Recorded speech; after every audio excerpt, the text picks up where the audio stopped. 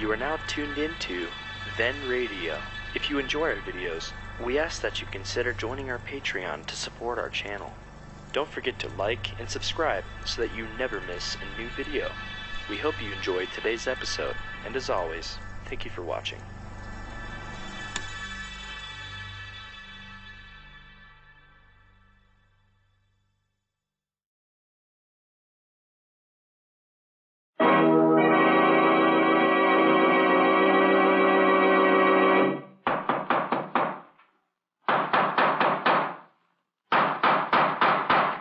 What's the matter? What is it? It's another case for Nick Carter, Master Detective. Yes, it's another case for that most famous of all manhunters, the detective whose ability at solving crime is unequaled in the history of detective fiction. Nick Carter, Master Detective. Presented by the three great Linx home brighteners: Linx Clear Gloss, Linx Cream Polish, and Linx Self-Polishing Wax. Created by Acme, America's great producer of Acme quality paints. Today's curious adventure: The Funeral Wreath, or Nick Carter and the Mystery of the White Verbenas.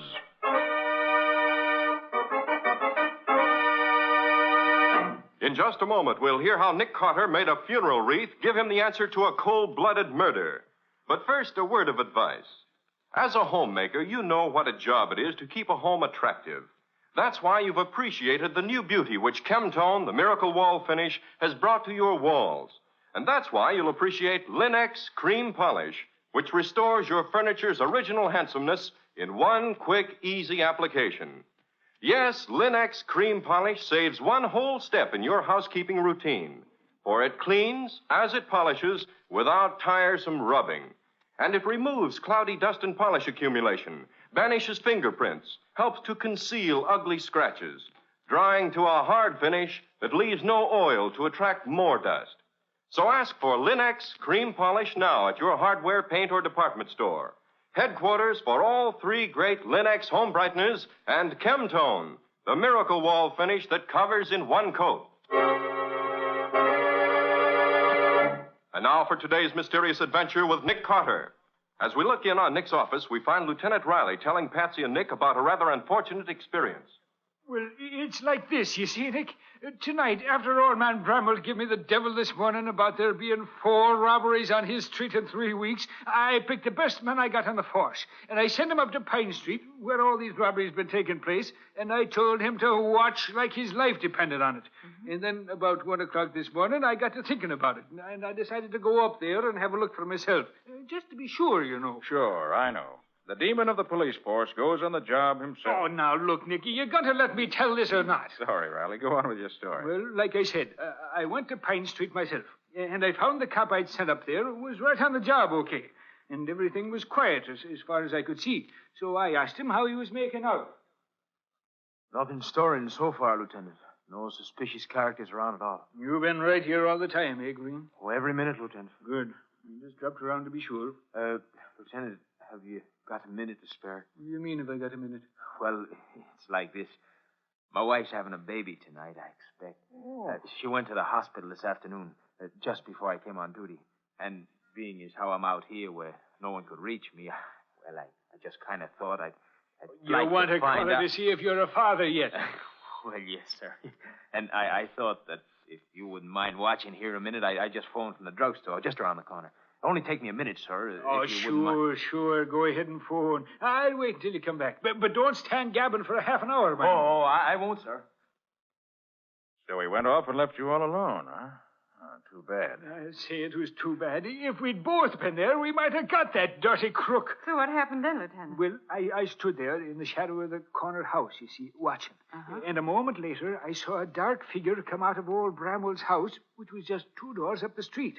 I knew Bramwell and his wife lived there alone, with only a maid, so I wondered who it would be coming out there at that time of night.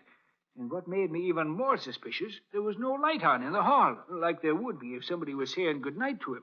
So I says to myself, I'll just go over and find out who he is, because I'm not taking no chances tonight. And you went over? I did that.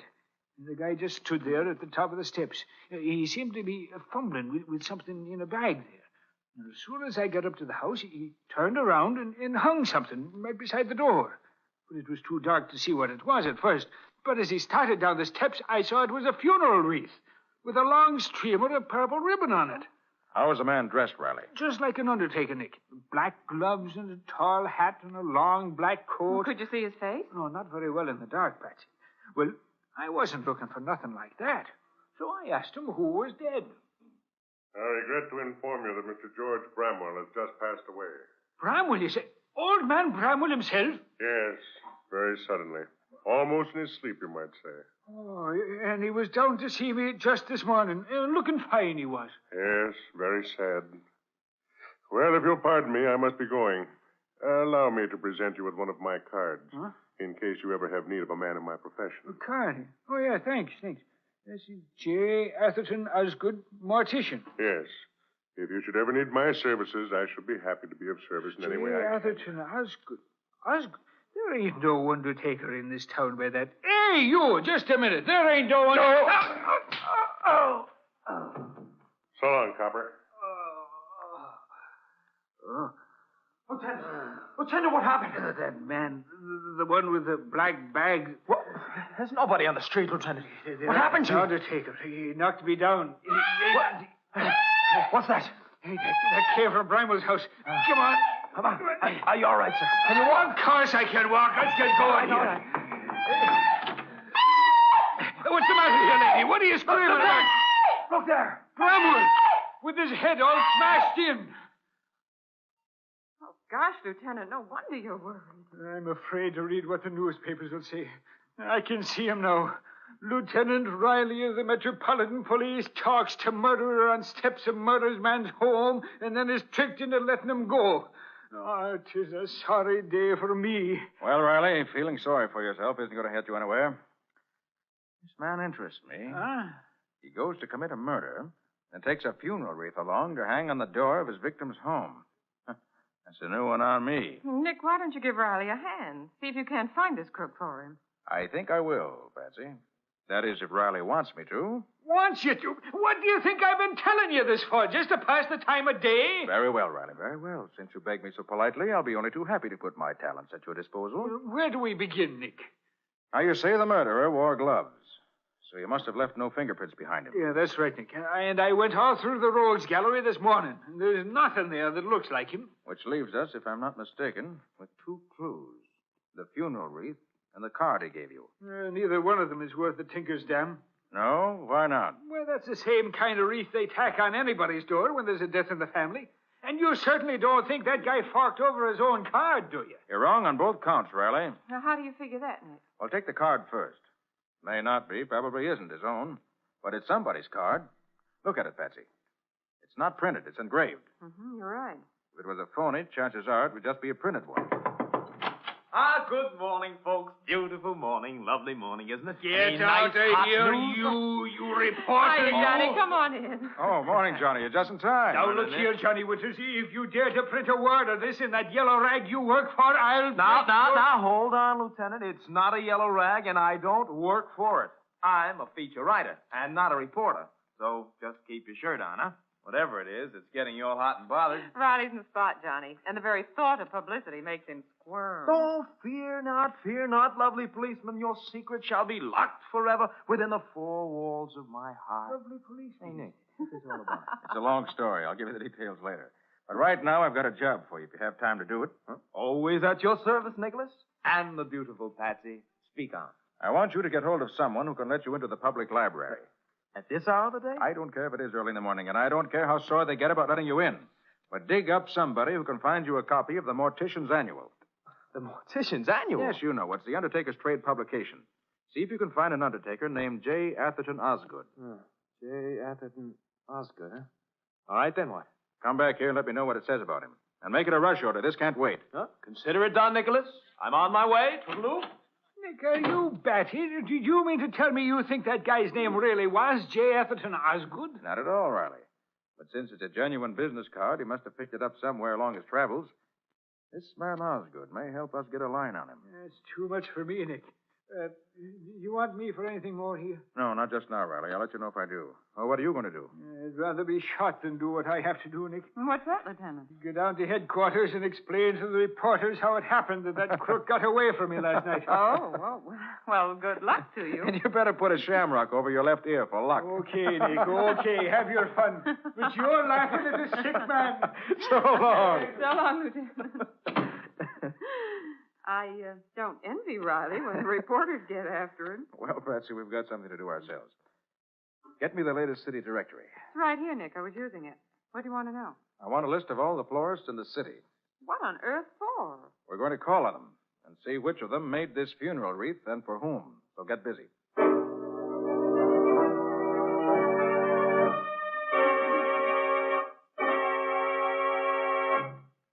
Nearly through, Patsy? Just a couple more, Nick. But what a list. Maybe we'll be lucky and only have to call on a few of them. I should hope so. Why, if we have to call on him... Hi, folks. Your messenger is back. Johnny. Well? Oh, yes, very well. I might say okay. What do you mean? Well, I routed out the sweetest little redhead sub-third assistant librarian you ever saw. Name was Myrtle O'Toole. And I got her to open one of the branch libraries for me. Did you get what I wanted? That? Sure. Myrtle was kind of sore at me for making her lose her beauty sleep, but I soothed her. Oh, yes, I soothed her. Casanova Winters in person. Johnny, what did you find out? Here, Nick. Down in black and white. J. Atherton Osgood, Funeral Chapel, Akron, Ohio. Yep. Johnny, Patsy, and I are going out. I want you to go through the files and see what you can find that has to do with Akron. Right, Nick. About what dates? Say within the last year. I'm not quite sure of the dates yet. I finished the list, Nick. You want to go now? Yes, Patsy, the sooner the better. Okay. Get your hat and let's be on our way. Hey, Nick. Where are you going with that funeral wreath? I don't know for sure, Johnny, but I hope to hang it around a murderer's neck before long.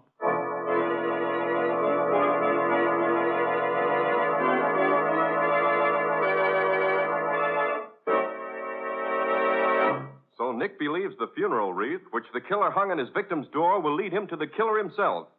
What can there be about that wreath that makes it such an important clue? We'll see in just a moment. Ever notice how much a shining, clean floor adds to the appearance of any room? All your rooms will look brighter, more attractive, when you protect your wood floors and linoleum with Linex Clear Gloss, the durable coating that flows on easily without brush marks, drying to a hard, tough finish which wears and wears and looks well for a long, long time. Linex Clear Gloss gives a lustrous, transparent finish to all wood or linoleum surfaces in your home, resisting boiling water, hot grease, perfume, fruit acids, even alcohol. And it's so easy to keep clean, for Linex Clear Gloss keeps the dirt on the surface where it's easily wiped away. Its gleaming beauty, its protective durability, make it a standby in thousands of American homes. So get it now. Famous Linex, spelled Lin-X. Linex Clear Gloss, the ideal way to protect your floors and woodwork. Remember to ask for it at your paint, hardware, or department store, where you'll find all three great Linex home brighteners and Chemtone, the miracle wall finish that dries in 1 hour. And now back to our story. We left Nick and Patsy trying to find the florist who made the funeral wreath which the killer hung on the door of the man he had just murdered. That's it, Patsy. Just ahead. I, Silverman. Well, I hope this florist can tell you more than the other four we visited. They didn't know from nothing. I hope this wreath doesn't get worn out before I find out who made it. Yes, what is it? Did this funeral wreath come from your shop? From my shop. Let me see. No, it couldn't be from here. All day yesterday, business was very bad. I sent out not one single order all day. Only 2 customers. All right, I'll take your word for it. But how about the day before? Did you send it out then, perhaps? That's not possible, mister. These flowers, they are too fresh. They could not have been picked before yesterday, or so fresh they wouldn't be now. You mean the wreath was definitely made up yesterday? Sure, mister. Couldn't be before yesterday. The flowers, they are too fresh. Any idea who might have made it up? That I couldn't say, mister. It's a very ordinary piece. Could be anybody made it. Okay, thanks. Come sometime when you want to buy something, maybe. Yes, mister? Thanks, I will. Any luck, Nick? No. I did find out the wreath was definitely made yesterday, but that's all. Oh. Well, who's next on the list? Before we visit the next place, I want to call Johnny and ask him what he found. Maybe that'll give us a lead.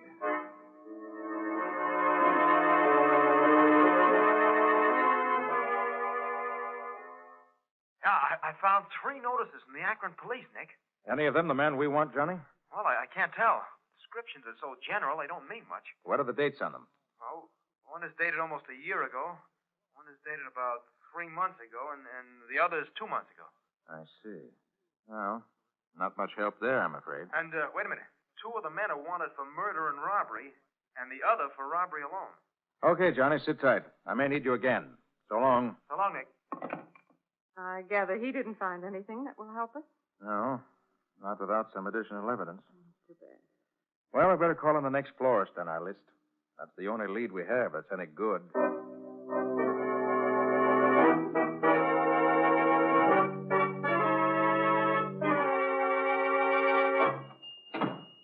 Mr. Schwartz? That's right. Could you tell me if you made this wreath? Did I make it? Oh, mister, I did not make it. Well, could you tell me who might have made it? Let me look. Yes. I could not say for certain, mister, but I am in this business a long time, and I think this was not made by a florist. Oh, is that so? Are you sure? No, I am not sure. But it looks as if it was made by someone who has seen a lot of wreaths like this, but who's not a regular florist. Someone who's seen a lot of wreaths like it, but not a professional florist. Huh. Funny none of the other florists noticed that. They probably were not as experienced in the business as I am. Or they did not look closely enough. I am sure it is not professional. And, well, another thing. These flowers. Yes? Like a book, I know, the greenhouses around here. And not one of them grows flowers like these. That I'm sure. Thanks very much. You've told me a lot, Mr. Schwartz. So long. Goodbye, mister. Any luck this time, Nick? Patsy, I think we've got something. Oh, good. What is it? Find me a telephone. I want to talk to Mr. J. Atherton Osgood of Akron.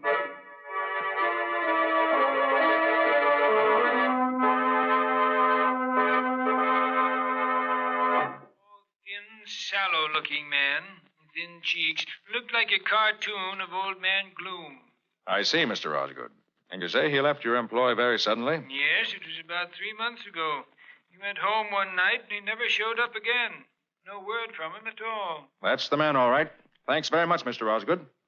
Could he help you, Nick? Yes, Patsy. He says he had a man working for him as undertaker's assistant who left him suddenly about 3 months ago. Oh. And his description of the man agrees with Riley's description of the man who killed Bramwell last night. So what do we do now? Visit some more florists? No, Patsy. We visit some undertakers.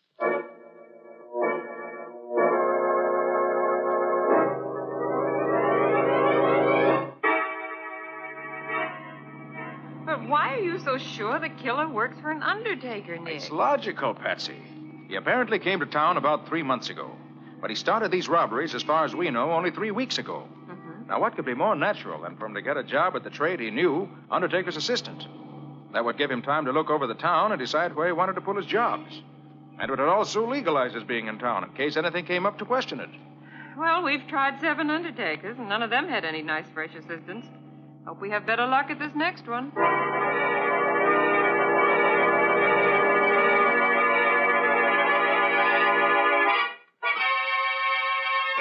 Why, yes, Mr. Carter, we do have a new assistant, Mr. Carnes, a very fine man, most efficient. Came here about 3 months ago, but I'm sure he can't be the man What does he look like? Why, he's about as tall as you are, not nearly as heavily built. His cheeks are thin, and he looks rather like... Like Old Man Gloom? Well, I wouldn't like to say that, but he does. Well, now that you mention it, he does rather resemble that character, yes. I'd like to see him. Why, he's not here today, Mr. Carter. He's home packing his bag. Packing his bag? You mean he's leaving town? Oh, just overnight, that's all. We're shipping one of our late clients to Cleveland. Mr. Carnes is going with the body to deliver it to relatives there. I see. Well, do you mind telling me where your Mr. Carnes lives? Why, I'm not sure, Mr. Carter. I've never become that friendly with Mr. Great Carnes. heavens, man. Surely you know where your own employees live. Oh, but he's not one of my employees, Mr. Carter. I'm not the head of this establishment. Mr. Grayson is. He could tell you, of course. Well, where's Mr. Grayson? I'll ask him. I'm very sorry to say he's not here today. Not here? No, he's been called out into the country to supervise a very special... All right. And you say you don't know Carnes' home address? No, I don't. But I believe he lives on Oakmont Terrace, if I remember correctly. Oakmont Terrace? Yes, Mr. Carter, but I don't know the number. I'll find it. Oh, by the way, this body that Carnes is taking to Cleveland, who got it ready for shipment? Why, our Mr. Carnes did. He came to work early this morning in order to get it ready in time, and now he's... Thanks, that's all I want to know. So long.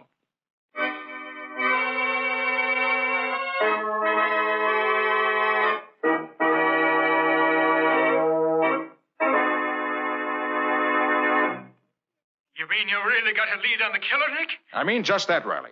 He lives on Oakmont Terrace, but I don't know the number. Now listen, Riley. Meet me at the corner of Oakmont and Denbrough as soon as you can. Okay. I want you to identify the man for me when I find him. I'll be out there in 2 shakes of a lamb's tail, Nick. I want to get my hands on that guy. I'll give him the worst trouble. Yes, I know, Riley, but wait till we catch him first. See you at Oakmont and Denbrough in 20 minutes.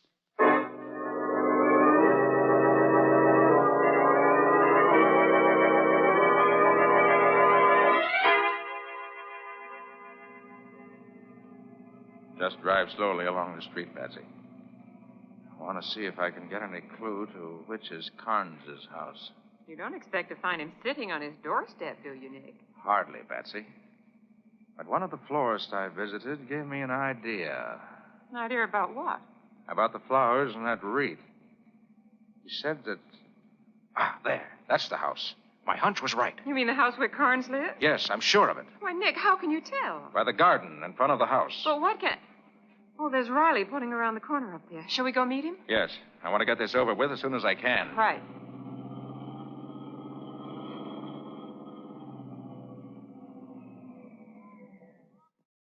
Hey, Nick. What's cooking? Just this, Riley. I feel sure the killer of old man Bramwell lives in that gray bungalow up the street. Huh? I think he's probably in there now. I'm going in and see. You wait outside in case he gets away from me. Oh, but why not let me go in? Because you know him when you see him. I don't, so you wait outside. And you, Patsy, stay down here at the corner out of the way. But suppose he tries to shoot you, Nick. Wouldn't it be safer to take Riley in? If there's any shooting, Riley can come in and give me a hand. I'll do that, Nick, and happy to get a shot at that rat. Okay, let's get going. Leave your car here so he won't suspect anything if he should happen to look out the window. Yeah, sure. Hey, but how'd you happen to get on the track of this mug, Nick? Investigation, Riley. Huh? Investigation and deduction, plus common sense. That don't tell me much. I'll give you the details later. All right, here's the house. Now remember, stay here unless they're shooting, or unless he gets away from me. Mm-hmm. Then you grab him. Right, Nick. And good luck.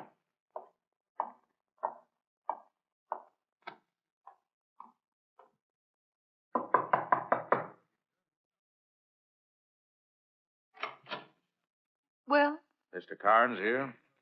Yes, that second door there. Shall I call him? No. He's expecting me, thanks. Oh, all right. You can go right in then. Thanks. Hey, what the... Your name, Carnes? Yeah, so what?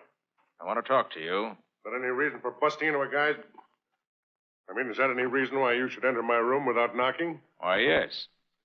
I was afraid I might not catch you if I lost any time. You seem to be leaving town.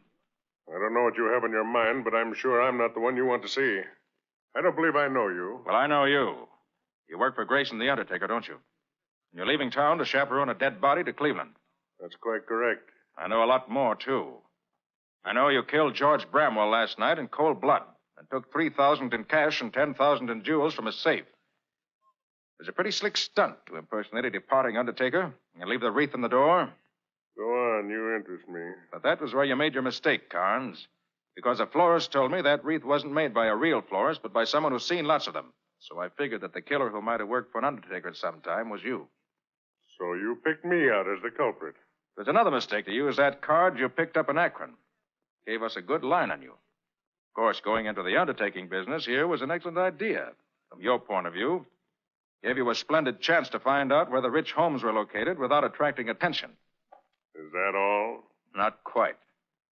I have a hunch that if we were to pry up the lid of that casket you're going to chaperone out of town, we'd find you'd hidden the loot in there. This is all very entertaining.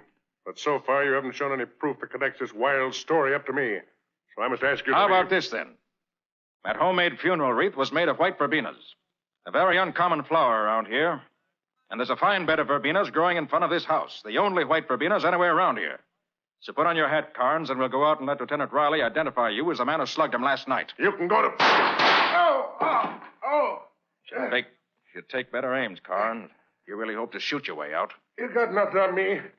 I was just trying to... Whatever you were trying to do, that shot you fired just now was a signed confession of guilt. You all right, Nick? Did you get it? Yes, everything's under control, Riley. There's your killer. Hey, that's the guy, all right. Convicted by his own funeral wreath, which is poetic justice if I ever heard it.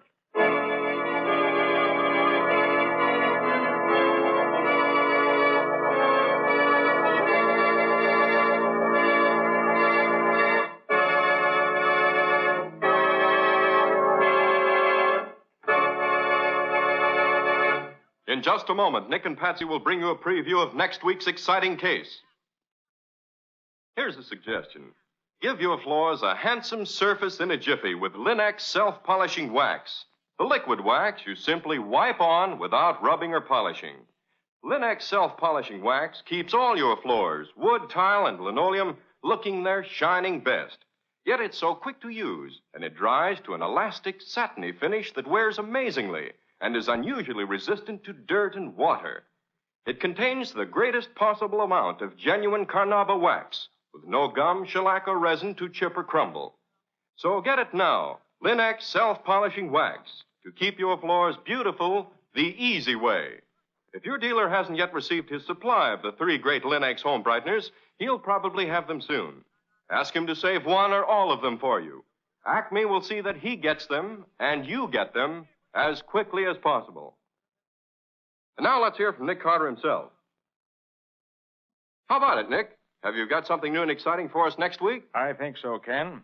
In the courtyard of a new and expensive apartment building, the body of a man was found floating in the lily pool.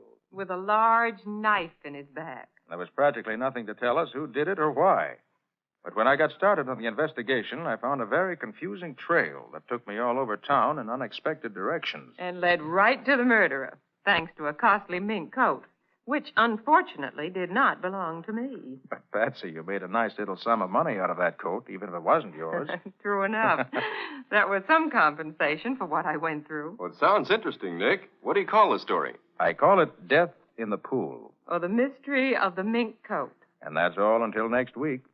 So long. So long, everybody. And so long to you, Nick and Patsy. We'll be looking forward to seeing you again next week.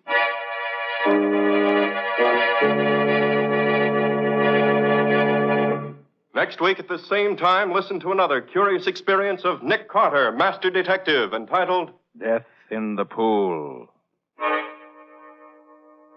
Or Nick Carter and the Mystery of the Mink Coat.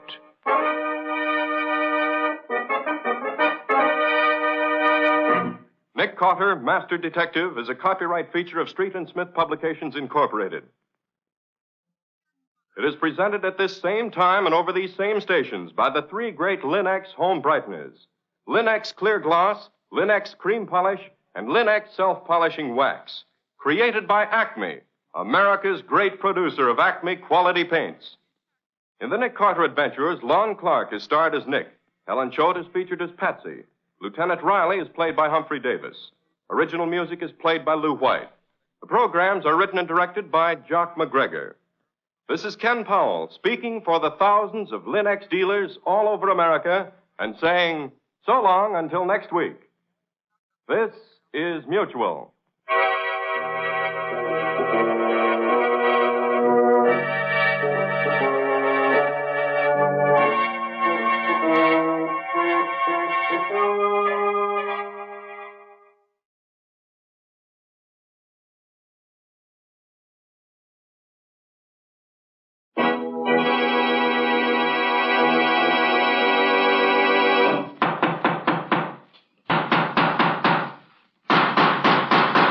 What's the matter? What is it? It's another case for Nick Carter, Master Detective.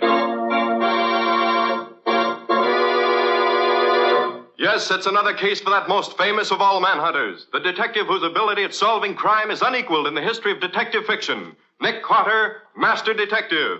Presented by the three great Linex home brighteners, Linex Clear Gloss, Linex Cream Polish, and Linex Self-Polishing Wax. Created by Acme, America's great producer of Acme quality paints.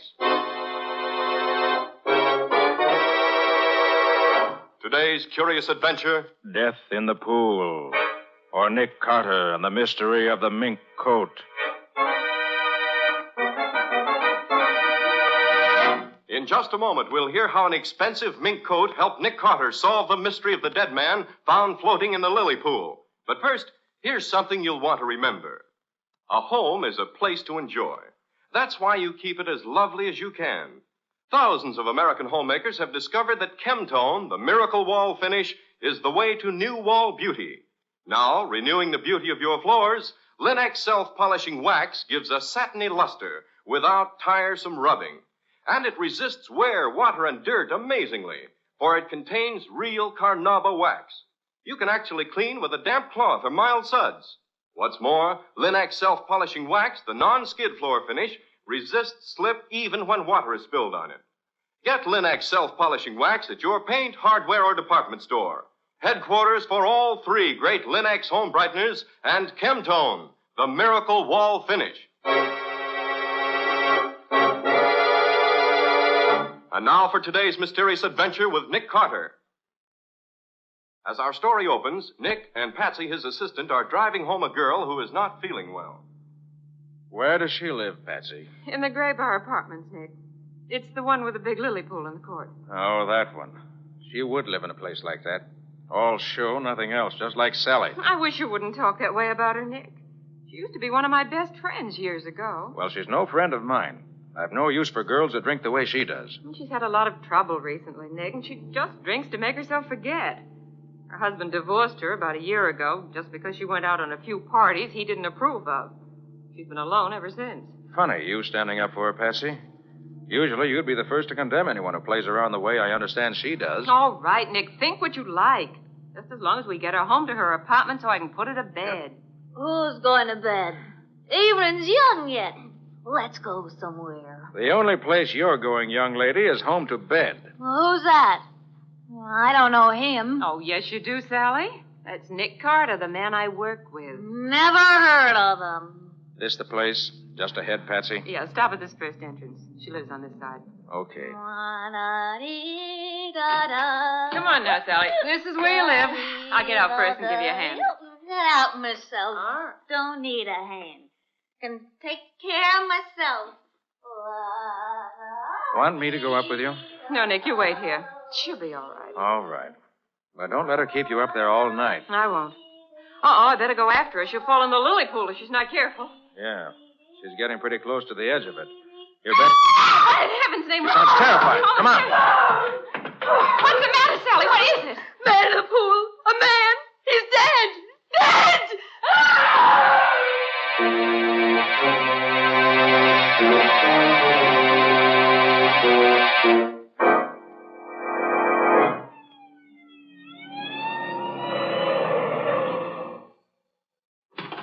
That's you, Nick?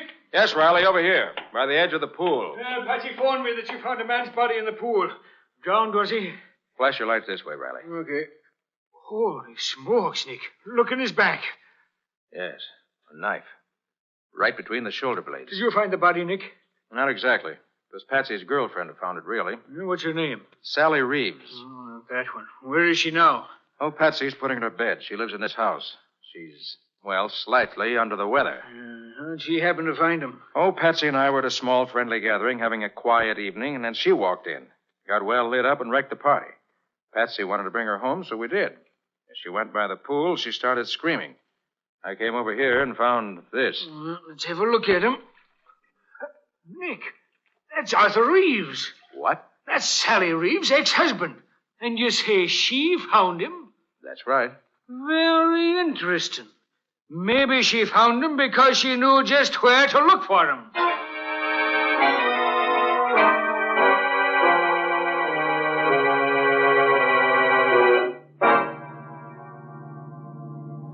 Lieutenant Riley seems to think Sally did it herself. He's a dope. Well, you said she's hated her husband ever since he divorced her, Patsy. Maybe she did kill him. Oh, Nick. Well, she certainly acted guilty enough when they questioned her. That doesn't mean anything, and you know it. Well, maybe and maybe not. Well, Riley will find out. Oh, Nick, you can't leave it to Riley. Well, that's certainly what I'm going to do. This is none of my affair. Nick Carter, you've got to make it your affair. Now, Patsy. But I'm not going to see Sally put in jail for something she didn't do. You've got to help her, Nick. And why? Because I asked you to, that's why. Oh, Patsy. Oh, Nick, will you do it? Well, I suppose I'll have to if you put it that way. Oh, Nick, I knew you would. But it's against my better judgment. I don't care why you do it, just as long as you do it. Now, where do we start? Well, I guess the best thing is to go down and see Riley in the morning. We'll find out just how the case against her stacks up so far. Then we'll see where we go from there.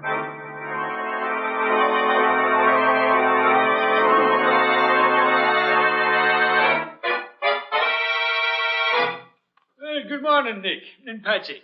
Hi, Riley. Well, Lieutenant, have you let Sally out of jail yet? Let her out. I should say not, Patsy. She's in for good the way it looks now. She did it all right. Riley, do you mind telling us just what the case is against her so far? Oh, I don't mind at all. Which side are you on in this, Nick? I'm on the side of the law, just as I always am. Should know me well enough for that by now. Oh, sure. Well, here it is. Reeves was Sally's ex-husband. He divorced her for seeing too much of other guys, and she hated him for it. In spite of the $500 a month alimony he was paying her, or supposed to be paying her. She said he hadn't paid her anything for the last 3 months. Exactly. You're proving my case for me, Patsy. Now, Reeves' partner tells me that Reeves was having a tough time making both ends meet, let alone paying his alimony. He spent too much on his second wife. And here's another thing. Reeves just took out a $50,000 insurance policy in this Sally's favor. Is that so? He had to. That was part of the divorce settlement. He should have done it before this. Yeah, I know. But that insurance policy is another swell motive for Sally to want Reeves dead. She wouldn't kill anybody. Well, here's another point, then. She says she got to your party about 9:30 or 10 o'clock. Well, the medical examiner says the guy was killed at least by 9 o'clock, so she could have killed him and gone to your party for an alibi. Where does she say she was from, say, 8 o'clock? Up to the time she got to our party. She says Reeves called her and asked if he could see her about 8:30. So she said yes and sat in her apartment waiting for him, but he never showed up. So she says. It's a fine alibi, I don't think. It's no alibi at all. Who was the last one to see Reeves alive? Oh, his partner, Workman. He said Reeves was at the shop, but left to go to see Sally about something. Amazing. Now everything points to Sally, isn't it? Oh, it ain't amazing, Nick. It's natural. She did it. She didn't do it, and Nick's going to prove it. Oh, is he now, Patsy? Well, how's he going to get around the facts? Nick's going to dig up some new facts, Lieutenant. Then you'll see how wrong you are. Well, maybe, but I doubt it. Look, Lieutenant, can I see Sally? Oh, sure. I guess it'll be all right. Would you like to see her now? If I can. Okay, I'll fix it. You go ahead with your investigation, Nick. I'll go back to the office and wait for you when I'm through here. All right. I'll see you then in a little while. Think I'll go down and have a talk with Reeves' partner first.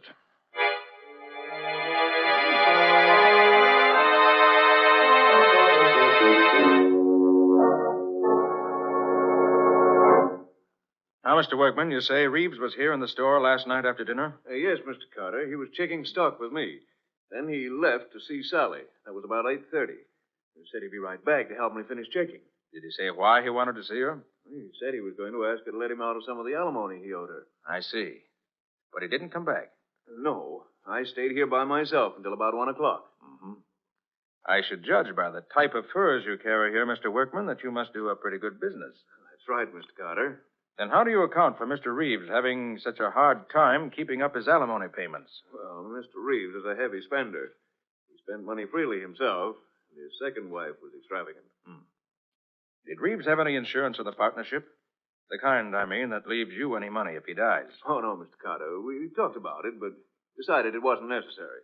Have you and he ever had any trouble? Oh, not the slightest. We've always been the best of friends. Mm-hmm. Well, thanks for your trouble, Mr. Workman. I guess that's all for now. Anytime I can help you, you let me know. Oh, by the way, mind if I use your phone? Oh, not at all. It's on the desk over there. Thanks. Just want to call my office. I'll be in the back room if you want me. Thank you. Oh, Patsy, how'd you find Sally? Oh, better than I expected, Nick. She's so mad at Riley for thinking she did it that she hasn't had time to be depressed. I How'd you make out? Nothing new. That is, nothing definite. I'm going to see Reeves' wife. Then I have to drop in on the DA, so I may be tied up the rest of the day. Oh, that's good, Nick, because Sally wants me to go and stay in her apartment while she's away. She has a cat and a canary, and she wants me to take care of them. And I think that's a swell idea. What's so swell about it? Well, don't you see? It'll give me a chance to go all through her things. I bet you I find something to help prove she's innocent. Or guilty. Now, Nick, don't be like that. If you'll drop over there around 8 o'clock tonight, I'll show you what I found. Okay, see you about 8 then. At Sally's apartment.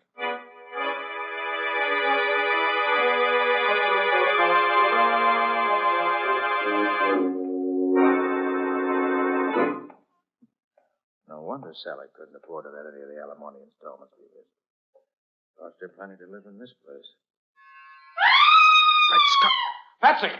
Patsy! Patsy! Patsy, where? Patsy. What happened, Patsy? Patsy, can you hear me? That's you, Nick? Yes, what's the matter? A man. He tried to... Patsy.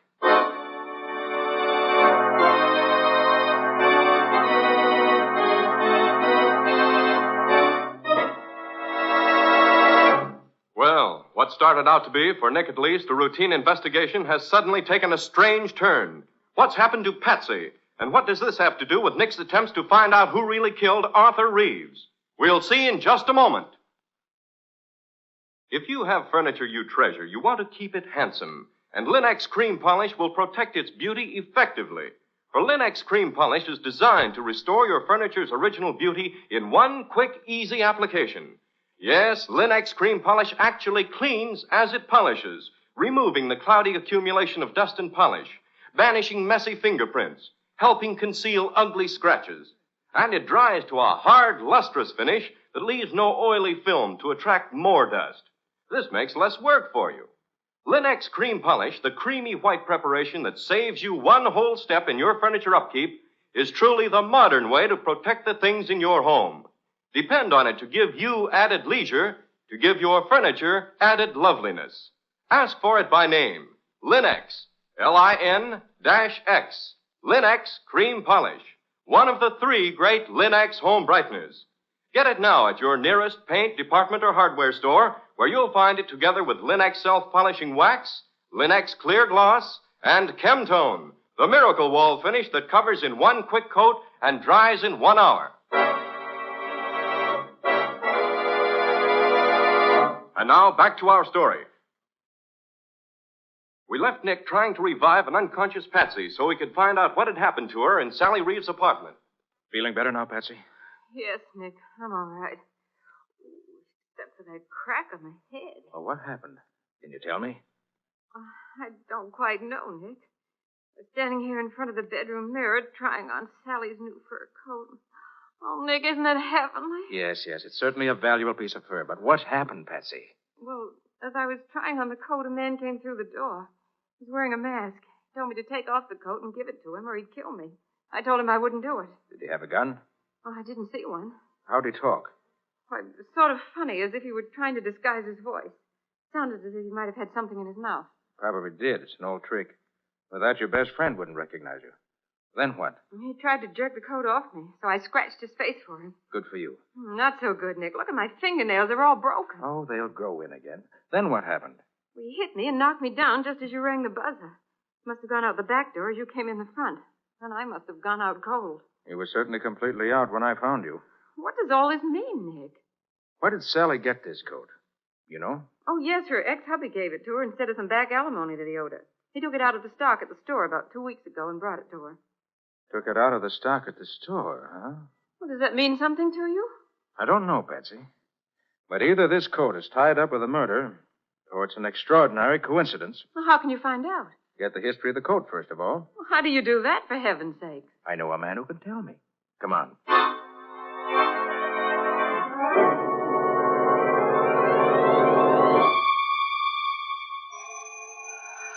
Well, I'm glad you phoned him in advance. I'd hate to have made all this trip for nothing.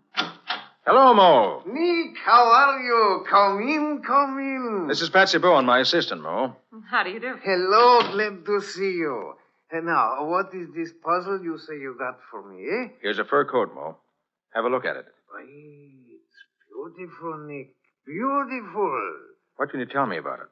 Well, it's worth at least $4,000. No, that isn't what I mean. What can you tell me about the coat itself? Everything I could tell you about it, Nick. But I might have to rip it apart a little here where it's sold. Go ahead. I want to know as much as you can tell me. Sure, Nick, sure. Now, I rip a little of the lining here. And I cut a few of the stitches here, where the skins are so together. Now, look, Nick. Mm-hmm. Yeah. You see this little blue mark on the skin here? Yes. That means the coat was sold by Fishburne Brothers. At their mark. The skins were sewed together by Herman Schultz, who works for them. Nobody else in the business stitches like Herman. Anything else? Fishburne Brothers make up the coat. They sell it to a retailer. That's all I could tell. Suppose they could tell me anything else about it? You can ask them. They got a store right on the block from me. I could telephone them that you are coming, and they should take good care of you right away. Thanks, Mo. Oh, by the way, that knife there on the counter, is that any particular kind of knife? All furriers who make garments use them, Nick. That is a good knife for trimming the skins. Why do you ask? Oh, just saw one while ago, and I was curious. Come on, Patsy. Let's go see Fishburne Brothers.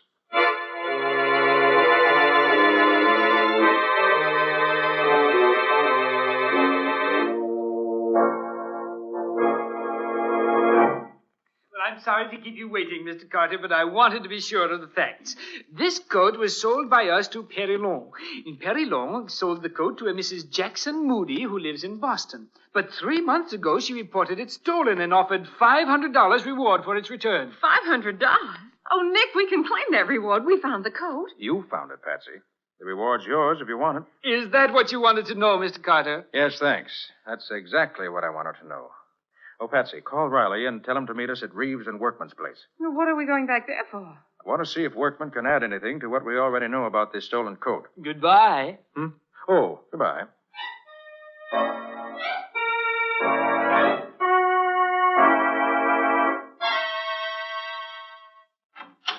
Why, Mr. Carter, I didn't expect to see you again tonight. I just want to ask you a few more questions, if you don't mind. No, not at all. Come in, all of you. Working pretty late, aren't you?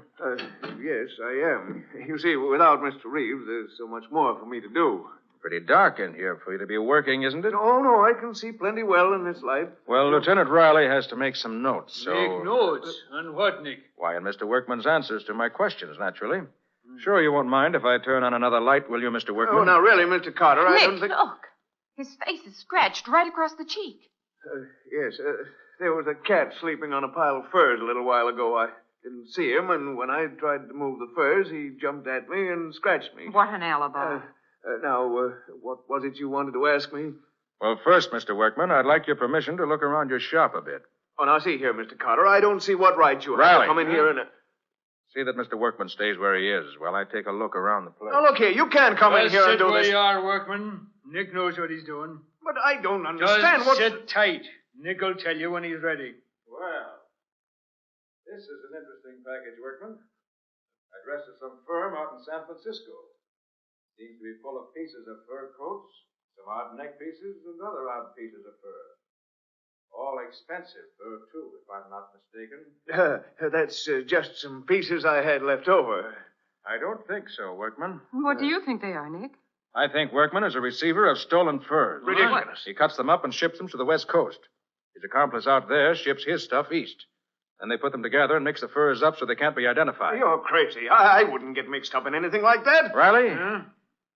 Ever see a knife like this one before? By golly, Nick, that's the same kind of knife that killed Reeves. You're quite sure? Of course I am. That same dark-colored handle, the same two metal bands around it, I'd know that anywhere. That's the same kind of knife we saw at Moe's a little while ago, Nick. Except that the handle is different. Exactly, Patsy. The knife's a regular furrier's knife. But I imagine at some time in the past year, Mr. Workman had new handles put on all his old knives. Right, Mr. Workman? Say, now, look here. If you're trying to connect me with Reeves' murder, you're all wrong. I didn't kill him.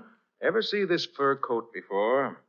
No. And I suppose you weren't the man who tried to take it away from Patsy tonight at Sally's apartment. No, of course not. Hey, what's that about, Nick? You didn't tell me about anybody trying to rob Patsy. Reeves gave Sally a very expensive fur coat out of the stock here at the store instead of paying her some back alimony. But Reeves didn't know it was stolen. Then when you arrested Sally, Workman knew he had to get that coat back before you found it, recognize it from the description that's been sent out, and trace it back to him. So he tried to steal it from Patsy tonight in Sally's apartment. Lies, all lies. Hey, Nick, I'm beginning to see what you're leading up to. Do you, Riley? I'll say I do. Reeves finds out that Workman is dealing in stolen furs. They get into a fight about it. Workman tells Reeves the coat he gave to Sally was stolen. Reeves is sore and starts for Sally's house to get it back. That's where he was headed when he was killed last night. I'll bet that's it. Go on, Riley. Doing well so far. But when Reeves leaves, Workman gets scared. He doesn't want Reeves to tell anybody he's selling stolen furs. But the only way he can stop him is to kill him. So he grabs one of his fur knives, beats it up to the apartment house before Reeves gets there, waits for him, and kills him. Why, it's as plain as the nose on your face. You're crazy, all of you. I didn't kill Reeves. Where were you between 8 and 10 last night? I told you I was here in the store, taking stock, alone. That ain't no alibi. Come on, Workman. I'm taking you down to headquarters. We got ways of making fellas that have nothing to say talk a lot down there. So I was right, Nick. Sally didn't do it. Oh, Nick, you're wonderful. Well, thanks for those few kind words, Patsy. Okay, Riley. Take him down to headquarters and wait for me there. Ain't you coming, Nick? Now, there's one last bit of evidence that'll clinch this case, Riley, and I think I know right where to put my hand on it. Meet you in your office in about half an hour.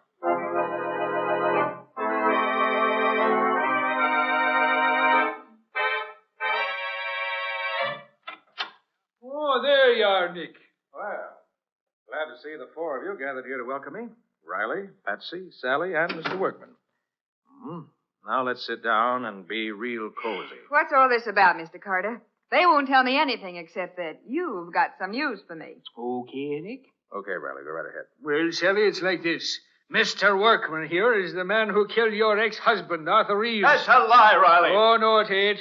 Selling stolen furs, your knife, Sally having a fur coat that was stolen, and you trying to get it back, it all adds up. Just wait till the jury gets it. Then, you know I didn't do it. Of course we know it. And I'm apologizing right here and now to both you and Patsy for being such a dumb idiot as I was. I should have known you wouldn't kill him. Isn't it wonderful, Sally? You're free. And Nick did it. I knew he would. Now I can collect the $500 reward for recovering the stolen fur coat. Oh, it's just super, Patsy. You collect that money, and I'll collect the $100,000 on the insurance that Arthur took out for me. I don't think you will, Sally. But, Mr. Carter, why not? Yes, Nick, why can't she get that money? Sally? Yeah? You told me Reeves never got to your apartment last night. That you didn't see him at all, didn't you? Yeah, that's right. I waited and waited, but he didn't come. Riley. Got the things you found in Reeves' pocket? Well, sure, Nick. Right here. There you are. Sally, in Reeves' pocket was a bill for women's clothes, addressed to you, postmarked the morning of the murder. It must have been delivered to you that afternoon. Now, if you didn't see Reeves, how did that bill get in his pocket? Why... You did see him, didn't you? Yes, he tried to take my fur coat away from me, but I wouldn't let him. And you got into an argument about money, didn't you? He was broke and couldn't give you any, so you gave him this bill and said he could at least pay that, right? Well, And by the time he left you were so mad you could have killed him, weren't you? But I didn't kill him. Workman did. Workman didn't kill him, Sally. You did. After he left, you grabbed up that furrier's knife, ran down the stairs, rushed over to where he was still standing beside the pool, and plunged the knife in his back before he knew you were there. No, I never owned a knife like that. I couldn't have done it. Ever see this picture, Sally? Huh? I found it in your apartment a few minutes ago. A flashlight shot of a tea party you had in your apartment. Dated 3 months ago. And on the table is one of Workman's fur knives being used as a cheese knife. So you did own a knife like that. All right, I did kill Arthur. I had to have money quick. I got a lot of bills that have to be paid. He wouldn't give me any money. Insurance was all I could get. So I killed him. Well, Nick, so she did do it. I was right all the time. I told you I didn't do it. I knew you didn't do it all along, Workman. But I had to do it this way to break down the case against Sally. Sorry. You say you knew all along, Nick? Certainly. And you Workman couldn't have done it because he'd never have chosen such a public place as the court inside a large apartment house at 9 o'clock on an early fall evening. There's altogether too much chance of his being seen. He'd have picked a much safer spot. Furthermore, he never would have killed him before he got that stolen coat back from Sally. Oh. No, Riley, only someone who was so mad they didn't stop to think would kill a man in such a public place. Well, then I gotta let Workman go? He was dealing in stolen furs, wasn't he? Oh, by golly, you're right, Nick. I'll see that he gets his for that, I will. Come along, you, and you too, Sally Reeves. I'm going to put you both right where you belong. I knew it was you right from the very first. And Nick Carter going to show me up. Well, Nick, I was certainly wrong that time. You certainly were, Patsy. Completely wrong. She wasn't like that when I knew her years ago. Well, times change. So do people. You couldn't know what she's like now. I'm sorry, Nick. Gee, I suppose I'll never hear the end of this. You probably won't, Patsy. But don't feel too bad. If it hadn't been for you, we'd never have caught Workman and broken up his racket and stolen furs. And the right person is going to pay for Reeves' murder. Those are the things that really matter. Always.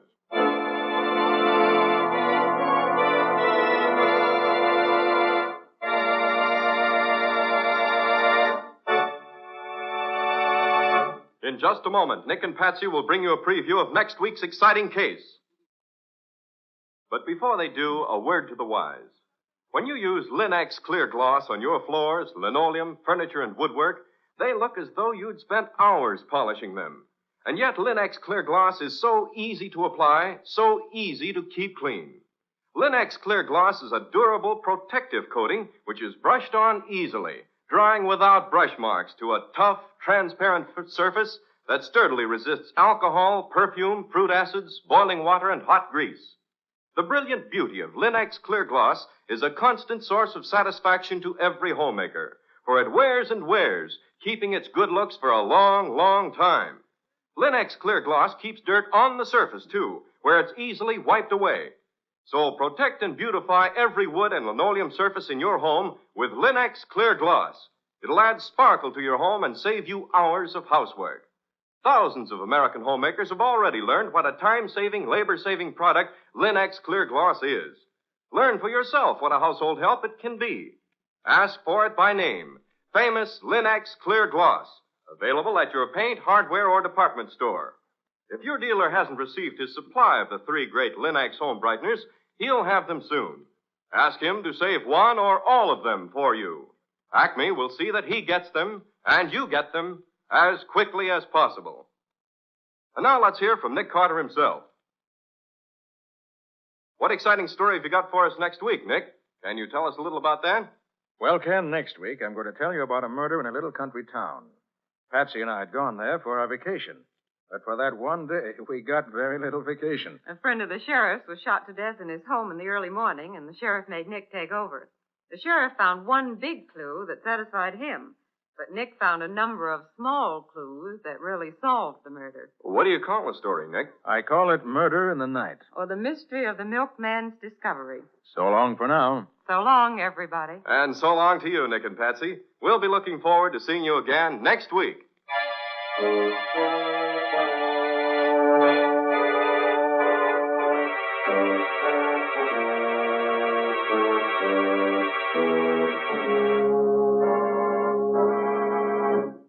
Next week at the same time, listen to another curious experience of Nick Carter, Master Detective, entitled Murder in the Night. Or Nick Carter and the Mystery of the Milkman's Discovery.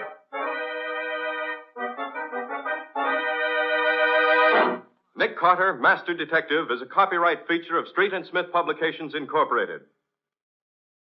It is presented at this same time and over these same stations by the three great Lin-X home brighteners. Lin-X Clear Gloss, Lin-X Cream Polish, and Lin-X Self-Polishing Wax. Created by Acme, America's great producer of Acme quality paints. In the Nick Carter Adventures, Lon Clark is starred as Nick. Helen Choate is featured as Patsy. Original music is played by Lou White. The programs are written and directed by Jock McGregor. This is Ken Powell speaking for the thousands of Lin-X dealers all over America and saying so long until next week. This is Mutual.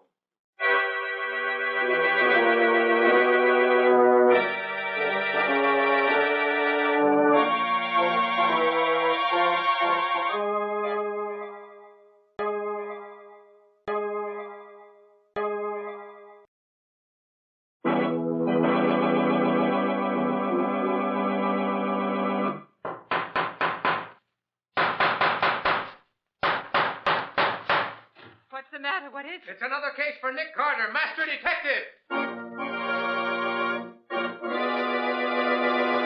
Yes, it's another case for that most famous of all manhunters, the detective whose ability at solving crime is unequaled in the history of detective fiction. Nick Carter, Master Detective. Presented by the three great Linex home brighteners. Linex Clear Gloss, Linex Cream Polish, and Linex Self-Polishing Wax. Created by Acme, America's great producer of Acme quality paints. Today's curious adventure... Murder in the Night. Or Nick Carter and the mystery of the milkman's discovery. In just a moment, we'll hear how Nick Carter solved the mystery of the murder in the night. But before we do, listen to this. Homemaking is an art. And as a successful homemaker, you know that the real achievement is keeping your home attractive. That's why you use Chemtone, the miracle wall finish, to give your walls renewed loveliness. Now, to keep floors, woodwork, and furniture at their shining best, it's the three great Linex home brighteners. Linex Clear Gloss, the durable super varnish that dries to an elastic, transparent surface which protects all wood and linoleum in your home. Linex Cream Polish, which cleans as it polishes, leaving no oily film on your furniture. And Linex Self-Polishing Wax, which beautifies your floors with a satiny yet tough, non-skid finish that resists wear, water, and dirt. Get the three great Linex home brighteners at your hardware, paint, or department store. Your headquarters also for Chemtone, the miracle wall finish. And now for today's mysterious adventure with Nick Carter.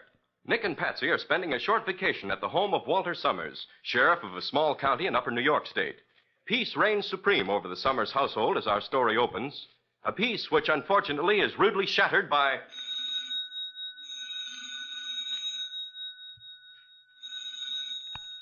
All right. Just a minute. Sheriff Summers speaking. Sheriff, this is Jed Peters. Yes, Jed. Well, what do you want at this hour of the morning? Sheriff, I'm at the Parsons place, out on the edge of town. Yes, I know. What's the matter? Well, I stopped in here a while back to deliver the Parsons their milk like I always do. And when I got here, I found Laura, Mrs. Parsons, all tied up to a chair. Well, I asked her what had happened. She couldn't talk much, but she said something about a man killing her husband and tying her up. What? I looked, and sure enough, Mr. Parsons is dead. Shot through the head. You better get out here right away. Mr. Parsons murdered? Yes, Sheriff. And Laura, Mrs. Parsons, is in pretty bad shape. You better hurry up. All right, Jed. I'll be right over as soon as I can. Now, don't touch a thing, and don't let nobody else touch nothing. I won't. Goodbye. Hey, what's all that about, Walt? Oh, I waked you up, didn't I? I'm sorry. No, I ain't neither, because I'd had to wake you anyhow. What, so early in the morning? It can't be more than 6 o'clock. Just 6:45. Oh. But murderers don't care what time it is. Murderer? Yeah. Oh, don't tell me somebody killed somebody way up here in the country. Yes, darn it. First time in 16 years of being sheriff I ever had a murder in this county. I'm sure glad you're here. Oh, now, look here, Walt. I came up here for a rest, not to chase down a murderer. You're a good chap. You don't need me. Maybe not, but you're coming along just the same. Oh, no. Get up now before I pull the clothes off the bed and pour this pitcher of water over you. All right. I suppose there's no way out. But you're to be in charge. Well, if that's the way you want it, that's all right with me. Now, hurry up and get some clothes on, while I tell the medical examiner to meet me at the Parsons place in 15 minutes.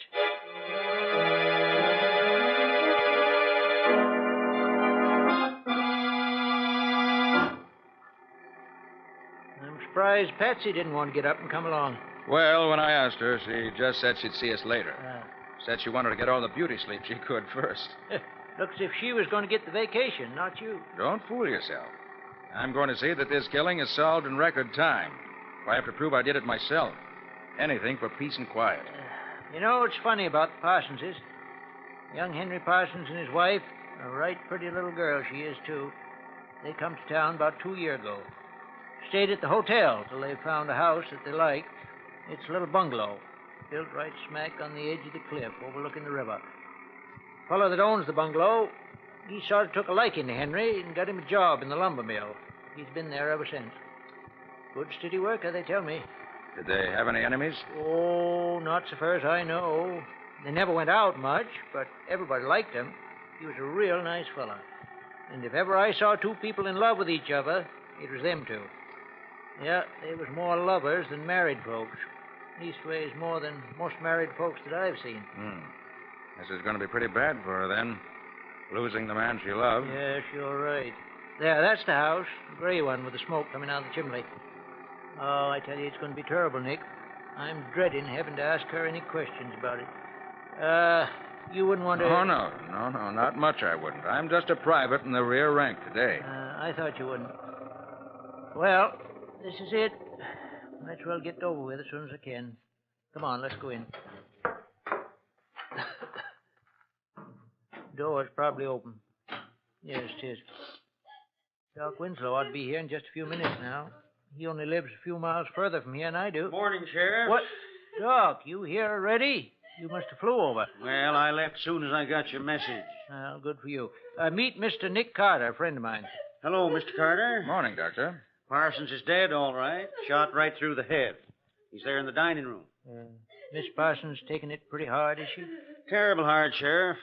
I put her to bed in the spare room. Somebody gave her a real good sock in the jaw, judging by the looks. I'd like to give her a sedative, but I knew you'd want to talk to her first, so I've been waiting till you got through. Oh, thanks, Doc. I knew I could count on you. Say, where's Jed? I don't see him around. Well, Jed felt that babies had to have their milk, murder or no murder.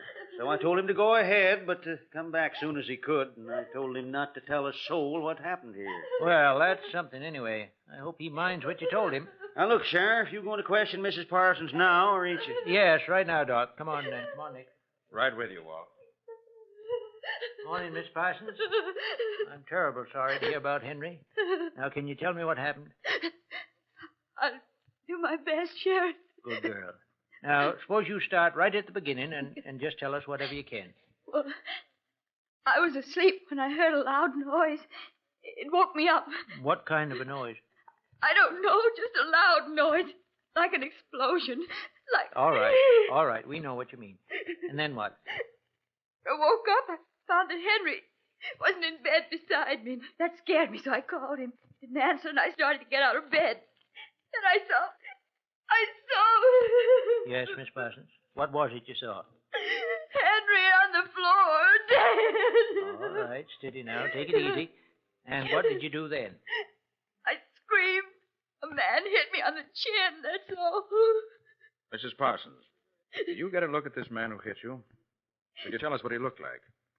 He was about medium size, stocky, and on old clothes he hadn't shaved for several days. There was a scar across his forehead and down over his cheek. Did you ever see him before? No, never. Well, now suppose you go on with your story. When I became conscious again, I was gagged and tied up in one of the kitchen chairs. The man said he was sorry he had to kill me, but he couldn't take any chances on my telling the cops about it. Did he have a gun, Mrs. Parsons? Yes, I could see it in his pocket. He said he couldn't shoot a woman. He knew a better way to do it. And what did he do? He turned on the gas. He said that was an easy way to die. And he left me. Where'd he go then? I heard him moving around in the dining room, and I heard him climb out the window and shut it. And he left the gas turned on? Yes, I almost died before Jed got here and turned it off. And then Jed cut you loose. Yes, it seemed hours later. Well, that's about all she can tell us, Walt. You better let her get Yeah. Well, thanks, Miss Parsons. That'll be all for now. We'll let you know if we want to know anything else. I'll send the doc in. Thank you. Doc, you can put her to sleep now. We're through with it. About time, too. Poor kid, she's pretty near all in. Nick, you heard her describe that man that done it. Why, yes. Why? I know him. You know him? Not personally, I don't mean, but I know who he is. Been hanging around town for over a week now. There's been 2 burglaries while he's been here, too. I've been going to arrest him on suspicion, but now, by gosh, I got a real reason to arrest him. Yes. Looks that way.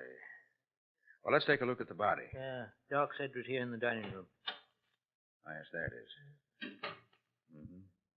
He must have just been coming out of the bedroom when he was shot. Yeah, never knew what hit him, seems like. Now, look there, Walt. The center window. What? Oh, the catch is smashed. So that's how he got in. Yes. Mm-hmm. Henry must have heard him in here, got up to see what was going on, and the burglar shot him. Footprints here on the windowsill, too. And I can see some prints down in the garden under the window. Well, sir, that settles it. I'm going to find that tramp, and I'm going to get a confession out of Now, him. wait, Walt, wait. You have to have more evidence than a footprint to convict a man of murder. But Miss Parsons can identify him easy, because she saw him. Well, suppose you go after him. I'll stay here and see what else I can dig up in the way of evidence. You don't want to go with me? No, it's better if we each work on a separate angle. Get results quicker that way. Okay, Nick. I'll get hold of my deputy, and we'll find that murdering tramp in short order. Just a minute, Walt, just a minute. Thought I heard someone just outside this door. You mean somebody's listening? I think so. Let me open the door. Well, Jed, what are you doing here? Nothing. Well, Jed, you hear anything worth listening to? I wasn't listening. I just happened to be standing here. Well, if you wasn't listening, I don't know All what right, you... Walt, let me handle this. Well, How does it happen you're back so soon, Jed? Got your milk all delivered? Well, just took the milk to houses where they got babies, and I came back just like Doc told me to. Of course. You tell anybody about the murder? No, Doc said not to. Mm-hmm. Jed, what time was it when you first heard Mrs. Parsons moaning? When I set her milk on the back porch, about 5 o'clock. 5 o'clock, huh? Yeah. But you didn't phone the sheriff until after 5:30. What delayed you? Why, I was untying Laura, Mrs. Parsons, and trying to get her to tell me what had happened. I see. Did you break in the front door or the back when you came in? Neither one. The back door was unlocked. Oh, the back door was unlocked. So you just came in that way. Why, sure I did. So what are you trying to do, get me balled up? I'm not trying to do anything to you, Jed. I just want to get all the facts straight. Okay, what else you want to know? Suppose you tell us just what happened when you came in the back door. Well, Laura, Mrs. Parsons, was tied up in one of the chairs near the gas stove. I smelled gas, and she said whoever it was had turned it on to suffocate her. So I turned it off.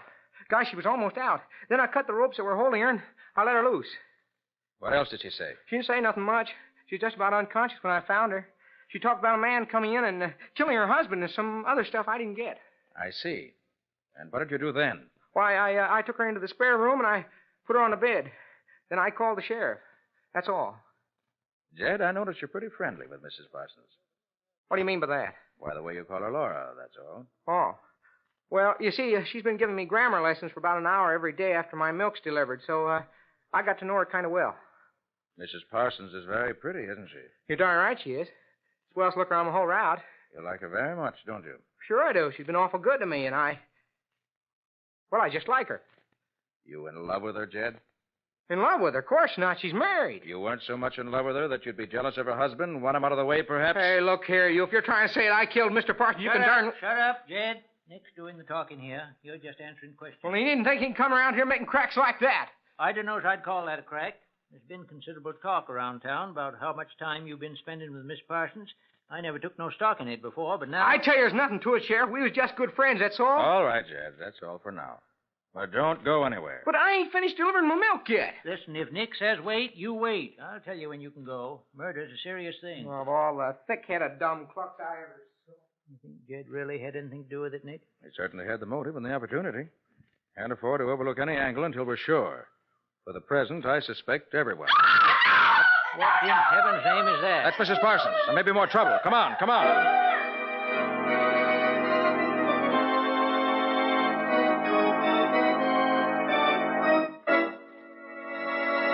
What new development is this? Has something happened to Mrs. Parsons as well as her husband? We'll see in just a moment. Nothing adds more to any room than a floor that's bright and shining and sparkling clean. And that's just the way all your floors look when you protect them with Linex Clear Gloss Varnish. For Linex Clear Gloss, the durable super varnish gives a beautiful transparent gloss that keeps its beauty a long, long time because it wears and wears.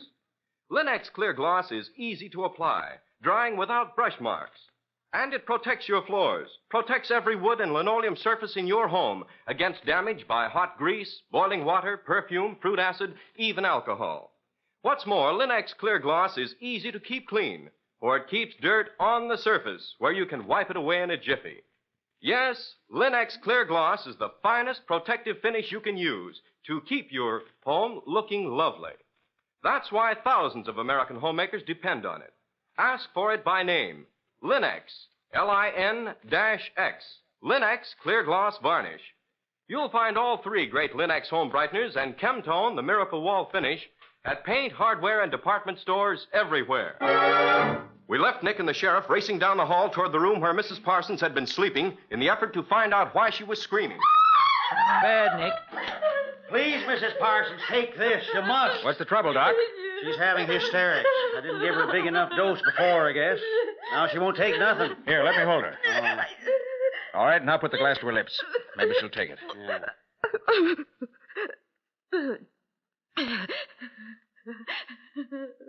That did it. That'll keep her quiet. Gosh, I thought she was being killed from the noise she was making. You fellas find anything? Yes, sir. We found the marks where the killer, that is, the fellow we think must have killed him, broke in through the window in the dining room. I'm going out after him now. Where'll you be, Nick? If I'm not here, I'll be at your place. I'm going back and get Patsy as soon as I'm through here. We came up here for a vacation, you know. All right, Nick. I'll be seeing you. Good luck with your hunting.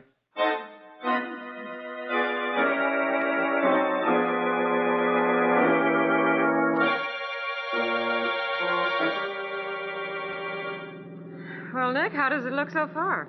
We know that a burglar entered the Parsons house last night and stole some silverware. Uh-huh. When I went back to look after Walt left, I found the sideboard in the dining room was cleaned out. He may have shot Parsons when Parsons surprised him taking the stuff. What about Jed? Well, he certainly had the motive. He loved Mrs. Parsons, and he had the opportunity, that of being on the spot at practically the same time the murder took place. Do you know when that was? Well, we got there about 6. He'd been dead roughly about an hour then. Well, which one of the two do you think did it? I'm not ready to answer that yet, Patsy. Oh. While I was looking over the scene of the crime after Walt left, I found several little things that indicate there may be a third party involved. A third party? Well, what do you mean? Look out for Nick? that kid on that bike, Patsy. Pull over, pull over. Phew. Gosh, that was too close. Yes. These kids would learn to watch where they're going when they're on the main highway. Well, we missed him. Yeah. So it's all right this time. Can you see the Parsons house from this road, Nick? No, the cliff's too steep.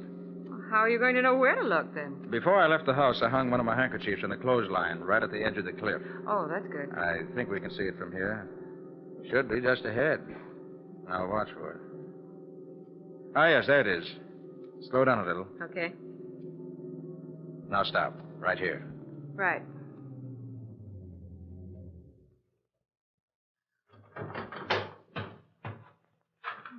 Good thing you hung that handkerchief up there. You'd never know there was a house there. Now, you know what you're looking for, don't you? Yes. You don't think it could have gone across the road, do you? I doubt it, Patsy. Take a trained baseball player to throw it that far. No, it's somewhere between the road and the bottom of the cliff. Now, you look from here up that way, and I'll look from here down. We've got to find it if it's here. We can't give up until we do.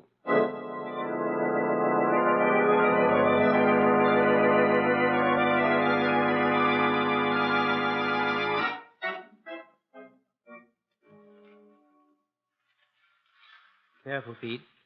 We don't want to warn him we're here, because he's a desperate character. Good thing those kids seen him coming this way, Sheriff. Saves us a lot of hunting around. See anything in that shack they told us about yet? No, but it should be just ahead. Take it easy now. There it is. Right there. All right, now listen, Pete.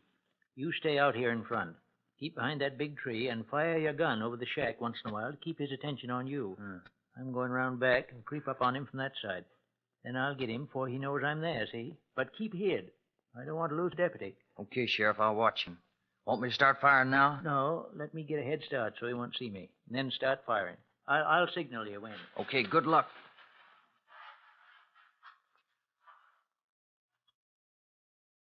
There's a signal.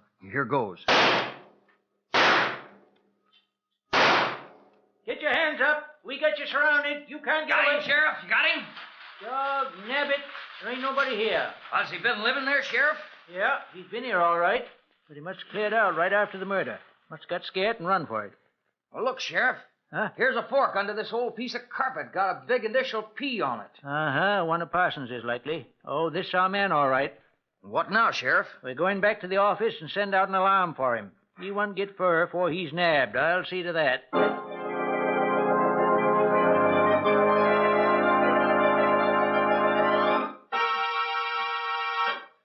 But where are you now, Nick? At your house, Walt. We found the gun. You got the man you went after? We sure did. Good. Got him and the stuff he stole, too. He was caught in the next town trying to pawn some of that silver. My deputy just brought him in. What does he have to say? Oh, he says he found the silver in the woods near his shack. Says he never was near the Parsons house. Well, we'll change his mind for him when we show him what we know. Mm-hmm. Well, Walt, after I started thinking things over, I went back to Parsons' place. Found a couple of very interesting bits of evidence that I'd overlooked before. Suppose you take the burglar out there. I want Mrs. Parsons to identify him. I'll meet you there in 15 minutes. Okay, Nick, we'll be there. Good. I want to get back to my vacation.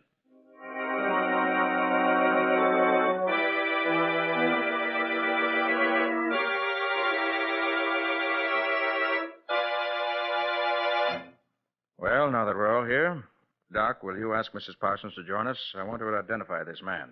She's feeling a little quieter now. I'll get her. Have I got to stick around here forever, Sheriff? I got a job to do. If I don't get back, I'll be fired. If you don't stay where you are, there'll be trouble. Now, you sit down. But I got to get back. Sit down. There's some things I want to ask you as soon as Mrs. Parsons gets here.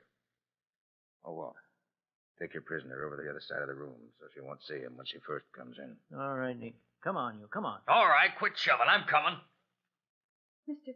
Carter, won't you make this as quick as you can? I don't feel I can stand much of this questioning. We'll spare you all we can, Mrs. Parsons. But there are certain things we have to know. Won't you sit down here next to Patsy? Yes, here, Mrs. Parsons. Let me help you. All right, but I... Ah! There! That's the man! He did it! He hit me and tied me up! Ah, you're nuts. I may have sucked you, but I never touched your old man. Looks as if that settled it. If you're the one that hit her, you're the one that killed Henry. We found you with the silverware on you, and Miss Parsons here identifies you. Now, you're going to admit that you did it? No, because I didn't. I swiped the stuff maybe, but I didn't croak nobody. I just gave her a clout on the jaw to keep her quiet. Uh-huh. Well, Nick, what you got to say now? You satisfied? No, Walt, I'm not. There's several things that don't match up here. No, I don't know what's the matter with you, Nick. But I know you'll do it the way you want to anyway, so go ahead. Now, you. What time did you break into this house? About 2 o'clock. Did you see either Mr. or Mrs. Parsons? I looked in. They were both asleep. I didn't wake them up. You did. You woke Henry and... Please, Mrs. Parsons, please be quiet. Nick knows what he's doing. You just took what silver you could find and went out again, huh? Yeah. The woman woke up and was going to stop me, so I had to sock her one to keep her quiet. And then I ducked out. And that's all. He's a lying, thieving, murdering... I don't think so, Walt. But, Nick, listen... Let me finish, please.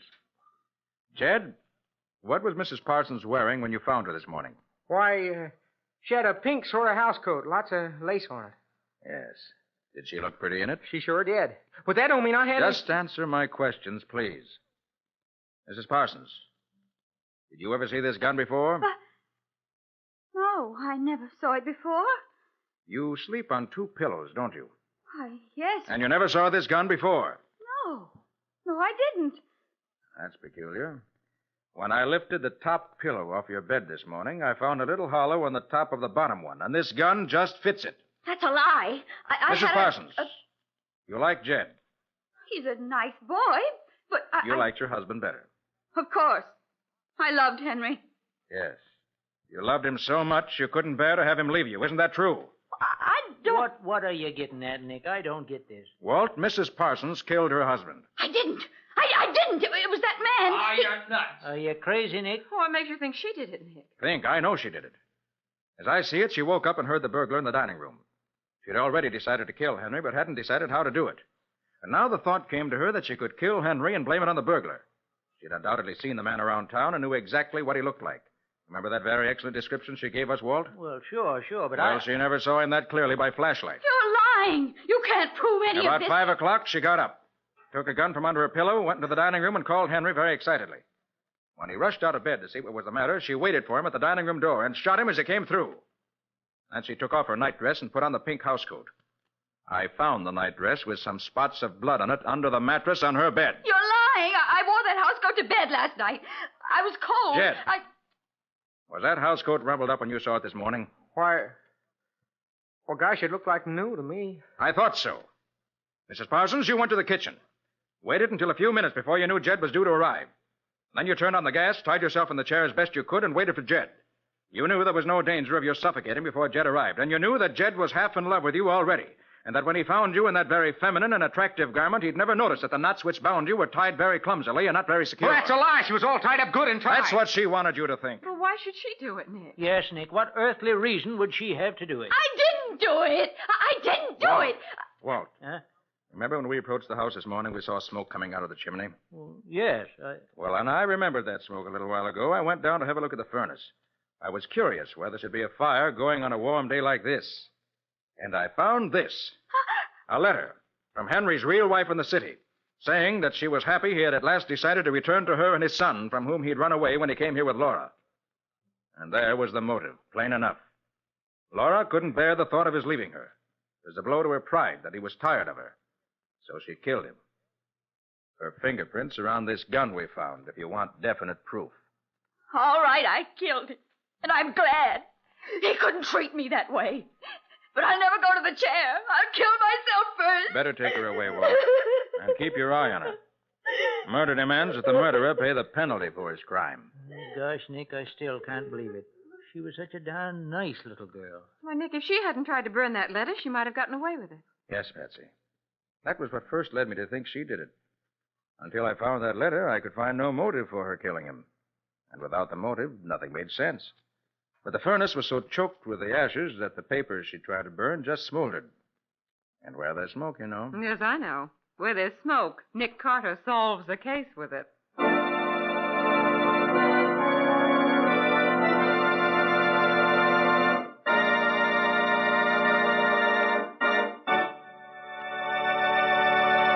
In just a moment, Nick and Patsy will bring you a preview of next week's exciting case. A home that's truly lovely is a place folks want to be. A place where there's fun and relaxation and real joy of living.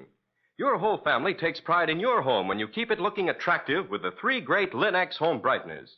Linex Cream Polish, for instance, which cleans as it polishes, gives your fine furniture a handsome luster, drying to a hard surface that leaves no oily film to attract more dust, to make more work. Yes, in one quick, easy application, Linex Cream Polish actually removes the cloudy accumulation of previous polish and dust, banishes messy fingerprints, and helps conceal ugly scratches. For Linex Cream Polish cleans as it polishes, without tiresome rubbing, saving one whole step in your cleaning day routine. So depend on this modern, easy shortcut to furniture beauty. Get all three great Linex home brighteners at your dealers now. Linex Clear Gloss Varnish, Linex Cream Polish, and Linex Self-Polishing Wax. In case your dealer hasn't received his supply of the three great Linex home brighteners, he'll have them soon. Ask him to save one or all of them for you. Acme will see that he gets them and you get them as quickly as possible. And now let's hear from Nick Carter himself. How about next week's story, Nick? Can you give us a hint? In spite of the fact that the doctor said it was heart failure, a young man felt so sure that his uncle had been murdered that he arranged a midnight seance with a famous medium. And had everyone who could have committed the murder there to see what went on. And did the medium succeed in contacting the dead uncle? Well, she claimed she did. Everyone there thought they recognized his voice. And did he accuse anyone of murdering him? That's where the story starts, Ken. And that's where it's going to end for now. Yes, no more until next week. So long. So long, everybody. And so long to you, Nick and Patsy. We'll be looking forward to seeing you again next week.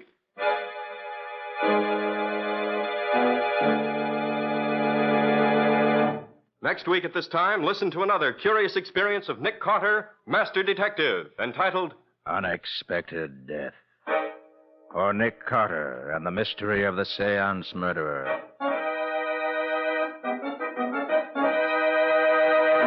Nick Carter, Master Detective, is a copyright feature of Street and Smith Publications, Incorporated.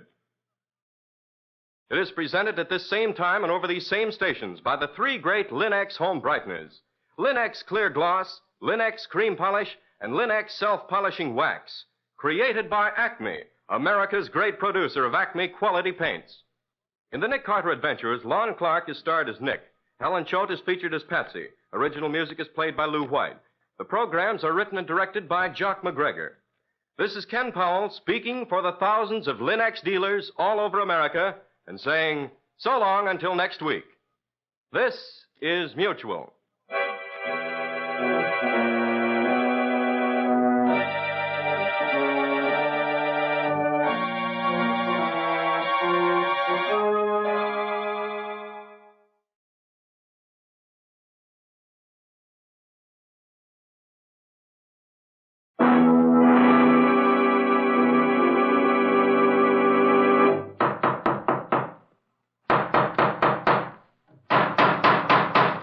What's the matter? What is it? It's another case for Nick Carter, Master Detective. Yes, it's another case for that most famous of all manhunters, the detective whose ability at solving crime is unequaled in the history of detective fiction. Nick Carter, Master Detective, presented by the three great Linex home brighteners. Linex Clear Gloss, Linex Cream Polish, and Linex Self-Polishing Wax. Created by Acme, America's great producer of Acme quality paints. Today's curious adventure, Death Plays the Lead. or Nick Carter and the mystery of the accidental clue? In just a moment, we'll hear how Nick used an accidental clue to solve a murder at a U.S. Army camp and break up a spy ring. But first, ask yourself this. Do folks have fun when they visit you? Make your home a more enjoyable place to be with modern shortcuts to household loveliness. Probably you've already found how Chemtone, the miracle wall finish, brings new beauty to your walls. And for floors, woodwork, and furniture, the 3 great Linex home brighteners do an equally fine job. Linex self-polishing wax, which beautifies your floors with a satiny yet tough, non-skid finish that resists wear, water, and dirt. Linex cream polish, which cleans as it polishes, leaving no oily film on your furniture. And Linex clear gloss varnish, the durable super varnish that dries to an elastic, transparent surface which protects all wood and linoleum in your home. You'll find the 3 great Linex home brighteners at your hardware, paint, or department store. Your headquarters also for Chemtone, the miracle wall finish. Now for today's mysterious adventure with Nick Carter. Somewhere in these United States is an Army training camp. And somewhere in that camp is the USO Theater, which, on account of the rain pouring down outside, is unusually well filled. As our story opens, Nick Carter, with his 2 assistants, Patsy and Scubby, are hurrying backstage in the theater in the company of their host, Major Wayne. Right through here, Nick. Gosh, what a mob. Look, Scubby, there are more soldiers backstage here than actors. Yeah. Quiet. Quiet, please. Quiet. Where's Mr. Dexter? Right here, Major. I'm glad you could get here so soon. This is bad business, Mr. Dexter. Very bad business. Who was it was killed? My leading lady, Margot Craven. She was shot in her dressing room, right in here. Mr. Dexter, this is Nick Carter. He just happened to be here visiting me today, but I'm going to ask him to take over the investigation for me. We're lucky to have such a great detective here when we need him. Thank you, Dexter. Now, suppose you tell me what you know about this right from the beginning. Of course. It really started right after the first act. I was in my office when Ross Craven, Margot's husband, came in. Well, Dexter, you've done it again. It's a hit. You really like the show, Craven? I certainly do. But say, what's the matter with my wife? Why, what do you mean? Is anything the matter with Margot? I just stopped in her dressing room and she was crying. And she swears she won't go on for the second act. She will, if I have to drag her on. Those boys will be disappointed. You go out front, Craven, and don't worry. I'll go back and see her. All right, Dexter. You know, sometimes I think she should have married you instead of me. You certainly can handle her better than I can. Did he mean anything special by that, Dexter? It's no secret that I've been in love with Margot for years. But she married Craven, and that was the end of it for me. I see. Suppose you go on with your story. I started backstage, and just as I got to the passageway where Margot's dressing room was, I heard a shot. I ran to her room, opened the door, and found her lying on the floor. I just had time to be sure she was dead when Paddy came in. Who's Paddy? Paddy Bird, my assistant, my best friend, and my pal and protector. He entered the dressing room right behind me. Is she dead? Yes. Yes, she's dead, Paddy. Well, did she kill herself? I don't know. That must be the gun on the floor there. A pearl-handled .32. And I think I have seen her have it before now. Yeah. Oh, hey, she left the window open. It's raining in. I better close it. It's lucky you weren't in here with her when it happened. I saw you crossing backstage as the shot was fired, but I wish someone else had seen you. Meaning what? Meaning that lots of people knew you was in love with her. That it nearly broke you up when she married Craven, that's all. They might think you killed her because you was jealous. That's absurd. 5 minutes, Mrs. Craven. 5 minutes. Well, Paddy, there's one call she'll never answer. Never again. Gosh, Mr. Dexter, that's tough. I've been examining the gun, Nick. There are no prints on it at all. I see. Dexter, do you have any idea why Mrs. Craven refused to go on for the second act tonight? Why, she... I can tell you why. Yes? And who are you? That is Carl Shaw, our star. Mr. Shaw, what did you mean by saying you could tell why? Margot Craven was in love with Dexter. She was eating her heart out for him. Said if she couldn't have him, she'd wreck the show. That's why she wouldn't go on for the second act. And I'll bet he went in to argue with her, maybe threatened her. And she grabbed the gun for protection. They struggled for it, and it went off, killing her. Do you know that happened? No, but I know Margot, and I know Dexter. Look here, Shaw. If Dex won't defend himself, I'll do it for him. Why don't you tell Mr. Carter the truth? that you were in love with Margot yourself, that you've been threatening to kill her ever since she married Craven. Sometimes she teased you till you got so mad you almost went crazy. Are you insinuating that I killed her? Yes, I am, and right to your face. What's the matter here? What's Margot. Margot. That's her husband, Mr. Carter.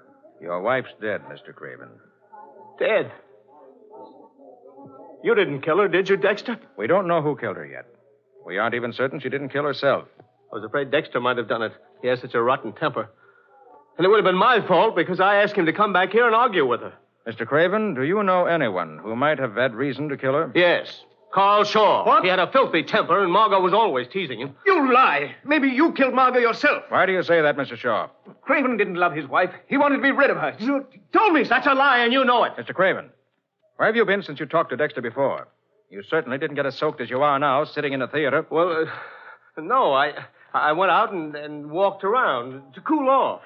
Then I saw the soldiers leaving the theater, so I came back to find out what happened. Nick, don't move too suddenly. But as soon as you can, look at the window. The window, what do you... Oh, a face. What was that, Nick? No, it's gone now. There was a face at the window, staring in at us, Major. There's nothing but rain there now. Scubby. Yeah, Nick? Take a look outside. See if you can find any footprints. The mud's so thick out there, you ought to be able to find some good ones. Sure thing, Nick. I'll be right back. Well, Major, I'm afraid we'll have to ask the whole company to stay here in town tonight. Accommodations may not be too good, but they'll have to do until the case is cleared up. Looks to me as if any one of several people might all equally well be guilty. We'll see that they're all taken care of, Nick. There are tracks, all right, Nick, but there's nobody there now. I'll put a guard out there for tonight, Nick. We can take a better look at the prints in the morning. That's all, folks, but don't go anywhere until I say so.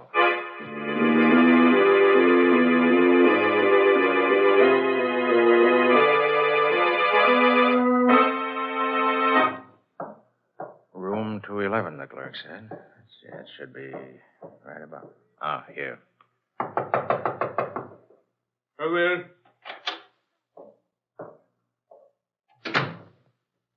Hi, Dick Deadeye.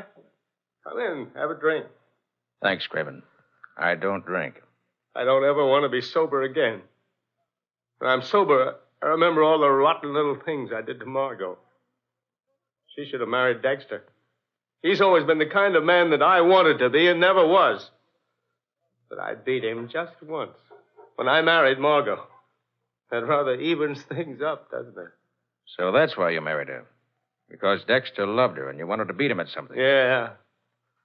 But don't tell anybody. Craven, did you kill Margot? No. Why should I kill her? You were outside and could have shot her through the window. She was shot with her own gun, and you admitted you'd been in her dressing room just before you talked to Dexter. You could have taken her gun then. So, now you're trying to frame me for her murder. I'm not trying to frame anyone. I'm trying to find out the truth. Yeah, why don't you ask Dexter, then? He was the first one in her room. He found her. Or ask Carl Shaw. He hated her. And loved her. I guess they're the same thing sometimes. Sorry to see you in this condition, Craven. I'll talk to you again when you're more yourself than you are now. Good night, Craven. Oh, there you are, Nick. Scubby and I have been waiting here in the lobby for you. Yeah. Did you get any more dope, Nicodemus? No, Scubby.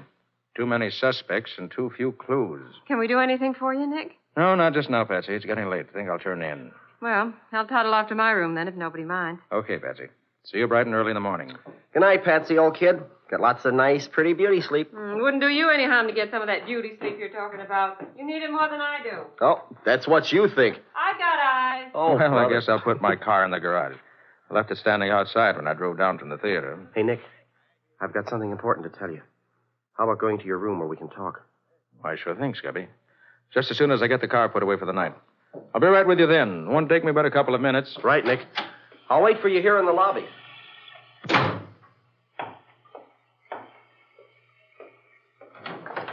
Good evening, Mr. Carter. What the... Keep your mouth closed, Mr. Carter, and climb in behind the wheel. Just a moment. Only one gun tonight, huh? That's all. Okay, get going. Very well. You're giving the orders for now. Drive straight out Main Street, Mr. Carter.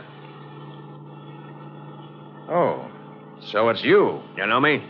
Don't know your name, but I do know that you're the man I saw staring in the dressing room window earlier this evening. Yes. You'll drive straight ahead for about 5 miles. When you come to a crossroad, you'll turn left and continue on. I'll give you further directions then.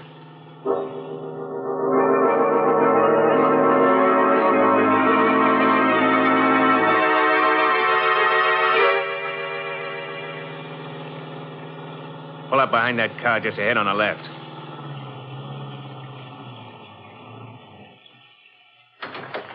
That you? Yes.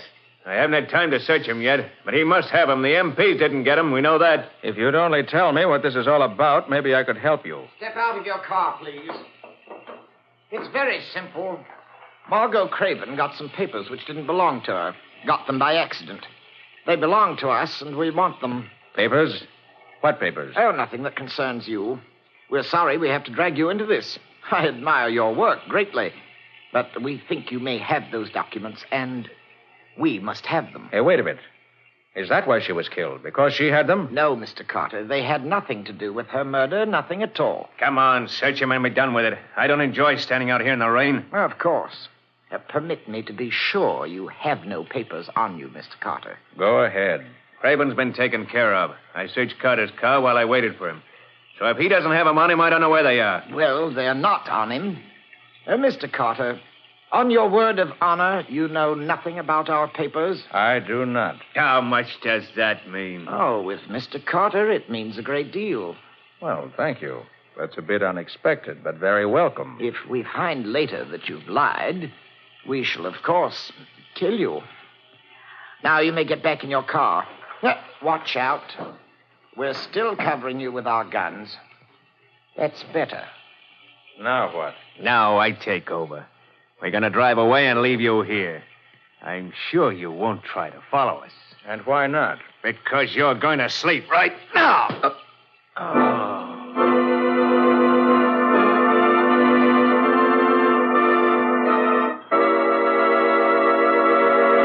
Miles from the little army camp town, alone and unconscious in his car. What's going to happen to Nick now? Are the men he just met mixed up in the murder? Or was Margot Craven killed by one of her so-called friends? We'll see in just a moment. Whatever floor surfaces you have in your home, wood, linoleum, rubber, or asphalt tile, you chose them because you found them attractive. Keep them that way with Linex self-polishing wax, which beautifies without tiresome rubbing and polishing. Simply wipe Linex self-polishing wax on any floor surface, and it dries to a satiny yet tough finish which wears amazingly. That's because Linex self-polishing wax contains the greatest possible amount of genuine carnauba wax. And once you've applied Linex self-polishing wax, there's no need for you to re-wax the whole floor when parts of it begin to show wear. A floor finished with Linex self-polishing wax is easy to keep clean, too. For Linex self-polishing wax is unusually resistant to dirt and water, keeping the dirt on the surface, where it's wiped away in a jiffy with a damp cloth or mild suds. And the underwriters' laboratories, whose seal is on every bottle of Linex self-polishing wax, have proved that it's the non-skid floor wax, resisting slip even when water is spilled on it. Get Linex, L-I-N-X, Linex self-polishing wax now. You'll find all 3 great Linex home brighteners and Chemtone, the miracle wall finish, at hardware, paint, and department stores everywhere.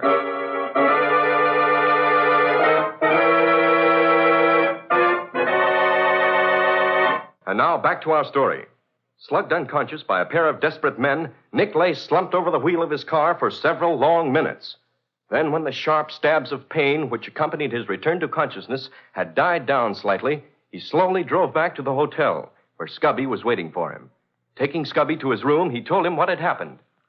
Well, I'll be doggone, Nick. You're the luckiest guy in the world. What's lucky about getting your head split open? I mean, you're lucky that you didn't stop and talk with me before you went to put your car away.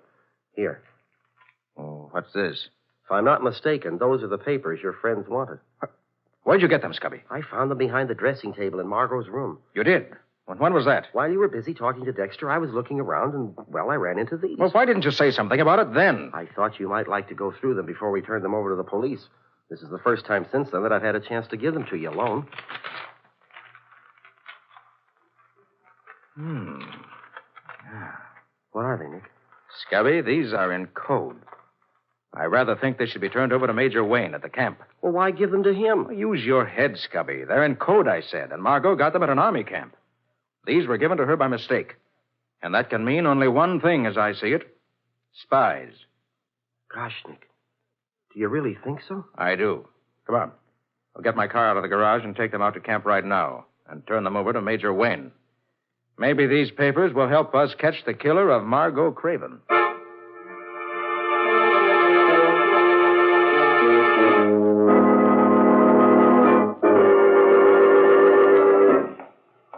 Oh, gosh, it's still raining. What a night. Yes, what a night in more ways than one. So, we meet again, Mr. Carter. What the deuce are you...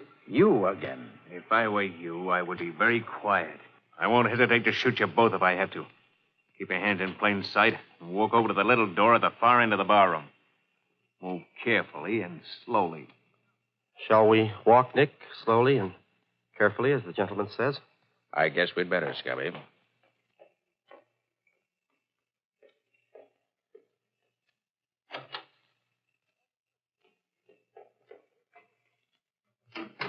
Well, Mr. Carter, I told you I was not a man who could safely be lied to. I didn't lie to you. Mr. Carter, those papers we are looking for are in your overcoat pocket right now. Please give them to me at once. Certainly. Thank you. You're a man of sense. I regret it is a little late for having sense. Here are the others now. Oh, well, it's about time you were coming. Hey, Nick. You know. Sorry, I'm late. Nick, that's Carl Shaw. So I see. Carl Shaw. Well, this is fine. Did you get the papers from him? Yes. No thanks to you. It wasn't our fault that my sister was assigned to the wrong dressing room. I had a devil of a time getting things fixed up so she could change, but Franz threw the papers through the window before Margot got her things out. She'd never seen my sister, so the mistake was natural. Mistakes are never natural, and mistakes are never tolerated. I'll be happy when that man Carter dies. He's too clever to be allowed at large. Yes, you're right. But he's such a prominent man, his death will make quite a stir. It's unfortunate. It will break up the show unit, which we have so carefully organized. Now, Shaw, you will have to form a new unit of your own and take it around to the different camps. The work must go on. Of course. When do we take care of Carter? As soon as we've finished our work here, we're going to pack up and move on to another town. On the way, we shall dispose of Mr. Carter and his able assistant. Right now, we must see about the contents of these papers. They must go out at once. And we better tie up these two guys so as to be sure they'll still be here when we get back. Yes, Mike. Tie them both, hand and foot. And leave them back at the bar. We'll take care of them later.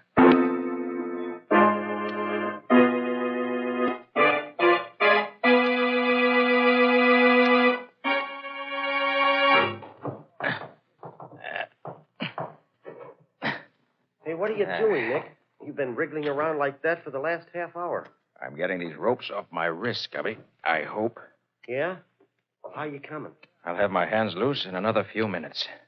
Well, how are you doing it, Nick? I tried to get my hands free, but gosh, these ropes are too tight for me. Hey, what's the secret?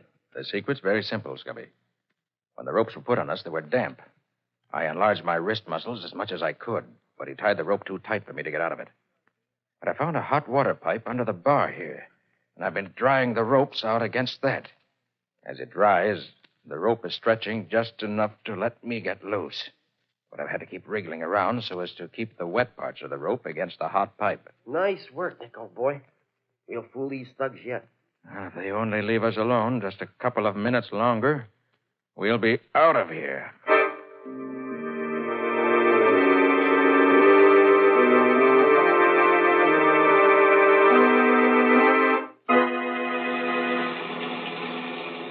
You'd better not drive too close to their hangout, Major Wayne. No, I won't, Nick.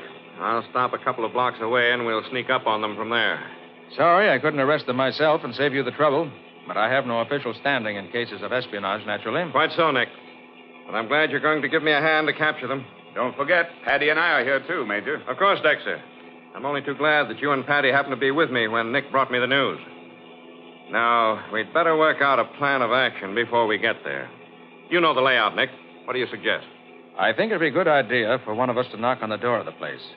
Then when it opened, the rest of us, who will be in hiding just out of sight of the door, will rush in and take over. If we try to rush them from outside, someone may get killed before we can get inside. Good. I'll go ahead and knock at the door. No, Major, let me do that. I'd like that job. But, Patty, I can't let you risk yourself like that. That's my job. Please, Major, I want to do it. I got a special reason. But I think it's too dangerous. I can't let... I think it's a good idea, Major. Patty would be just the man for the job. Well, of course, Nick, if you say so, but I don't like... thanks, Mr. Carter. You're a good egg. Well, you better stop somewhere in here, Major. This is close enough. Right. Now, give me your attention, please. We'll hide near the front door of the building, except Patty. You'll go to the door and knock on it. When someone answers the door, we'll rush him.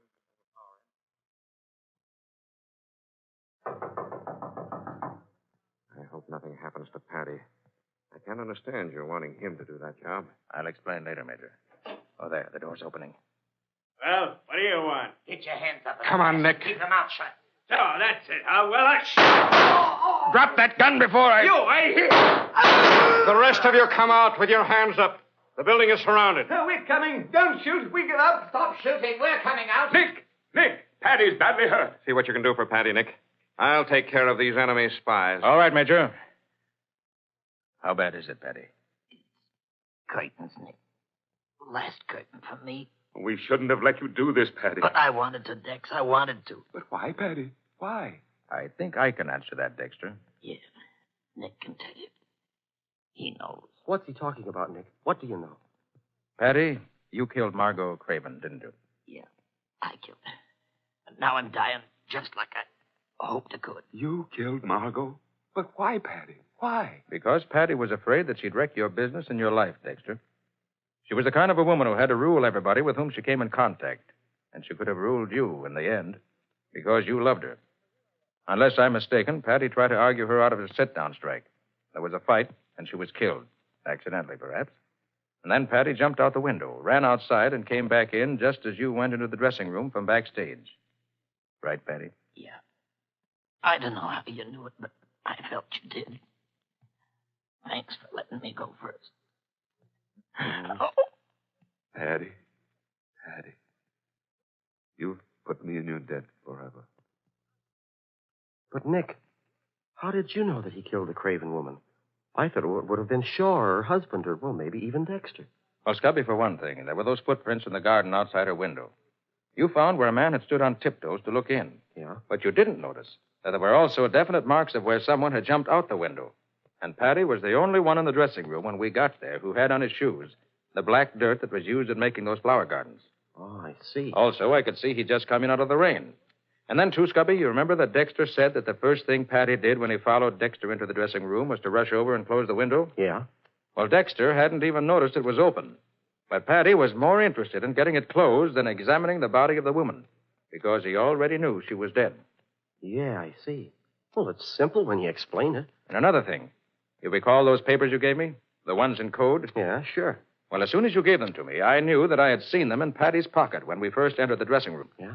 Yes. I recognized the big blot of ink in the upper corner. But it didn't mean much to me until I heard Shaw say that the papers had been delivered to Margot by mistake. That they should have gone to his sister, who was one of the spy ring operating through the camp show. I knew then that Patty had picked them up in Margot's room when he was there before she was shot. He probably picked them up without knowing what they were. And as soon as he found they were in code, wanted to get rid of them again. So he left them where you, Scubby, found them. But couldn't he have been a spy himself? No, Scubby, because if he was, he'd never have left those valuable papers where they could fall into the wrong hands. And finally, when I heard him say that he'd do anything in the world to help Dexter, it all added up. He wasn't interested in hurting Margot.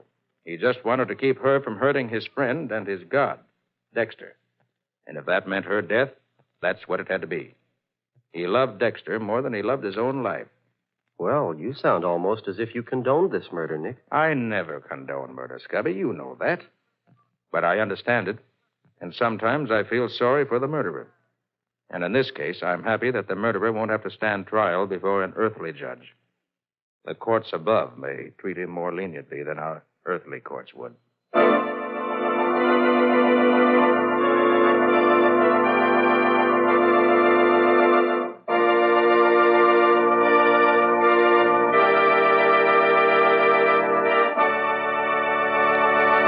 In just a moment, Nick and Patsy will bring you a preview of next week's exciting case. But before they do, consider this. When it comes to keeping up your furniture's appearance, fingerprints and scratches are two of your greatest problems. But Linex Cream Polish, the quick, easy way to furniture beauty, banishes fingerprints, helps hide ugly scratches in one application. Linex Cream Polish actually cleans as it polishes, too, saving one whole step in your cleaning routine and removing cloudy dust and polish accumulation immediately. Save hours of extra work each week for the added leisure time you need to do the things you like to do. Ask for Linex Cream Polish at your dealers now. Get all three great Linex home brighteners, Linex self-polishing wax, Linex cream polish, and Linex clear gloss varnish. The three great Linex home brighteners will keep your floors, your woodwork, your furniture looking the way you want them to look. So ask for these products at your hardware, paint, or department store by name. The three great Linex, L-I-N-X, Linex home brighteners.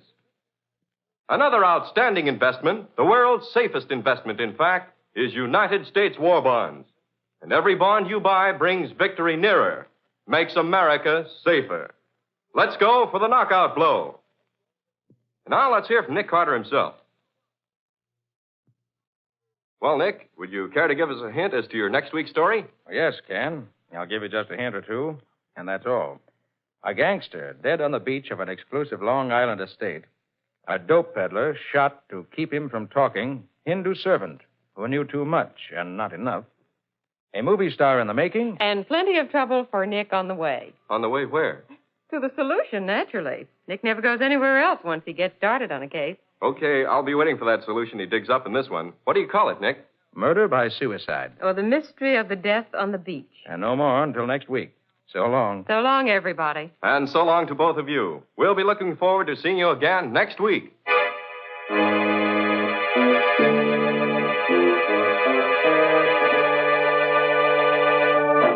Next week at the same time, listen to another curious experience of Nick Carter, Master Detective, entitled Murder by Suicide.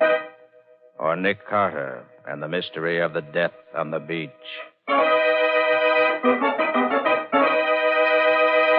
Nick Carter, Master Detective, a copyright feature of Street and Smith Publications, Incorporated, stars Lon Clark as Nick with Helen Choate as Patsy.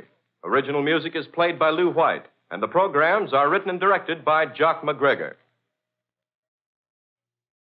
Nick Carter, Master Detective, is presented at this time and over these same stations each week by the three great Linex home brighteners, Linex clear gloss varnish, Linex cream polish, and Linex self-polishing wax, created by Acme, America's great producer of Acme fine quality paints. This is Ken Powell speaking for the thousands of Linex dealers all over America and saying so long until next week. This is Mutual.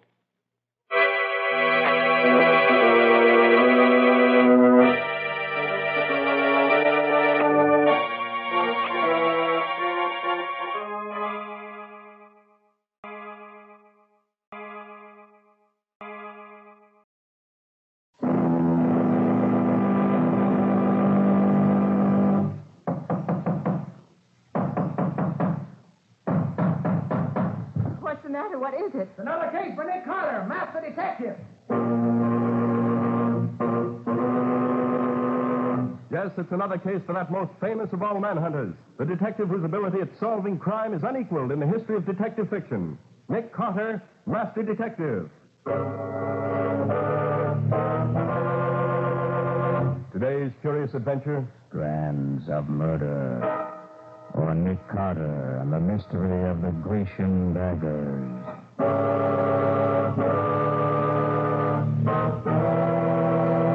And now for today's mysterious adventure with Nick Carter. As we commence today's story, we find Nick and Patsy strolling through one of the streets in the West 40s, in the heart of the theater district. It's mid-afternoon. Oh, gosh, Nick, things certainly look different here in the theater district in the daytime, don't they? True enough, Patsy. But if we only knew what's going on behind the walls of some of these theaters along here, we might find mystery and excitement right now, even in broad daylight. For instance, look over there in front of the Risdale Theater. What? Oh, yes, that's Riley's official car, isn't it? Certainly is.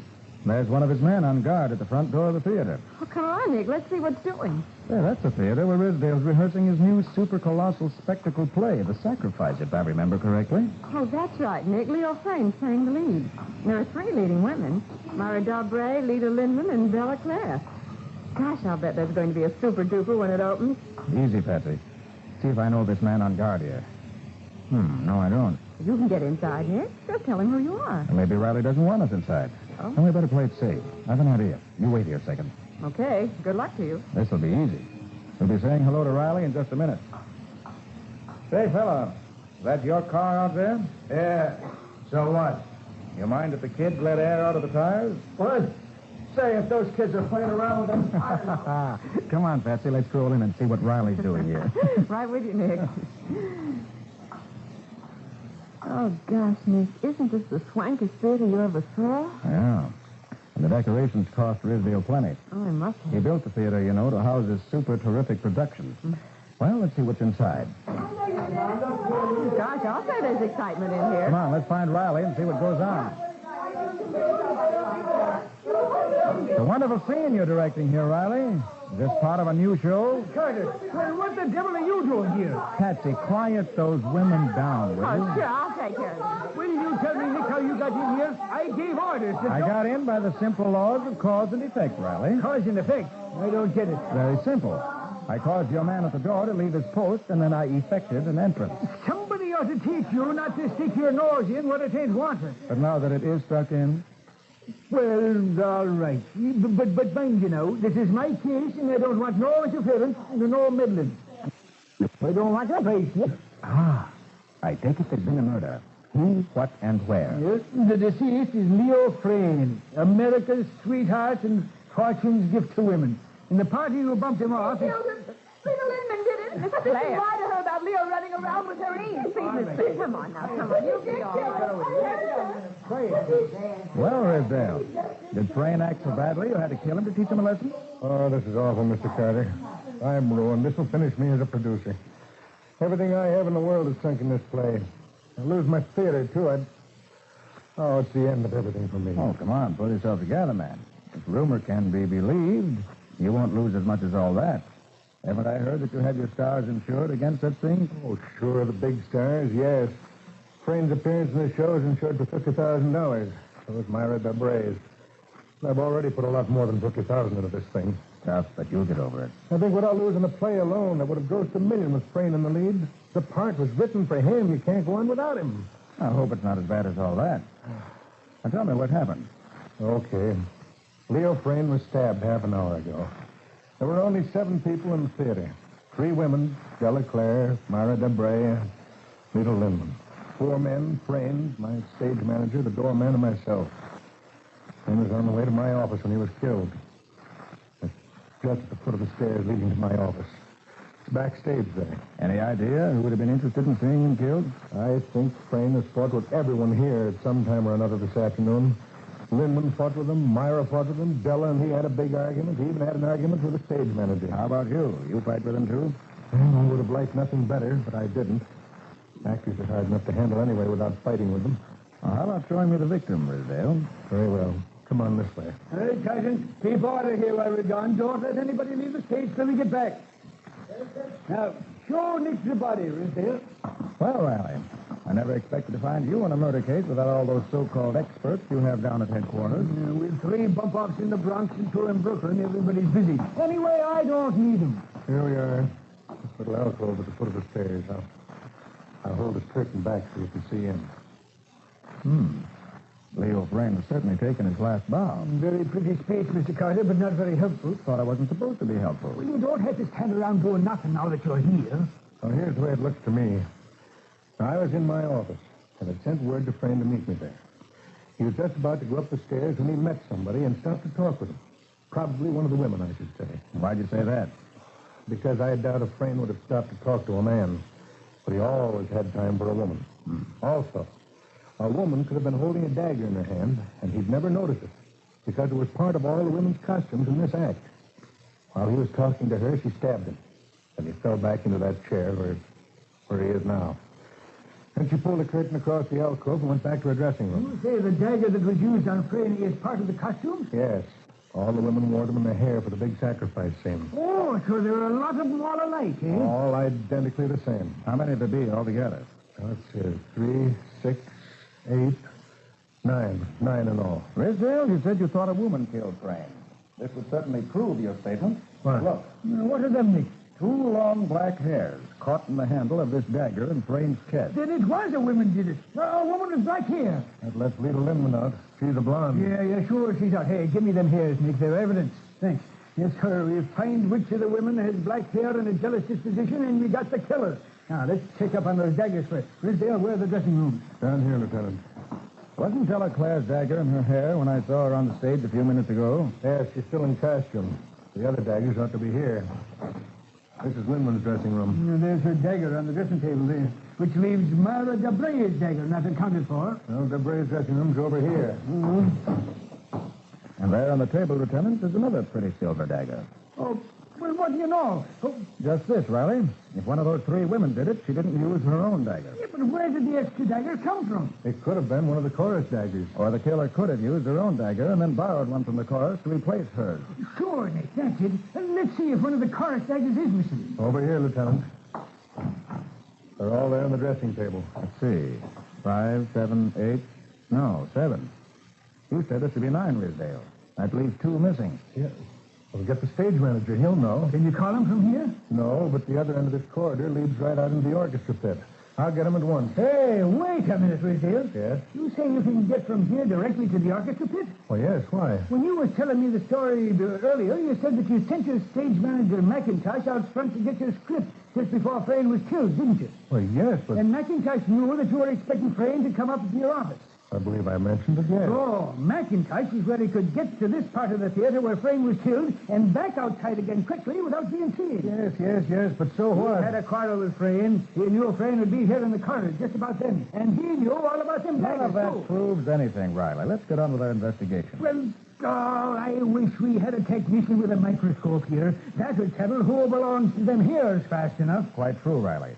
But if the dagger that killed Frayne was taken from the chorus dressing room, those hairs could have come from any dark-haired girl in the chorus. Look, we aren't doing anything, just standing here. Let's do something. You suppose the doorman could tell us anything? Well, we can ask him, but he's a little deaf. He already told us he didn't hear anything unusual. Well, I'll ask him anyway. Call him in, won't you? Of course. Henry! Henry! Yes, come in here, will you? Yes. You want me, Mr. Rizdale? Yes, Henry. Lieutenant Riley wants to ask you a few questions. Now, Henry, after everybody else had left, did you pay any attention to what went on down here? After everybody else had left, did you notice what went on down here? Oh, no, sir. That ain't my job. You didn't hear anything? People passing, or talking, or a cry? No, sir. Once or twice I heard a door shut, I think, and just before we found Mr. Frayne, I heard him leave his dressing room and slam his door. Anything else? I thought I heard a door shut very quiet, like, right after that, but I can't be sure. I don't hear as well as I used to. You say you heard a door close quietly. Any idea which one it was? No, sir. Ain't even sure I heard it. Looks as if somebody snuck out into the corridor after Frayne started for the stairs and killed him. Maybe they planned it, but maybe they just saw they was alone and done it. Oh, I don't like this. We're getting nowhere fast. Does it feel hot in here? Am I just... Rizdale. What's the matter? Where'd you get that handkerchief you're using? This handkerchief? Yes. Whose is it? Why, it's mine. Why? Because there's blood on it. Fresh blood stains.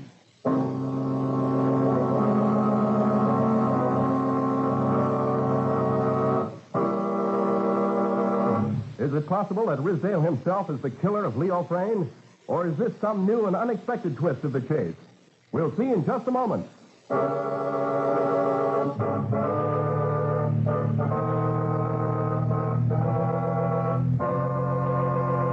And now back to our story. We left Rizdale trying to explain to Nick and Lieutenant Riley how there happened to be fresh bloodstains on his handkerchief. Can you explain those bloodstains, Rizdale? Blood on my... But I can't... Wait. Yes, of course. Now I remember. This isn't my handkerchief. As I came down the steps looking for Frayne tonight, I found this at the foot of the stairs. I picked it up without thinking, well, just a moment later, when I found Frame's body, I must have stuck it in my pocket without thinking what I was doing. May I see it? Oh, of course, here. A little small for a man's handkerchief. And here are some initials. Pretty fancy, but I should say they were D.A. Huh? D.A. D.A.?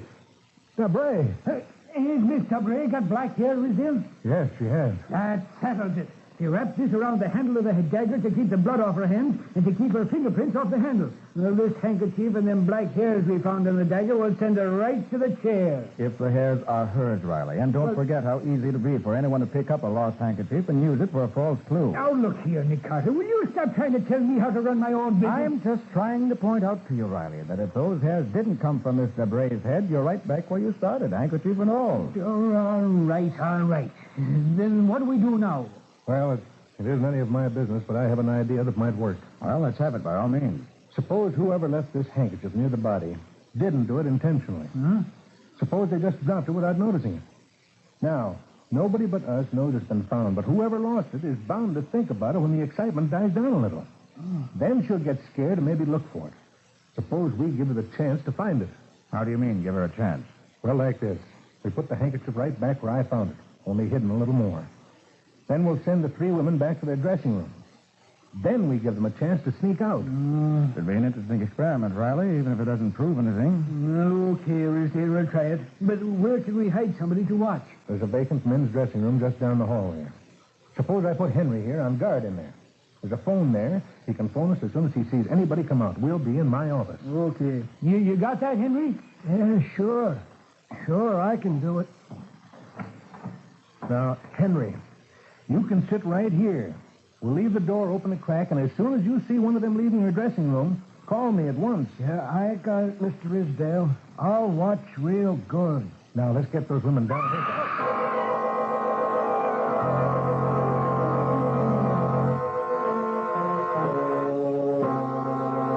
Oh, let me at her, Sergeant. I'll fix that little maid. If you're snaking the grass, you're killing yourself. Marie! How can a poor detective think if you make so much noise? Now, Patsy, what's the trouble? Well, Nick, everything was peaceable enough when suddenly Della jumped up and came over here and started yelling at Miss Lindman. And she started yelling back, and in a minute there was a swell fight going on. Didn't I say I wanted no noise here? Well, I meant it. I don't want a sound out of any of you. Now go back to your dressing rooms and stay there and be quiet. And don't stir out of them until I say you can. Miss Debray, Yes, Mr. Carter? were things around here this afternoon really as bad as Rizdale says they were? Yes, Mr. Carter, it is it. Even I lost my temper once. Frame was especially unpopular all afternoon today. Why, he even quarreled with McIntosh, who generally never takes the trouble to quarrel with anyone. That McIntosh over there? Oh, yes. He's an ugly little man, but I guess he's all right.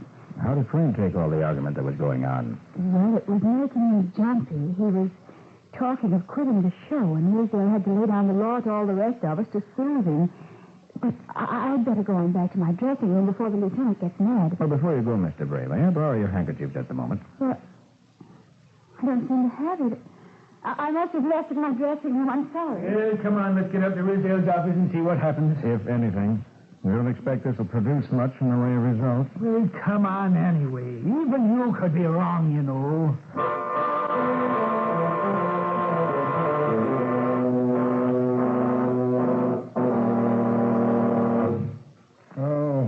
This waiting's a tough game, isn't it? I'd rather be doing something. If we had a microscope, we could save time. Huh?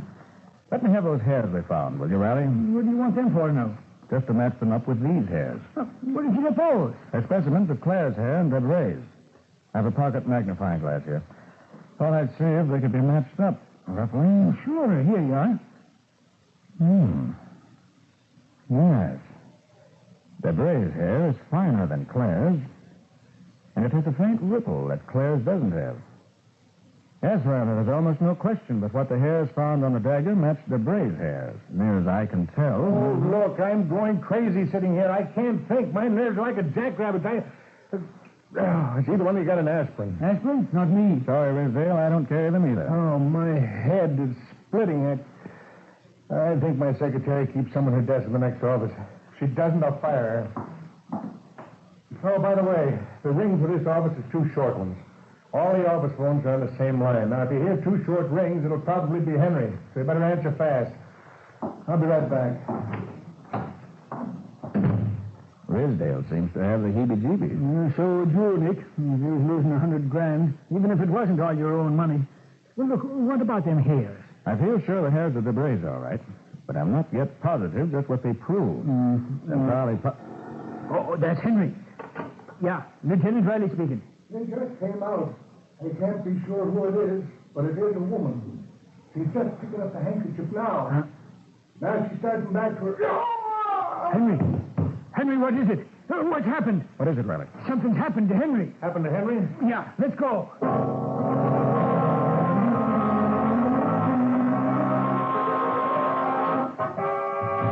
Well, this door wasn't locked when I left it. It was open so Henry could see who was going down the corridor with a handkerchief. The key was on the inside. I don't get it. Well, haven't you got a key that'll open it? Yes, I have a master key. Here. Henry. Nick, look. Another one of them daggers. Yes. Right in the middle of his back. He's dead, all right. She must have seen him looking out or heard him talking to me. She pushed the door open and stabbed him before he could turn around. It's gone. The handkerchief is gone from where we left it. That settles it. No more stalling. We'll break her door down if we have to. Hold everything, Riley. Take it easy. What do you mean, take it easy? You want a live prisoner or a dead one? What do you mean by that? Look here. If Mr. Bray is guilty, and you break her door down, she'll know you have the goods on her. Well, she still has one of those daggers. And if I know her, she'll use it on herself, if she's guilty. Well, so what? Furthermore, Henry said he couldn't be sure who it was he saw, didn't he? No, Nick, it couldn't be anybody but Debray. Even if you're right, Riley. If you let her think she's gotten away with it, you can search her dressing room when she's out of it. Then you can find the handkerchief and the key she locked this room with. They'll be hidden somewhere in there. All the rooms are private washrooms. Now, she might try to put the key and the handkerchief down one of the drains. It'll take a plumber to get at them if she does. Then, by golly, we'll get a plumber and tear out every pipe in the place. All right, Rizdale, get him out. It's your idea. Get the women out of the dressing room so we can search them. All right. Carter and I'll go up to my office.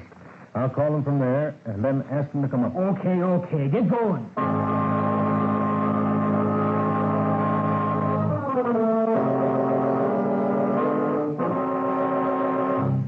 How much longer do we have to wait here, Mr. Carter? It won't be long now.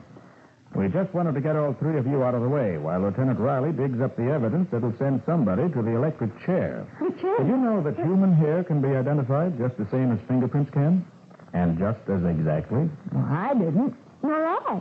I can recall reading that recently. Why? Whose hair have you found, Mr. Carter? I'd rather not divulge that. Got them, Nick. The key and the handkerchief. They was both in the drain pipe caught in the first trap. Which room did you find them in? Mr. Bray, how do you explain this handkerchief and key which we found in your dressing room? Let me see that handkerchief. Yeah. Why, I can't explain it, Lieutenant. It's not my handkerchief. But not yours. No, it's mine, Lieutenant. I thought so. Yours, Miss Clear? Yes. Well, it's a very elaborate monogram. Hardly anybody could read it, but it is D.C. It does look something like my monogram. D''A. Except that my monogram is very plain and simple. Here. Well, I'll bet you killed him anyway. You... Hold on, Riley. Where did you find that key and handkerchief? In Myra DeBray's dressing room. Right. And since Mr. Bray wouldn't have put it in there in her own dressing room, and Delaclaire couldn't have, and since McIntosh wasn't on the scene at all when Henry was murdered, the only other possible person who could have killed both Frayne and Henry is... Ah, you mean Nita Lindman? No, Riley. I mean Mark Rizdale.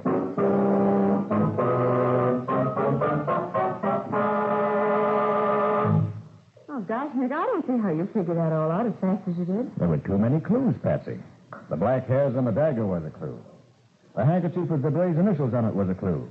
But both together were just a little too pat. Oh. Nobody leaves several incriminating clues around. Bothered me until I found that it wasn't Debray's handkerchief. Then everything fell right into place. What do you mean, everything?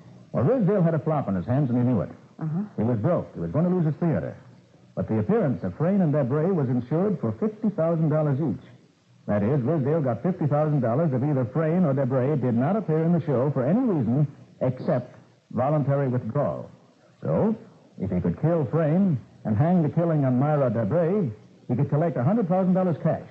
And that would put him on his feet again. Oh, I see. So he sent everybody home, except the 7 who had to be there.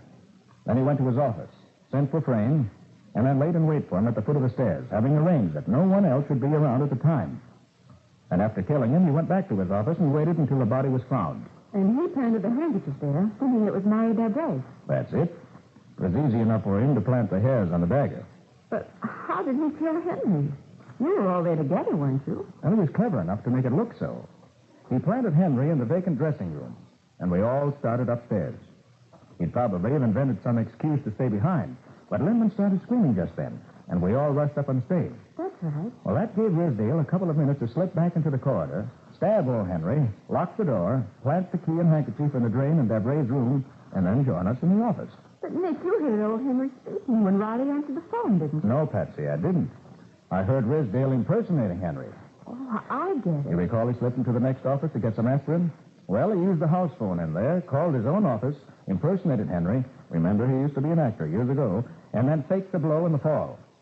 It was almost a beautiful alibi. And if he hadn't mistaken Bella's handkerchief for Myra's, he might have gotten away with it. Yes, Patsy.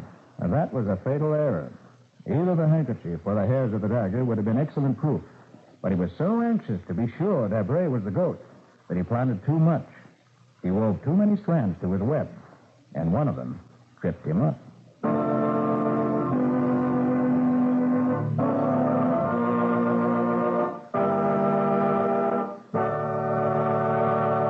Well, so long for now. So long, everybody. And so long to you, Nick and Patsy.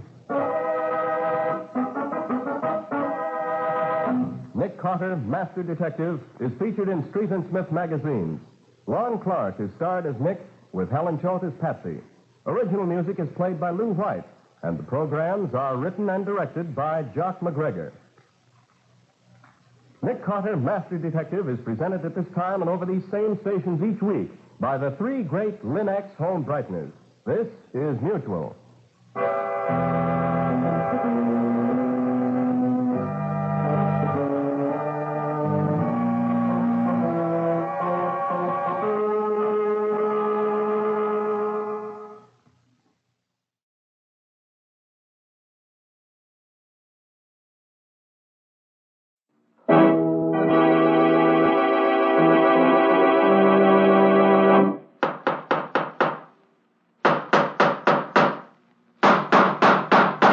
What's the matter? What is it? Another case for Nick Carter, Master Detective. Yes, it's another case for that most famous of all manhunters, the detective whose ability at solving crime is unequaled in the history of detective fiction. Nick Carter, Master Detective, presented by the three great Linux home brighteners, Linux Clear Gloss, Linux Cream Polish, and Linux Self-Polishing Wax, created by Acme, America's great producer of Acme quality paints.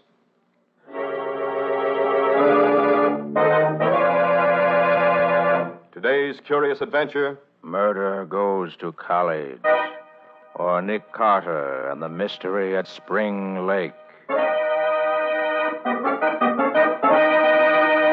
In just a moment, we'll hear how Nick Carter solved the mystery at Spring Lake. But first, a Christmas suggestion.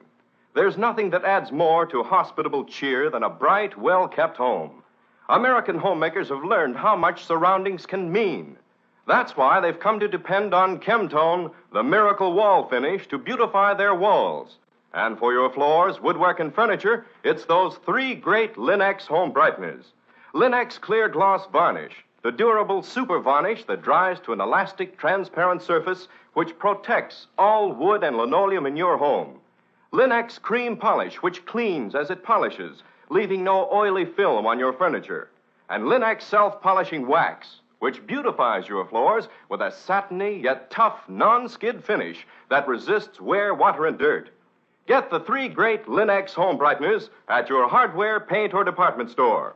Your headquarters also for Chemtone, the miracle wall finish. And now for today's mysterious adventure with Nick Carter. As we start our story today, we find Nick and his assistant Patsy in Nick's car racing toward Mount Albans College for Girls in response to a hurried phone call from the dean of the school. But if this girl killed herself, Nick, what are you supposed to do? When a girl kills herself, there's no criminal to catch. If it was suicide, Dean Collingwood wants me to find the reason for it. Oh, Oh, isn't that a little out of your line? Well, yes, it is, Patsy, but she's an old friend of mine, so I said I'd do it. But why does she care why the girl killed herself? Oh, she thinks that if some of the parents felt that the girl disliked the school enough to kill herself to get out of it, they'll take their own daughters out of Mount Albans in droves. Oh. The school will be ruined. How did she die, Nick? The dean said she found a box of sleeping capsules on the table beside the girl's bed, together with an empty water glass. She thought they might be the cause. Well, when Nicholas Carty gets on the scene, everything will be all straightened out. We'll all know exactly what happened and why.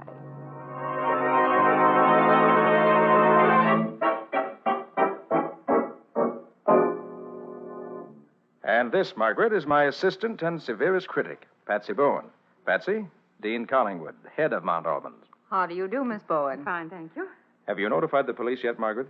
Why, no. I wanted you to look things over first, Nick. I see. Well, who found the body? When Miss Jordan failed to appear for breakfast, one of the maids was sent to see if she needed help or if she were ill. When no one answered the maid's knock, why, of course, she came back to me. Then you found her. Yes, I found her dead. How many people know about the tragedy so far? Oh, only the maid, myself, and, of course, you two. Good. Let's keep it that way for a while longer. Now, may I see your room, please? Yes, of course. It's on the next floor. This way, please. What can you tell me about this Jordan girl?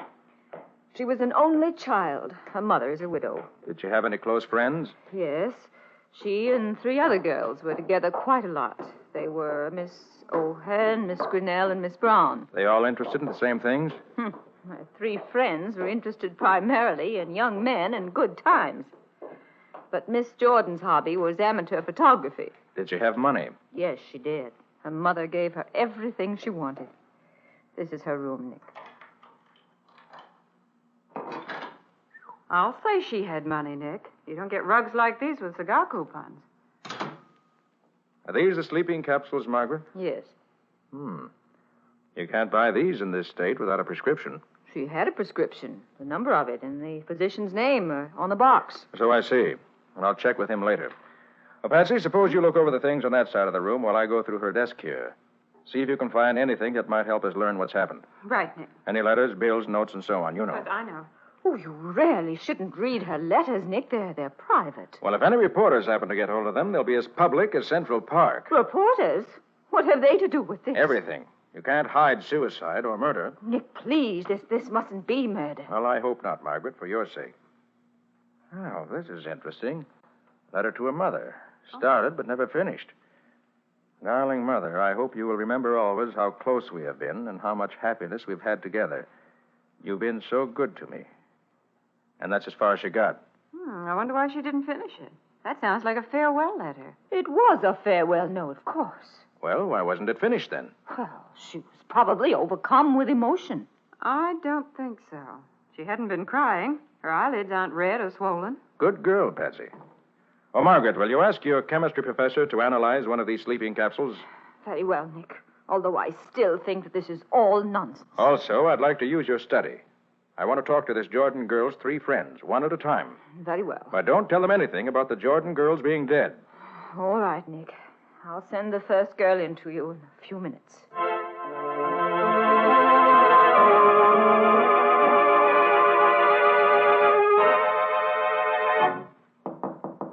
Come in. You wanted to see me, sir? I'm Mary Grinnell. Yes, Miss Grinnell. Come in, won't you? Yes, sir. Miss Grinnell, I'm afraid I have a shock for you. Your friend Edith Jordan has just killed herself. Oh, no. Edith wouldn't do that. She just wouldn't. No? Well, at any rate, she's dead, I'm sorry to say. Can you shed any light on the situation? I'm afraid not. I'm sorry. But do you know anything about her actions last night? We studied together for our mid-year exams. In your room or hers? In mine. She went back to her room early, though. Said she wanted to write a letter and then turn in early. That must have been the letter we found there, Nick. Probably. Can you tell me anything else, Miss Grinnell? No, sir. Nothing. All right, then, run along. And please don't mention what I've told you to anyone.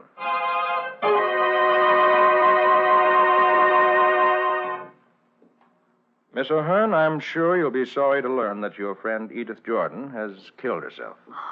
Oh, no. No, she wouldn't. Well, she couldn't. She wasn't that kind of a girl. What makes you say that? Oh, why, lots of things. And especially because we planned to go to a matinee together on Saturday. She even got the tickets for us. Tell me, Miss O'Hearn, in your opinion, did Edith ever seem morbid or unhappy? Oh, no, never.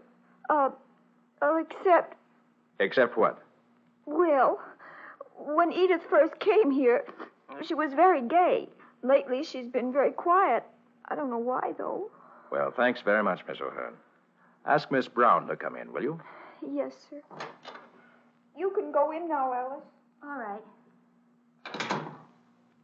You wanted to see me? Miss Brown, Edith Jordan killed herself last night. Killed herself? Oh. No, you couldn't make me believe that. Why do you say that? Edith wasn't that kind. And besides, lately she's been afraid of something. Afraid? Afraid of what? I don't know, but for the last month she's lived in fear of something. That might account for the sleeping capsules, Nick. Possibly. How do you know she was afraid, Miss Brown?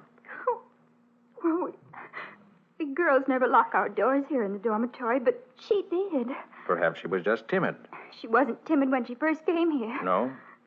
Well, do you know when she first began locking her door? Yes. It was right after someone took a shot at her in the woods. What's that?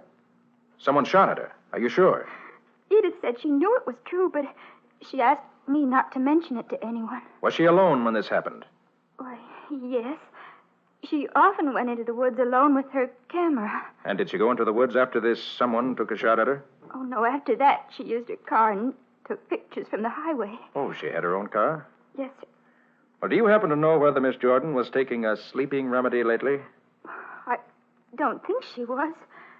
She had some harmless preparation the doctor gave her, but I don't think she ever used it. Well, apparently it wasn't entirely harmless. Unless I'm mistaken, she died from taking it. Well, thank you, Miss Brown.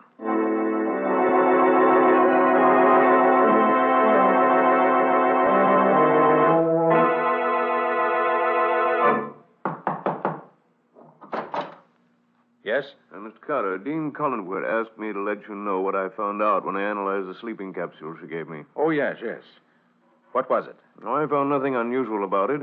Just a sleeping remedy that's in common use. Would they be enough to kill anybody? Oh, no, indeed.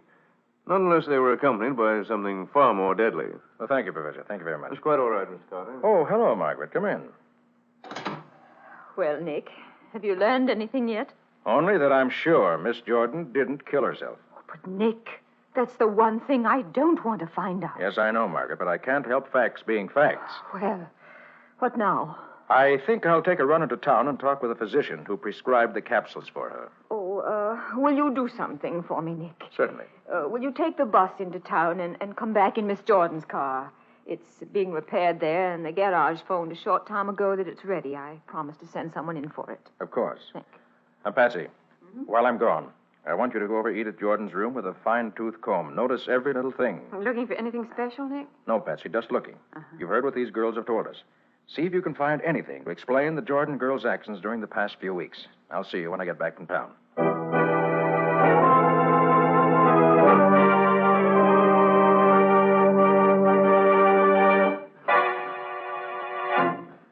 Dr. Steele, according to the label on the package, you prescribed some sleeping capsules for Miss Edith Jordan. Edith Jordan. Oh, yes, I remember her now. Plucky kid.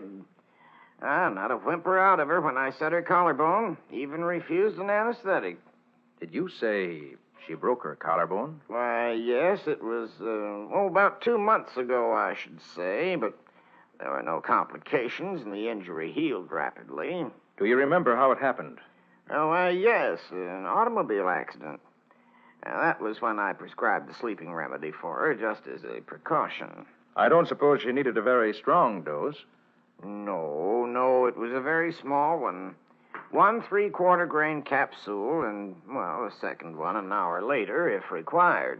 What would be a deadly dose, Doctor? Oh, from 40 to 50 times that much, probably.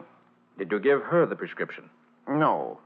No, I phoned it into the drugstore, and he had it ready for her when she got there. I often do that. I see. Well, thank you very much, Doctor. You've been very kind.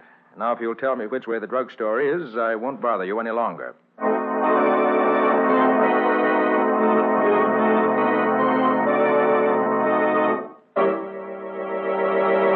Well, so Edith Jordan had a broken collarbone a few weeks ago. That's something no one but the doctor had ever known about before.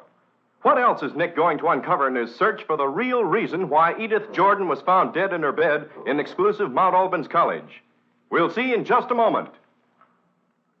If you're a homemaker, you have every reason to take pride in a home that fairly gleams with the evidence of careful attention.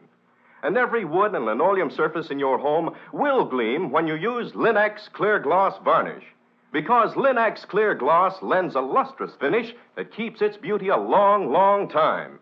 It lessens your housework amazingly, too, for it's so easy to keep clean. Dirt stays on the surface where you can wipe it away in a jiffy. And Linex Clear Gloss is so simple to apply. You just brush it on, and it dries without brush marks to an elastic, transparent finish that wears and wears. A finish which protects every surface to which it's applied. Yes, it's a fact. Linex Clear Gloss protects all the wood and linoleum surfaces in your home against damage by boiling water, hot grease, fruit acids, perfume, even alcohol. In every way, it's truly the super varnish. Ask for it by name at your dealers. Linex, Lin-X, Linex Clear Gloss Varnish. You'll find all three great Linex home brighteners and Chemtone, the miracle wall finish, at hardware, paint, and department stores everywhere.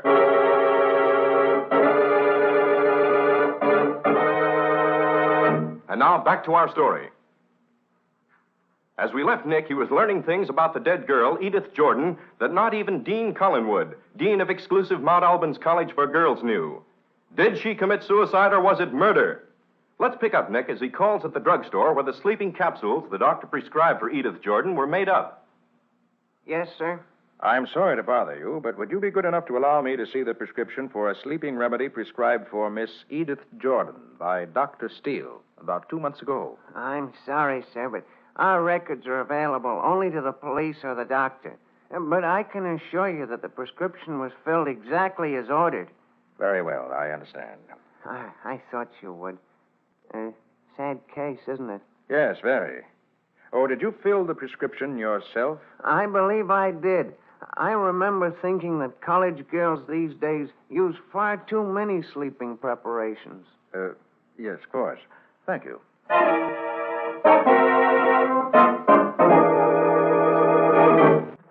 This is her card, Mr. Carter. Well, I should have expected a girl with her money to have a more expensive car. No, she wasn't no show-off. Yeah, too bad her luck ran out finally. Luck ran out? What do you mean by that? Her accident? Oh, look, Bud, that was no accident.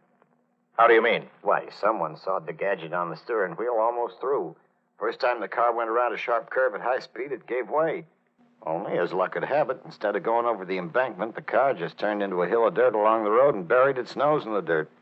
Miss Jordan got off with just a broken collarbone instead of being killed altogether.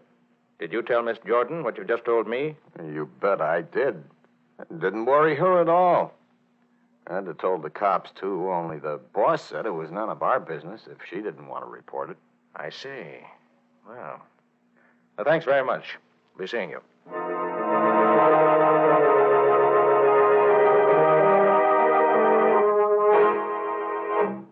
Well, what can I do for you, Mr. Carter? You're running a story on the suicide of the Jordan girl at Mount Albans College? Sure we are. It's big news for this town. Well, could you add one little paragraph to your story? What kind of paragraph? Miss Jordan left a diary. It's locked in a steel box for which we've not been able to locate the key. Yeah? May take a day or so to have a new key made, as it's a very special type of lock. But we expect the diary to clear up the motive for the suicide. Yeah, that's very interesting, Mr. Carter. May I quote you on that? Well, if you don't mind, I'd rather you'd use that well-known phrase, "It is understood." Oh. That should cover it. I see what you mean. I don't know what you've got up your sleeve, Mr. Carter, but we'll play along with you. Your little item will be understood in this evening's paper. Thank you. Thank you very much. Should help us immensely.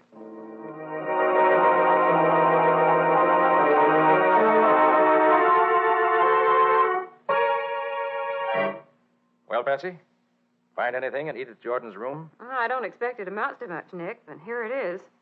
Exhibit A, a hat with what looks like a bullet hole through the crown.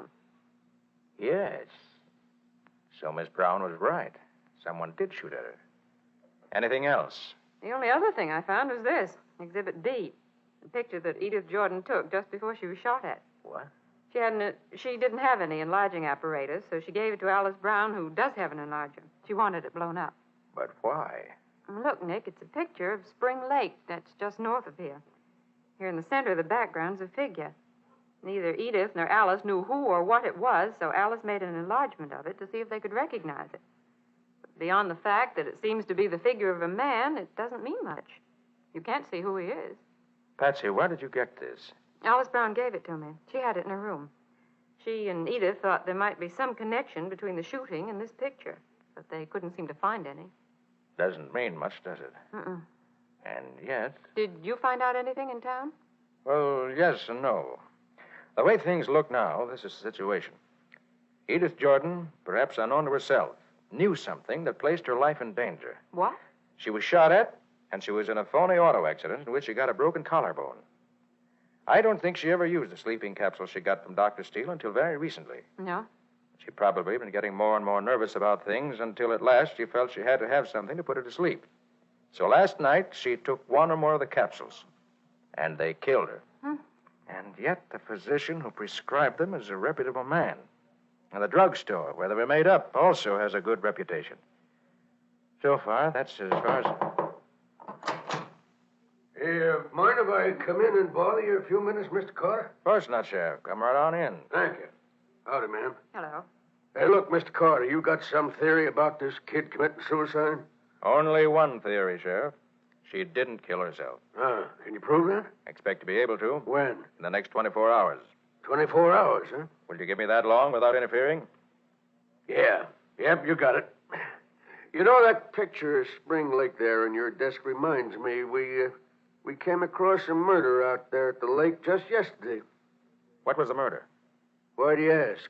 Thought maybe there might be some connection between the two killings, that's all. Oh, heck no. No, this college girl and the woman we found out at the lake are two different kinds of people. No connection at all. Well, what was it you found at the lake? Young woman. Been dead a couple of months. Was a waitress at the roadhouse near the lake. And what happened to her? Oh, slugged in the back of the head, skull crushed, then almost buried in the brush. Hunter found her yesterday. Too bad. By the way, Mr. Carter, what's the idea of withholding evidence? What evidence? That there diary. Oh, the diary. Yeah. You know, I'm going to break somebody for overlooking that this morning when they searched that girl's room. Wait 24 hours, Sheriff. Remember, you gave me 24 hours. Yeah, I remember. Why I let you wind me around your finger this way, I don't know. It couldn't be because you haven't any clues and you think that I might have one, could it? Huh? Well, could be, Carter. Could be.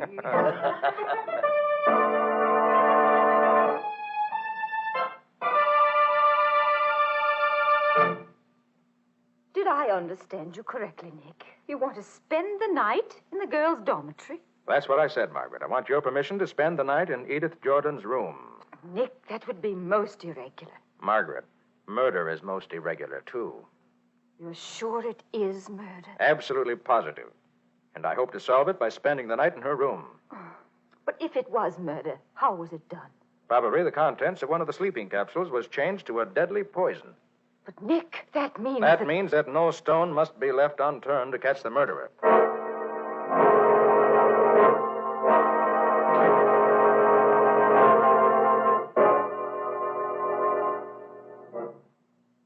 It's time for lights out, Nick. I just wanted to see if you needed anything you don't have before I leave you.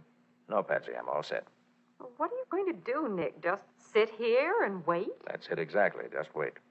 I have all the evidence I need for a conviction, except the name of the killer. I could guess at that, but I couldn't prove it. I expect the killer to prove it for me. Why do you suppose Edith Jordan never told anyone about her fears? Probably she didn't want to worry anyone. She had only suspicions, no matter how strong those suspicions were.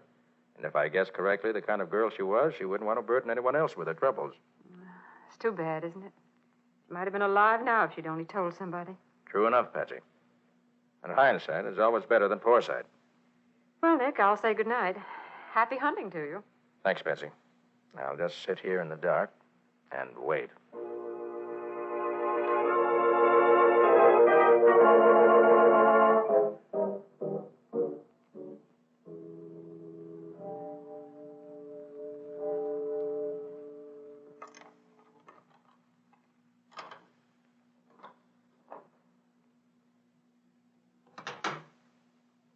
Get your hands up. What? Up with your hands, I said.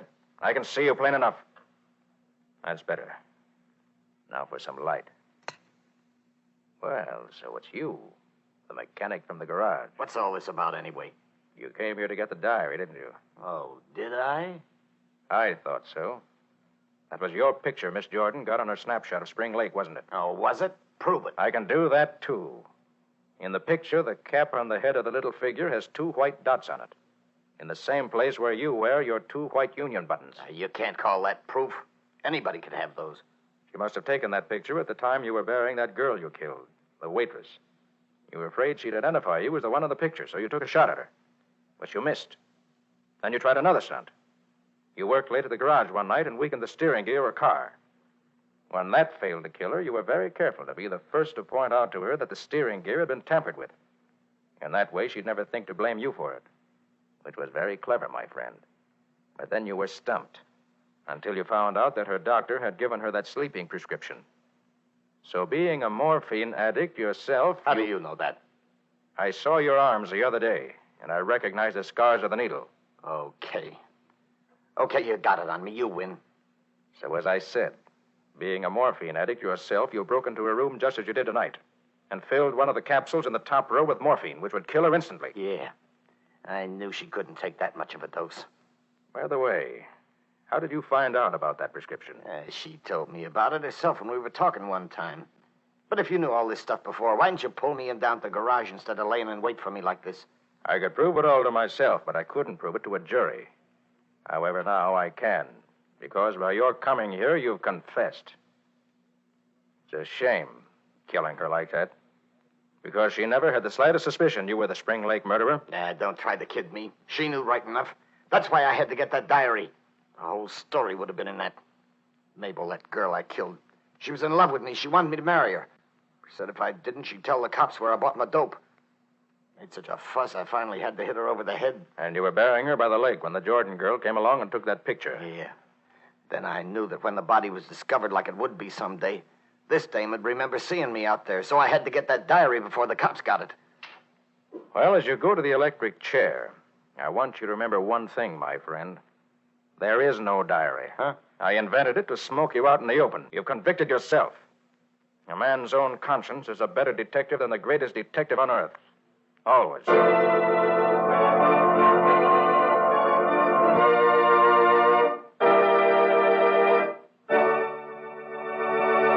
In just a moment, Nick and Patsy will bring you a preview of next week's exciting case.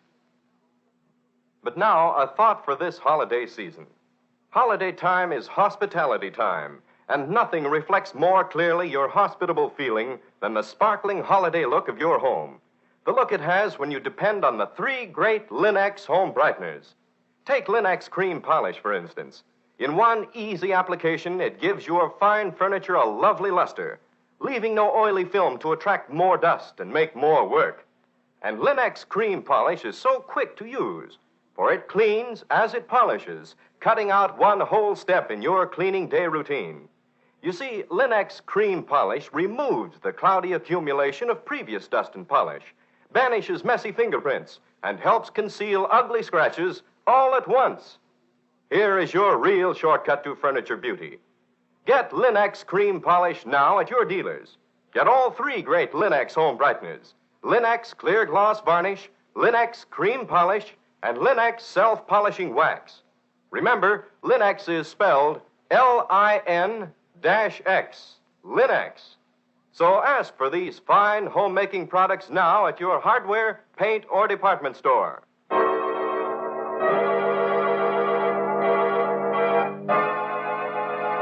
And now let's hear from Nick Carter himself. And now, Nick, what's the story you're going to tell us next time? Well, Ken, next week I want to tell you about an adventure I had just because I went to a party to meet a famous man. And the famous man never showed up at all. Doesn't sound as if the party was much of a success. As far as I was concerned, it was a total flop, socially speaking. But there were 3 murders as a result of that evening's get-together. And Nick himself was almost added to the list. All due to a decanter of whiskey that turned out not to be whiskey at all. I think that's about enough for now, Patsy. Let's save the rest for next week. And on behalf of myself and the rest of our cast, our organist, Lou White, our sound effects, Walt Shaver, our engineer, Herman Berger, and our writer and director, Jock McGregor, may I wish every one of you the season's greetings in the biggest possible way. And that goes for me, too. So long, everybody. So long to you both. We'll be seeing you again next week.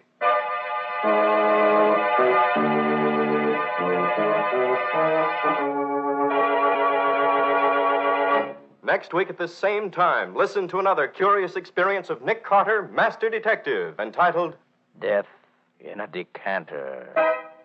Or Nick Carter and the Mystery of the Missing Brother.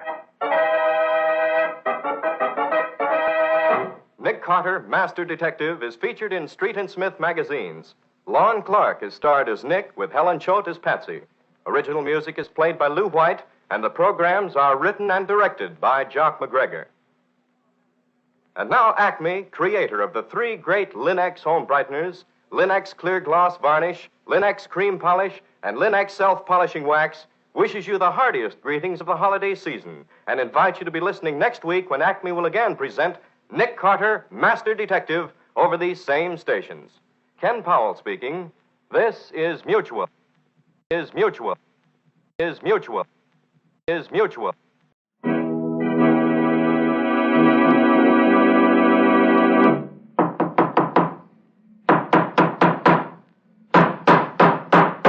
What's the matter? What is it? It's another case for Nick Carter, Master Detective.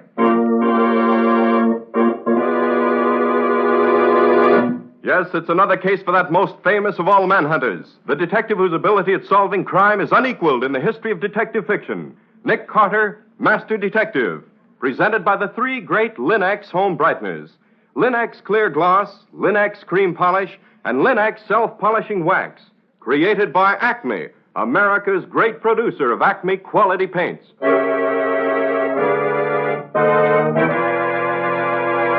Today's curious adventure: Murder in a Decanter. Or Nick Carter and the Mystery of the Missing Body. In just a moment, we'll hear how Nick Carter solved the mystery of the Decanter murder. But first, I want to ask you something. Does your home have that inviting holiday look the whole year round? It can have.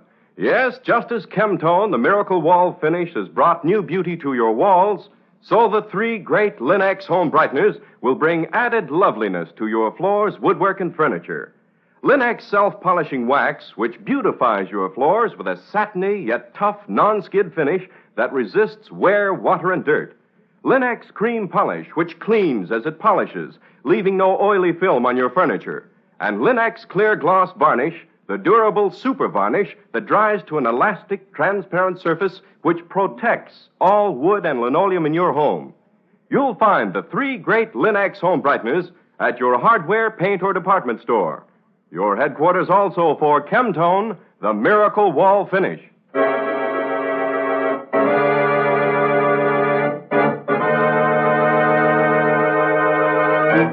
And now for today's mysterious adventure with Nick Carter. As our story opens, we find Nick and Patsy at a New Year's party talking to their host. I'm sorry, Mr. Carter, but the man I asked you here to meet has been unavoidably detained. You and he would have had a great deal in common, I know. Yes, Nick's been looking forward to it for a long time now, Mr. Cord. And I can keep looking forward to it for a while longer, I guess. Well, Mr. Carter, you'll probably find all kinds of people at my parties. I'll be seeing him. Well, there are certainly all kinds of people here, Patsy. But I can't see anyone I care about talking to. The trouble with you, Nick, is that all you think about is business. Well, true enough. But in my business, I meet people who are interesting and frequently intelligent, even if they are crooks. But here... There are probably interesting characters here if we only knew which ones they are. Yes. Now, look at that man just coming into the room. If you can call him a man. Oh. Mackley, I believe his name is. Typical gigolo if I ever saw one. And he's not contented with drinking at the bar. He's carrying his own private decanter of whiskey right along with him. Yes, he's hardly an attractive type. To me, that is. I understand that he's considered very attractive by many women, however.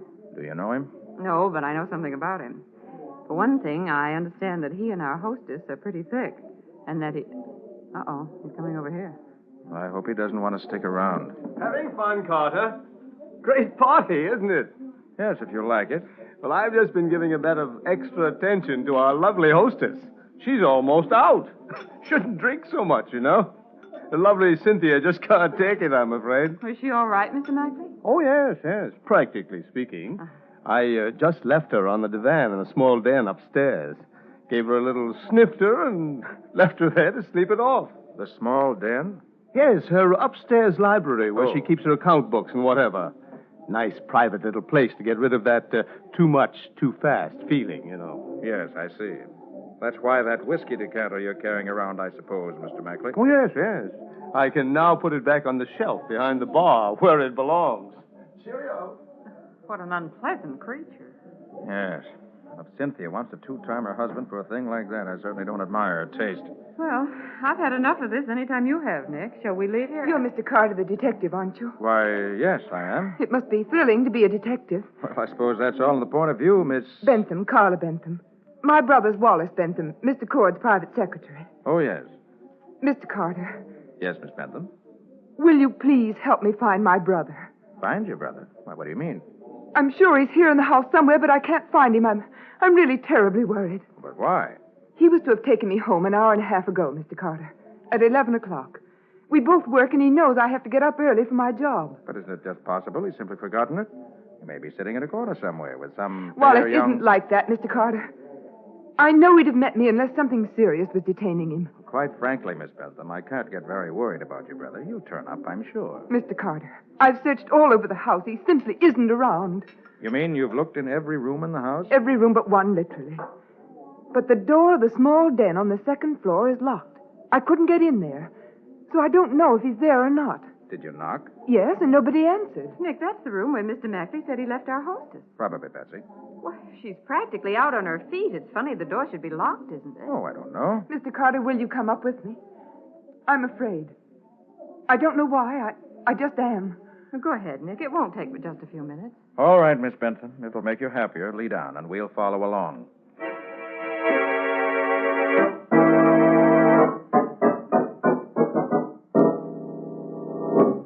It's right over here, Mr. Carter. Huh? Is this where the 40 thieves hung out? How do you mean? Look at the size of those jars or urns or whatever you call them. 2 at the head of the stairs and 2 more on the landing.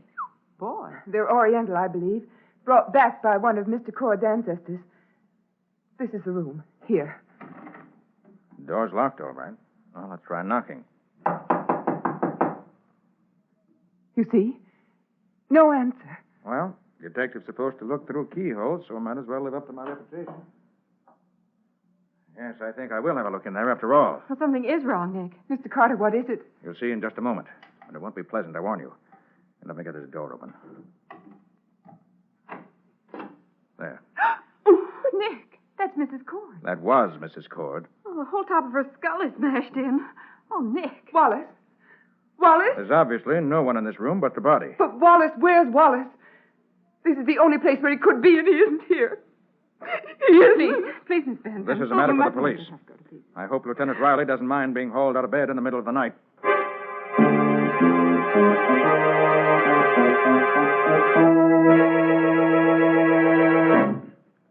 You sure nobody's touched anything since you found the body? Positive, Sergeant Kilroy. It's a wonder to me how we always find you on the scene of a killing whenever we get here. Lieutenant Riley lets you get away with murder. But now that he ain't here, you got me to deal with. And I ain't as soft in the head as he is, not where you're concerned. Sorry, I annoy you, Sergeant, but I just happen to be here. Yeah, I suppose so.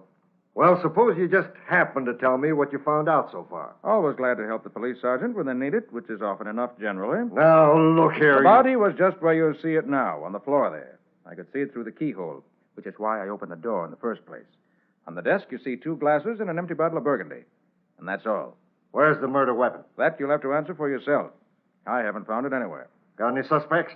Have you talked to Mackley yet? I have. He says he was up here in the den helping Mrs. Cord get over a bad spell. Says he gave her a shot of liquor and went downstairs again. That's all he knows. Puts him in a pretty tight spot, doesn't it? It might, except for a few facts you've overlooked. Such as what? Carla Bentham swears her brother must have been in this room. Says she searched the rest of the house and couldn't find him. Therefore, he was in here. Therefore, he killed Mrs. Cord and scrammed out of here with a murder weapon. It ain't here anywhere, so he must have taken it with him. Sure of that? Mrs. Cord was clubbed to death. There's nothing in any of these rooms that could have done the clubbing. Therefore, young Wallace and the weapon went out of here together. Kilroy, it sounds like a pretty feeble story to me. You don't even know Wallace was in this room. He may have been outside on the grounds while his sister was looking for him. You think Mackley did it? I feel quite sure he didn't. His motive would have been to keep her alive rather than otherwise.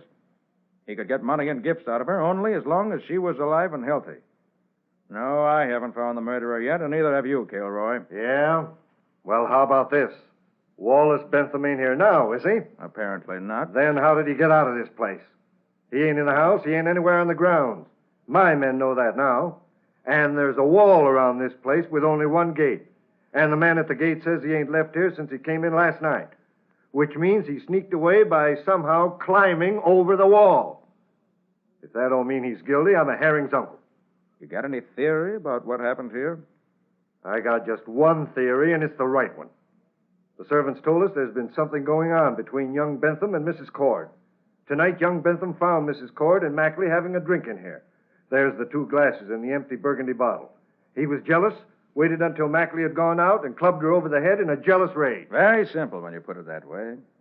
You got any better ideas? Until I have facts to go on, I don't have any ideas at all. Well, I think I'll be getting home where I can find Patsy. Good night, Lieutenant. Or should I say Sergeant? That's all right, Carter. It'll be Lieutenant one of these days, and don't you forget it. And when it is, Carter, watch your step. I'll be happy to. So long.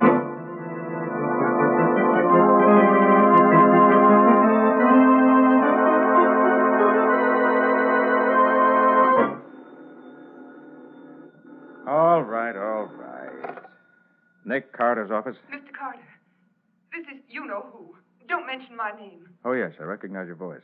Can you What is come? Can you come to 2343 Aldine Street at once? I'm in terrible trouble. Terrible. But what's the matter? I can't tell you on the phone. For the love of heaven, come. All right. Lucky you caught me. I was just going out to dinner. Be right over.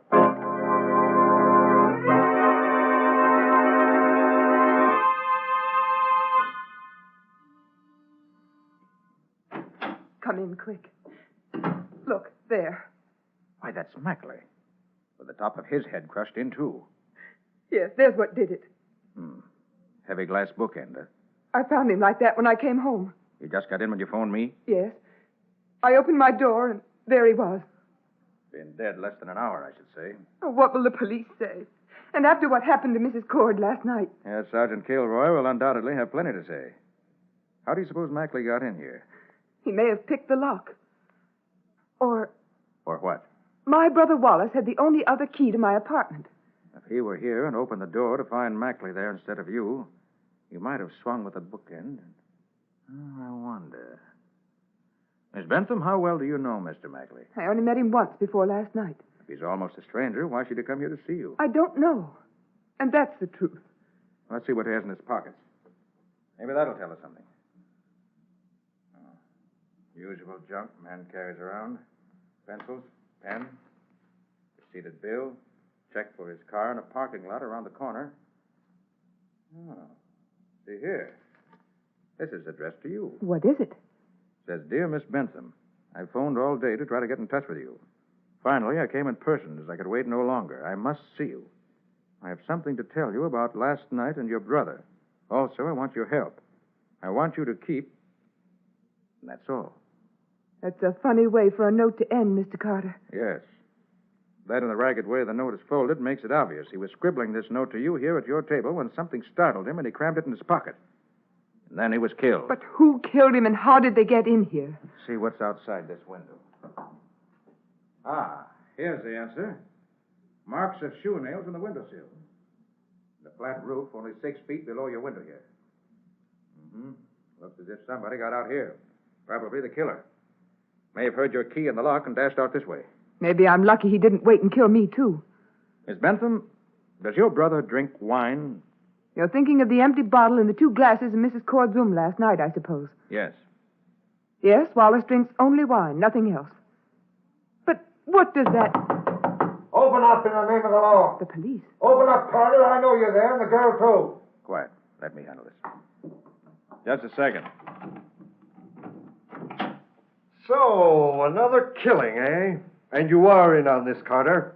Last night I thought you weren't, but now I find you here with this girl and a dead man. What I told you last night was the truth, Kilroy. I know nothing about this except what you see here.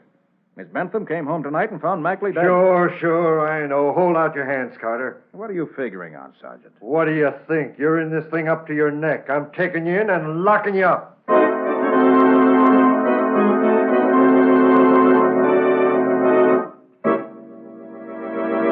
Well, what can Nick do now? Arrested and in jail for a murder he didn't commit, he can't do much to find the real murderer. What's going to be his next step? We'll see in just a moment. No matter how careful we are, we're all likely to track in mud, snow, and slush from out of doors these winter days. Save time and energy by protecting your floors. Use Linex self-polishing wax, the non-skid finish, to give your wood and linoleum floor surfaces protection plus beauty. Because Linex self-polishing wax contains genuine Carnauba wax, it wears well and may be renewed at any time without re-waxing the whole floor. Linex self-polishing wax resists water, too, so that it may be wiped up easily. And it lessens your work because Linex self-polishing wax keeps dirt on the surface where it's readily wiped away. What's more, Linex self-polishing wax gives all your floors a beautiful, satiny appearance you'll be proud of. Best of all, Linex self-polishing wax requires no tiresome rubbing or polishing. You simply wipe it on in a jiffy. So depend on the modern way to keep your floors looking their best with a minimum of work. Get Linex, L-I-N-X, Linex self-polishing wax now. You'll find all 3 great Linex home brighteners and Chemtone, the miracle wall finish, at hardware, paint, and department stores everywhere.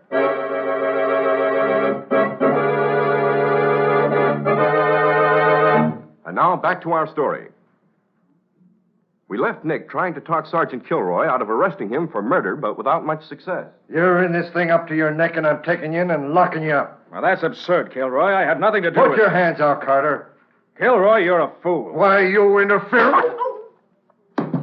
Shouldn't hit a policeman, Mr. Carter. I know it, but I had to do it. I've got to be on the loose for a time. I'm just beginning to make sense out of this. Come on. Where? Kilroy was alone when he came up here, but he must have men downstairs. We have to get out of here before they come here looking for him. You got any money? Yes, some. Good. Go to a side street hotel somewhere and register under an assumed name. I'll be at the Green Hotel under the name of John Nicholas. But don't call me unless it's very important.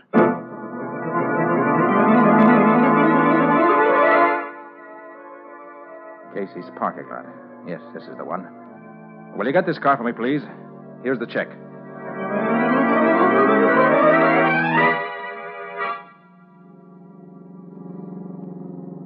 Yes, this ought to be far enough away. Now, let's see if there's anything in this car of Mackley's.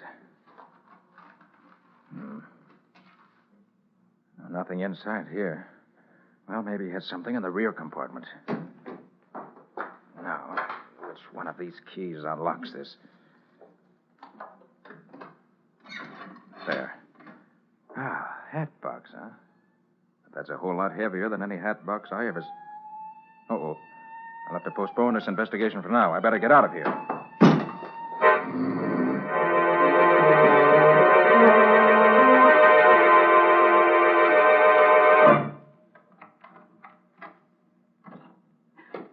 Who's there? Oh, it's you, Nick. Yes. So long since you've used that private entrance of yours, I'd almost forgotten about it. It's been a long time, Patsy, since I've had to get into my office without anyone seeing me. What have you done now? Oh, Sergeant Kilroy and I had a little argument, and I won by a knockout. Oh, Nick, you didn't. I had to. It was Kilroy or me. So that's why those 2 cops have been hanging around out in front here for the last hour. What's going on? Plenty. Is that a hat box you have there? Yes, it belonged to Mackley. To Mackley? Yes.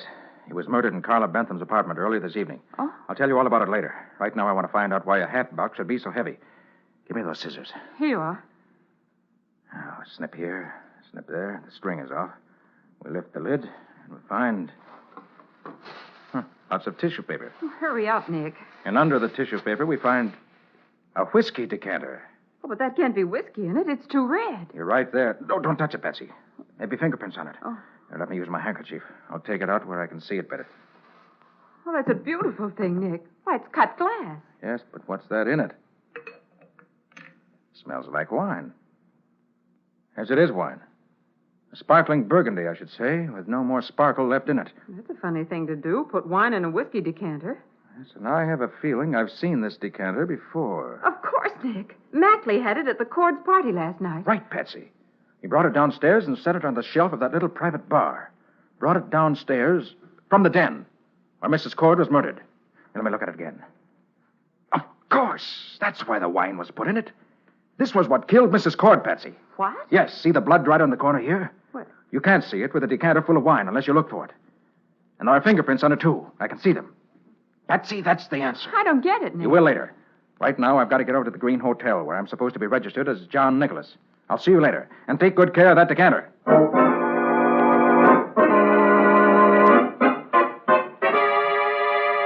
Oh, I wonder why I ever picked out such a dump to come to. Should at least have picked a radio. Yes? Can you come to see me again? Right away? What is it this time? Something special. Wallace is coming to see me, and I thought... Wallace? Your brother? Yes, and I thought he could get some advice from you. How do you know he's coming? He just phoned me. Said he'd be here in 5 minutes. But that's utterly and completely impossible. That's what he said. How do you know where to phone you? I guess he must have been near my hotel when I left and followed me here. Can you come? You bet I'll come. I wouldn't miss it. Where are you? The Marlowe. Ask for Helen Laughlin. I'll be there in 10 minutes.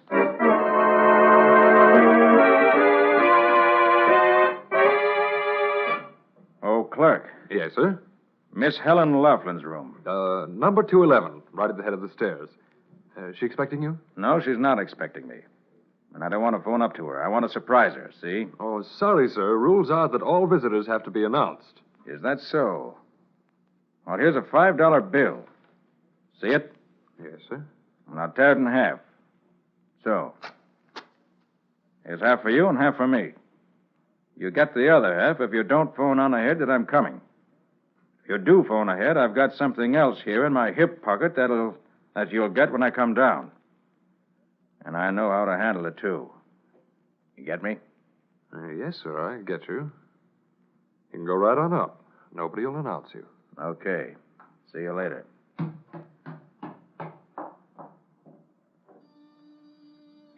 Come in. Get your hands up quick, Carter. Close the door, Arthur. Yes, Father. Oh, very nicely done. Mr. Cord and son Arthur, if I'm not mistaken. I'm sorry, Mr. Carter. They made me phone you. We did. A few twists of her arm, and she was glad to oblige. I knew they'd be here, Miss Bentham. So I notified the cops on our way up here. They should be along any Father, minute. hear that? We've got to get He's out. lying. The police would never believe him now. He's wanted himself. Besides, why should he expect to find us here? For the simple reason that Miss Bentham's brother Wallace just couldn't be coming here to see her. It's a physical impossibility. What do you mean by that? The dead can't walk. Oh. He's just talking, Carter. Come, Carter. Where's that decanter? Suppose I told you it was at headquarters. Fingerprints, blood and all. I wouldn't believe you. You couldn't know anything about it. It couldn't be much plainer. Blood in two places in the decanter. Where your wife was clubbed once, and the other place must have been where you clubbed Wallace. Oh, no. No. I'm sorry, Miss Bentham. These two killed your brother, who? Father, he knows. Just what do you know, Carter? Plenty. You caught Wallace and your wife together and killed them both by slugging them with a whiskey decanter. I imagine that Mackley was close enough to see you do it without being seen himself. Then you had the idea that if young Bentham disappeared, the police would blame the murder on him. So you and your precious son carried his body out and hid it. But while you were gone, Mackley got his big idea. Blackmail. Here in front of him was a decanter with blood and fingerprints on it. And you, Mr. Cord, were now a very rich man, having inherited your wife's fortune at her death. So Mackley got the decanter, poured out the whiskey, and filled it with the wine from the bottle on the desk. The blood didn't show up that way. Then he took it down to the bar, carrying it carefully so as to preserve the valuable fingerprints. Father, how can he know all this? Go on, Carter. Anything else? Plenty. Judging by the note we found on Mackley's body a while ago, he must have gone to Carla's apartment to let her in on the blackmailing scheme, too. Maybe he wanted to hide the decanter there for safety. But you trailed him there, Cord, and socked him with the bookend, figuring you don't hang any higher for 3 murders than for 2. But Carla came in just then, and you had to leave before you could search Mackley's body. Then I got into the case. You trailed me and saw me get hold of Mackley's car, in which the decanter was hidden. Meanwhile, your sweet son trailed Carla here, and the rest was easy.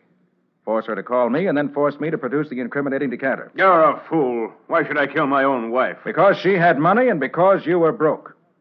That and a jealous disposition are motive enough. Okay, so I killed her. Now I want that decanter. You'll call a messenger on that phone. Tell him where to bring it to you at once. If you don't, we'll start working on Carla again. Okay, Cord, you win. For Carla's sake, I'll do it. Let me have the phone. That's more like it, Carter. Call Cranston 1365. That's the nearest messenger office.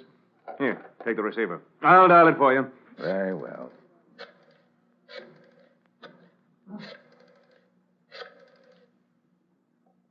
That Carla! Get your hands up, Carter. No, you don't. Are you sly little worm? Give me that gun. I'll fix you. Mr. Carter, look out behind you! Easy, Carter. Take it easy. I'll take over now. All right, good for you, Sergeant. Well, did you hear anything while you were out there? I heard enough to send the old boy to the chair. I'm glad you got my message okay. Message? I didn't get any message from you. The hotel clerk downstairs phoned and said... That was the message I sent you. After I threatened him with my gun and flashed a torn $5 bill on him, I knew he'd get in touch with headquarters right away. Smart fellow, that clerk. Wouldn't let anyone put anything over on him. And you're a smart fellow, too, Kilroy, recognizing his description of me and answering the call yourself. Well, nobody but me was going to have the pleasure of pulling you in. But look here, Carter. You said Cord and his son hid young Bentham's body. We went all over the house last night, and he isn't hidden there. Did you look in one of those big urns that Cord's place is decorated with? You mean those big vases? Heck no, never thought to look inside them. I'll send someone up right away. Well, how about me? I haven't forgotten you wanted to arrest me a while back. I ain't forgotten it, Carter, and I ain't forgotten about that sock in the jaw you gave me. But, look, suppose we decide that I broke this murder case myself. Would you have any objections? Why, no, Sergeant. Tell you what I'll do. I'll swap you a decanter complete with fingerprints and bloodstains in return for letting bygones be bygones and no hard feelings anywhere. Agreed? Okay, but in the future, keep out of my way. I don't want to have any more arguments with you. Your arguments have too much punch behind them for me.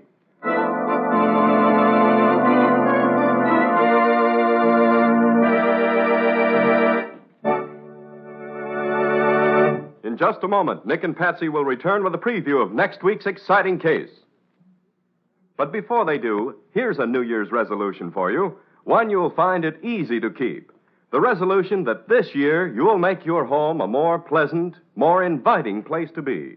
With the 3 great Linex home brighteners, it's always easy to keep your floors, furniture, and woodwork shining clean. Take Linex Cream Polish, for instance, which gives your furniture a handsome, lustrous look in half the time. Yes, it's true, for Linex Cream Polish cleans as it polishes, saving you one whole step in your cleaning day routine and removing in one quick application the cloudy accumulation of dust and previous polish. Linex Cream Polish banishes messy fingerprints and helps conceal ugly scratches, too, and it leaves no oily film to attract more dust, to make more work. So be sure to ask your dealer for Linex Cream Polish. Get all 3 great Linex home brighteners. That's Linex, spelled Lin-X. You'll find them, Linex Self-Polishing Wax, Linex Cream Polish, and Linex Clear Gloss Varnish at your nearest hardware, paint, or department store. One other important reminder. This is the final week of the great 6th War Loan Drive. Make the world's safest investment now. Invest in victory, in post-war stability, in your own future security. Buy an extra war bond and make your idle dollars fighting dollars.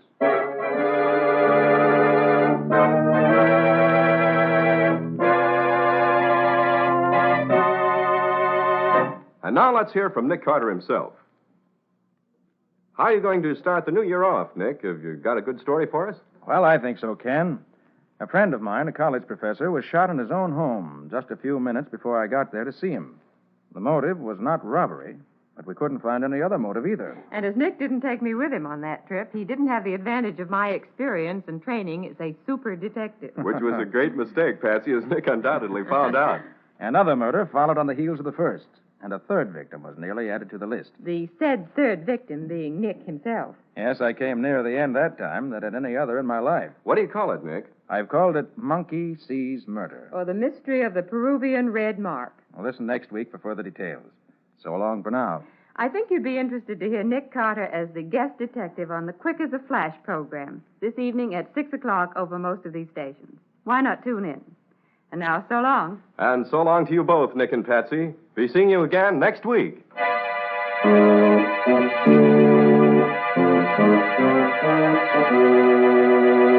Next week at this same time, listen to another curious experience of Nick Carter, Master Detective, entitled Monkey Sees Murder. Or Nick Carter and the Mystery of the Peruvian Red Mark. Nick Carter, Master Detective, is featured in Street and Smith magazines. Lon Clark is starred as Nick with Helen Choate as Patsy. Original music is played by Lou White, and the programs are written and directed by Jock McGregor. And now, the three great Lin-X home brighteners, Lin-X Clear Gloss Varnish, Lin-X Cream Polish, and Lin-X Self-Polishing Wax, created by Acme White Lead and Color Works, America's great producer of fine Acme quality paints, wishes every one of you real contentment and success during the new year. Ken Powell speaking. This is Mutual.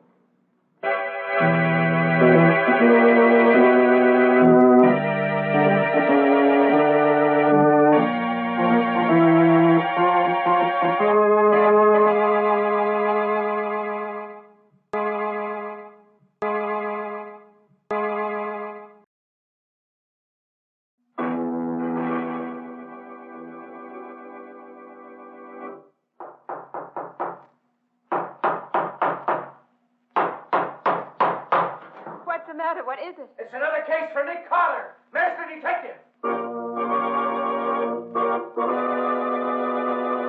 Yes, it's another case for that most famous of all manhunters, the detective whose ability at solving crime is unequaled in the history of detective fiction, Nick Carter, Master Detective, presented by the three great Lin-X home brighteners, Lin-X Clear Gloss, Lin-X Cream Polish, and Lin-X Self-Polishing Wax, created by Acme, America's great producer of Acme quality paints.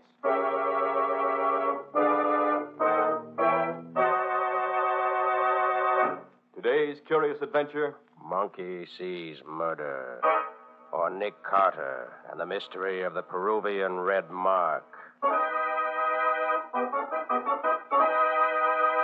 In just a moment, we'll hear how Nick Carter solved the mystery of the Peruvian Red Mark with the aid of Professor Ben Toole's stuffed monkey. But first, a word about good housekeeping. Millions of women have wisely come to depend upon Chemtone, the miracle wall finish. And other millions are now coming to depend upon the three great Lin-X home brighteners to give their floors, their woodwork, and their furniture the same radiant beauty that Chemtone gives to walls. Lin-X Clear Gloss Varnish, the durable super varnish that dries to an elastic, transparent surface which protects all wood and linoleum in your home. Lin-X Cream Polish, which cleans as it polishes, leaving no oily film on your furniture. And Lin-X Self-Polishing Wax, which beautifies your floors with a satiny yet tough non-skid finish that resists wear, water, and dirt. You'll find the three great Lin-X home brighteners at your hardware, paint, or department store.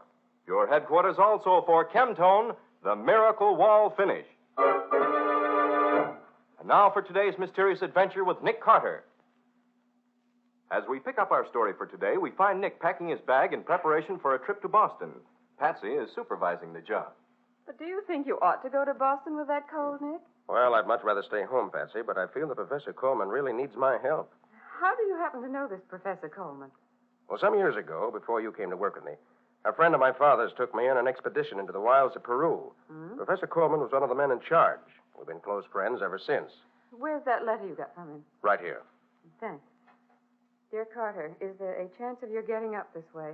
I should like to discuss with you a most delicate problem which has suddenly come up, one which is driving me out of my mind.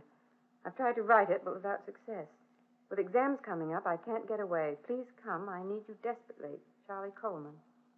Well, it certainly sounds pretty serious. Yes. Can't imagine what he's talking about, but I think enough of him to want to help him if I possibly can. So I'm going to Boston, cold or no cold. Wonder if old John is still with the professor. Who's old John? Oh, he was sort of a handyman around the university for a long time. Then his memory began to fail him, and after a rather serious accident that cost the chemical lab quite a bit of money, they had let him go. Professor Coleman took pity on him and gave him a job as his housekeeper. Old John idolizes the professor. When do you get there, Nick? So I should be there about dinner time this afternoon, I expect. Certainly be glad to see the old boy again.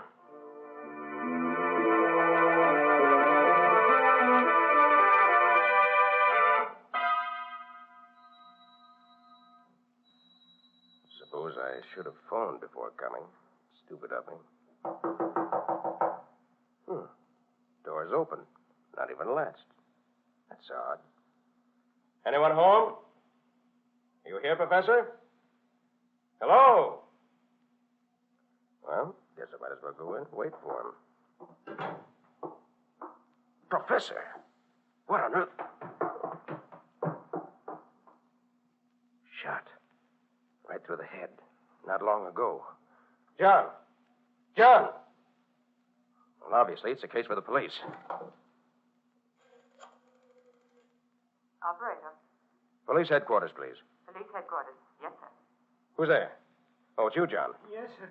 Oh, how are you, Mr. Carter? Police headquarters, Sergeant Donnelly speaking. This is Nick Carter, Sergeant. I want to report that Professor Coleman of 4873 Beacon Street has been murdered. I just found the body. Don't leave the house. I'll have someone up there right away. I'll wait. Goodbye. Did I hear you saying on the phone that he was dead? Yes. Where have you been, John? Well, I've been out. Yes, I know, but where? Well, he said for me to go over to Logness Hall to a lecture. He ain't really dead, is he? You're just saying that, ain't you? He told you to go out. Why? Well, I don't know. Maybe he was expecting company. He told me to go. Whom was he expecting, John? Well, I don't know. Maybe the man who was here twice already asking for him. The man who looked kind of like the professor himself. I see. John, tell me, do you know anyone who would want to kill the professor? Oh, no, sir. No, indeed. Well, what about this man who looks like him, who came here twice, you say? Oh, he just came. The professor was out each time, so he went away. Did he leave his name? No, sir, he didn't. Just looked sad and went away. You told Professor Coleman about this man, didn't you? Oh, yes, sir. And what did he say when you told him? Well, he seemed sort of troubled, sir. He kept asking me what the man looked like and what he said and what he did and all like that. You think the professor was afraid? Well, I don't know. Maybe a little. Oh, I'll go let him in, Mr. Carter. All right, men, wait here. I'm Captain Jeffrey, Police Department. You the man who phoned us? Yes, I'm Nick Carter, an old friend of the professor's. His body is in the living room there. Okay, thanks. We'll look the place over. Then I'd like you to tell us what you can about it. Wait here, will you?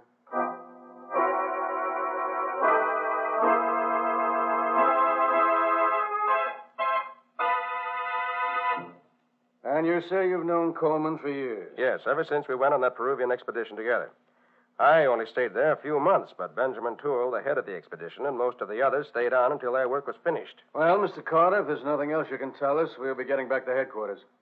You're going to be in the city for a while? Yes, at least until this is cleared up. Where'll you be? I imagine Ben Toole will want me to stay with him when he knows I'm in town. He generally does. I see. You can get me there if you want me.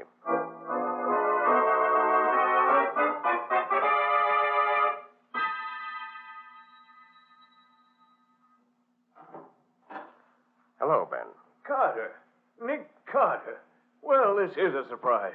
When did you get into town? This afternoon. Well. I'll call Peterson and Charlie Coleman right away. We must have a real old-time reunion. I've just come from Professor Coleman's, Ben. He's dead. Huh? Dead? Charlie dead? Oh, surely you're not serious. I'm afraid I am, Ben. He was murdered late this afternoon. Murdered? It doesn't seem possible. Didn't to me either. You see, here, we better call Peterson and tell him. He should know at once. Suppose I ask him to come over right away. But you don't realize, Nick, how he and Coleman have drifted apart in the last couple of years. He's still hot-headed as ever, I'm afraid. Oh? Why, what was the trouble between him and Coleman? Coleman thought Peterson drank too much. Peterson was in his department, you know. And Peterson thought it was none of Coleman's business what he did outside of ours. Once they actually came to blows, very briefly. I see. I suppose Pete will take over Professor Coleman's job now. He was in line for it, wasn't he? Yes, with a nice Salary increase, too. Well, I'll give him a ring when he gets here. You can tell us both all the details.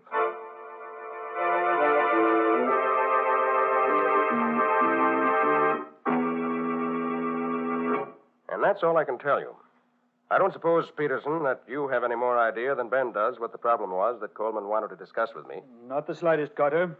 You and I were scarcely on as intimate terms as that. Of course, I'm sorry that he's dead, but I don't expect to go into mourning for him. We're all sorry he's dead. He was a good man and a good scientist. Yeah, I've got to be running along. I have work to do.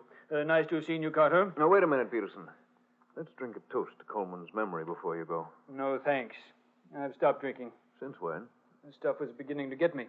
I was beginning to do things without knowing it. You've changed, Peterson. Things like that didn't used to worry you. Yes, I know. Guess I'm getting older. Well, good night. I'll see you again if you stay around a few days, Nick. I'll let you out if you must never go. mind, Ben. I know my way around here. Good night. You'll stay here with me, of course, Nick. Be glad to, Ben. Rather hoped you'd ask me. Before we turn in, I'd like to show you the work I've been doing. My book on the expedition, you know. Oh, yes. How's it coming along? Nearly finished at last. It's been a terrific job to correlate all that material that we gathered in that year in Peru. It's not the money I'm after, you know. It's recognition. Recognition for all those months and years of hard work and perseverance. I'm getting old, you know, and I may not have... What is it, Ben? Look here. All over my manuscript. These red marks. Oh, what do they mean? You know what this is, don't you? The mark that's scrolled all over these papers? Why, it looks like a big red letter F. Is it? After you left the expedition and went back to New York, we found one of our head guides murdered in his tent one morning. And on his face and all over the walls of the tent, written in his blood, was the same symbol. The natives told us it was a message, a warning, a promise of death. But who in the world could have... I don't know. I don't understand it at all. First Charlie Coleman murdered, and now this. Oh, what can it mean? I don't know, Ben. But the best thing to do right now is call the police. It's undoubtedly linked to Charlie Coleman's death some way.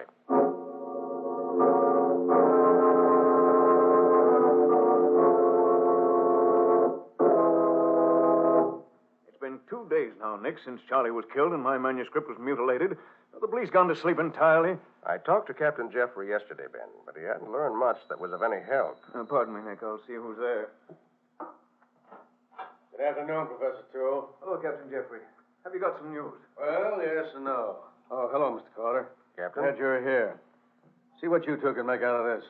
What is it, Captain? This letter, we found it among Professor Coleman's things yesterday. As you see, it's dated about a week ago and comes from a firm of lawyers in Chicago. You care to read it, Mr. Carter? Yes, of course. Well, that's odd. What is it, Nick? Briefly, it says that Professor Coleman's father died a few weeks ago, and the lawyers just found out. His will left his entire estate to his 2 sons, Charles and Bennett. Well, that fits in with what old John was telling me the other day about the stranger who resembled Coleman. I hadn't heard that. When Professor Coleman's servant told us about him, we checked up on him. It's pretty certain that a man who looks a lot like the professor has been seen around quite a bit recently. Several persons have seen him. Was he alone always? Yeah. No one has ever seen him with a professor. Did you read the rest of the letter? Yes. Goes on to say, Ben, that if one brother only survives, he shall have all the money. But the letter says the lawyers have had no word about Bennett's whereabouts for over 5 years. They want to know if the professor could help them. The surviving brother gets the whole estate? That's it. Then maybe the stranger was Bennett. And maybe he killed Charlie so that he'd be the surviving brother. Or perhaps they had an argument over the money and the professor was killed in a quarrel. Did you know about his brother, Ben? Yes. Charlie told me a long time ago. But he swore me to secrecy. But after what's happened, I think I better tell you. Charlie's brother, Bennett Coleman, has another name. Vern Call. Vern Call? Why, he's a crook. Is he Charlie's brother? Yes, and he's bad. All bad. He recently escaped from a Carolina prison after serving 3 years of a long sentence for armed robbery. Well, that's the answer to the whole thing right there. As this Bennett was a fugitive from justice, he knew he couldn't collect his share of the money without being caught. So he made tracks here to see his brother. They had an argument. That's impossible. Why? Bennett couldn't have come here for his share of the money, because he was seen here in town before Charlie got the letter telling of their father's death. Well, maybe I was wrong about the motive, but I'm right about him being the killer. That delicate situation the professor wrote you about could very well have been because Vern Call was hanging around. And that would have been very delicate for a professor in a college like this. You make it sound very simple, Captain. Well, it is simple, so why complicate it? Our job right now is to find Vern Call. I'll get out an alarm for him immediately.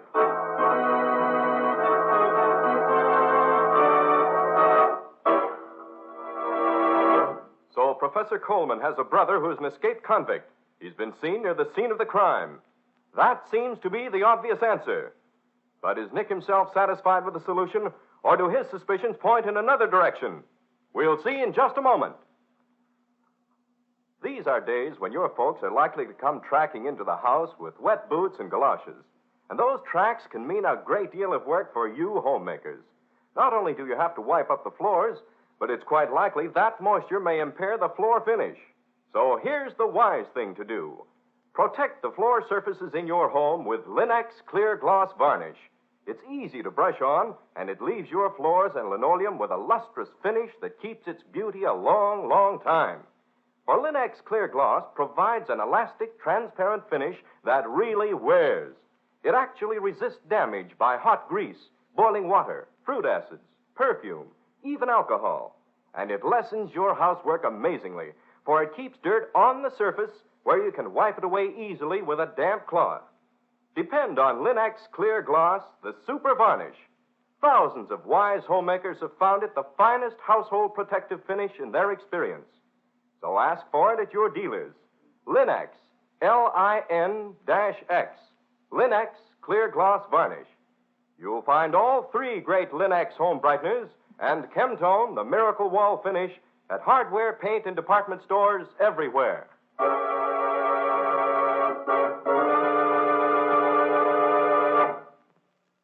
Now, back to our story. As we pick up our story, it's about 10 o'clock in the evening.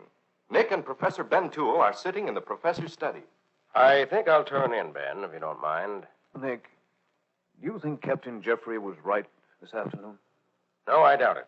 Vern Cole doesn't explain the marks on your manuscript. Sounded like the window in your study, Bean. What I thought. The stuffed monkey on my desk. What the deuce? Somebody moved the monkey from the top of the bookcase down onto my desk. Put the dunce cap on him and put that card in his hand. That red ink sign on the card. The same as the one that was on your manuscript, isn't it? Yes, Nick. The same sign. It's come again. Is your window locked? No, it isn't. That's how we got in. But who, Nick, and why? Ben, this card is fastened to the monkey's paw by a hunk of chewing gum. Chewing gum? Yes. Ben, I'm going out. I don't yet know why this stuffed monkey was placed on your desk, but I think I know who did it.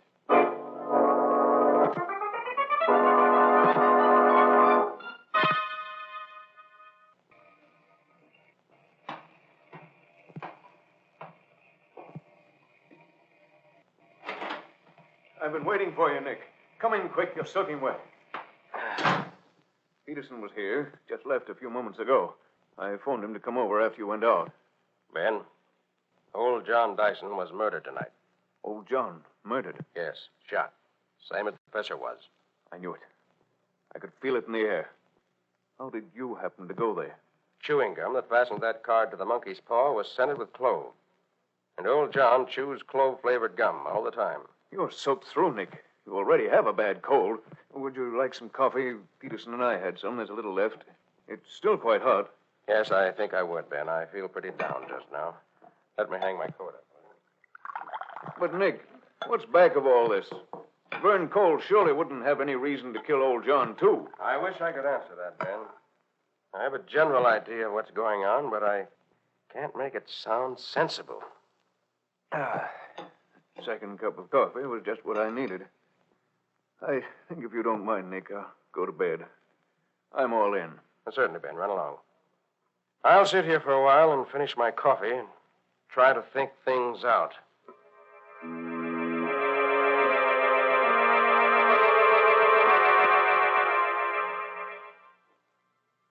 Oh,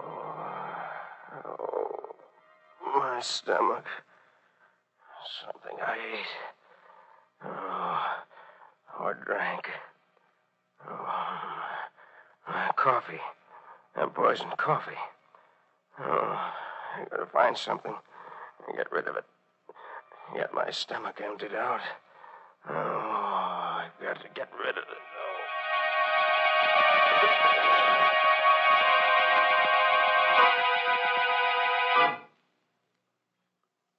How are you feeling now, Ben?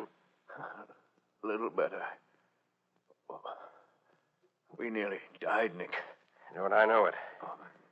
Feel sure that if I'd retired at a reasonable hour, I should have died without ever getting out of bed. But fortunately, when the poison took effect, I was still sitting in the study. I managed to get to the kitchen and find some mustard and eggs and warm water and got cleaned out. Oh, if you hadn't hauled me out of bed and treated me, I don't think I could have made it. I couldn't move when you found me. What caused it, do you suppose? It must have been that coffee you made, Ben. I didn't make it. Peterson did. Peterson made it? Yes. I poured us each a cup from what was left. Ben, I'm going over to the chemistry lab and analyze that coffee we drank. See if there's anything in it except coffee.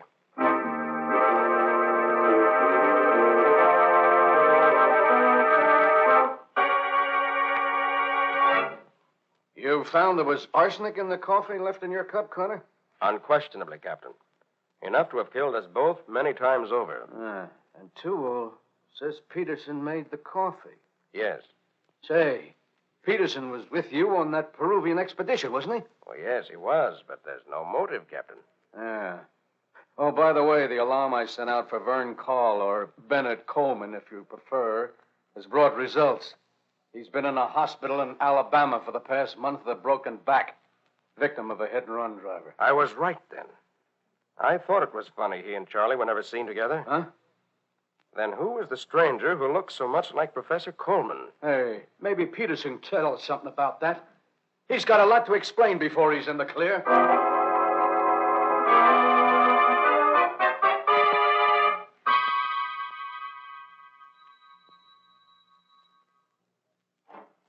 Oh, Captain, come in.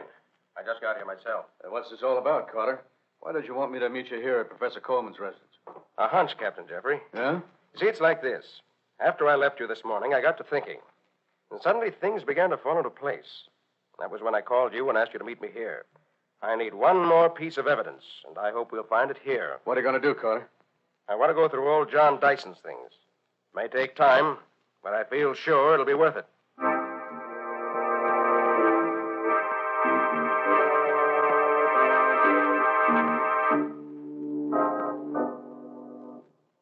Well, if you can find any place in this room that you haven't gone over with a fine-tooth comb, I'll eat it.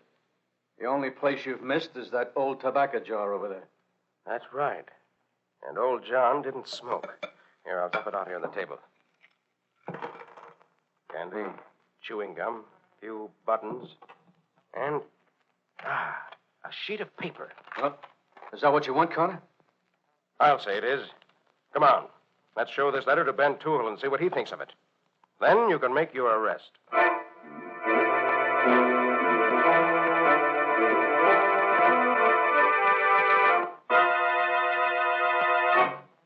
This is Ben's room. Come in.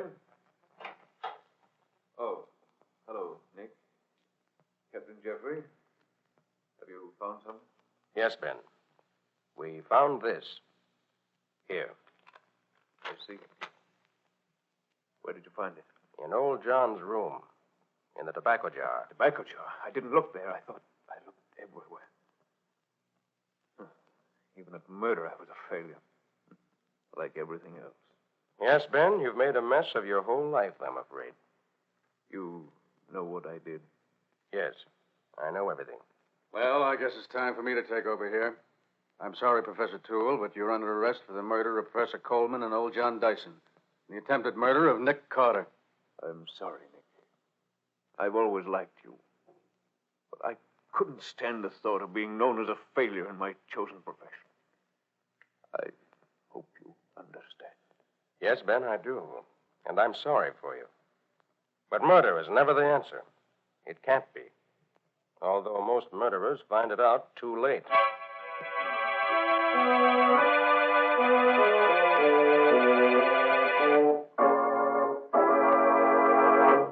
Well, go on, Nick.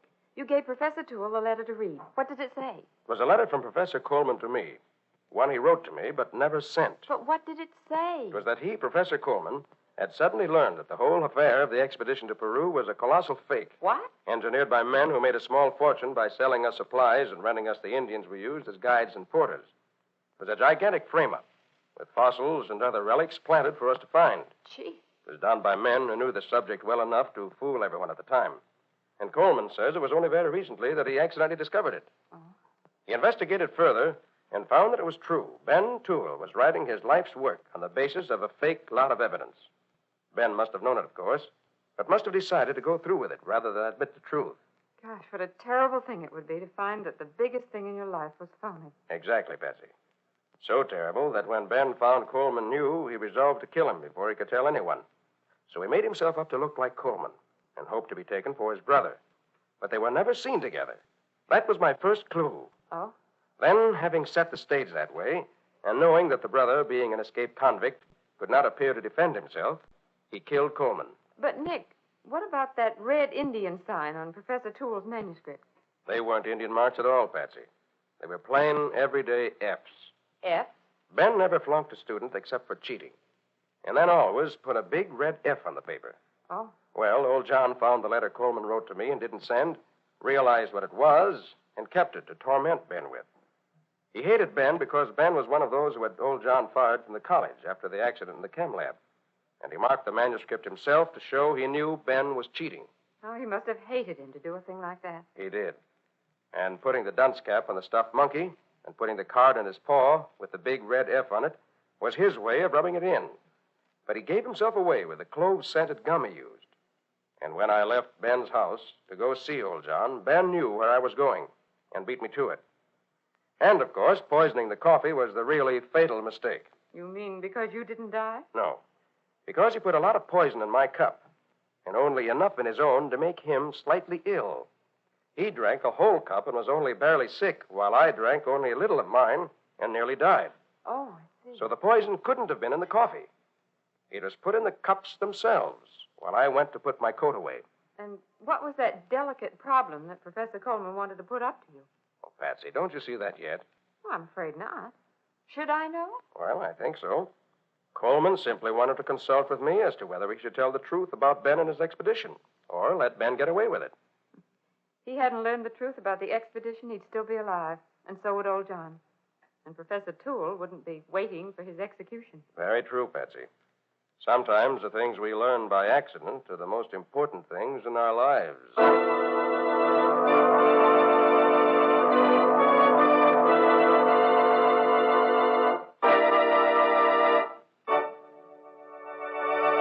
In just a moment, Nick and Patsy will bring you a preview of next week's exciting case. But first, note this. Pleasant surroundings make you happier, calmer, more contented, don't they? That's why thoughtful homemakers make a point of keeping their homes pleasant, shining bright, and sparkling clean. Thousands of American women have turned to the 3 great Linex home brighteners to help them with this task. For instance, Linex cream polish for fine furniture gives your household things a handsome, lustrous look in half the time.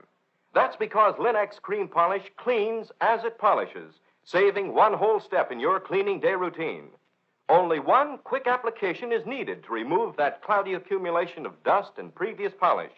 And at the same time, Linex cream polish does away with messy fingerprints and helps conceal ugly scratches.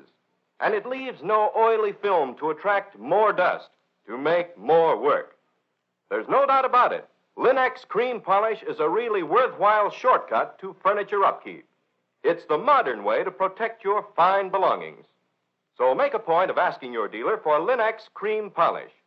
Get all 3 great Linex home brighteners. Remember, that's Linex, spelled L-I-N-X. You'll find them all. Linex self-polishing wax, Linex cream polish, and Linex clear gloss varnish at your nearest hardware, paint, or department store.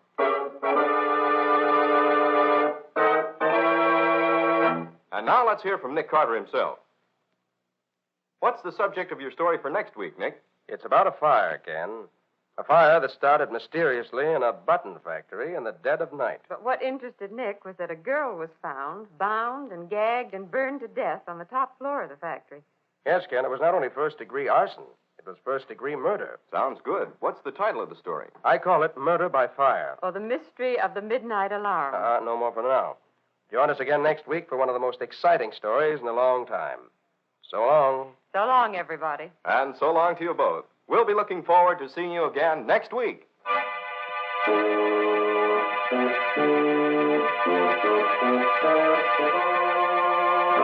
Next week at this same time, listen to another curious experience of Nick Carter, Master Detective, entitled Murder by Fire. Or Nick Carter and the Mystery of the Midnight Alarm. Nick Carter, Master Detective, is featured in Street and Smith magazines. Lon Clark is starred as Nick, with Helen Choate as Patsy. Original music is played by Lou White, and the programs are written and directed by Jock McGregor. Nick Carter, Master Detective, is presented each week at this same time and over these same stations by the three great Linex home brighteners. Linex Clear Gloss Varnish, Linex Cream Polish, and Linex Self-Polishing Wax. Created by Acme, America's great producer of Acme fine quality paints. This is Ken Powell speaking for the thousands of Linex dealers all over America and saying so long until next week. This is Mutual.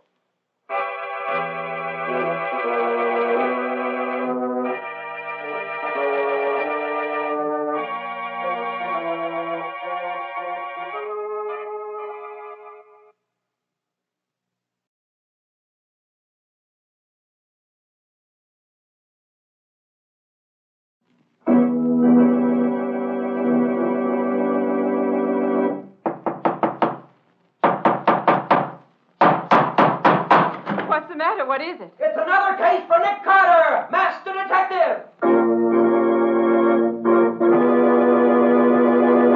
Yes, it's another case for that most famous of all manhunters, the detective whose ability at solving crime is unequaled in the history of detective fiction.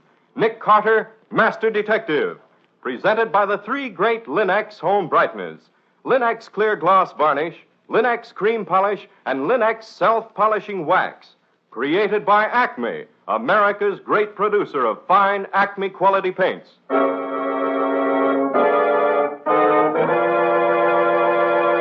Today's curious adventure, Murder by Fire. Or Nick Carter and the Mystery of the Midnight Alarm. In just a moment, we'll hear how Nick solved the mystery of who killed Jenny Baker and why, and what was behind the fire that destroyed Oscar Warren's button factory at midnight. But first, let me tell you something. Millions have learned from experience that Chemtone, the miracle wall finish, brings amazing new beauty to walls. Now, millions more are finding that the three great Linex home brighteners brings amazing new beauty to floors, woodwork, and furniture. Linex Self-Polishing Wax, which beautifies your floors with a satiny yet tough non-skid finish that resists wear, water, and dirt. Linex Cream Polish, which cleans as it polishes, leaving no oily film on your furniture.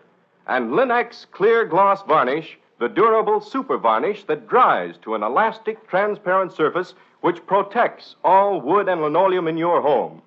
You'll find the three great Linex home brighteners at your hardware, paint, or department store. Your headquarters also for Chemtone, the miracle wall finish. And now for today's mysterious adventure with Nick Carter. As we start today's story, Nick and Patsy are watching a big factory fire in the downtown district. Suddenly, Nick calls to the battalion chief.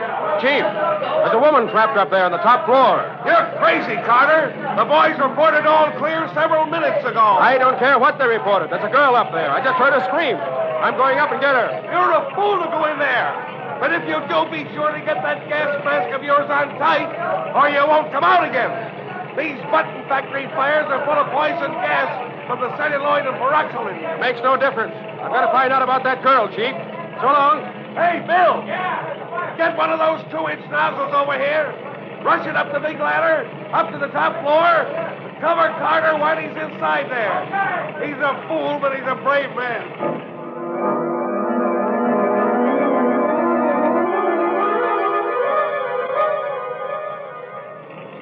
Can you see him yet, Chief?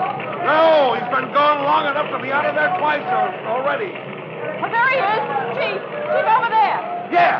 got somebody with him. Ambulance! Over here! Get the first aid kit in a hurry. Nick!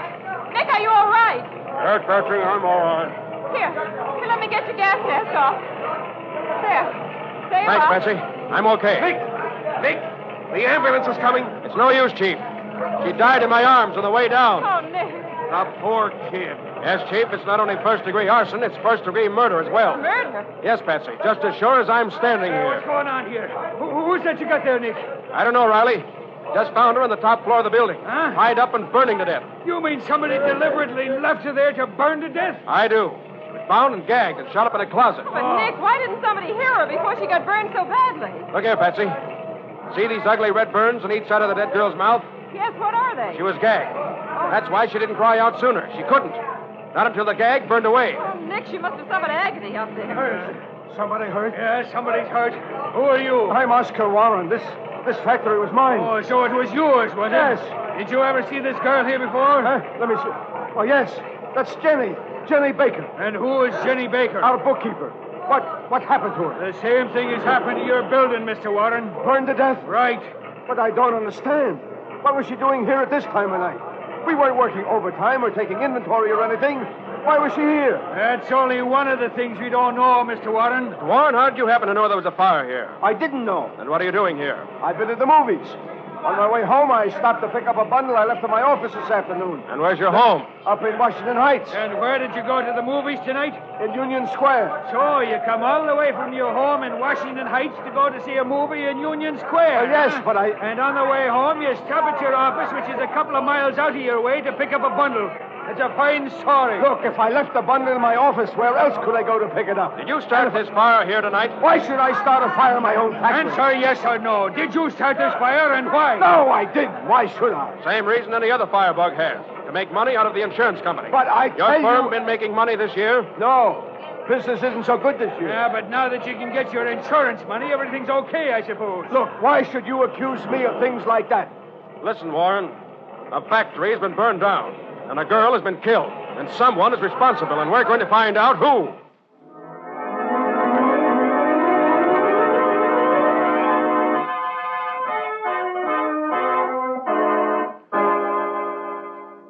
Hi, Nick. Sorry I'm late, Riley. I hoped to get here before you started questioning Warren, but I couldn't make it. What have you found out? Yeah, it's been like pulling teeth, Nick. But he's told us that the dead girl, Jenny Baker, was office manager and bookkeeper for his firm for the past 7 years. Knew more about customers and accounts than he did. Invaluable, he says. The only thing wrong with her was that she's been going out recently with his partner, Alfred Hoffman. So what if she did go out with this Herman? He's a crook. And no good. Easy now, Mr. Warren. None of that.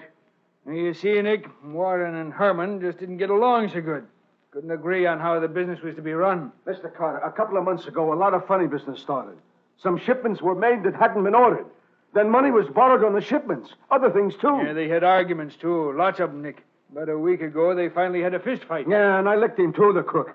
Then we called the partnership off. Which one of you is getting out of the partnership? I'm buying him out. Well, as soon as I get the money together. Yeah, with the money you're hoping to collect from the insurance company, you mean? This is a serious accusation, Lieutenant Riley. Very serious. Why, my client's reputation would be ruined if these charges of yours were made public. Stop sounding off that way, Hamilton. You're not in court, and your client's not in jail yet. Strikes me, Hamilton, that if you were to tell your client what a jam he's in and advise him to tell us what we want to know, he'd be a lot better off. That fire was incendiary. No mistake about that.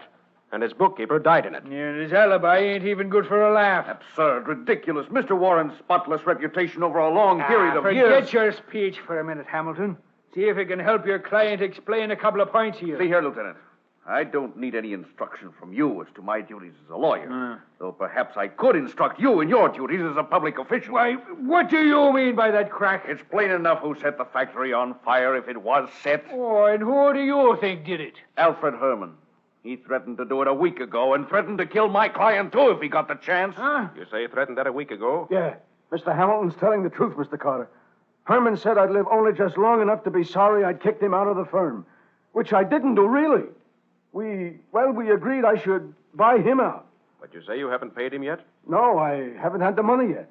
Well, will you get enough out of this insurance company, if you get anything at all, to pay off all your creditors, including Herman? All the creditors, maybe, but nothing left for Herman. Then it hardly seems logical that he'd spoil his chances of getting money from you by putting you out of business. Yeah, why would he want to do that, Mr. Wise Guy? Have you ever heard of revenge? Many men will pay more for revenge than for anything else. Riley, I think I'll have a talk with this Alfred Herman. Where does he live, Warren? 1335 West End Boulevard. What does he look like? Slender, blonde, young-looking, clean-shaven. You know, a ladies' man. All right, I'll find him. See you later, Riley.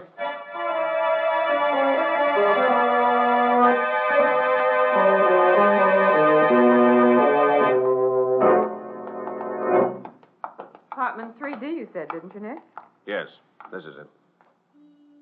What do you want to get out of Herman, Nick? First, I want to see if he has an alibi. Ring again, Betsy. Okay.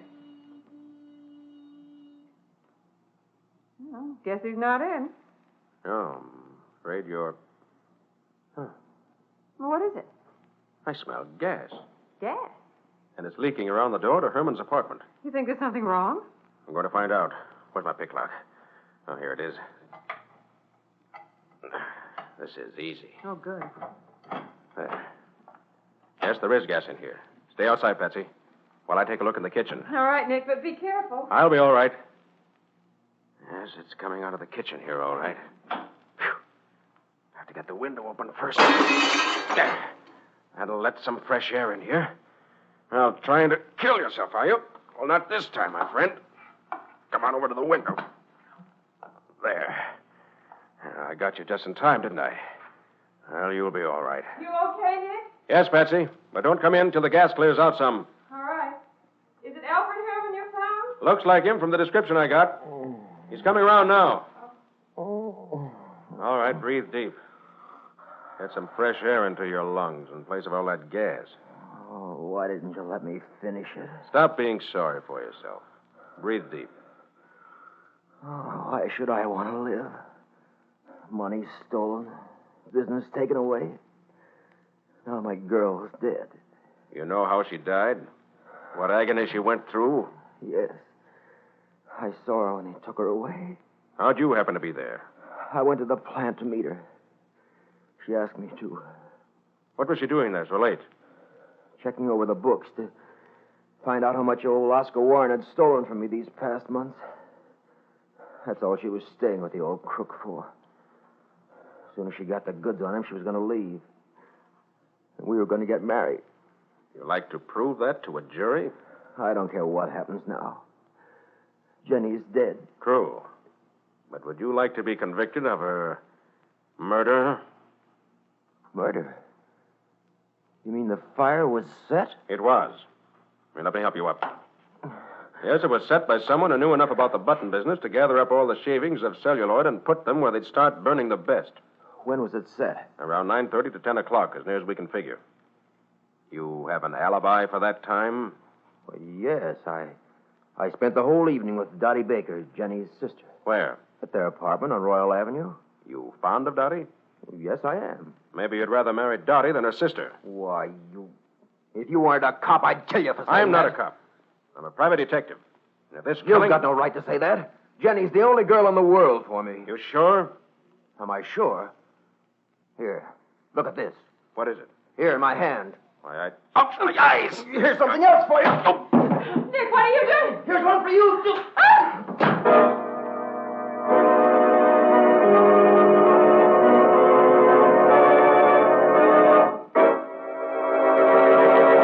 So Nick fell for the oldest trick in the world of crooks. Red pepper hurriedly snatched from the kitchen table and thrown in his eyes when he was off guard, then slugged and knocked out. And Patsy knocked unconscious in the apartment hall as Alfred Herman makes his getaway to parts unknown. Where does all this leave Nick? We'll see in just a moment. If your youngsters have ever tracked in slush, mud, or snow when you just finished cleaning the floor, you know how exasperating it is. But it can be a lot less trouble when your floors are protected by Linex self-polishing wax. For Linex self-polishing wax resists water so that it's removed in a jiffy. Linex self-polishing wax resists dirt, too, keeping it on the surface so that it's easily cleaned away. And although Linex self-polishing wax is simply wiped on without tiresome rubbing or polishing, it resists wear as well. What's more, when worn spots appear, it may be renewed at any time without re-waxing the whole floor. Yes, Linux self-polishing wax is a splendid finish for any floor, wood, tile, or linoleum, giving a beautiful satiny appearance. And it's the non-skid finish. The underwriters' laboratories have proved that fact. Get Linux, Lin-X, Linux self-polishing wax now. You'll find all three great Linux home brighteners and Chemtone, the miracle wall finish, at hardware, paint, and department stores everywhere.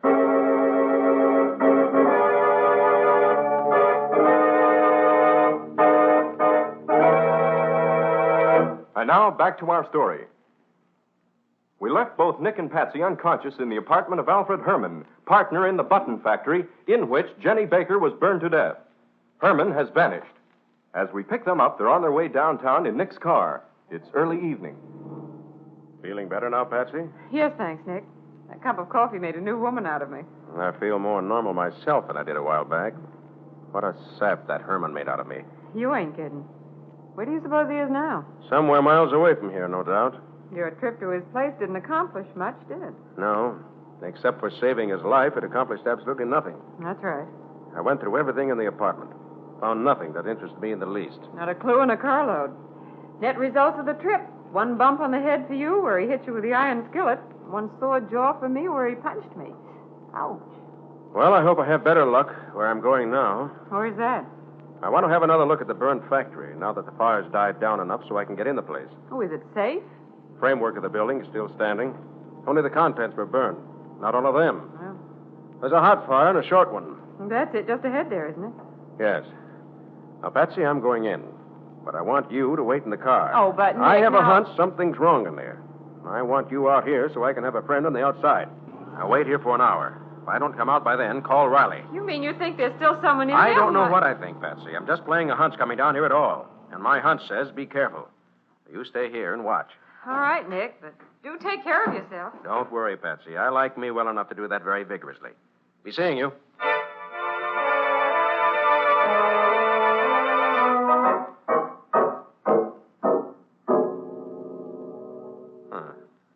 Floor's up here, still warm. Whoever started this fire did a very careful job. Contents of the stockroom burned completely. The office not hit so hard, except for the office files. Huh. Strange. The safe door should be standing open that way. This must have been Oscar Warren's desk. I hardly touched this corner. That's odd. Bell's off the telephone box. It was taken off so it wouldn't ring. Aha, I see. Well, I guess I'll just take this bell box with me. Take out these two screws, and I... They're a poor shot. Try these. Took a couple of shots at me and ran. If it wasn't so dark in here, I might stand a better chance of seeing which way... Is that a shadow or... Anybody there? Get your hands up and keep them up. And keep coming toward me. All right, I'm coming. Got a flashlight? Yes. Turn it on yourself. I want to get a good look at you. All right. Here. Why, you're Dottie Baker, aren't you? Yes, I'm Dottie Baker. You look just like your sister.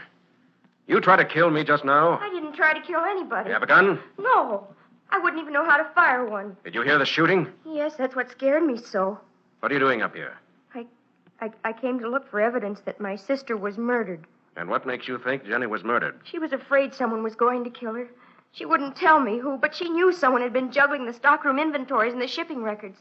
That's why she was here last night, trying to find out what was going on. But she was afraid something would happen to her before she got the proof.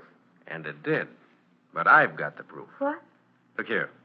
See these metal bands? Yes. They were on the cartons of merchandise that were burned. And they proved that there were only a few of them in the stockroom when the fire started. It's the oldest trick in the business. Remove most of your stock, then have a fire, and claim it burned up all your stock. But where are the cartons of stuff that they took out of here? If you could only find them, they'd prove who did it, wouldn't they? They certainly would, Daddy. And I think I know where to find them. But how could you know that? The bell box where the telephone on Mr. Warren's desk told me. Come on. Where? I'm going to take you home first. Then I'm going hunting for those missing cases, because the man who juggled the books and removed the cases was the man who killed your sister and set the fire. Oh, I hope you're right, Mr. Carter, Nick Carter. The detective? That's right. Oh, now I know you'll find the murderer. Well, I hope you're right. Oh, by the way, you seen Alfred Herman lately? Oh, yes, he spent last evening at our apartment, waiting for Jenny to get through at the factory. Why? Oh, curiosity, Dottie. Just curiosity. One of a detective's most important weapons. All right, come on. Let's get you home.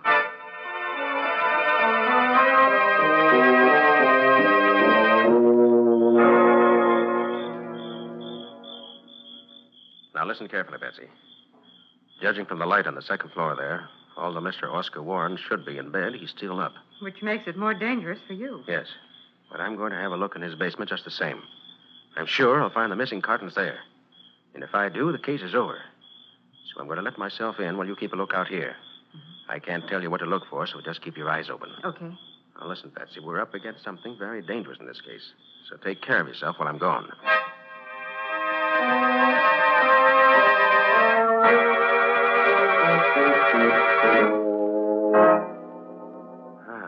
I thought so. Must be nearly 100 cases piled up against the back wall of this basement, which will send Mr. Oscar Warren... Stop that gun. Get your hands up. Turn around, face the wall. It'll be hard to make my death look like an accident right here in your own house, Mr. Warren. Huh? They'll get you if you try it. Why, it's Mr. Carter. I thought you were a burglar. What are you doing here in my house without permission? Looking over your stock of buttons. You have a permit to store this inflammable stuff here? Look, Mr. Carter, I told you Herman was pulling some funny business. These boxes are each supposed to contain $300 worth buttons. Look, I cut one of these cases open. You see? They're full of junk, rubbish. Herman steals the buttons, fills the boxes with this stuff. Then he ships them, and we got to make good. $25,000 we lost already. Why didn't you have him arrested? I couldn't catch him doing it. It's no go, Mr. Warren. Alfred Herman has an airtight alibi.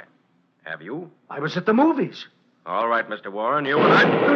Ah! Fire! There's fire all over the place. Yes, that must have been a firebomb. Out this way. The outside door is unlocked where I came in. This way. I can't see. The smoke. Here, I'll get you out. Come on.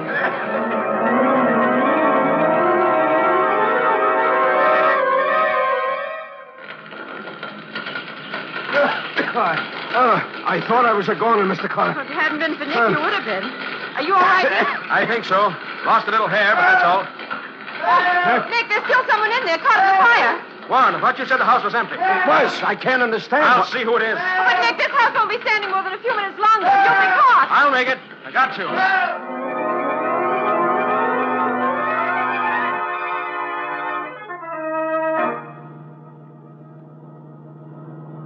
I admit you saved my life, Mr. Carter. I'm very grateful. What's the idea of insisting that I go down to police headquarters with you? Because that's where you belong, Hamilton. I know now that you're the one who bound and gagged Jenny Baker and then set fire to the factory. What? You're crazy. That's absurd. You? It could be. Of course. Yes, it was you, not Herman. You had a key. You could get at the stock in the books. And I owe you money, too. So it was you, my lawyer. He's no lawyer, Mr. Warren. I looked him up. He was disbarred some years ago. It was you, Dan Hamilton, who got me to bring these cases of scrap celluloid to my house. You said it would be evidence against Herman. This is ridiculous. Why, at the time the police say the fire started, I was at headquarters reporting Herman's threats against Mr. Warren here. I'll bet you set off that firebomb in my basement to kill Mr. Carter and me. I'm quite sure he did. But he didn't realize how fast the fire would spread, and he almost got caught in it himself. Going through Mr. Warren's papers, weren't you, Hamilton? What? This is all too fantastic, Carter, but if you insist on my going along with you, you won't mind if I call my office first, will you? Who'd be at your office at 3:30 in the morning? Well, the cleaning woman. I could ask her to tell my secretary where you're taking me. So you want to call your office, do you? Well, I'll tell you what. Let's go to your office instead. Oh, no, that won't be necessary. I'll call later. No, I think we'll go there now. Patsy, drive to Mr. Hamilton's office on Broad Avenue. And hurry.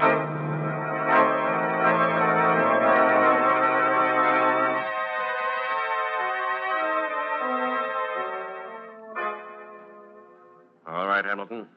Open the door. And no tricks. Very well.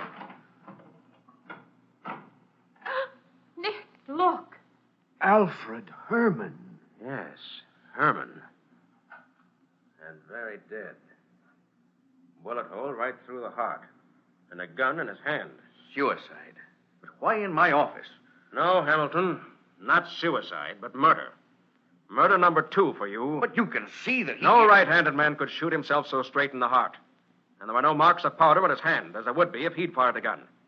He must have known more about you than I thought he did for you to kill him. All right, Carter, let's go down to headquarters. We're wasting time here. Now, not so fast, Hamilton. You're too anxious. I want to look at your telephone bell box. Don't move, Hamilton. I'll shoot if I do. What about the bell box, Nick? Look here, Bessie. Hmm? And you too, Warren. Hey, what's that arrangement, Carter? He takes the bell off, sticks a piece of emery paper on the clapper of the bell. Then he fastens a blue-tip match where it'll be lighted by the emery paper on the clapper as it vibrates against the tip of the match when the bell rings. The match sets fire to this oil-soaked rag, which leads to this wastebasket full of paper and excelsior. So when he phones his office, he sets fire to it. The body is burned up, together with all the papers and files that might incriminate him. Is that how he set fire to the factory? It is, Patsy.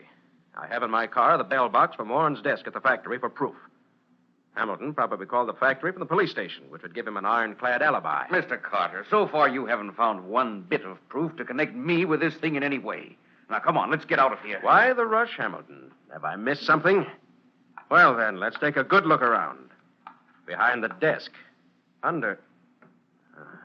so that's it. Dottie Baker, under that big desk. Gagged and tied up so she can't move. Just the way he left Jenny in the factory. All right, Dottie, just a minute. He did it. That Hamilton, I saw him kill Alfred. She's lying. She's trying to I saw frame him do it. I came in just as he shot him. So he tied me up and left me here. He was going to burn the whole building up when he could get where he'd have an alibi. He said so. I guess that does it, Hamilton. I should have killed you outright instead of waiting. You and your sister. Both of you got in my way. Hamilton, it won't take you as long to die in the electric chair as it took Jenny Baker to die in that flaming factory you left her in. But you'll be just as dead in the end, which is as it should be. All right, come on. Let's get down and turn you over to Riley. I've had all I can stand of a skunk like you.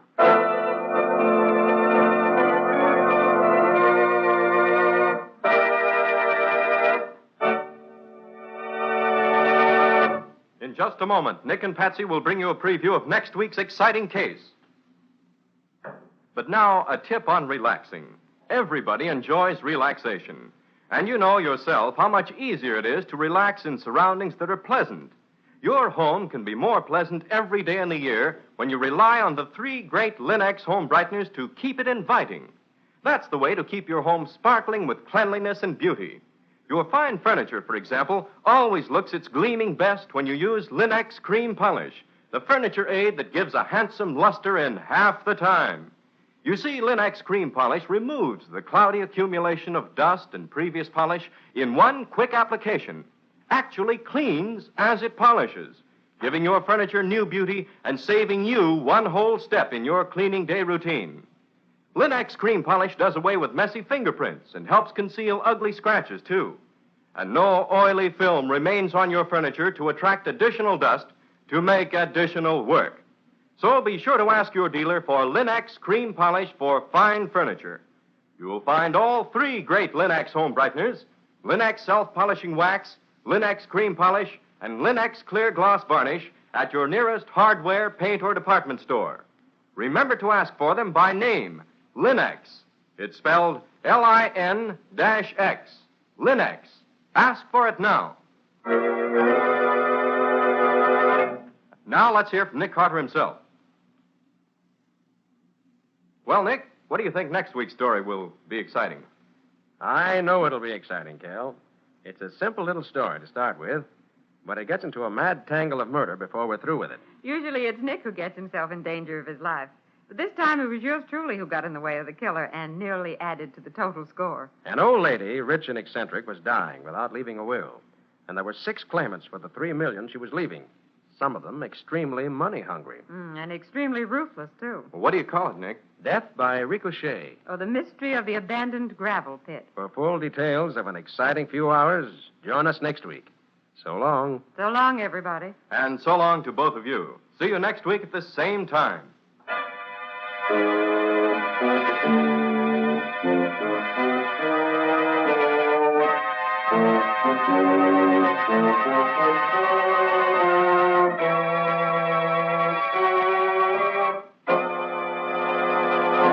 Next week at this same time, listen to another curious experience of Nick Carter, Master Detective, entitled Death by Ricochet, or Nick Carter and the Mystery of the Abandoned Gravel Pit.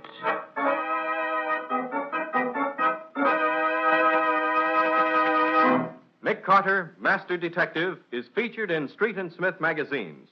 Lon Clark is starred as Nick, with Helen Choate as Patsy. Original music is played by Lou White, and the programs are written and directed by Jock McGregor. Nick Carter, Master Detective, is presented each week at this time and over these same stations by the three great Linex home brighteners: Linex Clear Gloss Varnish, Linex Cream Polish, and Linex Self-Polishing Wax, created by Acme, America's great producer of Acme fine quality paints. This is Ken Powell speaking for the thousands of Linex dealers all over America and saying so long until next week. This is Mutual. This is Mutual. This is Mutual. This is Mutual.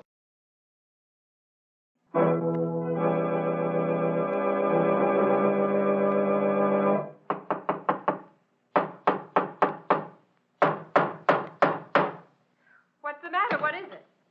Another case for Nick Carter, Master Detective. Yes, it's another case for that most famous of all manhunters, the detective whose ability at solving crime is unequaled in the history of detective fiction. Nick Carter, Master Detective, presented by the three great Linex home brighteners: Linex Clear Gloss, Linex Cream Polish, and Linex Self-Polishing Wax, created by Acme, America's great producer of Acme quality paints.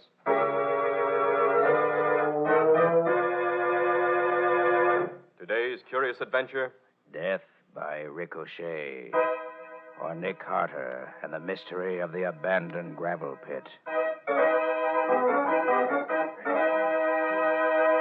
In just a moment, we'll hear how Nick solved the mystery of how the bullet from the abandoned gravel pit killed the heir to the Marquis' fortune. But first, here's something you should know.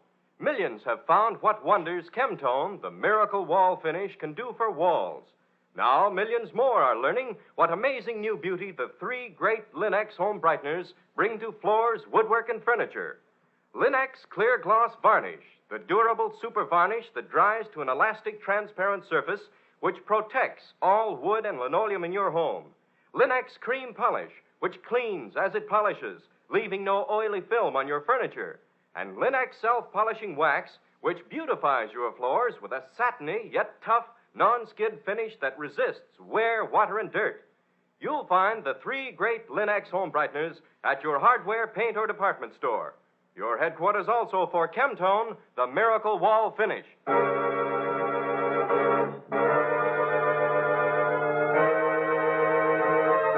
And now for today's mysterious adventure with Nick Carter. As we open our story, Nick is talking with a young friend of his whom Patsy has just brought in. But if it's not a criminal case, John, why come to me? Because it's the next thing to it, Nick. Well, all right. Let's hear it. Well, better take notes, Patsy, in case we want them later. Of course, Nick. Go ahead, Mr. Mason. Nick, I killed a man this morning. What? Oh, it was an accident, of course, but he's dead just the same. Well, tell me about it. What happened? Well, I was shooting in the old gravel pit back of my place on the highway. I've been shooting there a lot, getting ready for the pistol meet that's coming up. Well, this morning I was practicing out there when one of my slugs hit something and ricocheted. I never dreamed that a ricochet could get out of the gravel pit, but this one did, and traveled as far as the Marquis estate. You mean the Clara Marquis estate? Yeah, that's right. And the man I killed was her son, Randolph. Well, that certainly ought to make front page copy. I should say so. Patsy, get me her file out of the file room. Coming right up, Nick. Now, John, where was Randolph when it was hit? At the back of the estate, helping one of his nephews rebuild the fence. The nephew, Dave Barton, said he heard the shot, and then the whine of the bullet, and then Randolph fell over. He died instantly. Here you are, Nick. Our file on Clara Marquis. Thanks, Patsy. Now, let's see. Lives in a rambling old red brick mansion a mile out of town along the highway. No servants. That's funny, with all her money. Relatives living with her take the place of servants. Her son, Randolph, acts as general handyman on the estate. She handles all business matters herself. Jolly old soul, I should say. No one ever accused old Clara Marquis of being jolly. I've tried to get better acquainted with her granddaughter, Teresa, but the old lady won't let me take her out or go there to see her. I only know Teresa from what little I've seen of her around town and the few times I've driven her home. Now that I've killed her father, I suppose I'll never see her again. Wouldn't be in love with her, would you? No. Do you think I can be sued for Randolph's death? Well, what's the coroner's verdict? You know? Well, he told me he was going to report it was an accident. John, how far is it from the gravel pit to where Randolph was killed? About a quarter mile. The Brundage place is in between. Old man Brundage was out picking berries in the back of his place. He says he heard the bullet whine over his head. I suppose there's no doubt about the time? No, the sheriff checked on that. Randolph was killed while I was shooting in the pit. No mistake about that. I see. Was the bullet identified as coming from your gun? Well, not exactly. It was too badly mutilated, the sheriff said, to be identified as having come from any particular gun. It was all flattened and twisted. Well, from what you tell me, John, it looks as if you're responsible, all right. For the funeral expenses and so on, at least. Well, I know that, Nick. I just want to be sure I don't get hooked for what money I've got saved by a damage suit later on. That's why I want you to investigate this for me right away. I want to have it proved an accident so that nothing can come up later to put me in the wrong more than I am now. Yes, I see what you mean, John. You want me to be sure that we know now all there is to know. Then we file that information away and hope we never need it, right? That's it exactly, Nick. Will you do it? Why, certainly, John. I have nothing else on my hands for the moment. Shouldn't be a long job, nor a difficult one. Now, first, I want to have a look at your gravel pit. All right. I won't be there, but Mother will let you in. I don't suppose there's any chance I didn't fire the shot that got Randolph. Now, the chances are you did, John. I want to determine the degree of negligence involved. If there's none on your part, you can hardly be held liable for the accident. Okay, Nick. I'll leave it to you. I'll be seeing you. Right, John. And don't worry. I think I can clean this up for you.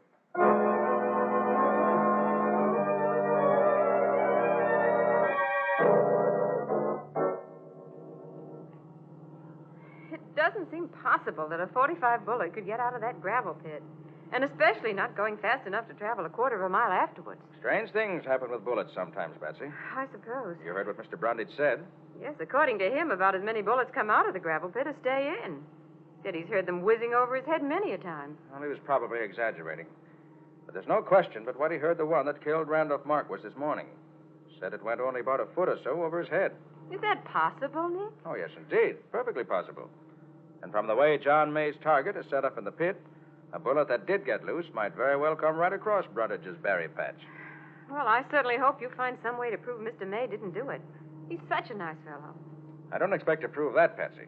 You don't? By the way, how well do you know Teresa Marquis? Not too well. Think you could use her name to get us in to look over the grounds, in case the old lady objects? Oh, gosh, Nick, that's a big order.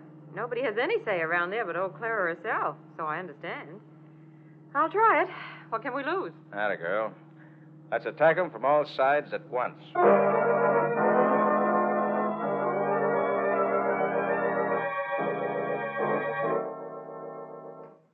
It's so nice of you to see us, Miss Marquis. This is Nick Carter. He's acting for John May.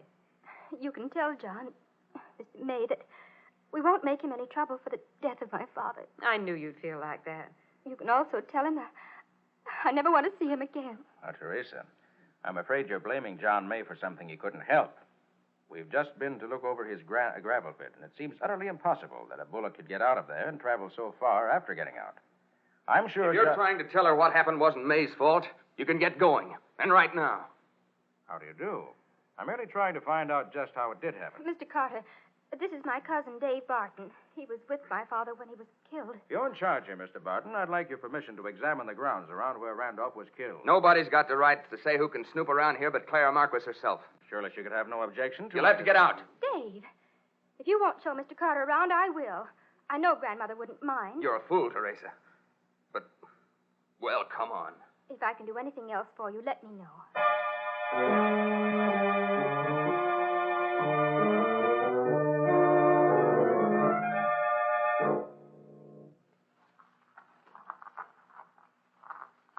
We were putting up a new fence here, Brandy and I. We've been working out here for several days. We could hear young May shooting down in that pit of his all the time. This morning it was different. The shot sounded the same, only this time I heard the whine of the bullet right after it. Now there, here's where Randy was standing. I was down there.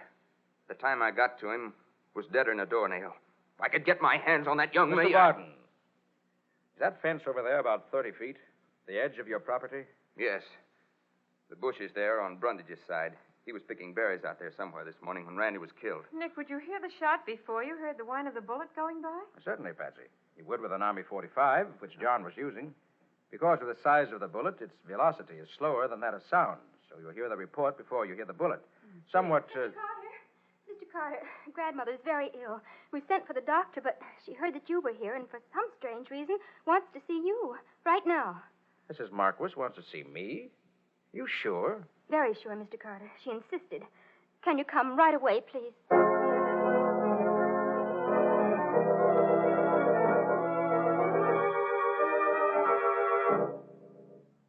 I've heard about you, Nick Carter.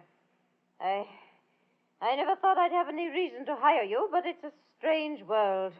I think heaven sent you here today. Well, Mrs. Marquis, I've been called many things, but never heaven sent. There you are this time. My time has come at last. I know it. Dr. Sutton always said a shock would finish me, and Randolph's death has done it. I know. Nonsense, Mrs. Marquis. You live for years yet. Rubbish. I'll be dead by tomorrow. And I want you to make a will before I go. That's why I wanted to see you alone like this. But, madam, I'm not a lawyer. I know what you are. And I know you're honest. You can draw up a will, can't you? Yes, of course I can. Very well, then. Do it. I've never had a will, and I want one. Very well. If you'll tell me what disposition you want made of your property, I'll draw it up for you. Well, that's easy. Half my estate goes to Teresa. The other half is to be divided equally between my other 5 grandchildren. I see. And who's to be executor? Teresa. She's the only one of the whole bunch I'd trust. Of course, I'll have to have the names of the 5 grandchildren. Of course you will. Of course you will. They're Bartons. David, Forrest, and Jack. And the twins, Myrtle and Hazel. Very well, Mrs. Marquis. I'll have this ready for your signature in the morning. Well, morning nothing. You'll have it ready for me just as soon as you can get it written down on paper. There's an old typewriter in the library you can use. Now, hurry up, Mr. Carter, and let's get this over with.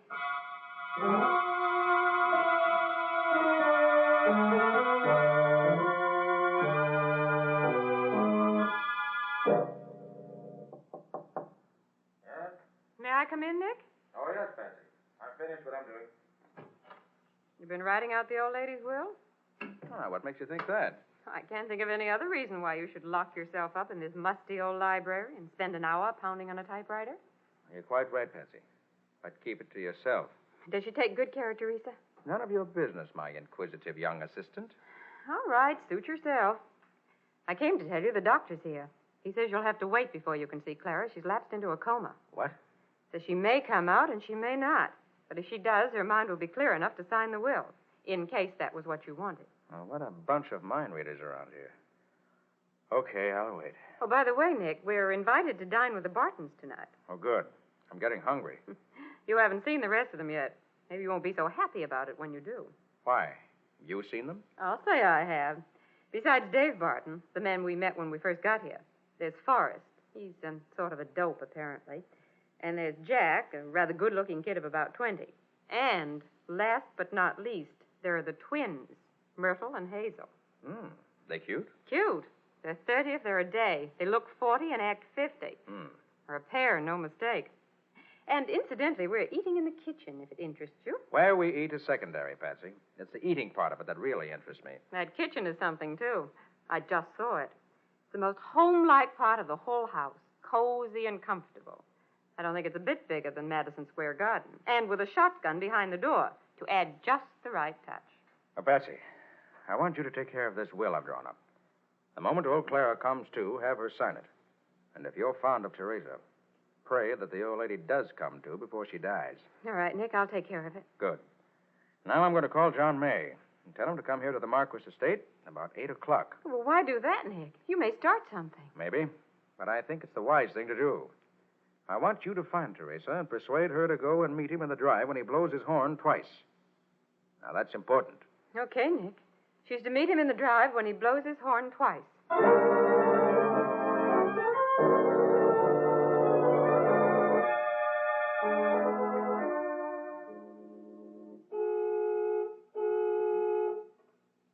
I still don't get it, Nick. Couldn't you find a better time and place for me to meet Teresa?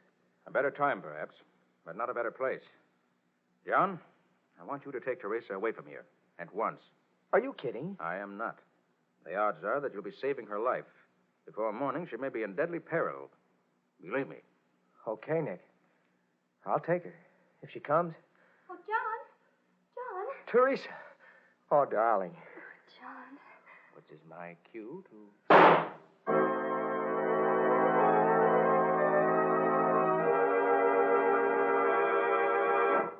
Early this morning, a shot rang out and Randolph Marquis fell dead. Once again, a shot has startled the Marquis household. Who is dead this time? And what will be its effect on Nick Carter and his attempts to learn the real facts behind Randolph's death? We'll see in just a moment. If you're having difficulty keeping your floors spick and span these slushy winter days, here's the answer. You needn't have track-in trouble at your house, not when you use Linex Clear Gloss Varnish to protect your floors. You see, Linex Clear Gloss Varnish resists both water and dirt so that they're easily wiped away. And Linex Clear Gloss provides an elastic, durable finish that really wears, retaining its lustrous, transparent beauty for a long, long time. Yet it's easily brushed on, and it lessens your housework amazingly. Linex Clear Gloss even resists damage by hot grease, boiling water, fruit acids, perfume, and alcohol, making it the ideal protection for every wood and linoleum surface in your home. Yes, Linex Clear Gloss Varnish is the finest household protective finish you can buy. Depend on it, as so many wise homemakers do. Ask your dealer now for Linex, Lin-X, Linex Clear Gloss Varnish. You'll find all three great Linex home brighteners and Chemtone, the miracle wall finish, at hardware, paint, and department stores everywhere.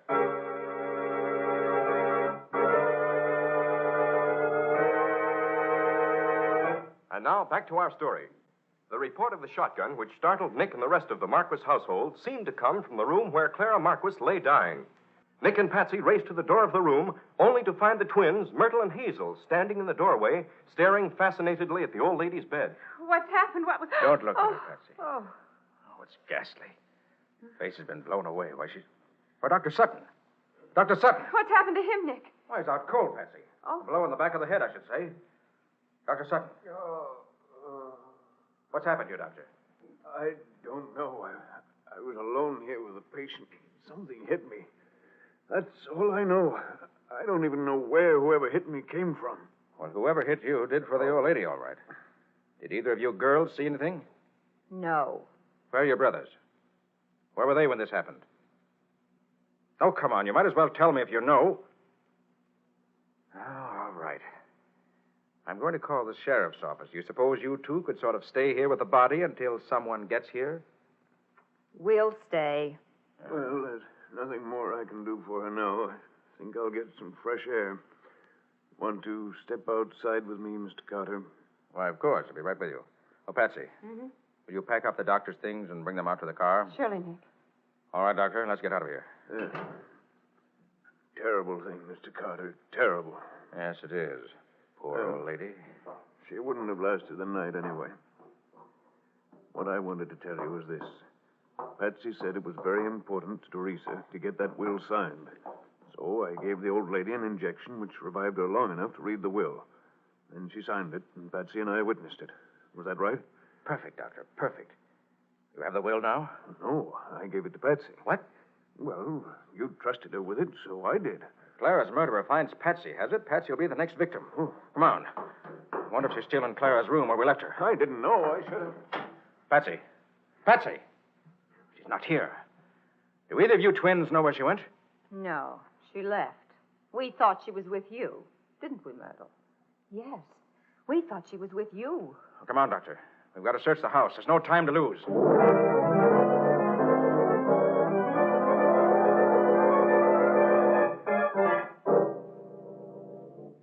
Well, Doctor, we've been through this house from cellar to attic. She's not here anywhere. I don't like it. How about the carriage house? There's a light upstairs there. Oh, yeah, so there is. Well, let's have a look up there. Oh, that's funny. John May's car's still here. Yes. Didn't take Teresa away after all. I wonder why. Well, I hope we find Patsy up here. Merciful heavens. Martin, stop that. Let John alone. You keep out of this. This dirty murderer's getting what coming to him. The law won't do nothing to John May, but we will. Barton, if you touch him again, I'll shoot to kill. You wouldn't have the nerve. I'll plenty of nerve for cowards like you. All right. You're on top for now. But we'll get him later. See if we don't. Now, you two. Forrest and Jack, let Teresa go. All right. Take that gag out of her mouth. Be quick about it. Oh, Mr. Carter. Oh, thank heaven you've come. Oh, Doctor, you better have a look at May. He's pretty badly beaten up. Only thing holding him up are the ropes tying him to that post. Yes. He's in a pretty bad way.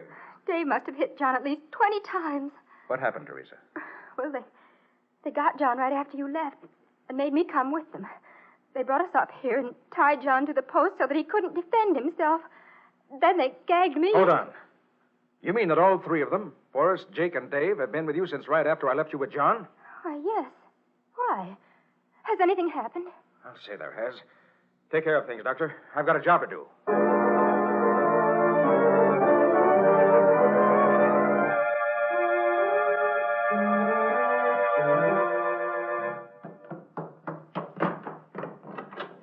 Where is she? Where have you got her? Got who? What have you done with her? Oh, in the closet, I suppose. What the... Why, that's not... Drop that gun. Don't be a fool.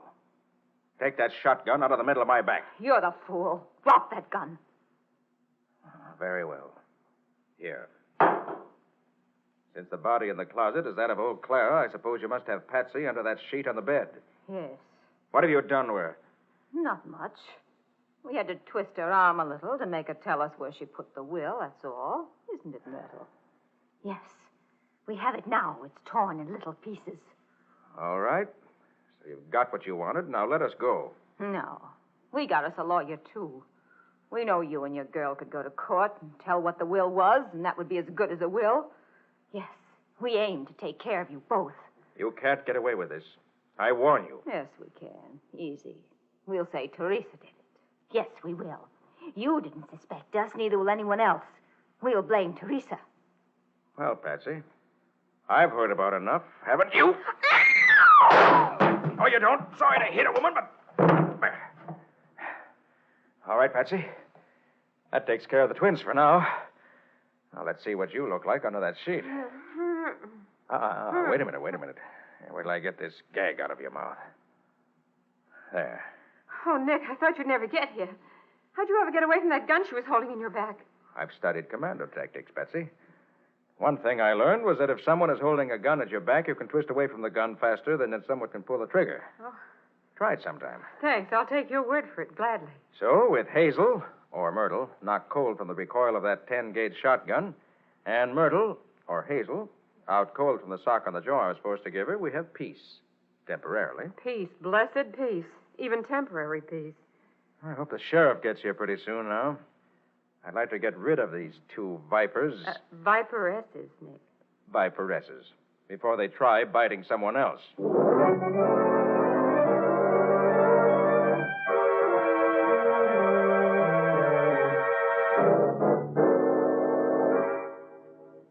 They had me fooled completely at first, Sheriff. I didn't believe either of those twins could handle as big a gun as a 10-gauge shotgun. Yet I felt sure, as soon as I saw that shotgun, that the .45 bullet that killed Randolph Marquis came from its barrel. But why? Old man Brundage said he heard it whine over his head. Well, the whine of a ricocheting bullet, John, is one of the most deceptive sounds in the world. You can't tell, really, where it comes from. But I was right with Randy. I didn't hear any gun fired close. It was fired from the gravel pit, and the bullet came whining. Of course it did, Barton. The twins were clever enough to pick a mutilated bullet out of the gravel pit where John May shoots. They loaded it into a 10-gauge shell and fired it from behind the bushes on Brundage's property. The bushes acted as a silencer, probably. Both Brundage and Dave heard the whine it set up and assumed it was a ricochet from the pit. Who'd ever think a woman would figure out a way to load a 10-gauge with a banged-up bullet and then lay for a guy and shoot when somebody else shoots a quarter-mile away? Why did they do it, Mr. Carter? Money, Teresa. Money they'd inherit from your grandmother, Clara Marquis. But I don't get it, Nick. How would Randolph being dead benefit the twins? His daughter would get his share, wouldn't she? Not if Clara didn't leave a will. That's the point around which everything else revolves, Patsy. But how does that work out, Nick? According to the law of the state, if the old lady left no will, Randolph would inherit one half the estate. Uh-huh. And the 5 Bartons would inherit the other half, or 1/10 each. And if Randolph was dead? With Randolph dead, the 5 Bartons and Teresa, Randolph's daughter, would each inherit equally, or 1/6 of the estate apiece. Well, how much difference would that make? Well, figure it out, Patsy. If the estate amounts to $3 million, as I understand it does, each twin would get $300,000 if Randolph were alive. Mm-hmm. But with him dead, they would each get $500,000, or $200,000 more. Oh. Wouldn't that be worthwhile for them? Gosh, that is some difference, isn't it? So when they found that old Clara was about to make a will, they had to stop it. Of course. They knew Teresa was the favorite and would get most of the money. So they killed Clara before she could sign the will I drew up. Well, then they must have found out afterwards that old Mrs. Marquis had signed the will before she was killed. How'd they learn that? Now, that, John, we'll never know. Somebody said too much or too little. At any rate, they found out just enough to know that Patsy had the will and that it was signed. So they bided their time and got it away from Patsy. Then they laid for me to get rid of any possible witness to the existence of a will. Do you suppose they would have killed me, Mr. Carter? No, Teresa, not if they had got rid of Patsy and me. I asked John to come here and take you away because I didn't know which way the cat was going to jump. And I was afraid the killer would try to nullify the effects of the will by killing you. But fortunately, the dear twin selected Patsy and me as the victims and you for the logical suspect. Well, anyway, I'm glad you asked John to come over here, no matter what the reason was. It settled things for him and me very nicely. It's just the way I wanted it to be, Nick. Although I hadn't hoped to get it for a long time yet. Which proves that you never know where your blessings are coming from. Or something. Well, anyway, good luck to you both.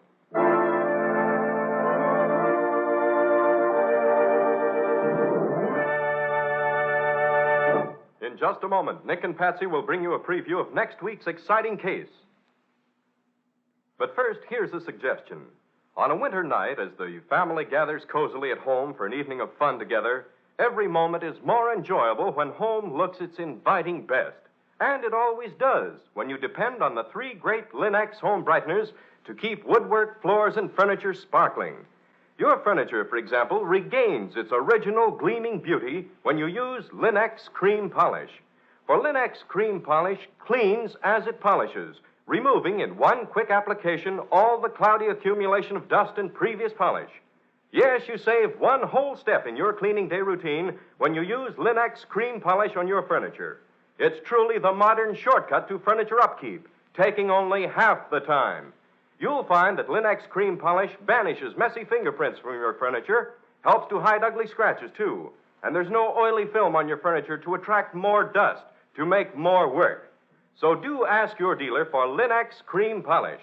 Ask for all 3 great Linex home brighteners. Remember, that's Linex, spelled L-I-N-X. You'll find them all. Linex self-polishing wax, Linex cream polish, and Linex clear gloss varnish at your nearest hardware, paint, or department store.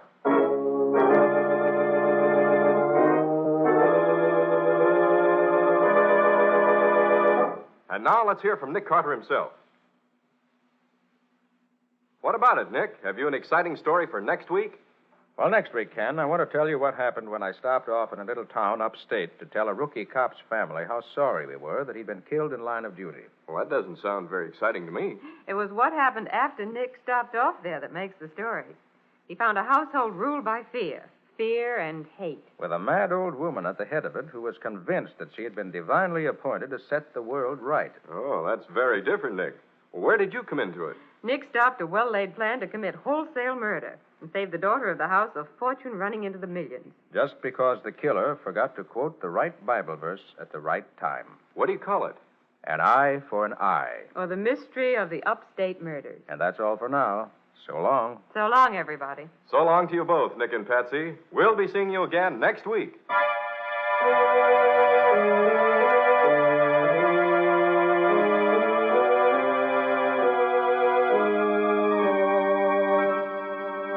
Next week at this same time, listen to another curious experience of Nick Carter, Master Detective, entitled An Eye for an Eye. For Nick Carter and the Mystery of the Upstate Murders.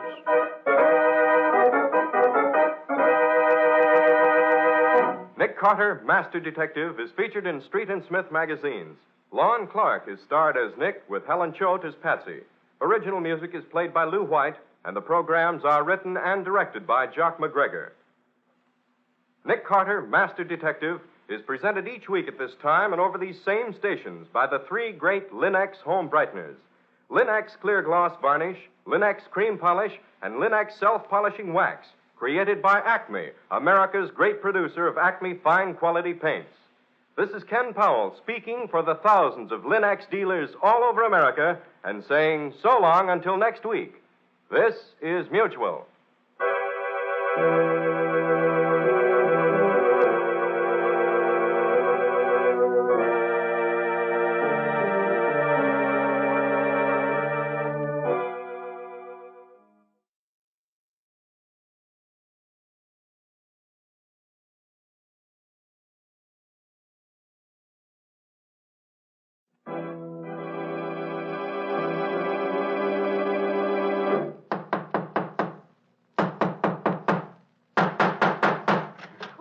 What is it? It's another case for Nick Carter, Master Detective.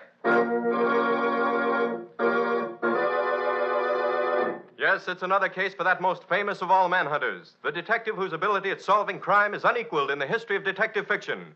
Nick Carter, Master Detective, presented by the three great Linex home brighteners: Linex Clear Gloss Varnish, Linex Cream Polish, and Linex Self-Polishing Wax, created by Acme, America's great producer of fine Acme quality paints.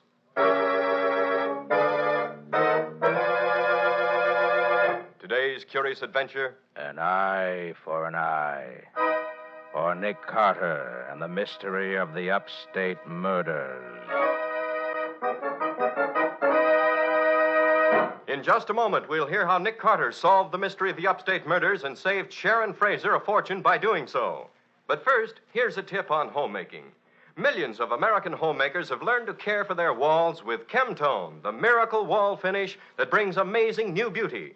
Now, millions more are learning to care for their floors, woodwork, and furniture with the three great Linex home brighteners. Linex Self-Polishing Wax, which beautifies your floors with a satiny yet tough non-skid finish that resists wear, water, and dirt. Linex Cream Polish, which cleans as it polishes, leaving no oily film on your furniture. And Linex Clear Gloss Varnish, the durable super varnish that dries to an elastic, transparent surface which protects all wood and linoleum in your home. You'll find the three great Linex home brighteners at your hardware, paint, or department store. Your headquarters also for Chemtone, the miracle wall finish. And now for today's mysterious adventure with Nick Carter. As we start today's story, we find Nick and Patsy just entering Lieutenant Riley's office. Well, Riley, what's on your mind? What do you want to see me about? Well, I'll make it short, Nick. You're taking a trip upstate, aren't you? Yes, Lieutenant. For a wonder, Nick is leaving me in charge of the office and taking a few days off. It's hard to believe, but it's true. Well, Nick, you remember Tom Fraser, the young rookie cop who was shot down in cold blood last week? Oh, yes, indeed. Nice young chap. Sorry to see him go like that. Well, his folks live in Watertown. It's right on the way to where you're going. Would you stop off there long enough to call on him and tell him, personal-like, how sorry we are at what happened to him? Oh, Nick would love to do that. He makes beautiful speeches. Quiet, Patsy. This vacation I'm taking seems to have gone to your head. Would you do it, Nick? As a favor to me. Of course he will, Lieutenant. Okay, Riley, I'll do it for you. I suppose the old folks will feel his death a little less keenly if we tell them he died a hero in line of duty. I think that's a darn nice thing to do, Nick. I'm proud of you. Well, thanks, Nick. I knew I could count on you.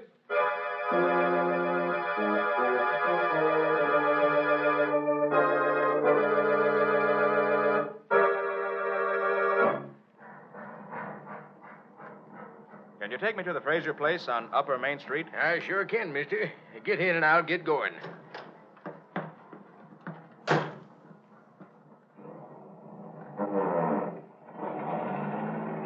From the city, ain't you? Yes? Come to pay your respects, I bet, huh? I suppose that's what you'd call it. Why? Oh, just wondered how far you'd get. Been expecting somebody ever since young Tom got himself killed. Family taking it hard? Some is, some ain't. And some we don't know whether they is or they ain't. Meaning what? Well, nobody ever gets to see the old lady. You mean Mrs. Fraser? Yeah. Nobody but her doctor has seen her since she got sick. And from what I hear, she might take it anyway.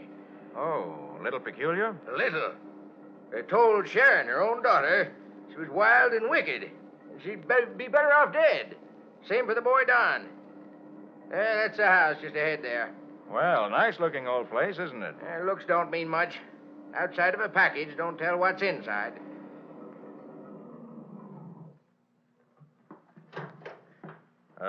Wait, please. I'll be right out. No, I'll come back. But I'll only be a few... I said I'd come back, half an hour. Well, okay, but don't forget me. I won't. Don't you forget about me.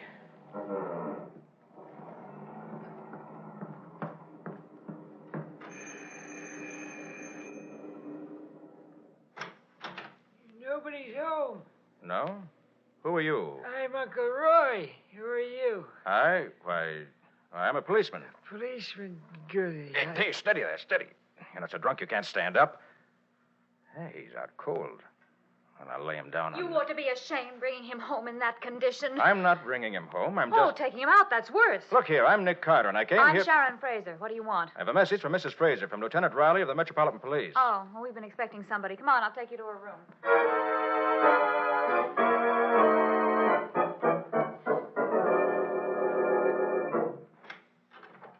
Dr. Gavin, this is Nick Carter. He wants to talk to Mother.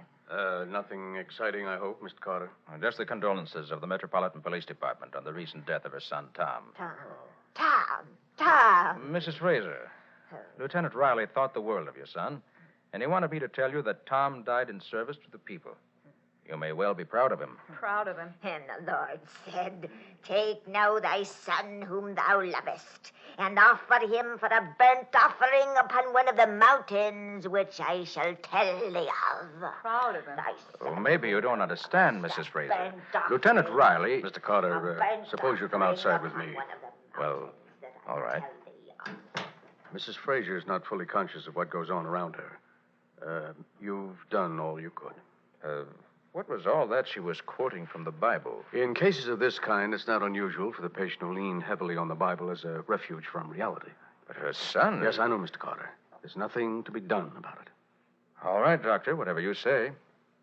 Well, if you think I can do no good here, I'll just get back to the station. That would be best, I'm sure. And thank you for coming.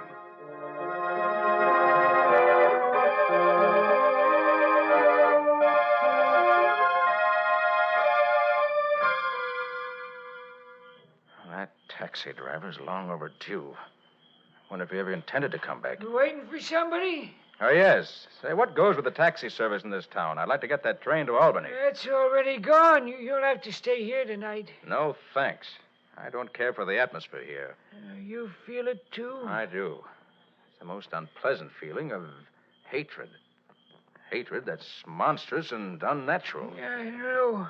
I get a little uneasy here evenings myself. I'll be glad to have you... That's my sister. Mrs. Fraser? Yes. Well, come on. There's trouble up there, all right. Oh, you wicked, wicked. You tried to poison me. Here, what's all this? Get out of here. Mother's upset and there's no reason. Poison in my milk. You tried to kill me. This her milk here? Yes, but I'll it's have it all... analyzed. That milk's all right. I just brought it up. She hasn't even tasted it. And what made her think it was poison? You tell me. You're a detective, aren't you? Where did this milk come from? I got it out of the refrigerator. My brother Don was with me. He got a glass for himself and brought it upstairs. He stopped to talk to Mother while I changed my clothes. And where's your brother now? In his room, I suppose. Well, take me there at once. It's the next room to this. Look for yourself. I will. But... Sharon, come here. What's the matter? Your brother's dead, and he's been murdered.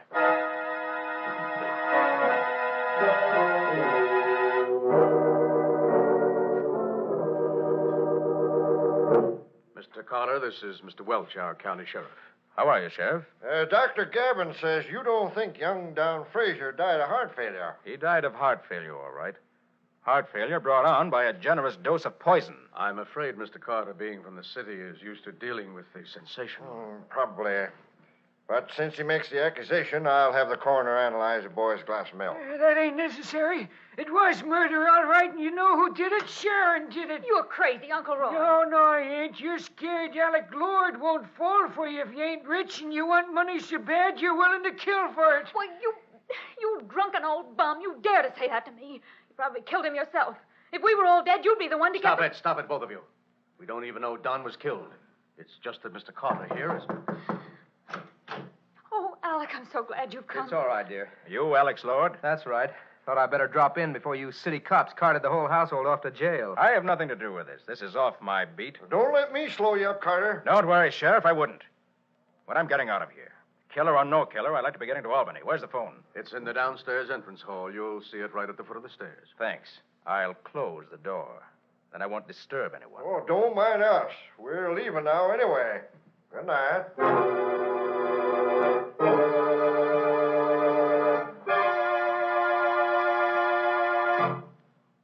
And you'll get me there in time for the 127 to Albany? All right, I'll be on the porch whenever you get here.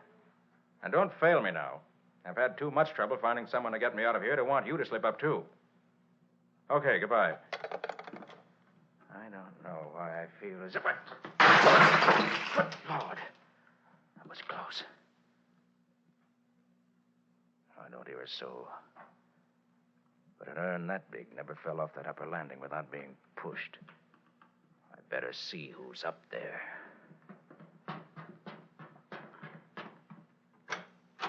You get some transportation, Mr. Carter?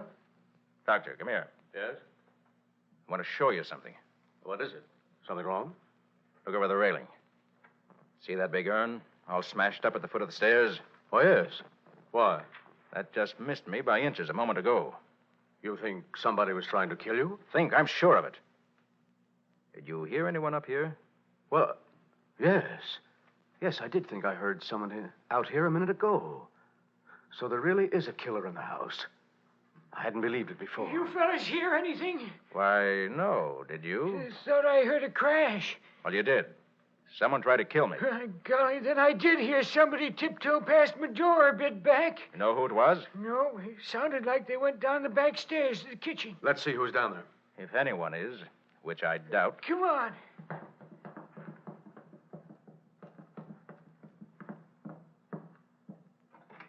Not be safe a minute until he's gone. Don't worry. We'll make it so hot for him, he'll be glad to go. But, Alec, we can't. Miss Fraser, I've changed my mind. I'm staying for the night. You're staying here? Yes. I'd hoped I'd seen the last of you. You almost did, until someone dropped that oversized plaster vase at my head. It was a wonderful idea. I'm sorry it missed. Well, I'll show you where you can sleep. Come on.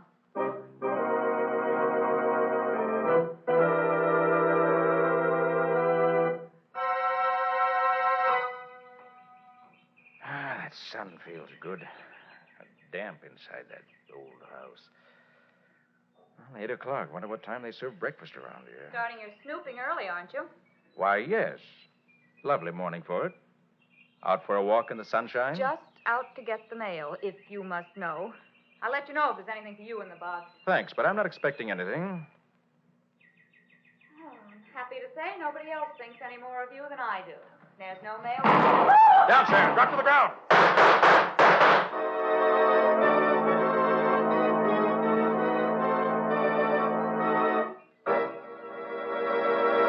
Well, this looks more serious. Is someone trying to kill Sharon, or is it Nick they're trying to get? And why? What is this to do with the hate that seems to rule the Fraser household? We'll see in just a moment. You youngsters are sometimes thoughtless about tracking in mud, slush, and snow these winter days. Even the careful grown-ups sometimes can't help it. But it needn't be a problem to keep your floors looking lovely when you depend on Linux self-polishing wax to protect them. That's because Linux self-polishing wax resists water. It keeps dirt on the surface, too, so that you can clean it up instantly. And because it contains genuine Carnauba wax, Linux self-polishing wax resists wear, although it's simply wiped on without tiresome rubbing or polishing. And it's handy to use because when worn spots do appear in the finish, you may renew it without re-waxing the whole floor. There's no doubt about it. Linux self-polishing wax is a splendid finish for any floor, wood, tile, or linoleum, for it gives a beautiful satiny appearance and gives protection besides. What's more, the underwriters' laboratories, whose seal is on every bottle, have proved that it's less slippery underfoot. Here's the modern shortcut to floor care. Linux, Lin-X, Linux self-polishing wax. Ask your dealer for it now. You'll find all three great Linux home brighteners and Chemtone, the miracle wall finish, at hardware, paint, and department stores everywhere.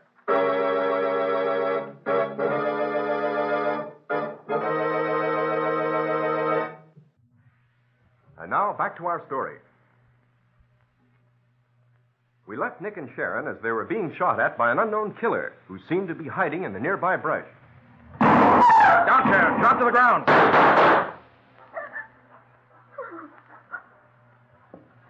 He's gone now. You hurt? Not much. Did you see who it was? No. Saw the bushes move, that's all. But it wasn't Peter Rabbit. Let me see that arm. It's nothing. Right. Just a bad scratch. You'll be all right. Here. Let me help you back to the house. Thanks. I feel a little fuzzy. I don't like being shot at. You're lucky his aim was no better. He might have killed you. I know. What's going on here? Did I hear shooting? You did. Take care, Sharon. I'm going to do some investigating.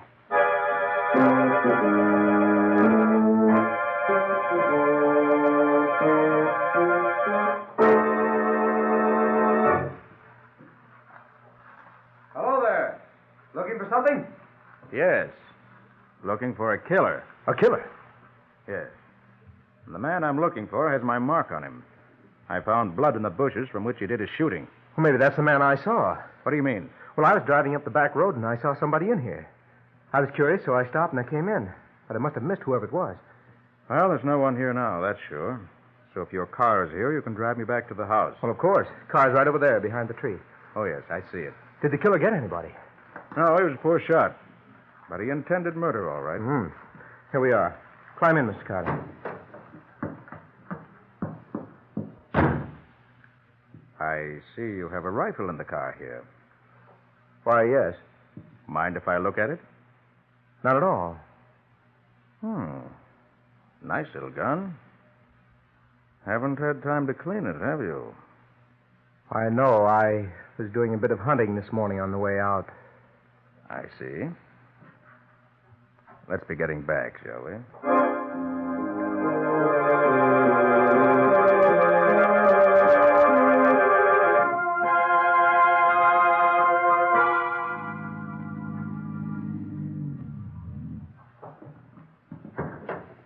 Well, that is a coincidence, Mr. Carter. Look there, just coming around the corner of the house. Uncle Roy with a rifle. I wonder what he's been shooting. Think I'll have a talk with him. Okay, I'll see you later. Hope he's not the one you're after. Get anything? No, didn't see a thing. Nice gun you've got there. May I see it? Oh, sure. Here you are. Nice balance. Yeah. Dirty, isn't it? Thought you hadn't shot it today. I haven't. I must have forgot to clean it the last time. Smells pretty fresh for that. What are you getting at with all them questions?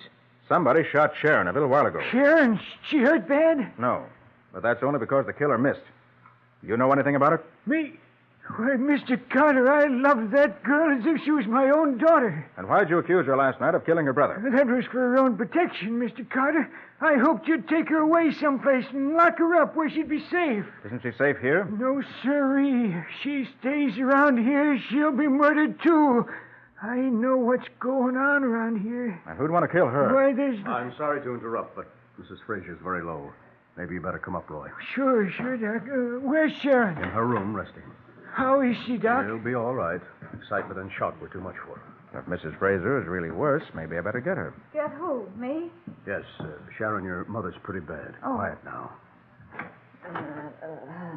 Looks about the same to me. Thy life shall hang in doubt before thee, and thou shalt fear day and night, and have no assurance of thy life. Oh, don't be tiresome, Mother. Sharon, please. Well, she is. I'll wait downstairs, I guess. Oh, there you are, Carter.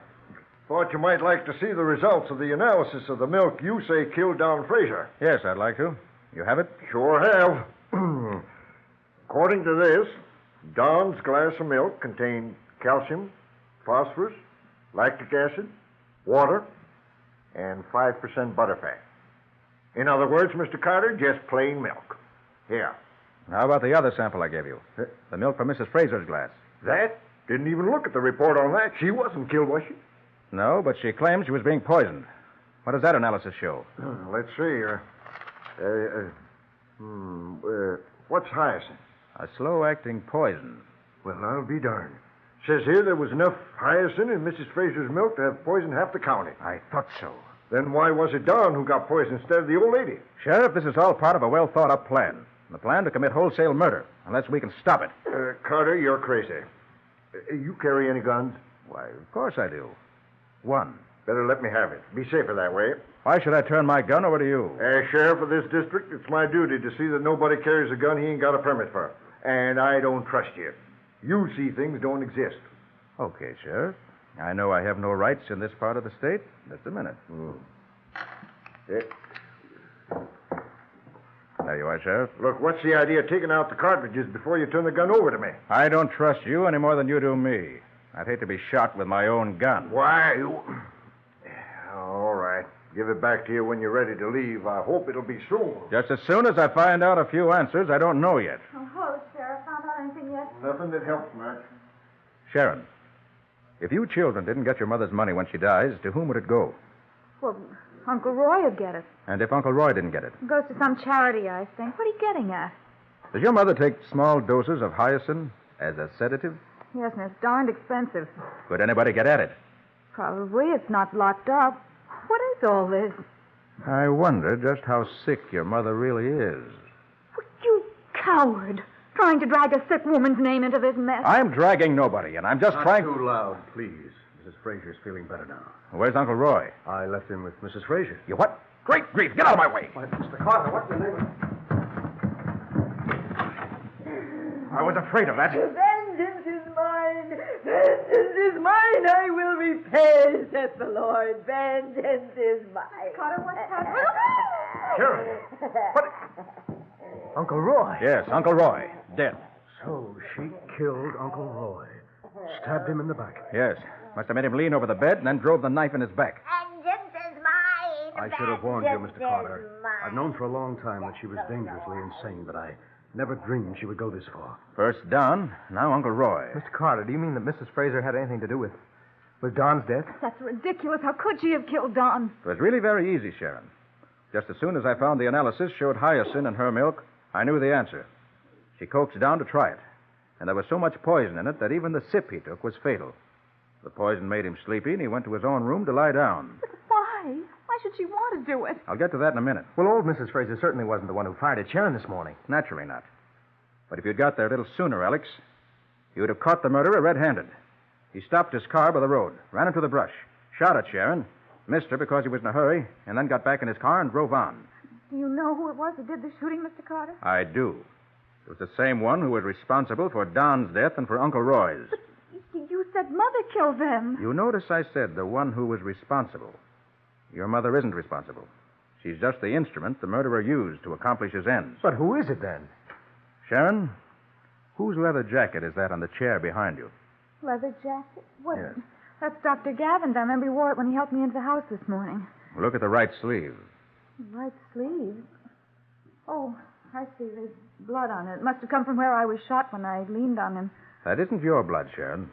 You'll find more blood inside the sleeve, which certainly couldn't have come from your arm. What are you getting at, Mr. Carter? The real murderer is the one who could best work on poor Mrs. Fraser's mind with drugs and suggestions. The one who implanted in her sick mind the idea that her children were evil and wicked. The only one who could have left a surgeon's scalpel where her hand could get at it when she wanted to stab Uncle Roy, in compliance with his suggestion. Carter, you mean that Dr. Gavin? Yes, Alec, that's what he means. And he's quite right. Dr. Gavin, you... It would have worked out except for you, Carter. I was afraid of you when you first came here. That's why I tried to kill you with that urn. You overplayed your hand, Gavin. If you'd let me go my way as I wanted to, I would never have given the Fraser household a second thought.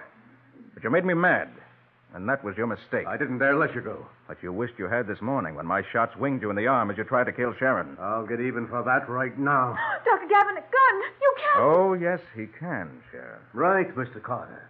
I happen to know that the sheriff took your gun away from you, so you're helpless. There'll be no last-minute gun battle with you winning the fight. There'll just be one shot for each of you, and I... Sorry to disappoint you, Gavin, but the sheriff only took one of my guns. He overlooked the one on my shoulder holster, which you see is quite effective. All right, Alec, pick up his gun. Now get the sheriff. He'll know what to do with a cowardly rat like this.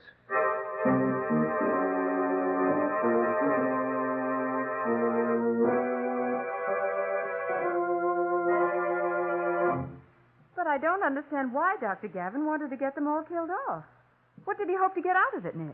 Well, that was all brought out at the inquest, Patsy. Seems that this Gavin was an imposter. Never was a doctor. Got kicked out of medical school in his senior year for being mixed up in an illegal operation.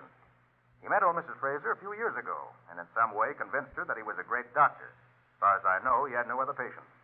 He concentrated on her because he knew that she had over $1 million salted away, and he wanted it. But how could he hope to get it, Nick, even if he did kill off all the other heirs? Well, Patsy, remember I told you that after the children and Uncle Roy were killed, the money was to go to some charity? Yes, I remember that. Well, investigation showed that the charity that was to get the money was a phony outfit that Gavin had fixed up for the occasion. Oh. In other words, Gavin and the charity were one and the same thing, and existed only for the purpose of getting the Fraser million. That's a pretty clever setup at that. Yes, but Gavin forgot one thing, though. Well, what was that? When he was whispering biblical quotations to the old lady, he should have remembered the one that goes, an eye for an eye, a tooth for a tooth, a life for a life. Oh, I see what you mean. That's the one that applies to him right now. A life for a life. Too bad he missed that one. Well, how are you, Patsy? Any word from Nick? Oh, just a minute, Nick. Oh, hello, Lieutenant. I'm talking to Nick right now. Oh. Want to say hello to him? Well, sure. Why not? Nick? Yes? Lieutenant Riley just dropped in. He wants to say hello to you. Hold on. Nothing doing. That's one reason I came up here for a vacation, just so I wouldn't have to say hello to Riley. Oh, but Nick... Bye-bye, Patsy. See you when I get back. Well, he couldn't wait to talk to you, Lieutenant, but he said to give you his regards anyway.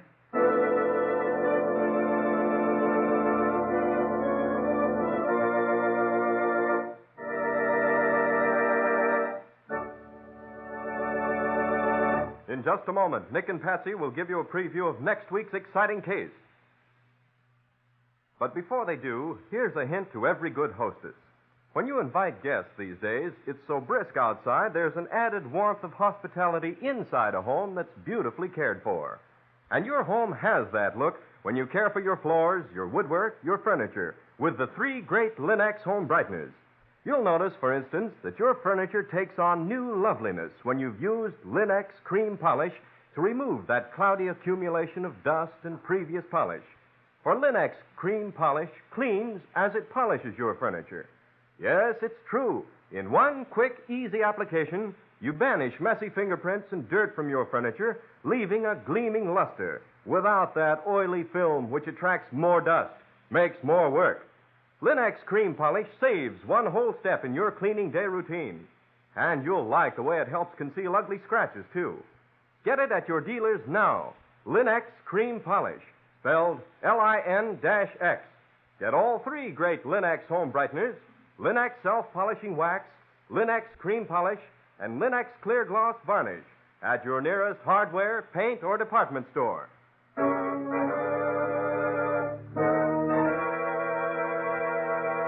And now let's hear from Nick Carter himself.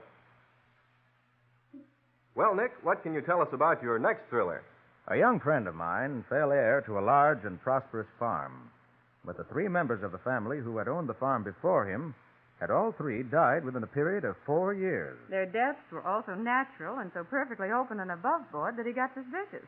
Everything looked too good. Well, that seems like a peculiar way to feel. Well, Ken, the peculiar part of it came in when we started our investigations and found he was right. And found it out only just in time to save the life of the young fellow himself. The whole thing was extremely cleverly worked out. What do you call it, Nick? Ready for Murder. Or the mystery of the dead Scotty. And now, so long. So long, everybody. And so long to you both. See you again next week as usual.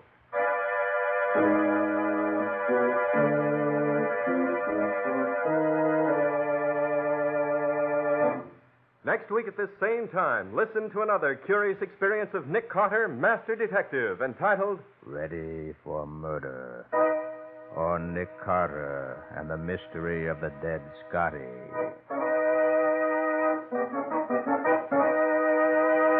Nick Carter, Master Detective, is featured in Street and Smith magazines. Lon Clark is starred as Nick with Helen Choate as Patsy. Original music is played by Lou White, and the programs are written and directed by Jock McGregor. Nick Carter, Master Detective, is presented at this time and over these same stations each week by the 3 great Linux home brighteners.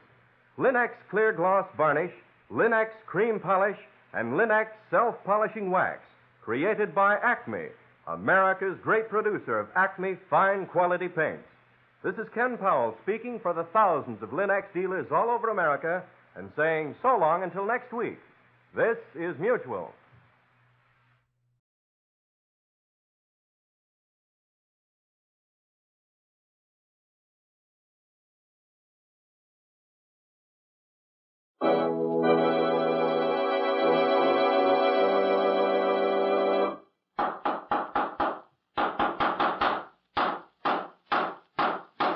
What's the matter? What is it? Another case for Nick Carter, master detective.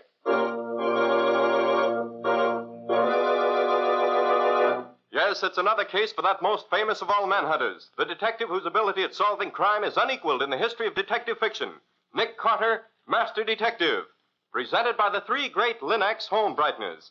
Linux Clear Gloss Varnish, Linux Cream Polish, and Linux Self-Polishing Wax. Created by Acme, America's great producer of fine Acme quality paints.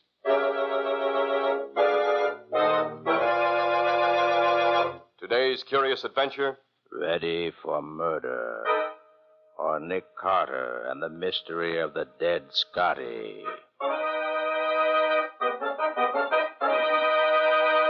In just a moment, we'll hear how the dead Scotty dog helped Nick Carter solve the mystery of the Ames farm, and of how he saved from death the young heir to the estate who was ready for murder. You know, it doesn't take folks long to learn what's worthwhile. That's why millions of wise American homemakers have discovered Chemtone, the miracle wall finish. That's why they're now discovering this new magic for woodwork, floors, and furniture, the three great Linux home brighteners.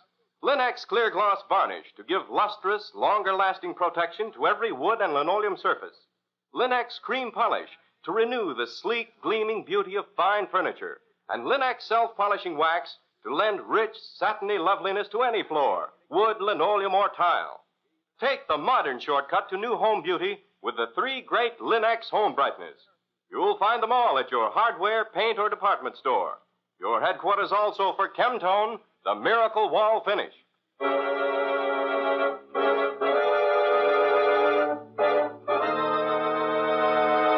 And now for today's mysterious adventure with Nick Carter. As our story opens, we find Nick and Patsy just entering the hotel room of John Ames, a young friend of Nick's. Oh, hello, Nick. Patsy. Hello. John. Glad to see you. Come on in. Thanks. Good to see you again. Oh, Nick, look at that darling Scotty on the bed. Hey, Mac, get down off that bed. Oh, he looks so cute there with his head on the pillow. I've never been able to break McTavish of the habit. Oh, by the way, this is Chief Danis, the local police. Nick Carter and Patsy Bowen, Chief. How do you, Carter? Well, let's get down to business. Chief Danis and I have just come from my Aunt Mary's funeral, as you know. The coroner's verdict was that Aunt Mary killed herself with aconite. But I don't believe it. Why not, John? Well, first, because she wasn't the suicide kind. Second, because if she'd wanted to kill herself, she would have used poison she was more familiar with. She was a gardener, knew all about nicotine sulfate and arsenic and so on. Nothing very positive there. Well, Mr. Carter, how about this? Since John's grandfather, old Henry Ames, passed on at the age of 83 4 years ago, 3 of the heirs have died. Typhoid killed Frank last year. Phil was shot in a hunting accident 2 years ago. And now Mary dies of aconite poisoning. But the Purcells keep right on running the farm, the way they always have. Who are the Purcells? Adam and Paul Purcell were first employed as farm managers by my grandfather. Each successive owner since then's kept them on. So far, everything seems quite open and above board. Yes, but each time one of the last 3 Ameses has died, the word murder has been whispered all over town. But why? I don't get it. Just a feeling, no proof at all, but the rumor persists that the Purcells know more about than they can let on. And as a medical student, I can say that the chances of 3 healthy people dying off like that, one after another, purely as a coincidence, is less than 1 in 100. Is there any question about your grandfather's death being natural? Well, no, none at all. And how about Phil? He shot himself in the chest while out hunting with the Purcells. And it was his gun, with only his fingerprints on it. I see. And how about Frank's death? Died in bed of not typhoid. Nothing to show it wasn't on the level? Not a thing, Mr. Carter. Well, now tell me about your Aunt Mary's death. Anything wrong there? Well, nothing you can put your finger on. Oh, here are the facts. And I want to say that they've been checked and proven in every detail. That's right, Mr. Carter. What John will tell you is nothing but facts. All right, let's have 'em. Aunt Mary lived alone in the big house. The Purcells and Lizzie Gregg, their hired girl, lived in the tenant house. Lizzie took care of the big house and got the meals for Aunt Mary, but she didn't sleep there.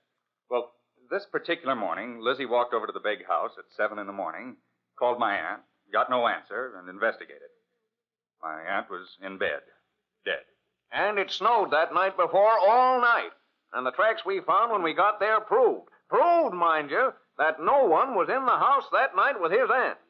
And the postmortem shows she died of aconite poisoning, huh? Yes, a minute dose, but fatal and positive.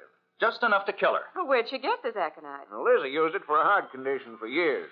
Kept the bottle in the big house in the kitchen cabinet. Oh, I see. The bottle was found on his aunt's bedside table, with her fingerprints plainly showing on top of Lizzie's. But it couldn't be an accident, because aconite is neither odorless nor tasteless and couldn't be taken without knowing it. And the poison was administered to my aunt through her mouth. Oh, it certainly looks like suicide to me. Except for one thing, Patsy. What's that? A person going to commit suicide would pour themselves out a good sizable portion of the poison they intended to use. Not just barely enough to kill them. She wouldn't know enough to do that. If she didn't leave any suicide note either. But if it wasn't suicide, and if she couldn't have taken it by accident, and if nobody could have forced it on her without her knowing it was being done, where does that leave you? Exactly, Patsy. It proves just one thing in my mind. It proves a cold-blooded, deliberate murder, carefully planned and executed. I don't know how it was done, but it was. The same goes for Phil's death and Frank's.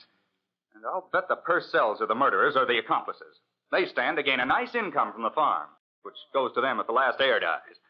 They've been planning this for years. They planned it so carefully that the evidence proves them not guilty every time. Adam Purcell, where did you come from? I knocked, but there was so much talk and nobody heard me. So I come in. John, I heard what you said. Well, I meant it, every word. How do you happen to be here, Purcell? I heard John was coming down here to meet Chief Dennis and you, Mr. Carter. I guessed why, so I followed him. To spy on me? No, young man, not to spy, to resign. Paul and Lizzie are against the idea. I'm the elder brother, and what I say goes.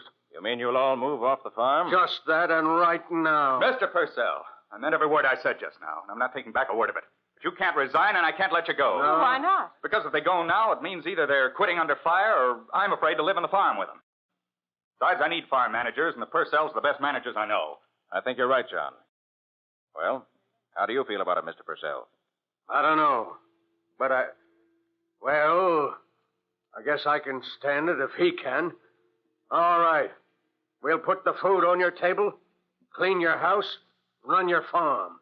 But that's all. It won't have nothing to do with you nor you with us. I understand and I agree. I'll be getting along.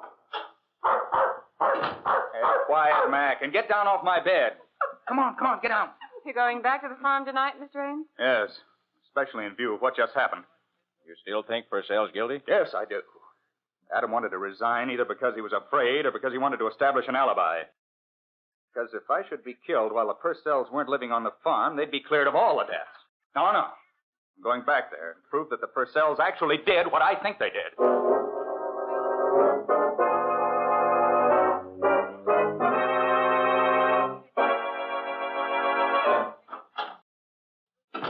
Well, Mac, this seems to be the kitchen. Oh, there's nobody here. Yes, there is, in that rocking chair. How do you do? You let your dog in the house? Why, yes. Max always lived with me in my room. Tain't fitting. Where you sleep? In the master bedroom, of course. Good. Best room in the house. What time you want breakfast? About 8 o'clock. I'd like eggs, bacon, and coffee. You set the time, young man. I'll furnish the meals. Good night. Well, yes, Mac, that was probably Lizzie. Well, if that's the way they want it, okay. Come on, let's have a look at our house.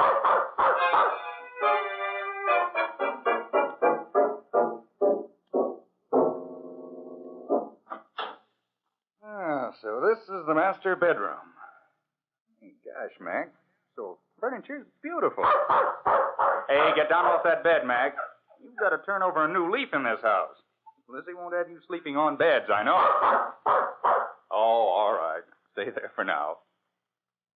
Gosh, I wonder why the whole house smells so strongly of alcohol. Smells like a bar. Oh, the phone's here in the bedroom. Swell. Hello? Hello, John. I just thought I'd call and see how you're making out. Oh, gosh, Nick, it's good to hear your voice. This is a grand old house, but it's so quiet you can cut it with a knife. Any new ideas yet? Yes, one or two. Nick, I'd like to have you get me a permit to exhume Frank Ames' body and autopsy the remains. If arsenical poisoning was wrongly diagnosed as typhoid, that can still be checked. All right, John. I'll bring the permit out with me when I come tomorrow.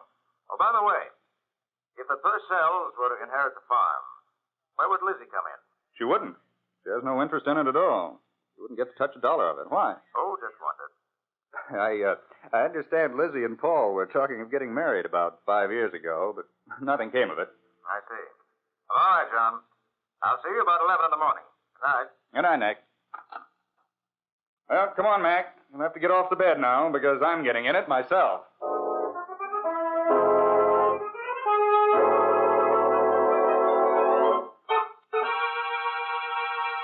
Lizzie, that was the best breakfast I ever ate. And I mean it. Guess maybe you do. I know when I'm being made fun of. Lizzie, I wonder if you could manage to get rid of that barrel of alcohol I saw in the cellar this morning. I can smell it all over the house. You'd better speak to Paul, young man. I've been trying to get rid of that barrel all winter.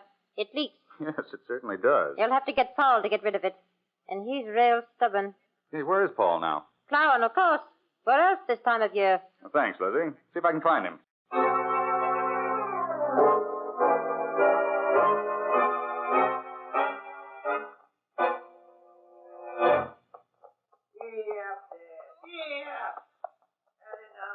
Paul, would you come over here a minute, please? Whoa there, whoa! What you want? I'm powerful busy, young man. I want to see where Phil was killed. Oh, right over there it was. We was after grouse. I climbed through the wire here, and he went over the fence there. Shoved his gun through ahead of him.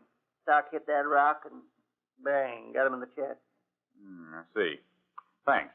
You mind if I get back to my plowing? We're behind now. No, not at all. You and Adam certainly keep this place in beautiful shape. We aim to.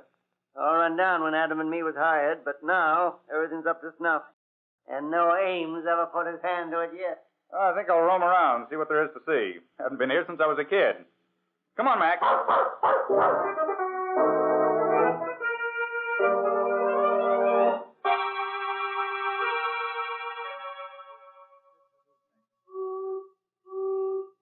Hey, Mac, look at the time. 11 o'clock.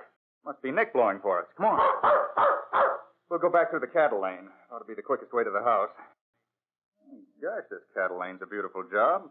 Almost 200 yards straight from the barn out to the fields where the cows are put out to pasture. Fenced on both sides with 5 strands of barbed wire. Oh, each one of them as tight as a banjo string. That, Mac, is a model fence if I ever saw one. Yes, Mac, I see him. It's Nick, all right. Oh, he's got Patsy with him. Watch out! Watch out, John! Hey, under the fence, Mac, quick. I'll have to go over the top if I can jump that high.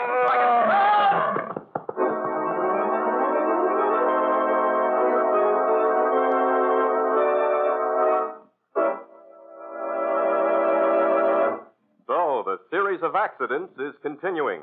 John's first day on the farm, and already death runs to meet him. Can this murderous setup be solved in time to save John from being killed? We'll see in just a moment. When your youngsters track in mud, slush, or snow just after you've cleaned the floor, you know it's exasperating. But when your floors are protected by Linex clear gloss varnish, presto, those wintertime puddles are whisked away in a hurry. That's because Linex clear gloss keeps dirt and water right on the surface. Linex clear gloss gives a beautiful finish, too. Its gleaming, transparent luster gives that lovely, sparkling, clean look every homemaker delights in. And how Linex clear gloss wears. It even resists damage by hot grease, boiling water, fruit acids, perfume, and alcohol, which makes it especially fine for tabletops as well as for linoleum and wood floors. Best of all, Linex clear gloss is brushed on so easily, so smoothly, that it's practically no work at all. And once it's applied, your home has that handsome, well-kept appearance for a long, long time. Ask for it at your dealers now. Linex, L-I-N-X. Linex Clear Gloss Varnish. You'll find all 3 great Linex home brighteners and Chemtone, the miracle wall finish, at hardware, paint, and department stores everywhere.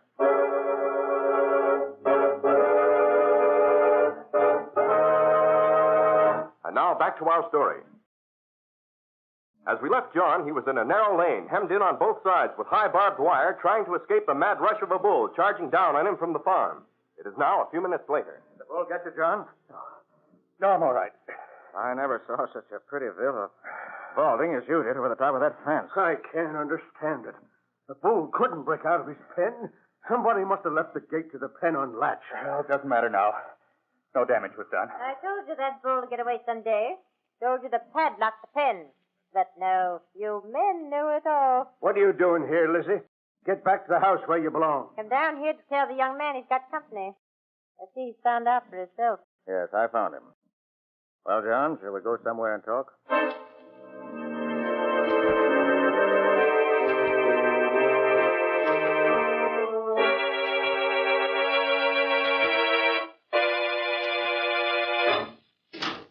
Nobody will bother us here, Nick. Good.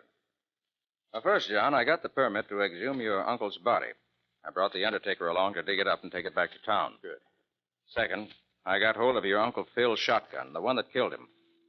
I examined it pretty closely. Find anything interesting? I did. I found evidence that seems to bear out your feeling that his death may not have been the accident they claim it was. Well, this house reeks of alcohol, doesn't it? Yes, there's a barrel of the stuff in the cellar. For some reason, it smells up the whole place. Come in. Young man, you leave this farm tonight. Otherwise, you're going to get yourself killed. Killed? By whom? Maybe I don't know, and maybe I do. I seen the hand and the arm that pushed the bolt on the bullpen gate open. That bull was loose deliberate. Well, if you know who did it, you ought to speak up. Prevent further tragedy. I only recognized the sleeve of the shirt. It was Toramite. They could have got their shirts mixed up, so I ain't saying. Now you heed what I tell you, young man. Get out. And get quick. Oh. She could have been more positive in her identification. I wonder how positive she really is. Maybe she doesn't know herself. Maybe. But I'm beginning to get an idea. You mean you can see an end to this riddle? No, but I think I begin to see where we're headed. And it's not pretty. Well, I've got work to do right now. I'll see you tonight, John. And in the meantime, be careful.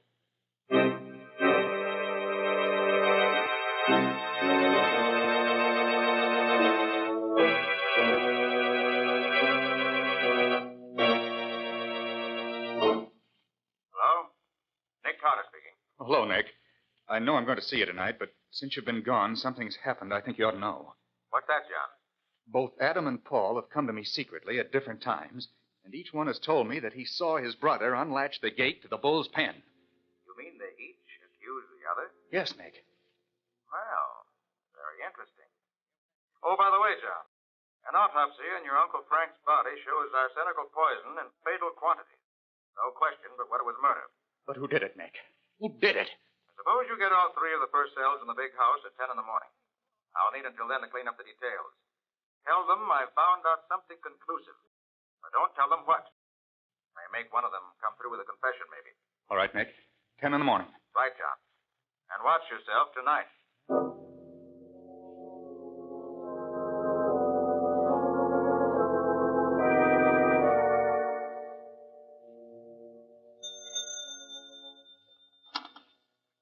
Operator. Emergency. I'm poisoned.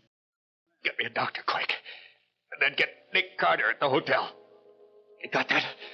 Get a doctor. Then call Nick Carter.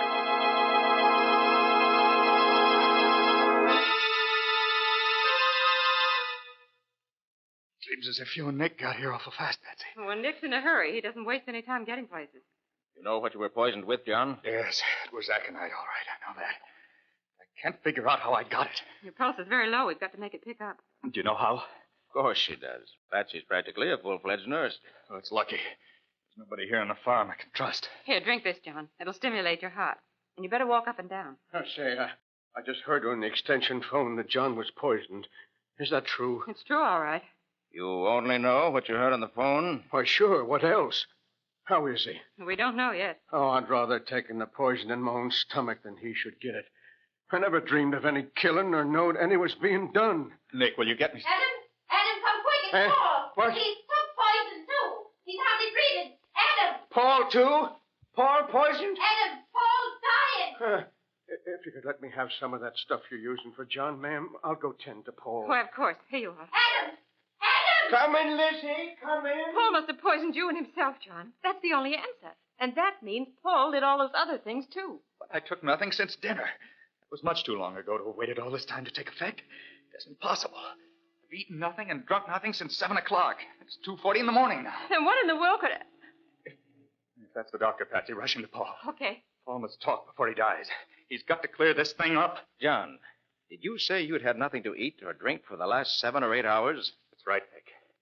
The same as Aunt Mary's case, exactly. She was poisoned without knowing how it was done. So was I. The answer to one is the answer to both. And Paul's killing himself looks as if he were that answer. Although I can't figure out how he could have done it. John, I'd like to have a look at your room. Feeling strong enough? Yeah, sure, Nick. Let's do it now.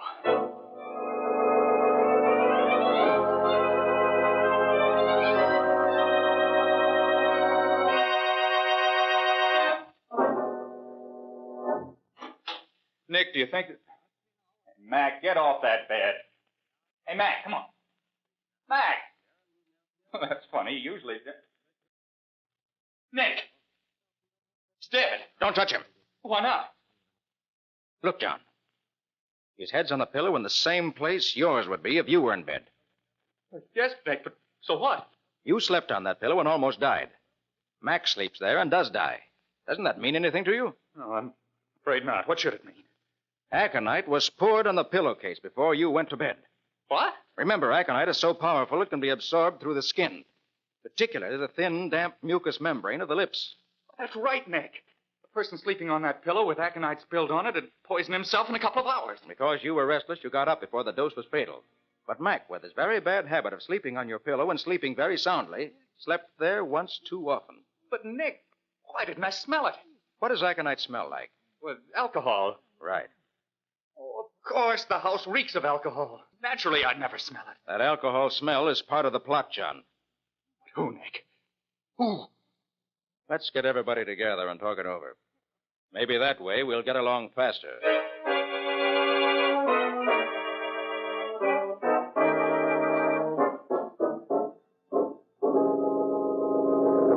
So up to now, we've got this much settled. I found that the safety catch on the shotgun that killed Phil 2 years ago had been tampered with, so it is no good. Lizzie swears she saw Paul fooling around the gun just before the accident. An autopsy proved that Frank was killed by a mixture of arsenic and boron, which Lizzie and Adam both say Paul was trying out as a new spray for bean beetles. The bull was let out of his pen on purpose, unquestionably to kill John Ames. Lizzie says she recognized the torn sleeve of Paul's shirt on the arm she saw slip the latch. Adam agrees with her. Unfortunately, Paul died without saying anything, so we don't know his side of the story. But we do know he told John that Adam did it. I don't need to hear no more, Mr. Carter. I'm packing up and getting out of here now, tonight. I'll help you pack, Adam. I know where your things are. I ain't leaving you. You ain't a Purcell, Lizzie. It ain't fair to ask you to share my troubles. But I want to, Adam. I've always looked after you. You think I'm going to stop now? Lizzie, you're real kind, but I can't allow it. I can take care of myself. Adam, if I were you, I wouldn't refuse Lizzie like that. Huh? She's in love with you. She ain't neither. Lizzie's an old maid. That's where you're wrong. And that's where everybody went wrong. Lizzie is in love with you. That's how all this came to happen. Oh, Nick, you aren't making any sense now. Yes, I am, Patsy. Lizzie hated Paul for not marrying her that time they were engaged. Now she's grown to love Adam, and she wanted him to have the farm because she thought that was what he wanted more than anything else in the world. So she tried to kill off the heirs, one after another, and throw the blame on Paul. But the safety catch on Phil's gun, the poison that killed Frank. Oh, John, any farm woman knows enough to do those things, and she killed your Aunt Mary the same way she tried to kill you. No trace of aconite was found on your aunt's pillow because Lizzie changed the pillowcase before calling for help. She'd have changed yours, too, if things had gone right, but she didn't have time. And every once in a while, she spilled a little alcohol out of the barrel in the cellar to keep the house smelling of it. But that's not proof, Nick. No, it isn't. But I'm willing to bet that if you look, you'll find she just changed Paul's pillowcase. And I don't doubt you'll find that pillowcase still smelling of aconite somewhere in the house where the Purcells live. And that will be proof. You don't need to look. Of course I done it. All of it. Just like you say. It was easy. You're all so dumb, just like old men. Never thought a woman could do anything for you but cook and sew. Letting the bull out of his pen. You couldn't have done that. Oh, couldn't I? Look at my hands. They look just like a man's. I put one of Paul's shirts under my skirt when I went out to the barn and slipped it over my arm when I opened the bolt. Nobody knowed it was me. Even them as saw me do it didn't know. How did you know, Nick? It had to be that way. There was no other answer that would fit all the facts as I gathered them in. The exact method used and the motive behind it were the things I had to find out before I could act. Lizzie almost beat me to it this last time. I didn't think she was ready to act so quickly. Gosh, Nick. I hate to think of having to turn her over to the police. Since I've been here, I've grown fond of Lizzie.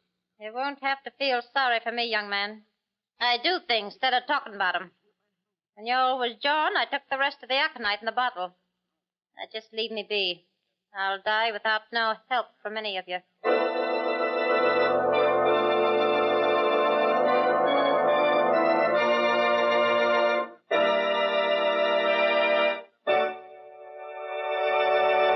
In just a moment, Nick and Patsy will bring you a preview of next week's exciting case. But first, a word to the ladies. Homemaking is an art that brings genuine happiness to everyone who lives in a well-kept home, everyone who visits it. It's a real achievement to keep your home attractive. So it's worthwhile to know how much help the three great Lin-X home brighteners can give you. Lin-X Cream Polish, for instance, restores the original shining beauty of your fine furniture, disposes of blurry fingerprints almost by magic, gets rid of that cloudy film left by dust and old polish. Lin-X Cream Polish helps hide ugly scratches, too. Yet it takes only one quick application, because Lin-X Cream Polish actually cleans your furniture as it polishes, leaving it spick and span, bringing out the true beauty of the wood.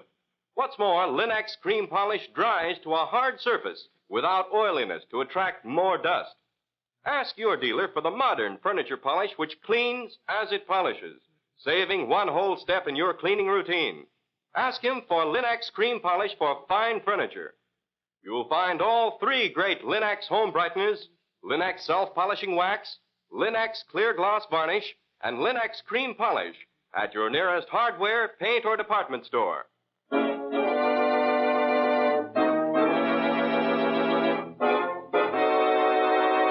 And now let's hear from Nick Carter himself. Well, Nick, what new and exciting adventure do you plan to tell us about next week?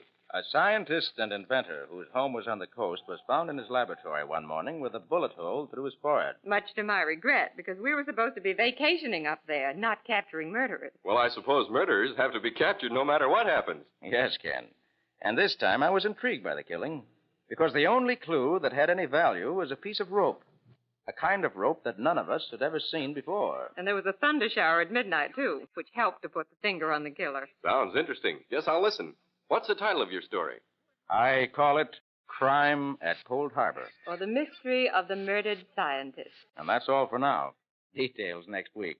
So long. So long, everybody. And so long to both of you. We'll be expecting to hear from you again next week as usual.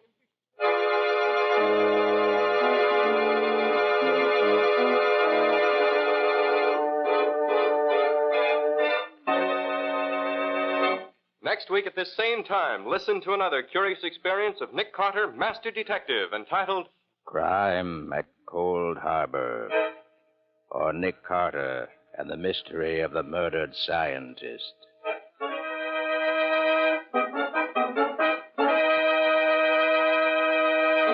Nick Carter, Master Detective, is featured in Street and Smith magazines.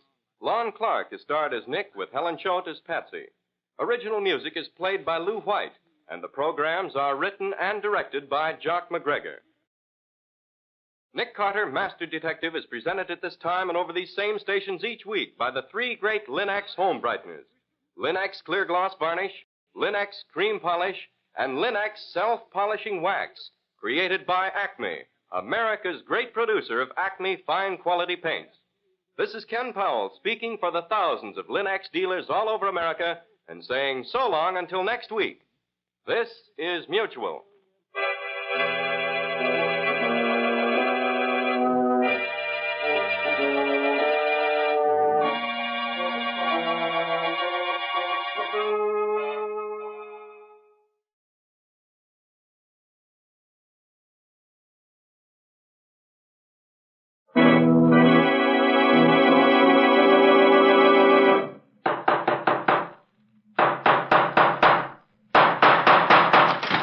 matter? What is it? It's another case for Nick Carter, master detective.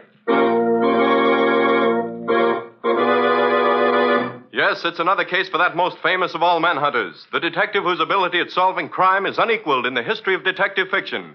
Nick Carter, Master Detective, presented by the three great Linx home brighteners. Linx Clear Gloss Varnish, Linx Cream Polish, and Linx Self-Polishing Wax. Created by Acme, America's great producer of fine Acme quality paints. Today's curious adventure, Mind Over Murder, or Nick Carter and the mystery of the missing John Doe. In just a moment, we'll hear how Nick Carter found out who John Doe really was and who was behind the murders of the two men John Doe thought he had killed. But first, here's a tip for good homekeeping. Millions of American homemakers have discovered how Chemtone, the miracle wall finish, keeps their walls fresh and lovely. Now they're discovering how the three great Linx home brighteners bring sparkling cleanliness to furniture, woodwork, and walls. Linx Clear Gloss Varnish gives lustrous, longer-lasting protection to every wood and linoleum surface. Linx Cream Polish renews the sleek, gleaming beauty of fine furniture. And Linx Self-Polishing Wax lends rich, satiny loveliness to any floor, wood, linoleum, or tile. Take the modern shortcut to new home beauty with the three great Linx home brighteners. You'll find them all at your hardware, paint, or department store. Your headquarters also for Chemtone, the miracle wall finish.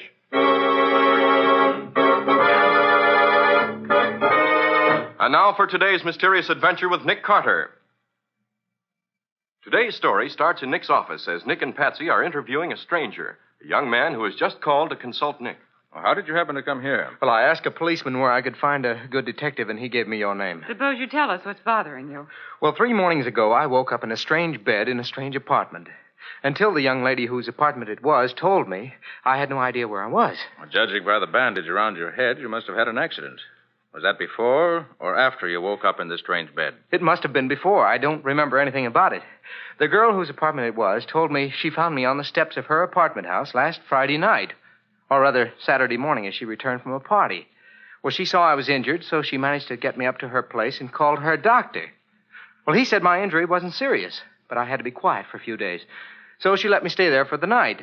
But the next morning, even though I was able to answer her questions, I knew nothing about myself. I had to tell her something, so I invented a name, and I told her some story about being from out of town, having had a bad fall, and so on. What name did you give him? John Powell. That name doesn't mean anything to you? No, I just picked it out of the air. What makes you think you may be a criminal? This. Look. Good grief, Nick. Look at all that money. Yes. There's over $10,000 there. And look at this. Oh. Well, diamond lavalier. One like that, even though it's pretty old-fashioned, must be worth at least $5,000 or $6,000. And those diamond eardrops are pretty special, too. Did you find anything in your pockets that might help you establish your identity? No. The suit I was wearing the night she found me was bloodstained, so I bought this suit and hat this morning at a small store I passed. I left the other suit at the cleaner's, but I went over it thoroughly first. All I found was this. A calling card. Warren McAllister. No address or anything. Does this mean anything to you? Not a thing. I looked in the telephone book and found there is a Warren McAllister on East 81st Street. I thought maybe I was he, so I called up and asked for him, but whoever answered said Mr. McAllister was just leaving for the country and couldn't come to the phone. What do you want me to do? Find out who I am, if you can, and especially find out whether or not I'm a criminal. Come on, Nick. We've got nothing better to do. Why don't you help him out? All right. First, what's the girl's name and address? Her name is Laura David. She lives at 7684 Windsor Road. And what about the doctor? Well, Miss David called him Dr. Bourne. That's all I know about him. And where'd you leave your other suit to be cleaned? Here's the claim check for it. I'm sure he won't find anything. You never can tell. Where are you going to be? I don't know, but I'll let you know as soon as I get settled. Very well, Mr. Powell. Meanwhile, Patsy and I'll start by calling on Miss Laura David.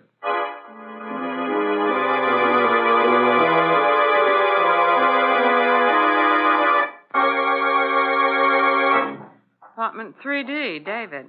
Well, he told us the truth about this, anyway. Come in. Riley, what are you doing here? I was just going to ask you that.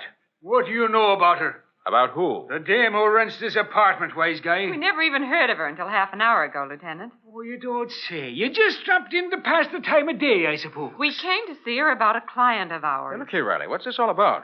And why are you here? Right now, I'm asking the questions. What's the name of this client of yours? He told us his name was John Powell. And what did he want you to do for him? He wanted us to find out who he is. He has amnesia from a sock on the head. Oh, so that's what that note meant. Well, what note's that, Riley? We found it on the table here with a $100 bill pinned to it. Here it is.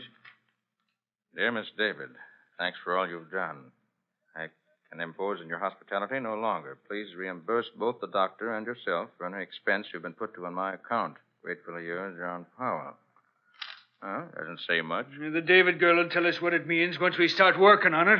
Why, where is she? In the jug. A cop on the beat found her trying to hide a gun in an ash can on her way to work this morning. He brought her and the gun down to headquarters.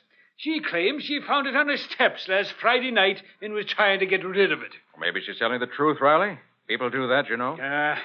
Anything wrong with the gun? Plenty. In the first place, it was a Swedish gun, a Bofors .32 caliber. Now, you just don't find them on your doorstep.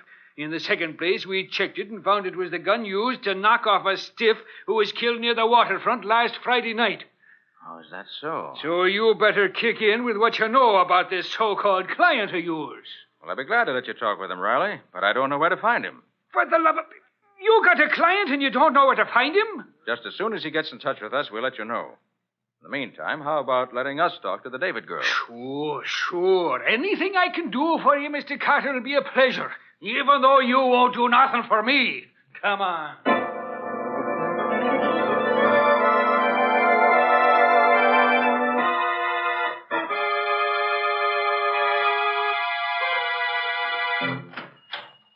Well, Patsy, we certainly didn't get much out of that David girl. No, she just told us the same thing she told Riley. Oh, yes, please. We want to see the suit this check calls for. Oh, yes, sure. Just a minute. I'll get it for you. I ain't sent it out yet. I knew that stuff on it was blood. Said he had an accident, if it is. Thanks.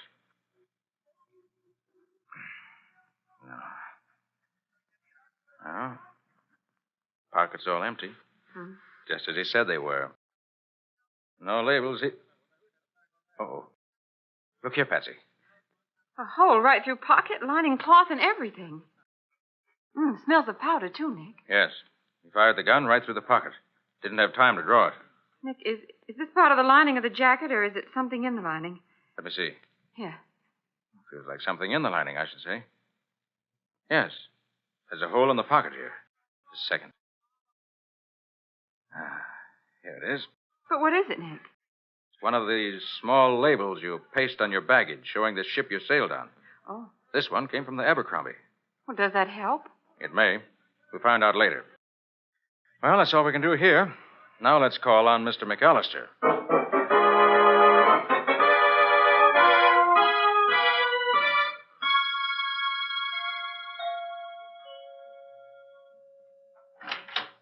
The lieutenant is expecting you in the library. Hey, Nick, what's the... Hold it, Patsy. We'll find out fast enough. Well, what took you so long, Nick? Did you get a flat tire, maybe? Thanks for the welcome, Riley.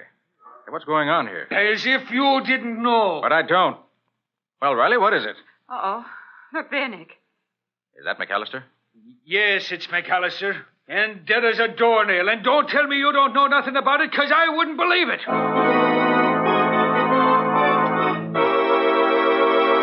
Well, so McAllister is dead, too. How is this going to affect Nick's efforts to learn who John Powell really is? Or does John Powell know more about this than he's told Nick? We'll see in just a moment. Folks have a habit of forgetting to use the doormat, whether they come home through winter snow and spring rain or from summertime swimming pools. And the water they track in certainly spoils the appearance of shining, freshly clean floors. But those floors look spick and span again in a twinkling when you keep them protected with Linex clear gloss varnish, because it keeps both dirt and water right there on the surface where they're easy to whisk away. That same protective finish gives sparkling beauty to woodwork and furniture as well. For Linex clear gloss has a gleaming, transparent luster that provides a background of distinction for all your household things. And how Linex clear gloss wears. It resists damage by hot grease, boiling water, fruit acids, perfume, even alcohol, which means it's as fine for use on tabletops as for wood floors and linoleum.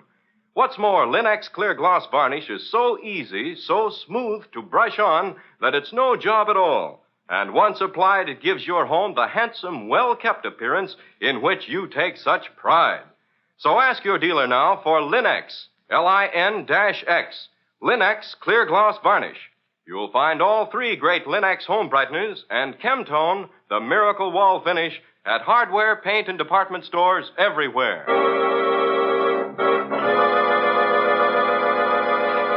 And now back to our story.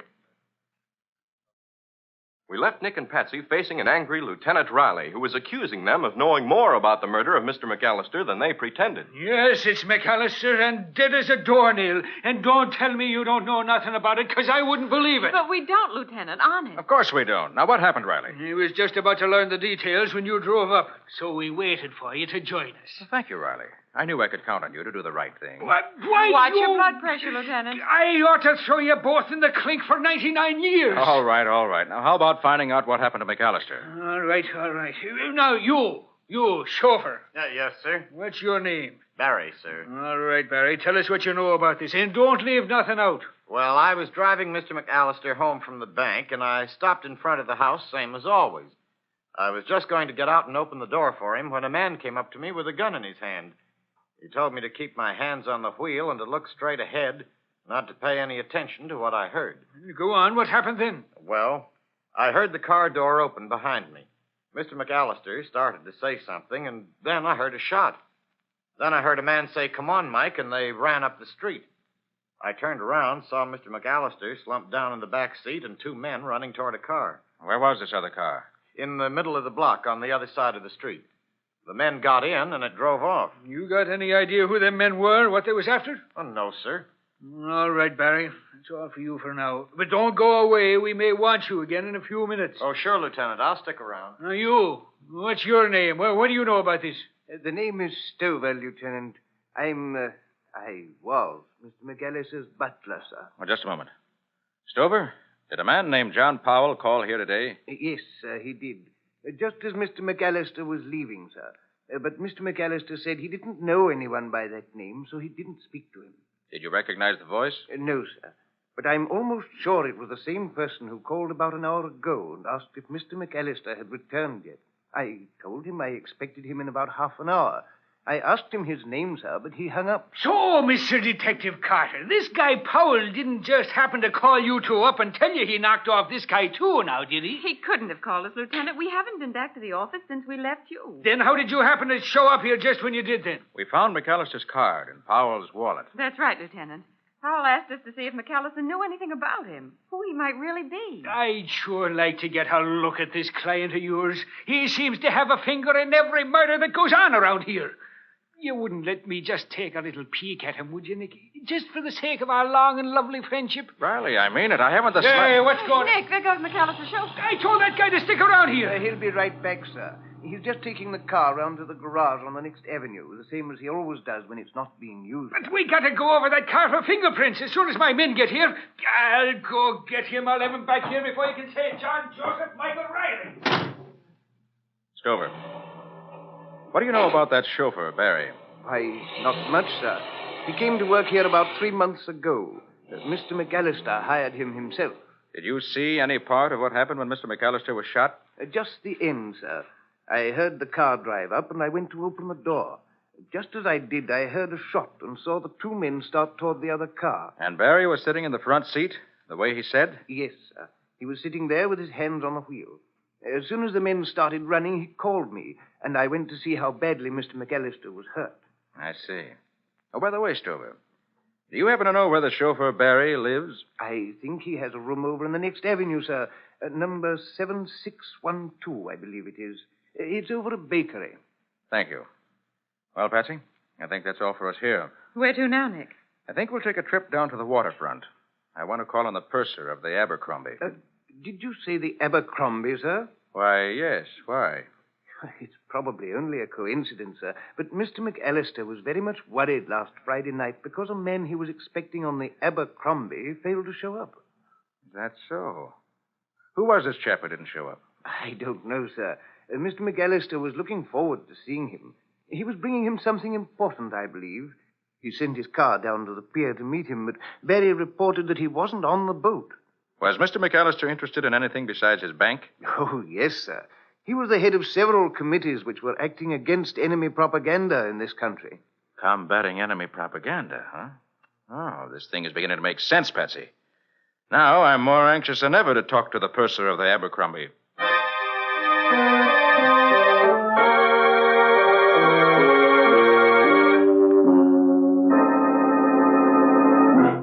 Will you tell the purser I'd like to see him, please? This doesn't look like an American ship, Nick, even though it is named the Abercrombie. It isn't, Patsy. It was originally the Prince Knut, a Danish vessel. It was Oh. taken over by the English when Hitler rolled over Denmark. Now sails for Sweden, I believe.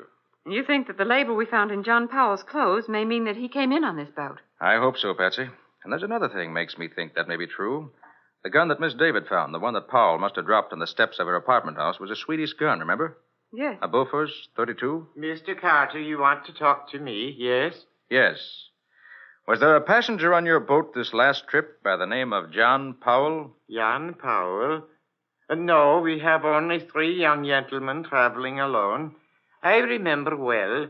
One Swedish-American, Mr. Lars Sjostrom from Michigan, one Norwegian, Mr. Halverson, and the young South American, Mr. Richard Vallon.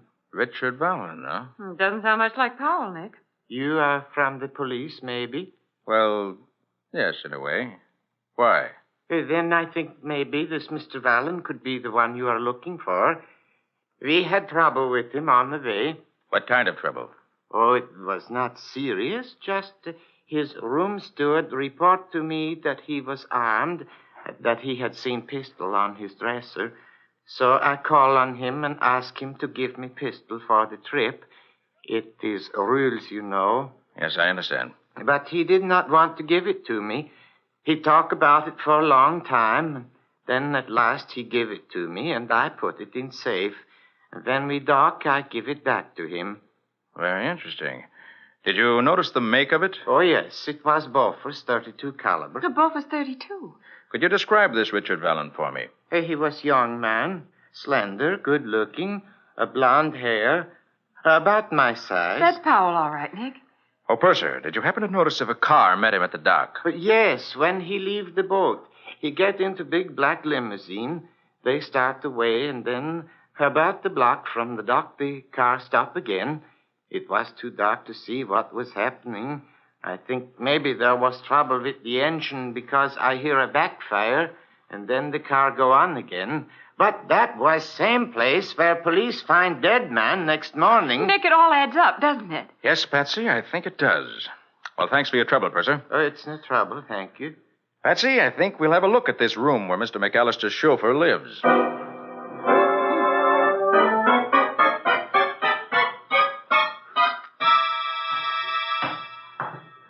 Do you expect to find Barry here, Nick?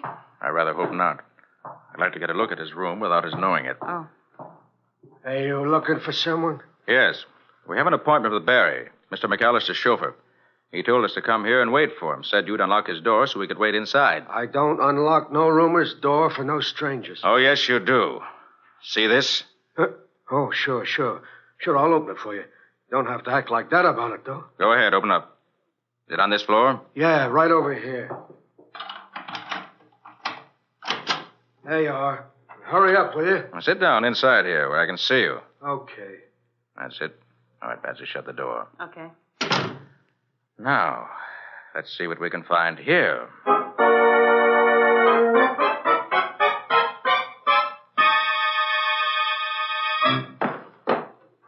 Hey, look. Hurry up, will you? I got work to do. I can't sit here forever. You'll sit there till we finish this search. Nick, what do you suppose is in this little can? I can't open it. Huh? Hey, Patsy, let me have that. Yes. Mm-hmm. Yes, the cover is on pretty tight. Well, that's movie film, isn't it? Certainly is. Now, let's see. Oh, boy, look at that. Well, what is it, Nick? Looks like pictures of German atrocities and destruction in some of the conquered countries. Oh. Oh, these are brutal. Where did you find this, Patsy? In the bottom drawer, wrapped up in some long underwear. There's a briefcase there, too. Briefcase. Let me see it. Here it is. Yes, that's it, all right. Come on, Patsy. No, but Nick... No time to lose. We're going to take this stuff down to Riley to be turned over to the FBI. They'll be very happy to get it. Maybe they would, but they ain't gonna. Barry. Now, Carter, take a look at this gun of mine and then hand over the film and the briefcase. I'll take care of them myself. Barry, I'd like to make a deal with you. Yeah? What kind of a deal? I want... Excuse me. Do you mind if I get my handkerchief? Never mind the funny business. Give me the stuff you found here. Very well. Here. May I get my handkerchief? All right, but I'm watching you, so don't try anything. I don't carry any guns in my breast pocket. I just want my handkerchief. There. Hey, what was that? Why, you... Oh.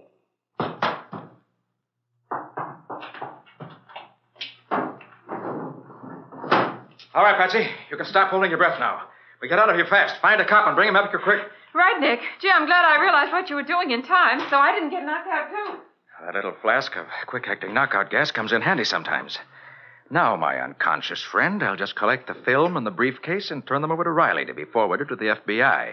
They'll be glad to get evidence like this.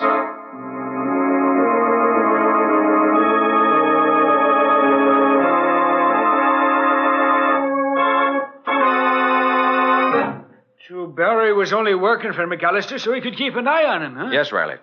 McAllister was very active in combating enemy propaganda, and Barry was on the other side. Mm-hmm. I believe that as soon as he, Barry, found out the names of the men McAllister was working with, he had him killed. Well, with the pictures and other data in that briefcase, the FBI should be able to make short work of the whole crew. Yeah. Oh. Lieutenant Riley, homicide speaking. Oh, sure, send him right in. Something interesting, Riley? Could be. Well, Schultz? I was on my beat tonight when a big car goes around the corner fast and the guy falls out. Lands with his head up against one of the L pillars, out cold. I got an ambulance and took him to the hospital. Well? Well, I found these things on him, Lieutenant. That's why I come direct to you. Nick, Powell's lavalier and eardrops. Yes. And there's McAllister's card and all the money. You mean that guy could be John Powell? Certainly could be, Riley. So he wasn't no crook, eh? Well, this sure looks like it. Well, I'm sure he wasn't, Riley. I'm going to the hospital and have a look at that guy. You want to come? Right you are. Grab your hatchet, Patsy, and let's get going.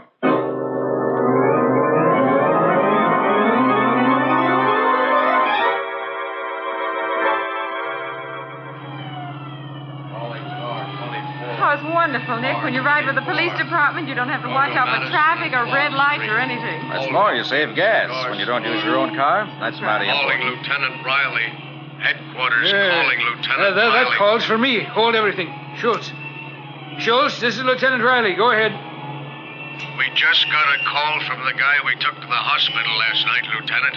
He says he saw a car used by McAllister's killers. Says car license is KX56-7D. I checked that number and it belongs to Gussie Lang. Gussie Lang? Schultz, send out some men at once and pick up Gussie and his gang and bring him in and hold him for questioning. Get going fast. That's all. Right, Lieutenant. We'll take care of him fast enough. Well, step on it, Rice. What's holding you back?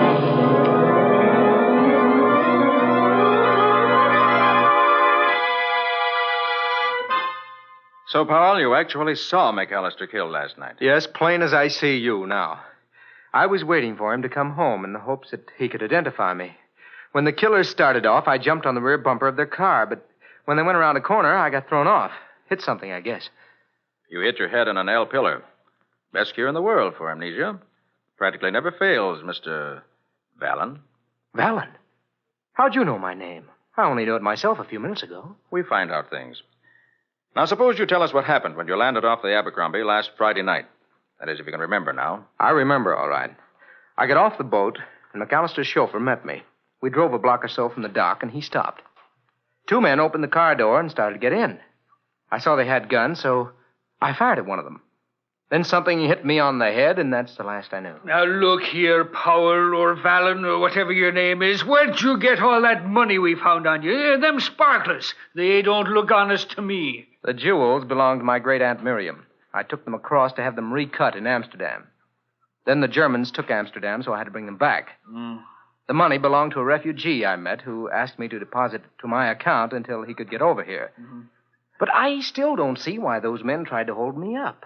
Nobody knew I had the jewels with me. It wasn't the jewels they wanted, Valen. It was the roll of film and the envelope of documents you had in your briefcase. Were they important? Where did you get them? Well, a friend of my father's gave them to me. Asked me to give them to Mr. McAllister when I got over here. But what were they, Mr. Carter? The film showed Nazi atrocities in conquered countries. The documents were pictures, descriptions, and names of active workers in anti-American activities here in this country. McAllister's chauffeur, Barry, was one of the head workers. When you prevented those men from getting what they wanted, Barry dumped you out of the car and took the film and the papers to his room to hold until he could dispose of them safely. But we got there first. Well, Lieutenant, are you satisfied that Mr. Powell, or I should say Mr. Valen, is innocent? Yeah, I guess so. Oh, come on, Riley. Cheer up. You've got the film and the anti-American data. You've got McAllister's murderers. Yeah. And you're going to get all the credit for solving the case. Huh? What more do you want?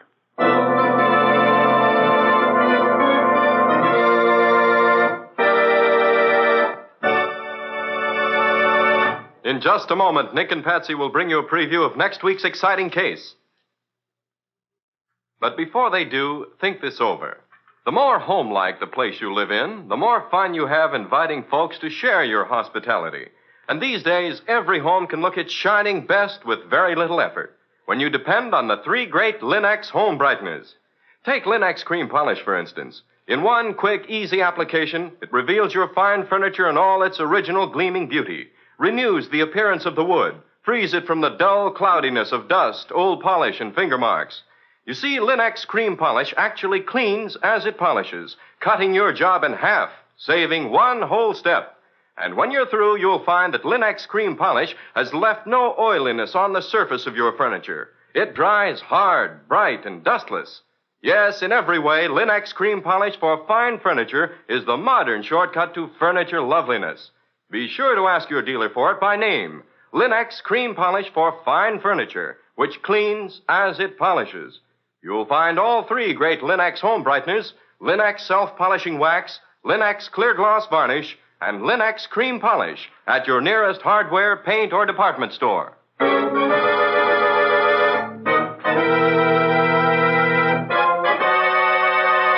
And now let's hear from Nick Carter himself. Well, Nick, how about a peek into next week's story? Got a few hints for us? Well, next week's story, Ken, is about one of the wildest and most exciting nights Patsy and I ever spent. I should say it was. What happened, Nick? 4 rich old Tories during the Revolution buried all their valuables in a small rocky island. Their heirs had found a clue to the burial place of the treasure and called me in to solve the clue, which was in code. But they didn't figure on the one man who wanted it all for himself and who was willing to kill to be sure he got it. What do you call the story, Nick? It's called 4 Rings of Death. Or the mystery of the Tory Island murders. I hope you'll be with us next week. So long for now. So long to all of you. See you soon. And so long to both of you, Nick and Patsy. We'll be here waiting for you next week.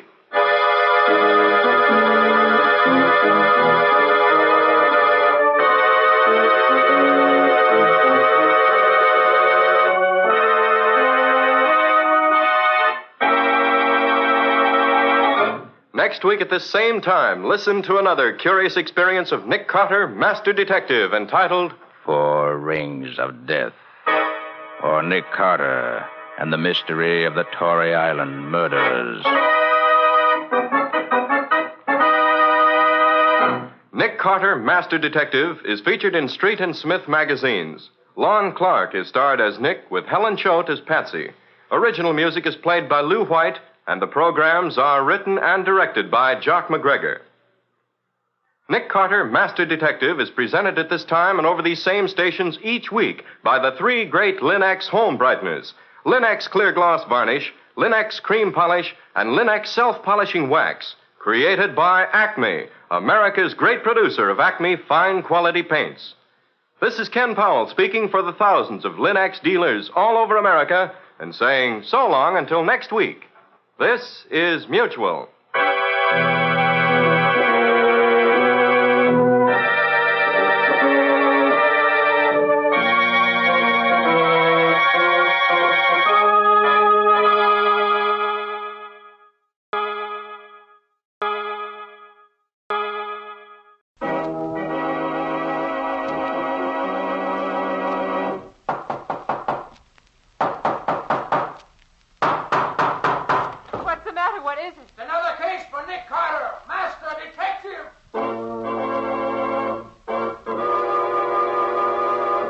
Yes, it's another case for that most famous of all manhunters, the detective whose ability at solving crime is unequaled in the history of detective fiction, Nick Carter, Master Detective, presented by the three great Linx home brighteners, Linx Clear Gloss Varnish, Linx Cream Polish, and Linx Self-Polishing Wax, created by Acme, America's great producer of fine Acme quality paints.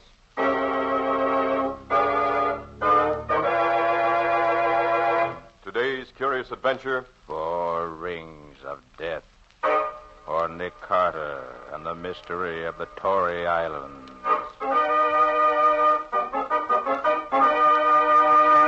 In just a moment, we'll hear how Nick Carter solved the mystery of the 4 rings.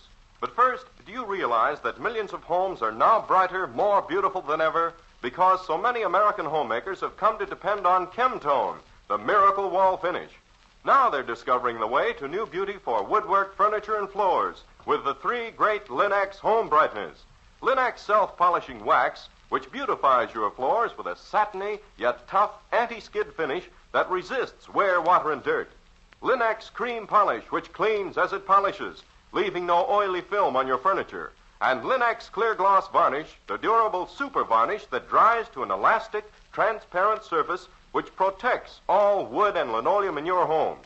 You'll find the 3 great Linx home brighteners at your hardware, paint, or department store. Your headquarters also for Chemtone, the miracle wall finish.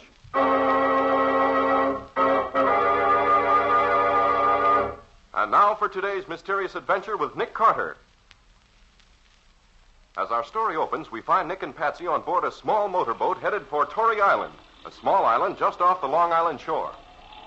If I'd known the weather was going to be like this, I never would have accepted this job. Why are you doing it, Nick? Oh, special favor to Colonel Howard. A friend of his, Andrew Jessup, asked him to find the best code expert he knew. And he said I was the man for the job. So when the colonel called me, I agreed to do it. Just what is it you're going to do? Well, it seems that back in 1776, 4 wealthy Tories who were afraid that Washington was going to capture Manhattan Island got all their valuables together and went to this little island where we're going now. Uh-huh. They buried everything somewhere on the island and recorded the burial place in a secret code, a cipher. They lived there for a while, and later were all lost in a storm while trying to get back to the mainland. That sounds pretty fantastic, Nick. Is there any real truth in it? And his lawyer, Andrew Jessup, recently came across something that convinced him the story's true. So he rounded up the heirs of the 4 original Tories and arranged for them to meet on the island this afternoon. If I can decipher the code, they'll dig up the treasure and divide it. This is some night to dig up anything, I'd say.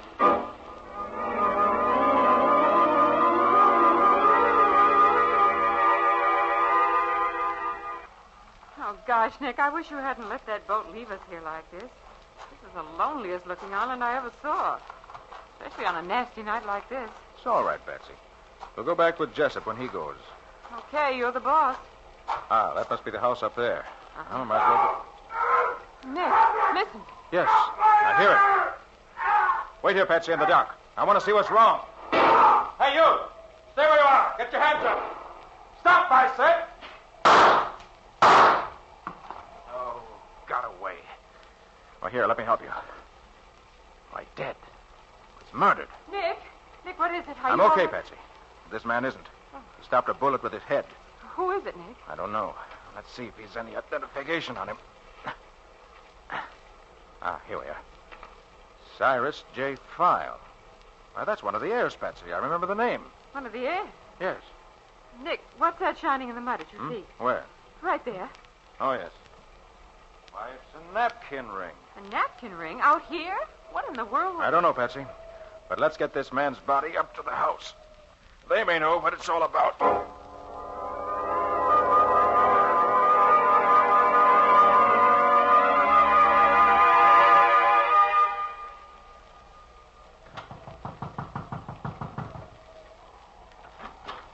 What in heaven's name? Are you Jessup? Yes. Who are you? Nick Carter. Oh, come in. Well, you know this man? Great heavens, that's File. Put him down here. What happened? Well, I heard him call out, and then I heard a shot. I found him dead. Are all your people here with you? Why, yes. File was here a few minutes ago, but discovered he'd left his glasses on my boat and went down to get them. Anyone else on the island? Only Matt Odell, the caretaker for the fishing company that owns the island. We're expecting Peter Brady, the personal representative of the owners, to arrive shortly, but he hasn't come yet. Where are the others? In the living room. You're sure File was murdered? You don't get a shot through the head the way he was, accidentally. You ever see this ring before? That's File's ring. It's his part of the clue to the treasure. How could a napkin ring be a clue to a treasure? I can't tell you that. I simply know that each of the 4 heirs has a napkin ring like this, and that the 4 rings together give the key to the hiding place of the treasure. Ah. And it's possible that whoever killed this man wanted to get hold of the ring for himself. Oh, who'd want to do that? Where does this Matt Odell stay? He has a shack just below here where he lives. Why? I think I'll have a talk with him. I'll be right back.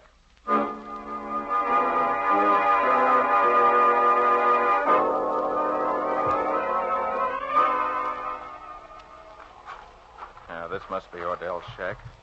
It's the only one around here.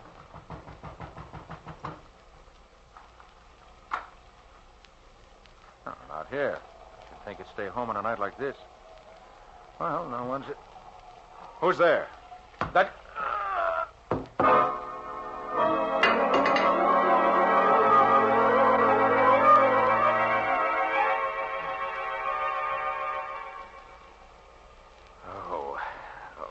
Fine way to start on a case. Oh, who the deuce would want to... Carter! Carter! Over here. What's up? Hey, what happened to you? Don't quite know, except that somebody knocked me cold when I was looking for Odell. You see anybody? No. Did you? No. I came down here to tell you that Odell's at the house. Came in just after you left. I thought you might be searching for him. How long after I left did Odell show up? Why, about 5 minutes, I should say. I want to talk to that man. I think... Hey, wait a minute. The ring. File's napkin ring. What about it? It's gone. I had it in my pocket when I came down here, but it's gone now. So that's what your assailant was after. It looks that way. Well, let's be getting back. Fine business. One of the rings missing before we can... Hey, hold on. There's a hole in my coat pocket. Maybe I... There it is. I just caught the glitter of it in the flashlight. Oh, you're right. That's it. And the murderer has missed again. Hello there. That you, Jessup? Yes, who is it? Peter Brady. Oh, hello, Brady. This is Nick Carter, who's going to solve the cipher for us. You hope. Well, the way things are going now, there may be no cipher left to solve. Well, let's get back to the house. I want to talk to Odell.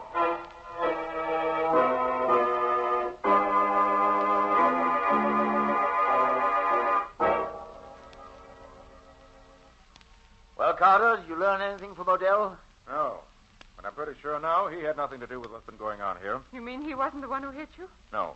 I'm quite sure he knows nothing about that or about File's death. Oh, by the way, Carter, I want you to meet the other 3 heirs. This is Cecil Whittemore. How do you do, Mr. Carter? This is George Oldman. How are you, Mr. Carter? And that's Kurt Sturtevant for the fireplace. How do you do, gentlemen?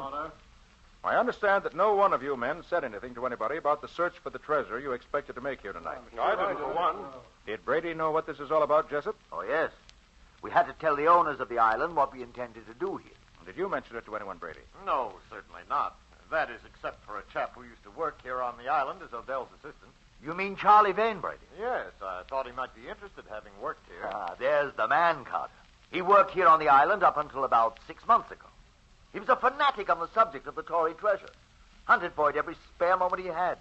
He got so he felt the treasure was his because he spent so much time looking for it. You think he'd be crazy enough to come out here and start a private war to get hold of it? He might. He's practically cracked on the subject. All right, we'll see. But first, where are the other napkin rings? Each man has his own ring, Carter. Right, I have mine. And there's no doubt at all but the treasure is still here on the island? This island hasn't been tenanted for nearly 100 years, except for the caretakers. It's used as a tie-up and stopover for the boats working for the fishing company who owns it. Brady can tell you that. Well, that's right, Mr. Carter. There's every reason to believe the stuff is right where the original owners buried it. How much is it worth? Any idea? Oh, something over $2 million, as far as I can gather. Gosh, if it's worth all that, how come the whole island hasn't been dug up before this? That's a lot of money. The whole island's practically one big rock, and without some idea of where to look, it'd be an impossible job. I see. Well, whether the killer is Charlie Vane or someone else, he's probably on this island right now. First thing to do is to see that he doesn't get off the island. Then we can catch him. Sounds logical. How can we do it? Odell. Yes, sir? Will you come in here, please? Yes, sir. What do you want? I want you to go down to the dock and take the spark plugs out of each of the company boats. Then no one can use them. Yes, sir. Jessup, You and Brady do the same with the boats you came in. All right. Come on, Brady. Right. I'm going to make a tour of the island to be sure there are no other boats here. Then we can sit tight until morning and catch whoever's behind us. I'll go with you, Nick. It's a nasty night outside, Patsy. It's very dangerous. I don't care. I'll feel safer where you are than I would anywhere else. So let's go, and no argument.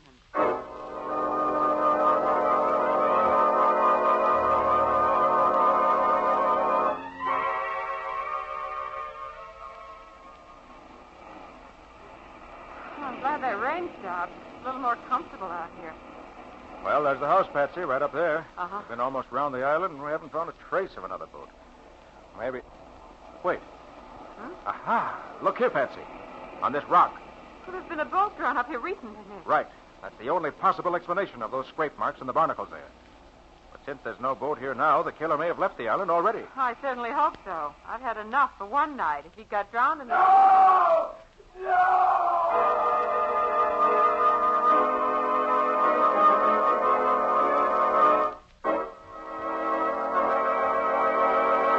Well, what's happened now?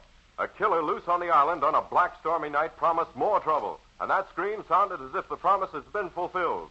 How is Nick going to find the murderer of one and possibly two men before he does any more killing? And what's the riddle of the old Tory's treasure? We'll see in just a moment. Whatever your family's preference may be in home decoration, your home is bound to be more beautiful when its floors are well kept and shining. And with Linex self-polishing wax, floors always look their very best without tiresome rubbing or polishing. Yes, with Linex self-polishing wax, which is simply wiped on, your floors are handsome for a long time because Linex self-polishing wax dries to a rich, satiny, long-lasting finish that really wears, thanks to its high content of genuine Carnauba wax. And the finish may be renewed wherever you like without re-waxing the whole floor. What's more, Linex self-polishing wax is easy to keep lovely, for you whisk surface dirt away in a twinkling with a damp cloth.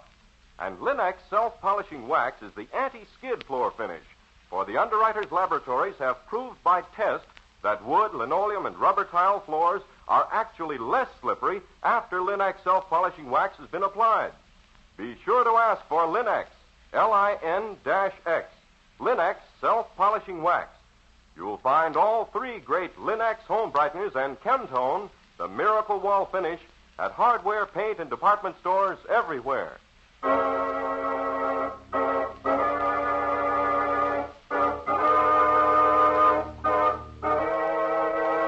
And now back to our story.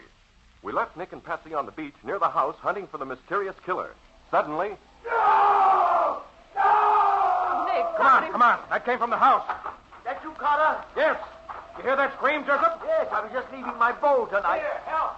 He fell off the roof. Coming, Brady. He's dead. He landed on his head. Yes, he's dead, all right. Why, Sturtevant. Sturtevant dead, too. What's going on here? Quiet, everybody. How can we find out what happened when you all try to talk at once? Quiet, please. Now, Brady, what do you know about this? I was just coming back from my boat when I heard a scream. I looked up, and silhouetted against the sky were two men on the roof. One of them pushed the other over the edge and screamed again as he fell. It was awful. You see anything else? I was looking at the body when I heard the back door slam. Then it sounded as if somebody ran off through the brush. Well, why didn't you go after him? I chase after a murderer in the dark, unarmed? Do you think I'm crazy? I don't know. Whittemore, what do you know about Sturtevant's death? Why, Sturtevant Ullman and I, were waiting in the living room for you and Jessup and Brady to come back. Sturtevant got the bright idea that he'd go up to the roof and see if he could see anything. A little later, we heard him yell, and we started up the stairs to see what was wrong. You hear anything after he was killed? Why, we thought we heard someone dash down the back stairs and out the back door. Well, you better get Sturtevant's body inside. I'm going to have a look at the roof, see what I can find there. Come on, Patsy. Right with you, Nick.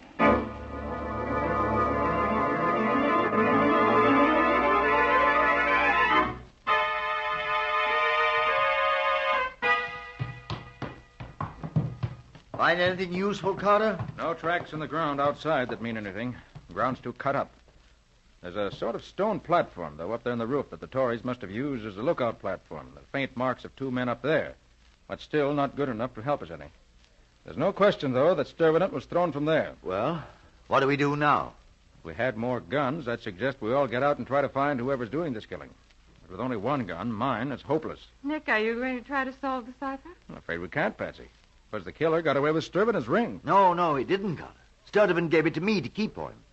Oh, well, we still have all 4 rings. Our murdering friend is having all this trouble for nothing. Then let's get started. All right, let me have the rings. Here you are, Carter. All 4 of them. Good. Now, let's see.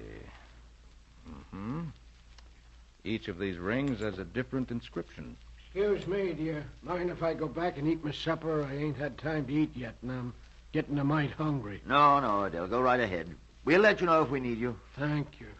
The only answer to this is that the inscriptions on the rings constitute the cipher itself. The only question is how to arrange the rings to get the correct interpretation. Nick, did you notice that there are little notches filed in the edges of the rings? Mm-hmm. 2 of the rings have the notches on both the top and bottom, and these other 2 have them only on one edge. Yes, Patsy. I believe that if the rings are put together with the notches matching up, we'll be heading in the right direction. You mean stack them one on top of the other? Exactly. With the notches matching up in each case. The rings with the single notches will go on the top and the bottom, respectively. I see. Like this. That's it. Well, now what? You notice, Patsy? There are 2 lines of inscription on each ring. That's right. And from the uneven way the letters on the inscriptions are engraved, I feel sure it was done so that with the rings stacked on top of each other the way you have them, certain of the letters in the inscriptions will come directly under each other. There are only 3 or 4 places where they do that, Nick. As a matter of fact, Patsy, there's only one place, if you look closely, where the letters are really directly under each other. Yes, you're right. Write these letters down as I read them. Okay, go ahead. H-A-E-T-M-L-I 3. Did you say 3? Yes, one of the rings has the date 1730 in the second line. Oh, yes, of course. Hey, wait a minute. Right under the 3 on the bottom ring is another number. Looks like... Yes, it says 251. Write that down, too. You think that's part of it? I believe it is. Now, what have you got there? Nothing that makes sense. H-A-E-T-M-L-I 3, 251. Maybe that's in cipher, too, Patsy. Maybe... No. We've got the right ring on the top and the right ring on the bottom. The notches prove that. But we've got the 2 rings in the center in the wrong order. We just transpose them, Why, of course. You're way ahead of me, Nick. It refers to a book. A book just as well known to those old Tories as it is to us. Now, where can I find a copy of it here? Ah, Matt Odell. He has quite a collection of books in his shack. He must have a copy there. Oh, but Nick, do you think... I'll be back in a minute, Patsy. Just long enough to get the book.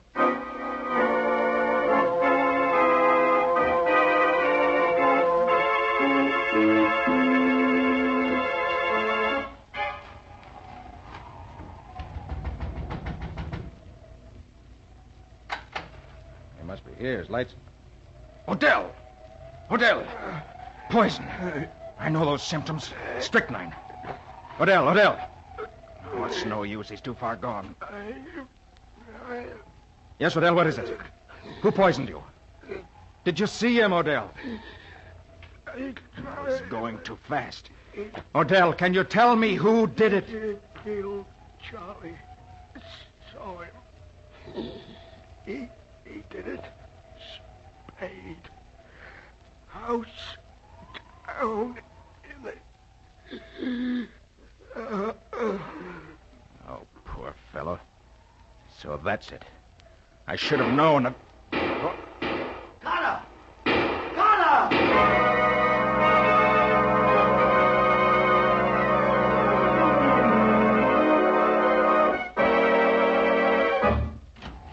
Jessup, what's happened? Why'd you call me? Upstairs! Carter, quick!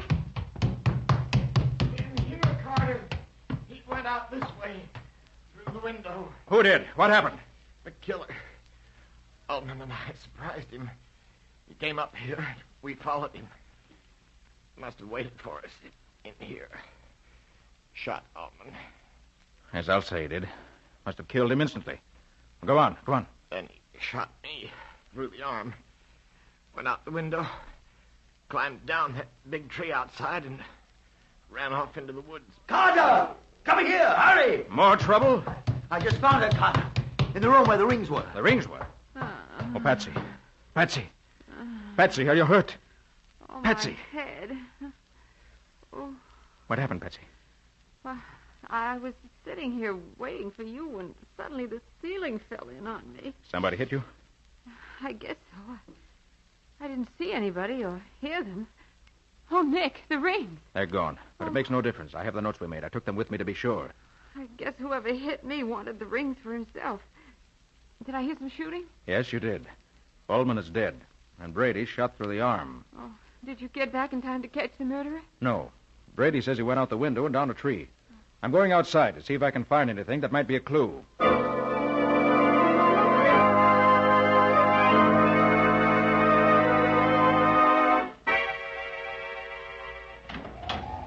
Did you find anything, Carter? I think so.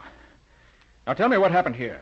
Well, we were all sitting in the living room when Brady heard something outside in the hall. He went out to look, and a moment later we heard him call out to someone to stop. Ullman ran out, and they both dashed up the stairs. There were several shots, and I called to you. You know the rest. I see. Brady, did you get a look at his face? Why, no. No, I didn't. It was dark in the hall, and I couldn't see. All right. Never mind. Let's get finished with this cipher. But, Carter, shouldn't we do something about this Plenty now? of time for that. Plenty of time. Cipher comes first. Oh, by the way, I found Matt Odell dead in his shack. Poisoned. What? Somebody put strychnine in his food. Odell dead? But why would anyone want to kill him? Matt didn't have any of the rings. Right. Odell was killed for an entirely different reason. Well, now let's get this cipher finished. I found this book in Odell's shack, and it gave me the answer. That copy of Hamlet told you where the treasure was buried? It did. You remember, Patsy, we had the letters HAETMLI 3251? That's right. Well, if you transpose the two rings in the middle of the stack we made, you get these letters. HAMLET 13251. That's wonderful, Nick. Hamlet, Act 1, Scene 3, line 251. Is that it?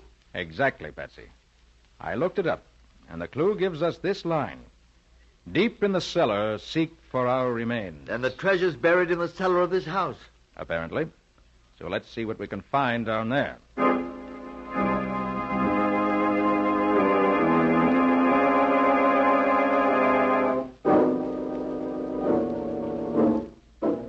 We'll probably have some hunting to do around here. But it shouldn't take too long. Hey, don't shine that light in my eyes. I can't see. Oh, sorry, Brady. Now we'll see. Look out, Nick. No, you don't, Brady. Oh, Carter, why did you knock Brady out? He was trying to kill Nick. He was afraid I was getting too close to his secret. His secret?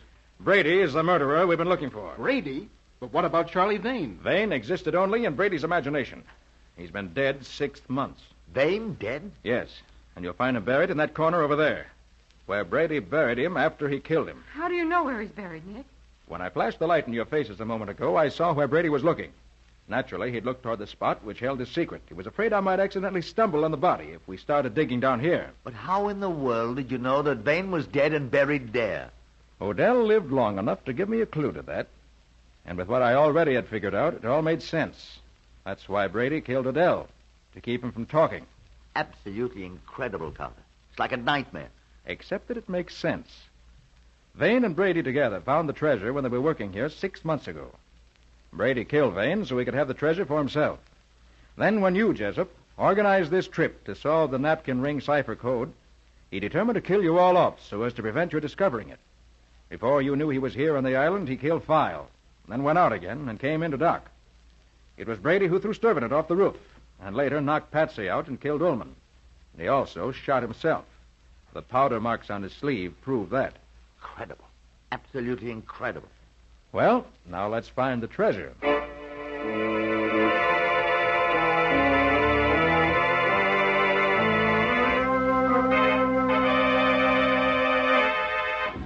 But if the treasure's buried in the cellar, Nick, what are we looking up here on the roof for? Oh, didn't I tell you, Patsy? The treasure isn't buried down there. It's up here. What? Up here? But the quotation from Hamlet, Carter, that said... The quotation I read you was not the right one, Jessup. Now, let's see. You see those large flat stones forming the platform on that side? Yes, what about them? Count off the first 11 and lift the next one up. Lift it up? Why, it's cemented down, Nick. I doubt that. Go ahead, Jessup. Try it. Give him a hand with him, Moore. All right, if you say so. You seem to be right about everything so far, even to finding Bain's body where you said it was. Now, Whittemore. Live. Oh, Nick, you're right. The stone is coming up. Well, will you look at that?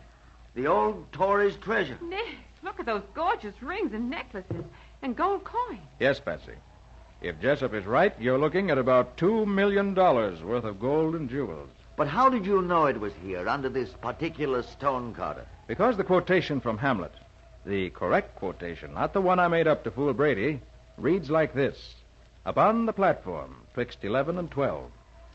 And there was no other solution possible.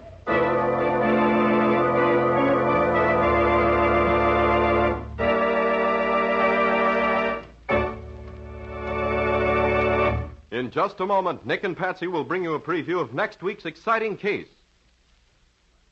But first, let's face the facts. Everybody's days are busy. We've all filled our daily schedules full to overflowing, doing our home front jobs and helping with the all-out effort toward victory in every way we know how. So we appreciate more than ever before what it means to relax, and how much easier it is to relax when a home is pleasant and inviting. American homemakers are learning how much easier it is to keep a home that way with the 3 great Linex home brighteners. For example, they're learning that Linex cream polish restores the original handsomeness of fine furniture in one quick, easy application, banishes messy fingerprints, helps conceal ugly scratches, does away with cloudy old polish and dust. You see, Linex cream polish for fine furniture actually cleans as it polishes, saving one whole step in the cleaning day routine of busy homemakers, cutting their work in half. Let your fine furniture regain its loveliness with Linex cream polish. Remember always to ask your dealer for Linex cream polish, which cleans as it polishes. It's the streamlined way to furniture care. You'll find all 3 great Linex home brighteners at your nearest hardware, paint, or department store.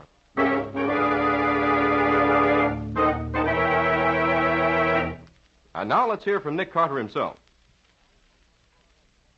Well, Nick, what's on the program for next week?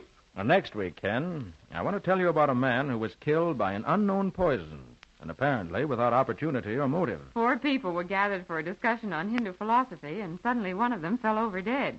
None of the others had any idea what had happened. Sounds pretty blind to me. How did it work out? Well, what clues there were uncovered accidentally and unexpectedly.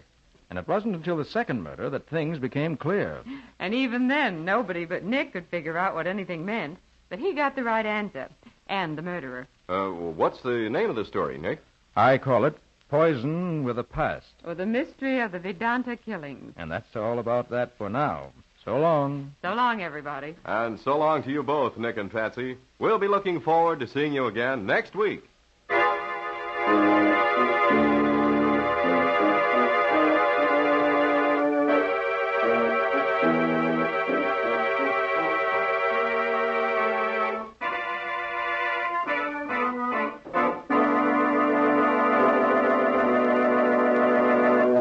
Next week at this same time, listen to another curious experience of Nick Carter, Master Detective, entitled Poison with a Past.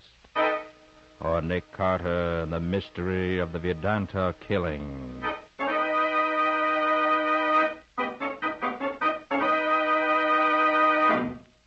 Nick Carter, Master Detective, is featured in Street and Smith magazines.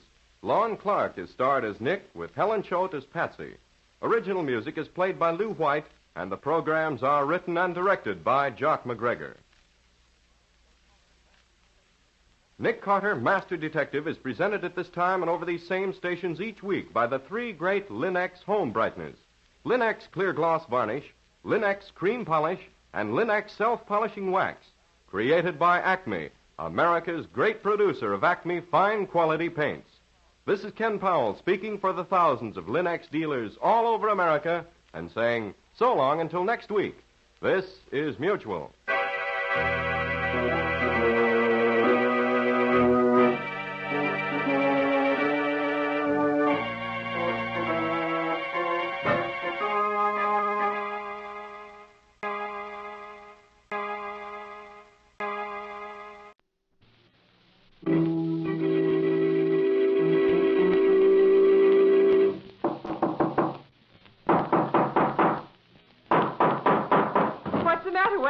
another case for Nick Carter, master detective.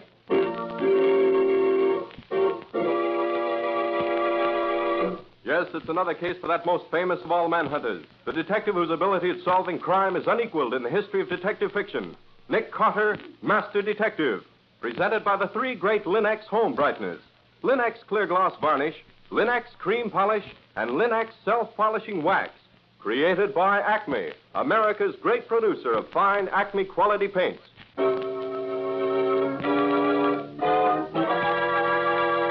Today's curious adventure. Poison with a past. Or Nick Carter, the mystery of the Vedanta killings.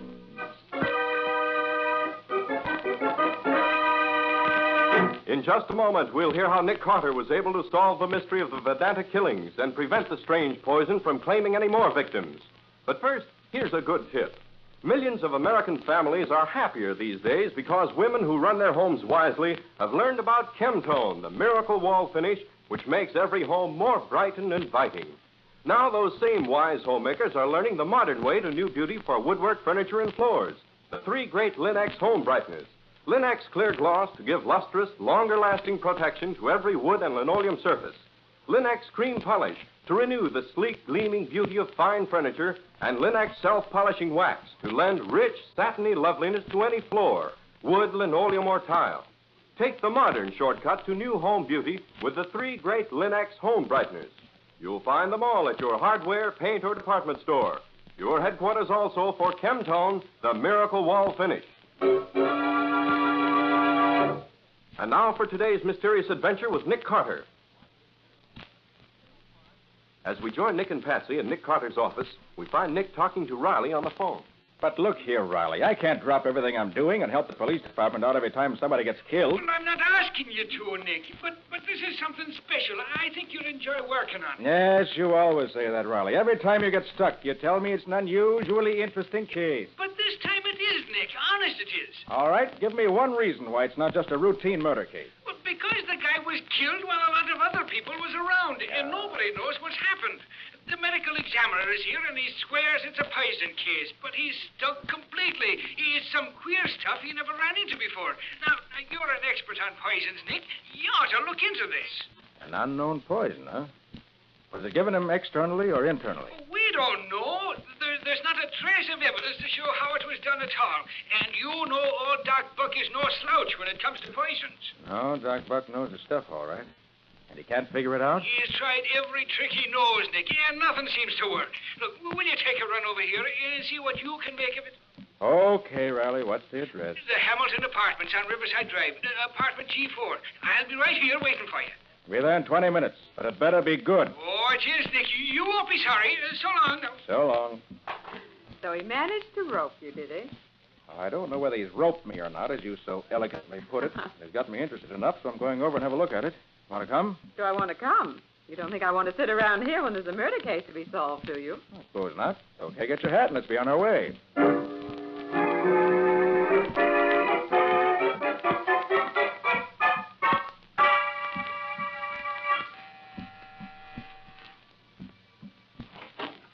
Welcome to our little gathering, Nick. And you too, Patsy.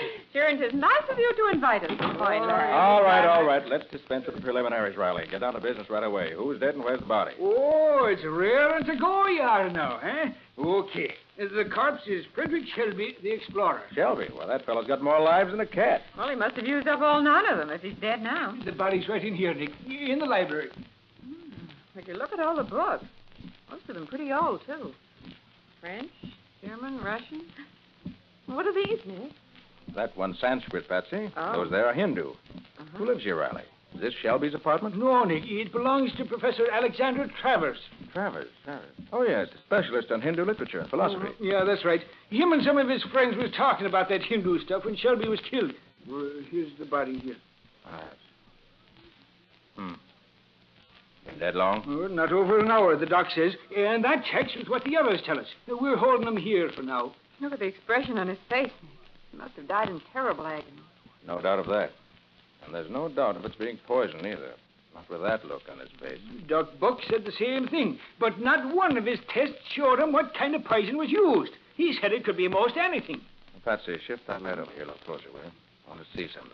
Sure, Nick. Here. Yes. Look at the color of her skin. It's practically blue-white. She looks almost like a marble statue, Nick. Yeah. All right, Riley. Where's the rest of the party? Say you're holding them here? Yeah, they're in the next room. There's Professor Travers. This is his apartment, like I said. A good-looking dame by the name of Mary Devine and Dr. Paul Starr. He's a college teacher. Now, they didn't know what happened when this Shelby passed out, so they phoned for an ambulance. The intern took one look at him and called us. Anything else before I talk to them? Yeah, they told the doc that none of them had eaten or drunk anything before or after they came here. So the doc figured maybe Shelby was poisoned by the cigarettes he smoked. So we sent all the butts and ashes down to the lab for analysis. Sent down the pack of cigarettes, too. Only one pack? Yep, they was all smoking out of the same pack. Any report yet? No, I told them to call me here as soon as they finished. All right. Let's have a look at your witnesses. Okay, Nick, right in here. Let's see why they keep us... This here is Nick Carter, folks. Nick, this is Mary Devine here. Devine? Over here is Professor Travers. That's Dr. Starr. Glad to know you, Mr. Carter. First, let's get straightened out who you all are. Mr. Travers, what do you do? I teach Oriental literature at the university, Mr. Carter, but I don't see what You that will. has to... Dr. Starr, what do you do? I'm a botanist, Mr. Carter. I'm connected with the university, too, indirectly. See? You, Miss Devine? I'm just a student at the university. But a very fine student, Mr. Carter. Miss Devine won a fellowship in Oriental literature. She's done some excellent work. Any of you know any possible motive for Shelby's death? I know. We've been talking about it, and we're as much in the dark as you are. What do you know about Shelby? Not very much. We have only one common interest, the Vedanta. As a matter of fact, we first met him at a meeting of the Vedanta Society. Shelby feeling all right this afternoon? As far as we know, he said nothing about feeling ill. Mm-hmm. Now, tell me what happened here this afternoon, as near as you can recall. You say you were all sitting around talking? That's right. We were discussing the Vedanta. What is this Vedanta, Nick? Professor Travers can probably explain that better than I, Patsy. It's a philosophy of life. It was first put forward 1,500 years ago by Hindu scholars. It has to do with controlling the bodily expression so as to heighten the powers of the mind. Why don't you come to a meeting of the Vedanta Society with us someday? That would explain it better than I could, perhaps. Thanks. Maybe I will someday. But now, what happened here? Why, we were all seated around, smoking and chatting, when suddenly Shelby started to get faint. In a few minutes, he passed out. That's all. You were all smoking? Yes. Why? I understand you were all smoking the same brand of cigarette. Whose were they? They were mine, Mr. Carter. Shelby forgot to bring his pipe, and Starr was out of the private brand he smokes. I had a full pack, so I used mine. Even Starr smoked one. He usually wouldn't look at any cigarette that wasn't his own private mixture. Anything else you can think of? No, I think not. Well, that's all I know. Nothing happened that was really unusual, except that Mr. Shelby died. All right. Give your names and addresses to Lieutenant Riley. And don't leave town until we tell you you can. That's all. Good. All right, Mr. Carter. All right. Well, Nick, what do you make of it? I don't know. No apparent motive, no suspects, unknown poison. Of course, it's too early to know definitely. It couldn't be suicide, could it? No, I don't think so, Patsy. I'm pretty sure it's murder. But I'm also sure the murderer covered his tracks very thoroughly.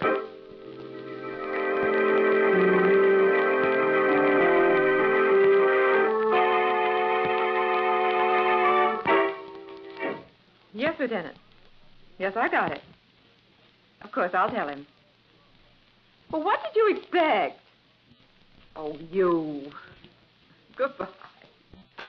I gather that was Riley you were talking to? You gather right. He said to be sure and tell you that the laboratory reports absolutely nothing wrong with the cigarettes or the butts or the ashes. All normal and natural. Too bad. Sort of hoping that... Well, never mind. There's an answer somewhere, and I'll find it yet. He also said to tell you that Mary Devine was coming in to see you very shortly now. Did he say what for? No, just said she was coming. Maybe she's remembered something. Oh, I'll get it, Nick. That may be Miss Devine now. Or a bill collector.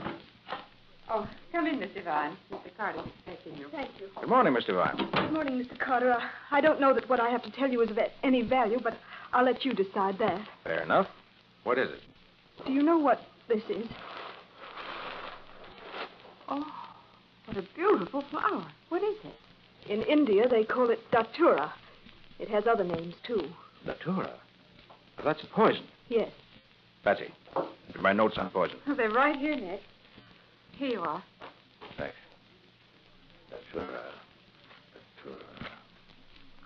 There. Yes, here we are. Taste is pleasant, given in small doses. It intoxicates strongly. 2 grams will prove fatal at once. It can be mixed with food or drink and will kill without leaving a trace.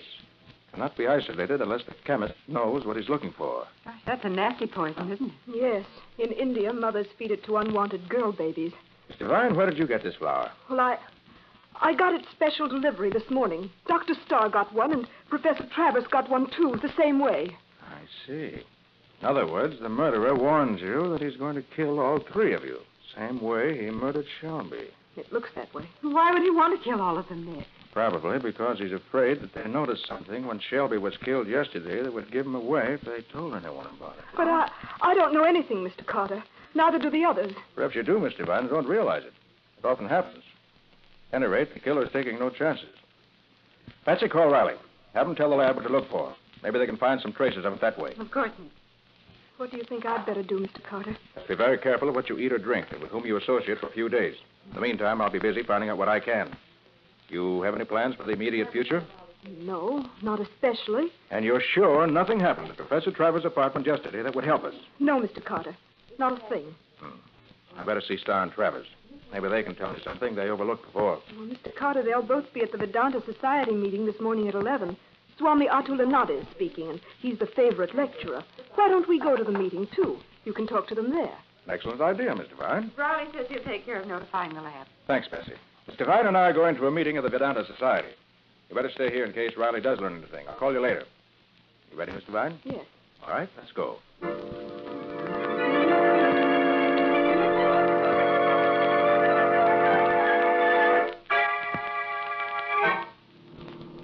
I really don't know much about them, Mr. Carter. I see, but perhaps you could tell me this. How close to Shelby were Travers and Starr? Well, Paul Starr barely knew him. As a matter of fact, he met Shelby for the first time yesterday. And Professor Travers? Oh, he and Shelby were pretty chummy. They had a common interest in the Vedanta, and they each have a collection of rare Sanskrit manuscripts, which they will to each other when they die. You mean whoever dies first bequeaths his manuscripts to the others? Yes, that's it. How valuable are these manuscripts? Oh, they're priceless, I understand. And what about you? Where do you fit into this picture? Well, I met them because of my interest in Oriental languages and literature.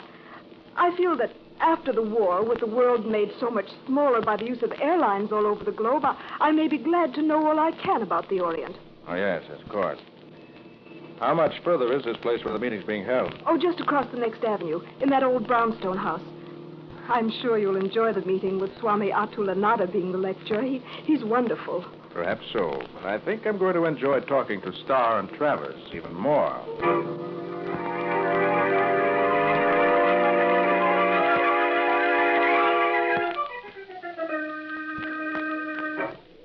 Well, Mr. Carter, wasn't he wonderful? Yes, just very interesting. Much more intellectual than I expected. Well, Mary, I see you've managed to convert Mr. Carter. That's fast work. Well, I wouldn't call it conversion, Dr. Starr. My main reason for coming here was to talk to you and Professor Travers.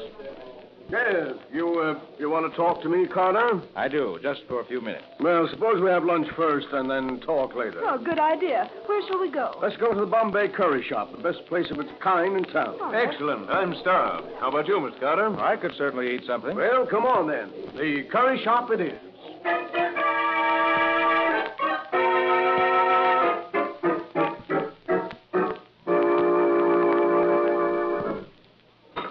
Mr. Carter, this is the main dish. It's curried rice and vegetables. And then over there in the center of the restaurant, on that long table there, those are the special seasonings, like hors d'oeuvres. You help yourself to those, whatever you want to go with this main dish. Such as what? Oh, Bombay duck, dried saltfish, tamarind, and other spicy things. See, Dr. Starr is getting his now. Shall we try some? Oh, by all means. Well, come on. Some of these things are really delicious. Here, Professor, how about some of this tamarind? Have you learned to like it yet? I ate tamarind before you were born. Give me a good helping of it, will you, Starr? Yeah, you are. What? Certainly, it's delicious. Take anything you like, Mr. Carter. You never know what's good until you try it, you know. Certainly looks appetizing. Now, let's try a little of everything.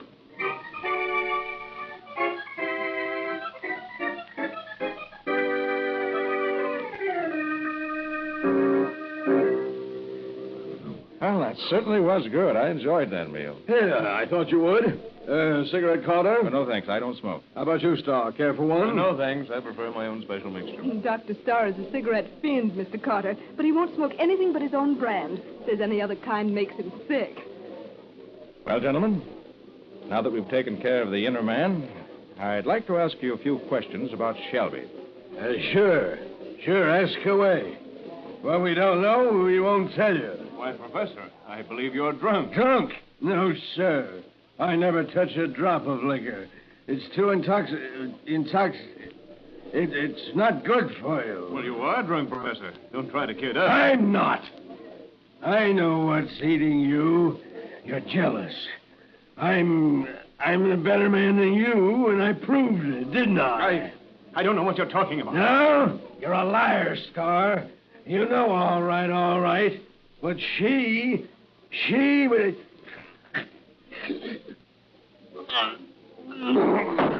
Professor Travers. Travers! Why, he's dead. Mr. Carter, that's just the way Shelby died.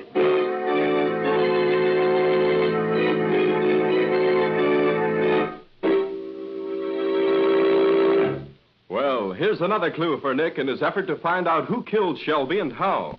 Will he be able to track down the murderer before any more killings can take place? We'll see in just a moment. Do you youngsters track in slush? Do those umbrellas drip puddles in the hall? Does the dog leave muddy paw marks on all your shining floors? Never mind. When you keep your floors protected with beautiful Linex clear gloss varnish, you'll find that it keeps both dirt and water right on the surface, where they're easy to clean away. And that same sturdy protective finish gives sparkling beauty as well to linoleum, floors, and woodware. For Linex clear gloss has a gleaming, transparent luster that gives all your household things renewed attractiveness. And how well Linex clear gloss wears, resisting damage by hot grease, boiling water, fruit acids, perfume, even alcohol. Use it on tabletops, on bathroom tile, on linoleum throughout your home. You'll find it the most satisfactory household finish you've tried, as thousands of other successful American homemakers have. What's more, Linex clear gloss varnish is easy to brush on. So ask your dealer for Linex, L-I-N-X, Linex clear gloss varnish. You'll find all three great Linex home brighteners and Chemtone, the miracle wall finish, at hardware, paint, and department stores everywhere.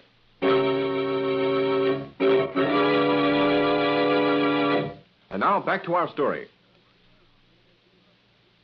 We left Nick Carter in the Bombay curry shop where he has been lunching. Suddenly, Professor Travers uttered a few strange remarks and fell over dead. Later that same afternoon, Nick is talking to Lieutenant Riley in the latter's office. You say, Nick, that that tour, whatever it is, killed him, huh? Well, obviously, Riley. All the symptoms were present, although I didn't realize it until after it was all over. No, but, Nick, Lieutenant Riley's chemist has analyzed all the food in the restaurant, and nothing out of the way was found. You all ate the same food, didn't you? Yes, Patsy, we did. Then how is it that Professor Travers died and none of the rest of you were even sick? I don't know yet. Well, I think you're nuts, Nick.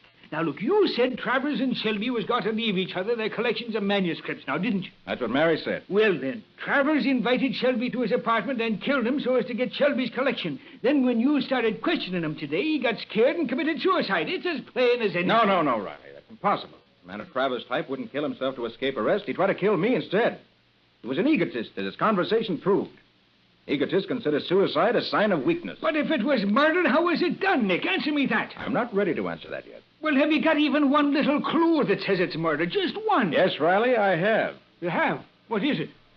Why did Dr. Starr smoke one of Professor Travers' cigarettes when they were at Travers' apartment? When Mary tells me he'd rather go without smoking than to smoke anything but his own particular mixture. Yeah, but they all smoked the same cigarettes that day, Nick. Only Shelby was killed. Where does Starr come in? And today, Nick, you said the Starr did smoke his own mixture. Yes, but facts are facts, Patsy. You can't get away from that. If Dr. Starr did something unusual, it probably was done for a reason. The fact that I don't yet understand the reason doesn't make it any less important. Nicholas Carter's office. Is Mr. Carter there, please? This is Mary Devine's mother calling. Oh, surely, just a moment. For you, Nick, Mary's mother. Oh, thank you. Hello, Mrs. Devine. What can I do for you? Well, I just want you to know that Mary will be a little late in meeting you. Meeting me? Yes, she expected to be there by 8 o'clock, but she'll be delayed 15 or 20 minutes. Just a minute, Mrs. Devine. She expected to be where? Why, at Dr. Starr's apartment, as you asked her to. When did I ask her to meet me at Dr. Starr's apartment? Why, you phoned an hour ago. I did Didn't not. you? I did not. Well, whoever phoned said he was you, and said you or he had something important to tell her, and asked her to be at Dr. Starr's apartment by 8 o'clock. I'm glad you called, Mrs. Devine. I'll take care of it right away. Oh, what's wrong, Mr. Carter? Mary isn't in any danger, is she? Not yet, but she might have been if you hadn't called. Oh, Mr. Carter, please don't let anything Now, happen to don't Mary. worry, Mrs. Devine. I'll take care of her. And I'll take care of him, too.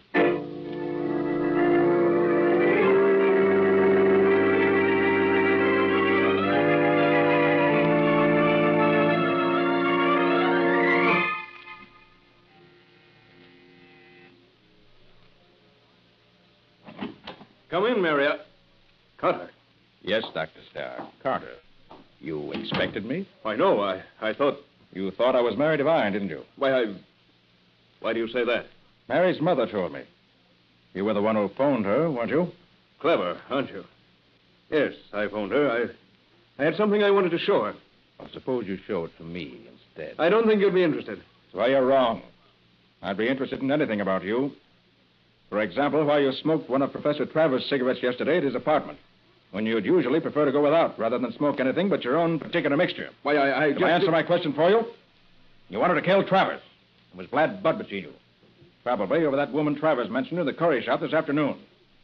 So you prepared a cigarette full of datura, dry, ground fine. And when you took one of the cigarettes from the pack Travers had, you substituted the one you'd prepared. You knew Mary was safe because she didn't smoke. But you made a mistake in your calculations somewhere, and Shelby got the poisoned cigarette instead of Travers. Isn't that it? You're very clever, aren't you, Mr. Carter? I've changed my mind. I do have something here I want to show you. This. A gun. Was that what you were going to show Mary when she got here? No, but I can't take any chance on you. No, just here you are. How do you know it was Datura killed Shelby? I recognized the symptoms as soon as Mary told me what they were. And they were the same symptoms as Travers showed when he died this afternoon. Died from eating tamarind sprinkled with datura powder, right? You seem to be always right, Mr. Carter. Yes, I got to the condiment table first, sprinkled the poison on some of the tamarind. Then I made sure Travers got it. Star, why did you hate him so? Because he took my girl away from me. Took her away from me just because he wanted to prove he could do it. He didn't want her. In fact, after he got her, he refused to marry her. It broke her heart. And she killed us. He's an egotistical beast. And having got rid of Travers, you felt you had to get rid of Mary, too, because she might unconsciously betray you some way, right? Quite right, my omniscient detective. Now that you've cleared up all the mystery, I'm afraid I shall have to get rid of you, too. Because I can't have you going around. Mary. Come in. No one gets in here until after I've taken care of you. Well, you're wrong, Star. I left the outside latch off when I came in earlier. You left the latch off? Come on in, Mary. Why, you... Don't take it.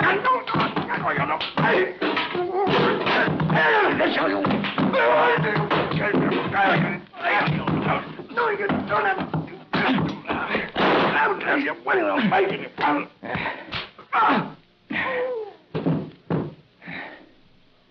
I don't like having anyone try to finish me off, Star.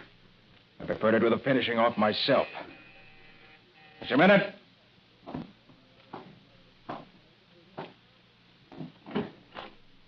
Come on in, Mary. Are you all right, Nick? What happened? Did you get him? What happened, Mr. Carter? Patsy wouldn't tell me. Dr. Starr's in no condition to ask you in, so I will. Come on in, all of you. What's the matter with Doc? Did you have to kill him, Nick? Oh, Riley, you know me better than that. No, he's just temporarily out. Oh, well, let me get the cuffs on him before he comes to. Yeah, that'll hold him. So you were right, Nick. It was Dr. Starr. Yes, Patsy, it was. I felt pretty sure of it from the first. Because being a botanist and a specialist in Oriental plant life, he'd know all about the datura plant. But I couldn't figure out any motive for him to want to kill Shelby. And that stopped me. Until Travers was killed. Then I realized that maybe Starr didn't intend to kill Shelby at all. This turned out to be the case. But, Mr. Carter, how did you know that it was Dr. Starr even when Professor Travers was killed? It was Travers himself who gave me the clue I needed. You remember what he said in the curry shop about having proved himself a better man than Starr? Yes, but I thought he was just raving. Oh, no, Mary. He was doing that deliberately. The Vedanta philosophy teaches control of the body to sharpen the mind, doesn't it? Yes, it does, but... I feel sure that when Travers knew he was dying, that's just what he did. By an extraordinary effort, he kept his mind clear enough to accuse Starr by giving me Starr's motive for killing him. But he did it by insinuation, so as not to warn Starr what he was doing. That's sure a new one on me. Using a Hindu philosophy to accuse your murderer. Yes, Riley, that is a new one. Just shows you how you can get something valuable out of anything you study. Every religion, every system of thought, every philosophy has something worthwhile in it, no matter how peculiar it may seem to us at first.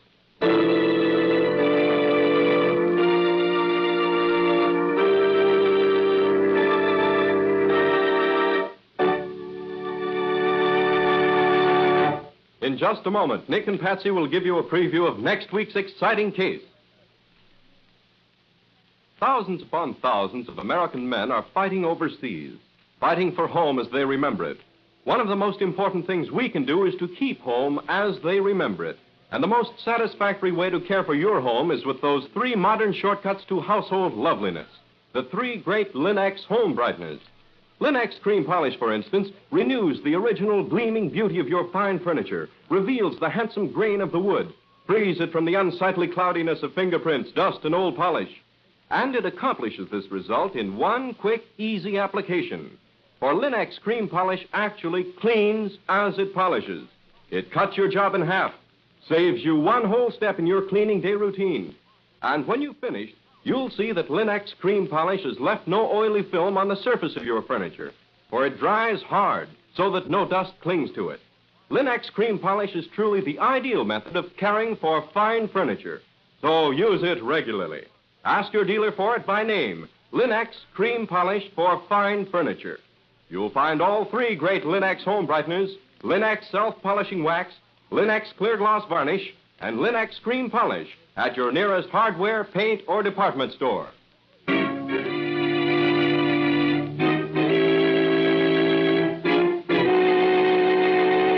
And now let's hear from Nick Carter himself. Well, Nick, what's your story about this next time? Black widows, Ken. What kind of widows are black widows? The spiders, Ken. Poisonous spiders. But they spin very lovely webs that are used by the Army and Navy for making precision instruments. The web of black widow spiders is unexcelled for making hairs and sighting devices used by our armed forces. Well, who got into trouble, the black widows or the armed forces? Neither, Ken. It was the killer who wanted to steal a large shipment of spider web, and to do so was forced to kill 2 people. But a black widow stopped him with Nick's help. Well, what do you call this cheerful little tale? Webs of Murder. Oh, the mystery of the black widow spider. Complete details next week. So long. So long, everybody. And so long to both of you, Nick and Patsy. We'll be waiting for your story next week as usual.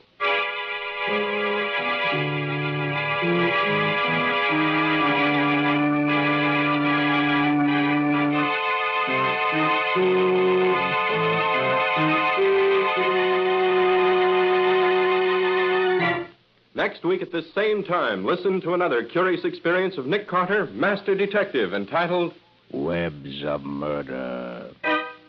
Or Nick Carter and the Mystery of the Black Widow Spiders.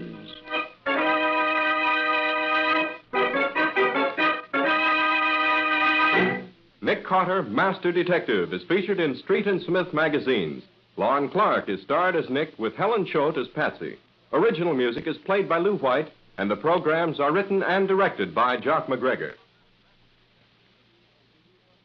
Nick Carter, Master Detective, is presented at this time and over these same stations each week by the 3 great Linex home brighteners.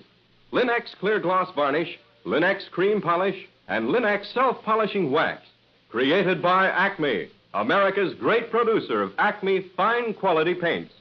This is Ken Powell speaking for the thousands of Linex dealers all over America and saying so long until next week. This is Mutual.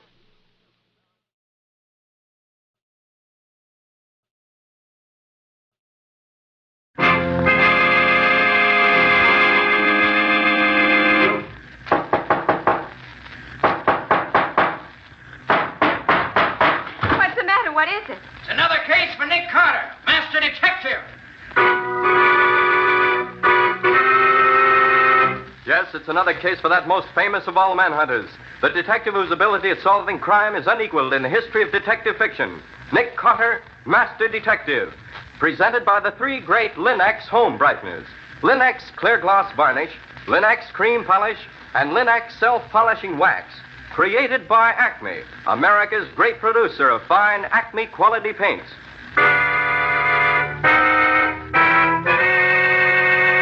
Today's curious adventure, Webs of Murder, or Nick Carter and the Mystery of the Black Widow Spiders. In just a moment, we'll hear how Nick Carter solved the mystery of the Black Widow murders and saved the webs from getting into the hands of the enemy. But before we do, consider this. Millions of Americans have learned how easily Chemtone, the miracle wall finish, brings amazing new beauty to the home. Now, millions more are learning that floors, woodwork, and furniture can be made to look like new with the three great Linux home brighteners. Linux self-polishing wax beautifies floors with a satiny yet tough anti-skid finish that resists wear, water, and dirt. Linux cream polish cleans as it polishes, leaving no oily film on your furniture. And Linux clear gloss varnish, the durable super varnish that dries to an elastic, transparent surface, protects all wood and linoleum in your home. You'll find the three great Linux home brighteners at your hardware, paint, or department store. Your headquarters also for Chemtone, the miracle wall finish. And now for today's mysterious adventure with Nick Carter. As we begin today's story, we find Nick and Patsy in Nick's car returning to town. Oh, gosh, Nick, I'm glad you were able to prevent that poor old lady's home from being taken away from her. So am I, Patsy. That was a jet game if ever I saw one. And how? The old lady was in the right, but I had to find the proof for her. Otherwise, she'd have been turned out in the streets with nowhere to go. You going right back to the office? No, not directly. I have to stop off and do an errand for Riley first. Do an errand for Riley? Since when have you started that? I haven't started anything, Patsy. Riley called me this morning just before you got to the office and asked me if I'd do this job as a special favor to him. What do you have to do? Well, it seems that there's a woman on Cherry Street who makes a business of supplying spider webs to the Army and Navy. Oh? They use them for crosshairs for engineering instruments and sighting devices for gun sights, bomb sights, and so on. Mm-hmm. It's only a small business, but it's pretty valuable and mighty important, too. Well, where do you come in? Well, this woman called Riley early this morning and said that someone had tried to break into her place last night. She has a large shipment just ready to go out, and she's afraid that someone may try to keep her from delivering it. I see. So Riley asked me if I'd stop in on my way back and pick it up. Said he had no good man he could send for it now because of some special work the police are doing just now. And good-natured old Nick said he would. Where do you have to take it? To one of the naval buildings downtown. Besides being worth about $10,000, the web's very important to the service. Also, I thought you might like to see how they collect this web from the spiders. You want to come with me? Well, I've got a dental appointment in about an hour, Nick, but I'll stop off and have a look at this spider conservatory. How long are you going to be there? Only long enough to pick up the stuff, I expect. Unless there's some delay, you ought to get back to town. Plenty of time for your appointment with a tooth specialist.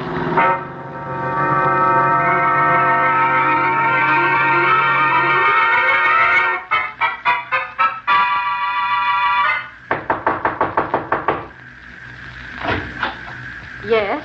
I'm Nick Carter. I've come to pick up the web that you want delivered to town. Who told you to come here? Lieutenant Riley said you wanted police protection. That's right, I do.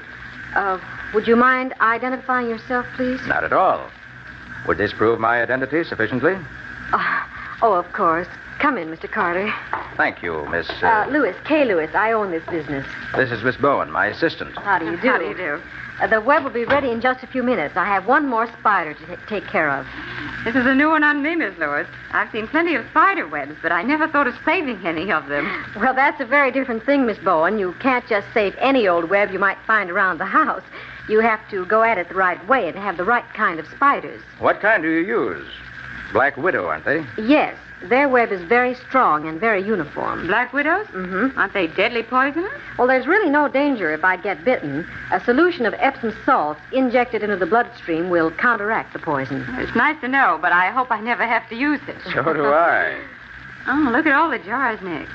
Is there a spider in each jar? Not quite. We have 160 here just now. I checked up last night.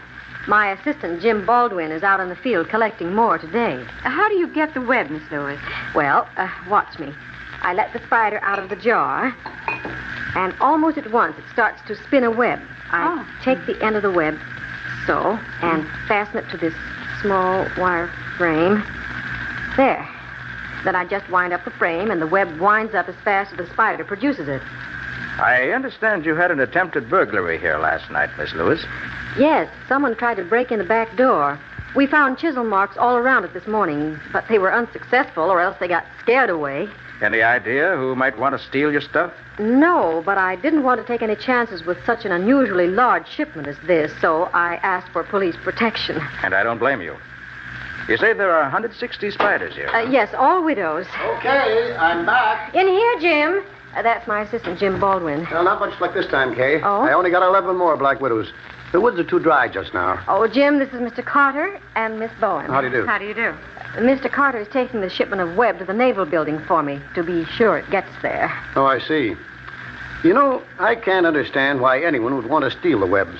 We're the only collectors in this part of the country, and no one else could sell them without attracting attention. Well, I know it sounds foolish, Well, but I'm not criticizing you. I'm just thinking out loud, that's all. Oh, Miss Lewis, how much longer before the web will be ready? Oh, not long. As soon as I finish this one web, I'll pack them in those cases, and they'll be ready to go. Not over half hour at the most. I think I better get along, Nick. I can take the subway. I don't want to be late for my appointment with the dentist. Okay, Patsy. I'll see you in the office about noon. All right. Thanks for the demonstration, Miss Lewis. You're very welcome. So long. Goodbye. I'm sorry to keep you waiting, Mr. Carter, but you can't hurry these spiders. That's quite all right. I don't have to hurry. Oh, Jim, get that, will you please? Sure, I'll take it.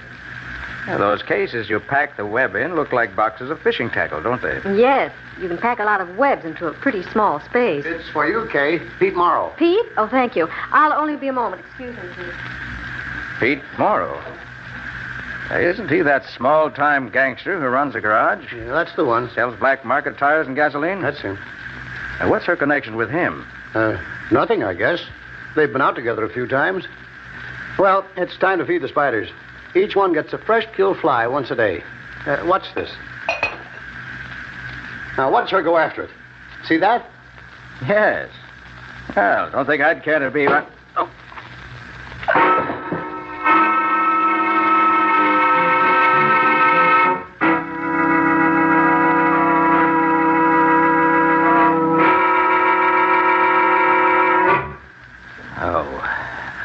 What hit me?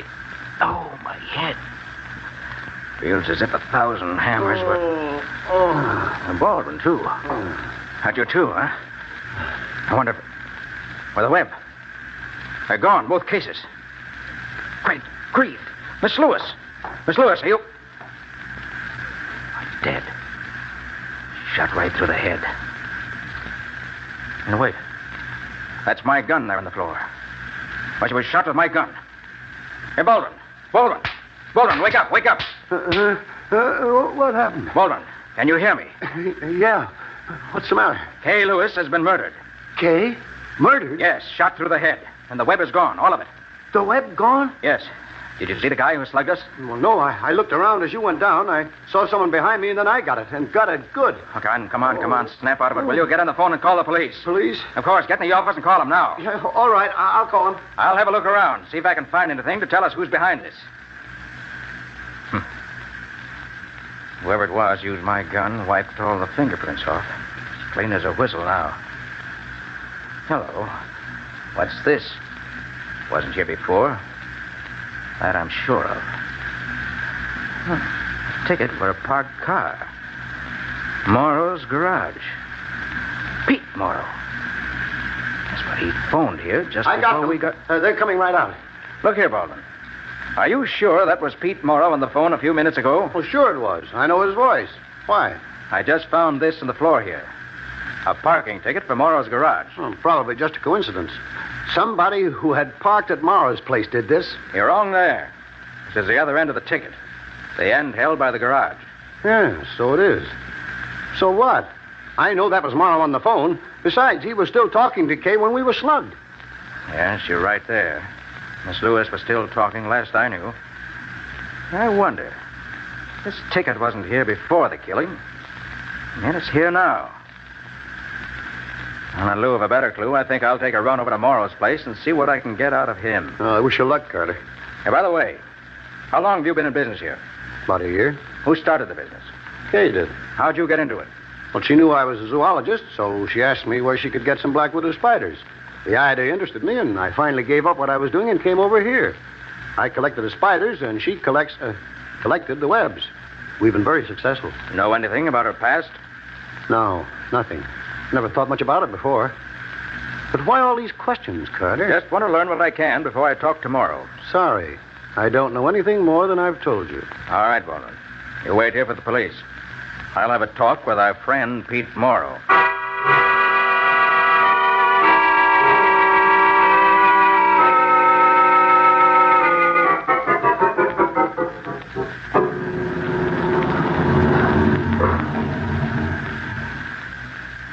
Pete Morrow around? Yeah, he's in the office. Anybody with him? No, you can go in if you want to. Thanks, I will.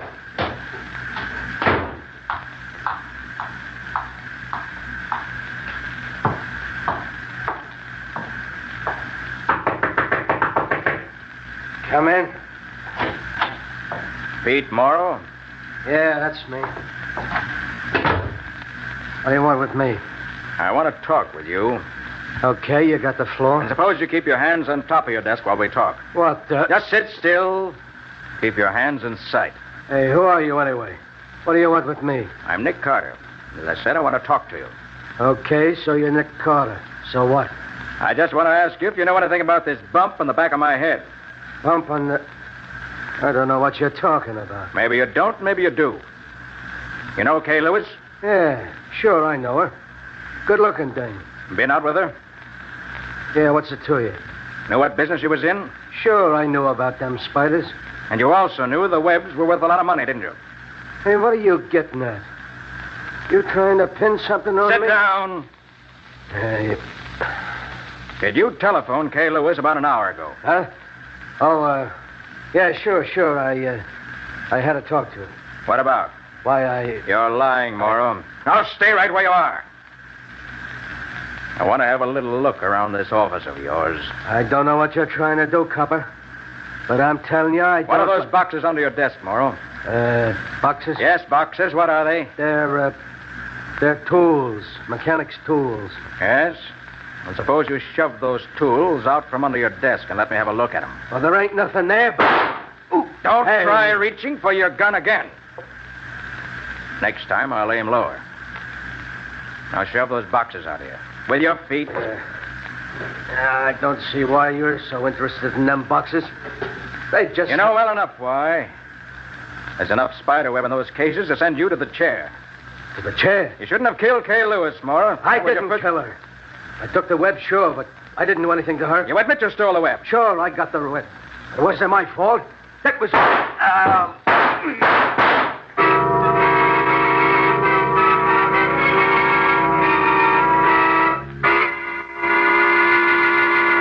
Well, who's doing the shooting this time? Was it Nick or was it someone trying to kill Nick? Did Pete Morrow kill Kay Lewis or was it someone else? We'll see in just a moment. I know every man notices that beautiful floors add to the appearance of a room. And every woman knows that well-kept floors reflect the pride she takes in her home. Now, with Linex self-polishing wax, you can give your floors a more beautiful finish than ever, without tiresome rubbing or polishing. For Linex self-polishing wax is simply wiped on, drying to a handsome, satiny finish that really wears, because Linex self-polishing wax contains genuine carnauba wax. When worn spots do appear, you simply renew the finish where it's needed without re-waxing the whole floor. And Linex self-polishing wax is easy to keep lovely, for surface dirt is quickly whisked away with a damp cloth. What's more, Linex self-polishing wax is the anti-slip floor finish, as the underwriters' laboratories have proved. And it's equally fine for tile, wood, or linoleum. Ask your dealer now for Linex, Lin-X, Linex self-polishing wax. You'll find all three great Linex home brighteners and Chemtone, the miracle wall finish, at hardware, paint, and department stores everywhere.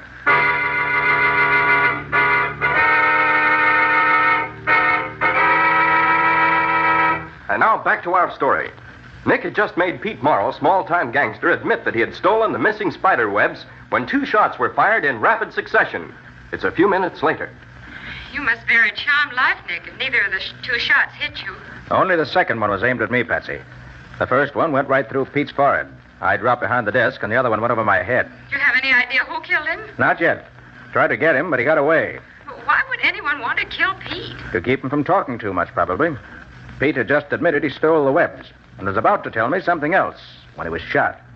I imagine the killer himself was listening, and when Pete started confessing, shot him to keep him quiet. Did you get the webs back, Nick? Yes, both cases. They're in my car now.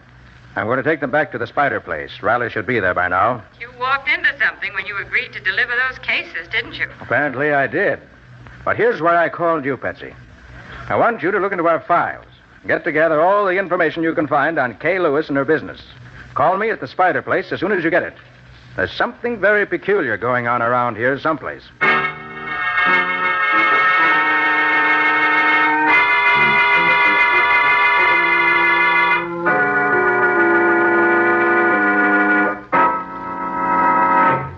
Never saw the beat of it, Nick. The way you're always around when somebody gets killed. And I suppose you know nothing about it the same as usual. Oh, I wouldn't say I know nothing about it, Riley, but I certainly don't have the solution all ready to hand over to you. No. Have you made any of your usual startling discoveries yet? None of your wisecracks, Carter. I'm doing all right. Ah, fine. And what have you found so far? Well, we got the bullet that killed this Lewis woman, and it came from a 45. That bullet's going to identify the killer for us. I doubt that, Riley. And why do you doubt it? Because I'm pretty sure the bullet was fired from my gun. From your gun? You mean you shot her? I mean nothing of the kind. After I was knocked out, someone stole my gun, shot Miss Lewis, and left the gun on the floor beside her. Doggone it. That's the only real clue we had. Well, there are other clues, Riley. Although I doubt that you would get much out of them. Why, you... For example, I know that Pete Morrow, small-time gangster and black market operator, stole the spider webs that are missing. Pete Morrow, is it? Hey, Sergeant! Send a couple of the boys out to pick up Pete Morrow. That won't do any good, Riley. Why not? Pete ought to be able to give us some dope on this. Pete is not going to tell anybody anything anymore. Huh? Someone put a slug through his head while I was talking to him. Another killing? We ain't even solved this one yet. When you solve this one, Riley, if you do solve it, you'll have the answer to both of them. I believe the same person killed both Kay Lewis and Pete Morrow. Did you learn anything from Pete before he was killed? Only that he stole the webs and that someone else was back of it. Where are the webs now? Outside my car. That ain't safe, Nick. Maybe the killer will be back to get them. They'll be safe enough. I left them in charge of one of your men out there. Oh. Hey, where's Jim? Who's Jim? Kay Lewis's assistant. Jim Baldwin. Oh, him, sure. He was here a while ago, but he said he was feeling pretty sick after finding Miss Lewis shot the way she was. So I let him go over to the drugstore for something to make him feel better. How long has he been gone? Oh, only a few minutes now. Let me see here. Well, good gosh, it's longer than I thought. He's been gone about 3/4 of an hour. Sure, he ought to have been back here before this. Huh. That's very interesting. What's going on out there? Well, this thick-headed cop of yours has been trying... One at a time, one at a time. Oh, Scotty, what's the trouble here? Well, Mr. Carter asked me to keep an eye on his car, so no one would bother him. Huh? When I just took a look at it, I found this fella fooling around. So I brought him in. That's ridiculous. I didn't know it was Carter's car. What were you doing with it? I wasn't doing anything with it. I was on my way back from the drugstore, and as I passed the car, I just happened to glance inside. I thought I recognized the cases we used to pack the spider webs in. And I was just having a look at them to make sure when this dumb cop came up and grabbed me.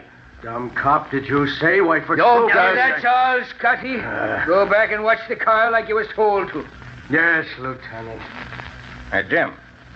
Have you been at the drugstore ever since Lieutenant Riley let you go? Well, sure I have. What else would I be doing? It's exactly what I'd like to know. Are you insinuating I'm insinuating nothing. By the way, you said someone tried to break in here last night. That's right. Which door was it? That one there? Yes. You can see the chisel marks all over the outside where they tried to break the lock. That's just what I do want to see. I'll be right back, Riley. Take your time. Take your time. I got nothing else to do but watch you play around here. Shall I answer, Lieutenant? Why shouldn't you answer it? Well, I didn't know now that you're in charge Go here. on and answer it. Sure. Hello? Sure. Wait a minute. Carter, telephone for you. Okay, thanks. Probably in my office. Now, look here, Baldwin. Hello? You said you got back here with them spiders you'd caught just before the killing this morning, didn't you? That's right. The weather was bad for spiders, and I hadn't had much luck. I only got 11 spiders for 12 hours' work. Well, sometimes I got as many as 35 and maybe 40 in the same length of time. Oh. But this time, all I could find was 11. Hardly worth the trouble. Did I hear you say you got 11 spiders, Jim? Yes. You saw them when I brought them in this morning. So I did. How's your arithmetic? Arithmetic? I don't get you. How much is 160 and 11 added together? Are you being funny, Carter? Definitely not. Add 160 and 11 and see what you get. Any fool could answer that, Nick. I know the answer myself. You get 171. That's what I make it, too, Riley. What's this all about, Nick? Let's count the spiders here in this room and see how many there are. What do you want to do that for, Nick? Just to satisfy my curiosity. Now, what do you say? You and your curiosity. All right. Let's count the things and get it done so we can get to something important. This is important, Riley. You take that side. I'll take this. All right. 1, 2, 3, 4. Hey, don't move! I'll shoot if you do. Keep your hands up high. He broke the jars, and some of them spiders is loose, and they're poisoned. Just step on it, Riley. They can't bite you unless you get on them. If the spiders don't get you, gentlemen, I will. With my little 45. Nick, one of them is on me. He's going to bite me. Knock it off, Riley. You're not dead yet. Not yet, but soon. I missed you in Pete's office this morning, Carter, because I was in a hurry. But I won't miss you this time. You mean you killed Pete Morrow? I did, just as I'm going to kill you. I don't think you are, Jim. And why not? Look behind you and you'll see. You can't fool me that way, Carter. I'm no chump. Good shot, Nick. I'll take care of him now. Hey! I've been bitten. One of the spiders got me. Oh, my fine friend, try and get out of these. Good work, Riley. Quick! Get some of the Epsom salts before I die. They're in the first aid cabinet there. You killed Kay Lewis, didn't you? Yes. Get the salts quick. And you killed Pete Morrow, too, didn't you? Yes, do something. I'm dying. Pete stole the web as part of your deal, didn't he? For the love of heaven, will you hurry up? Didn't he? Yes. I planned it, but he just helped me. Will you do something before I die? Yes, I'll give you the Epsom salts now. Hurry. I want to save you for the electric chair.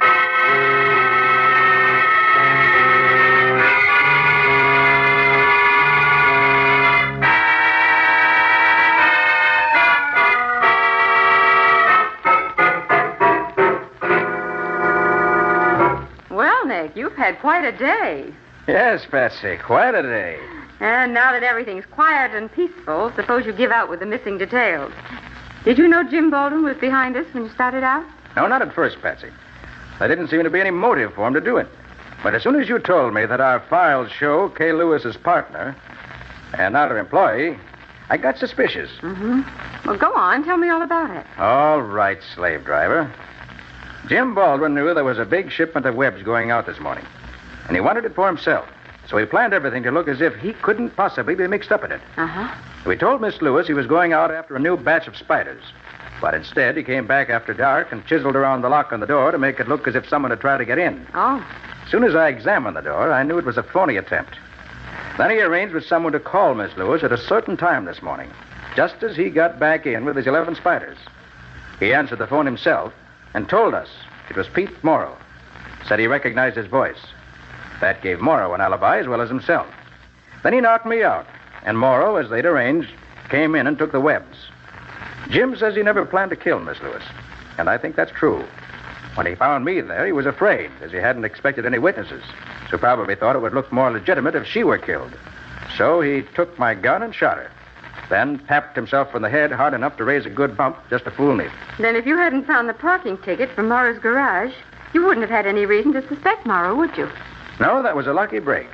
For me, not for Morrow. But how did Jim get away to kill Morrow? He stayed at the Spider lab, didn't he? Well, after Riley got there, he talked Riley into letting him go to the drugstore for some medicine. But instead drove to Morrow's place and got there in time to overhear our conversation. Then, being afraid Morrow was going to confess that he, Jim, was behind the deal, shot him. And on his way back, he saw the webs in your car and tried to steal them again. Right. But, Nick, if Jim didn't go out gathering spiders, as he said he was going to do, where'd he get those 11 spiders he brought back with him? Took them out of the stock at the lab when he was there last night trying to make the lock look as if someone had tried to break in. Oh, then that was why you wanted to count the spiders. Exactly, Betsy. Oh, I get it. Miss Lewis told us in the morning that she had 160 spiders on hand, remember? Mm-hmm. Well, if Jim had brought in 11 more, that would have made 171 in all. Right. So I wanted to count them to see how many there actually were. And when I started to do that, Jim knew the game was up because he knew we'd find only 160, which had been there before. So he tried to get rid of us by breaking several of the jars in order to let some of the Black Widows out. hoping they'd bite us. But one bit him instead. Yes. I saw one heading for him, so I kept talking, hoping he wouldn't notice it. Then, when it did bite him, I shot his gun out of his hand. It's an old story, isn't it? As has happened many times before. A widow caused his downfall. Poor man.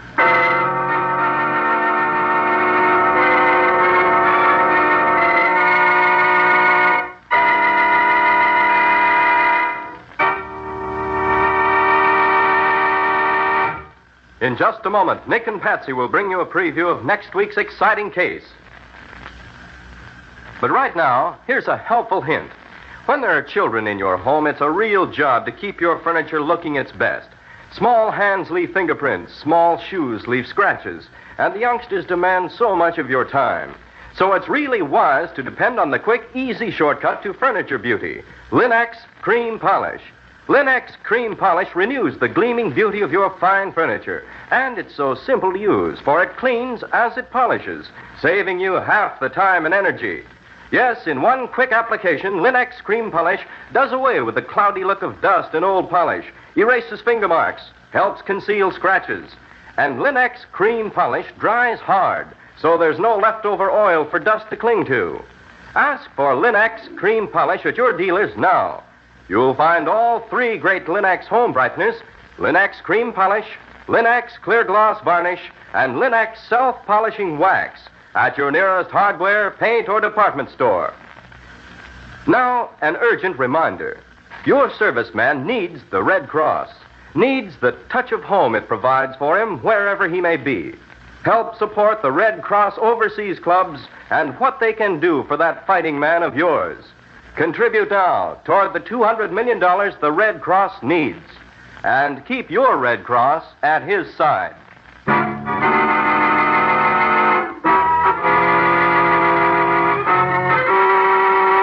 And now let's hear from Nick Carter himself. Well, Nicholas, what's your story about next week? Patsy and I went to the races one afternoon just before the season closed and saw one of the most exciting races I've ever witnessed.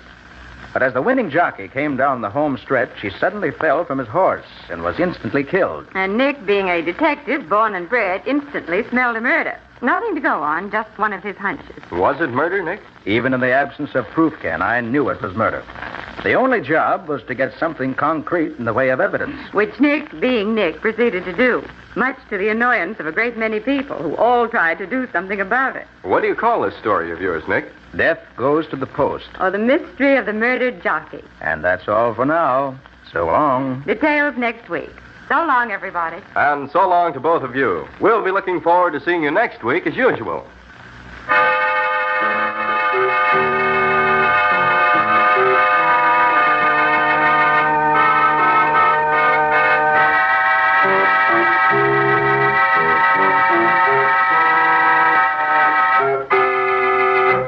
Next week at the same time, listen to another curious experience of Nick Carter, master detective, entitled Death Goes to the Post.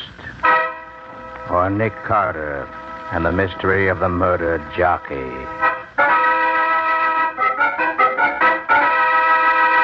Nick Carter, master detective, is featured in Street and Smith magazines. Lon Clark is starred as Nick with Helen Choate as Patsy. Original music is played by Lou White, and the programs are written and directed by Jock McGregor. Nick Carter, Master Detective, is presented at this time and over these same stations each week by the three great Linux home brighteners. Linux Clear Gloss Varnish, Linux Cream Polish, and Linux Self-Polishing Wax. Created by Acme, America's great producer of Acme fine quality paints. This is Ken Powell speaking for the thousands of Linux dealers all over America and saying so long until next week. This is Mutual.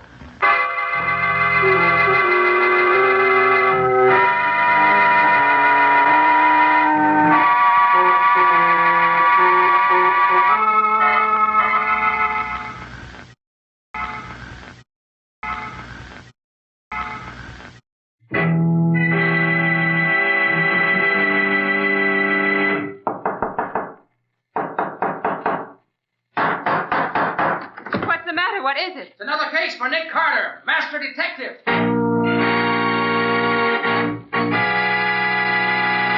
Yes, Yes, it's another case for that most famous of all manhunters. The detective whose ability at solving crime is unequaled in the history of detective fiction. Nick Carter, Master Detective. Presented by the three great Linx home brighteners. Linx Clear Gloss Varnish, Linx Cream Polish, and Linx Self-Polishing Wax. Created by Acme, America's great producer of fine Acme quality paints. Today's curious adventure. Death goes to the post. Or Nick Carter and the mystery of the unlucky jockey. In just a moment, we'll hear how Nick Carter was able to solve the mystery of what happened to the unlucky jockey and why he failed to win the big race. But now, here's a suggestion for you. It doesn't take folks long to learn what's worthwhile. That's why millions of wise American homemakers have discovered Chemtone, the miracle wall finish. That's why they're now discovering the new magic for woodwork, floors, and furniture. The three great Linx home brighteners. Linx Clear Gloss Varnish to give lustrous, longer-lasting protection to every wood and linoleum surface. Linx Cream Polish to renew the sleek, gleaming beauty of fine furniture. And Linx Self-Polishing Wax to lend rich, satiny loveliness to any floor, wood, linoleum, or tile. Take the modern shortcut to new home beauty with the three great Linx home brighteners. You'll find them all at your hardware, paint, or department store. Your headquarters also for Chemtone, the miracle wall finish.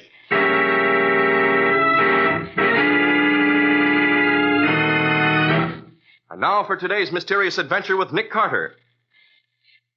As today's story opens, it's near the end of the last racing season in World City. Nick and Patsy are walking back to Nick's office when Nick suddenly seizes Patsy's arm and says, Hold it, Patsy. What's the matter, Nick? That woman coming out of the pawn shop. Looks familiar, but I can't place her. She's a good-looking woman. Although if that blonde hair of hers is natural, I'm a Chinese grandmother. She doesn't seem to be connected with crime in any way, yet. And look who's trailing her. Benny Retzel. I know him right enough. He's a private cop for the Mutual Protective Agency, isn't he? Yes, and they're a choice outfit not to get mixed up with. Their slogan is, you marry them, and we trail them. Well, let them go. What do we care who's getting married or divorced? We can just mind our own business Now, and wait a go minute. on... I'm going in the pawn shop. I want to ask a few questions. But why? What's it to us? Oh, probably nothing. Just curious to know who that woman was. Go ahead, make a fool of yourself. She's probably nobody. Well, Mr. Carter here. Oh, so it's you, Al. Yeah, I swear to you, though, I ain't guilty. What's this you're not guilty of? Whatever you say I done, I ain't. Oh, you probably have at that. But that's not why I'm here. Who was that good-looking blonde who just went out of here? Should know her, but I don't. Such a one she is. The wife of Colonel Pembroke, no less. Colonel Pembroke? The big horse race man? Yeah, that's the one. And you know, if I was a betting man, Carter, which I ain't, I'd see if the colonel had a horse running at the track this afternoon, and I'd put a bet down on him. On the colonel or the horse? Such a question. The colonel, he could win a horse race, maybe? Go on, Al. What's the story? It's just a hunch, that's all. But when a dame asks me to give her $3,000 on a string of pearls worth maybe $10,000, and swears she'll redeem them in 24 hours, and if she's married to a string of fast horses, well, you can make your own guess. And it would still be a guess. Take me to the races, Nick. Why should I? I want to win some money by betting on the colonel's horse. You know the colonel, don't you? Oh, yes, I know him slightly, but I hardly think Oh, that's... come on, Nick. It'll be fun out there anyway. I love horses. All right, but don't expect me to pay your betting losses. You're strictly on your own out there.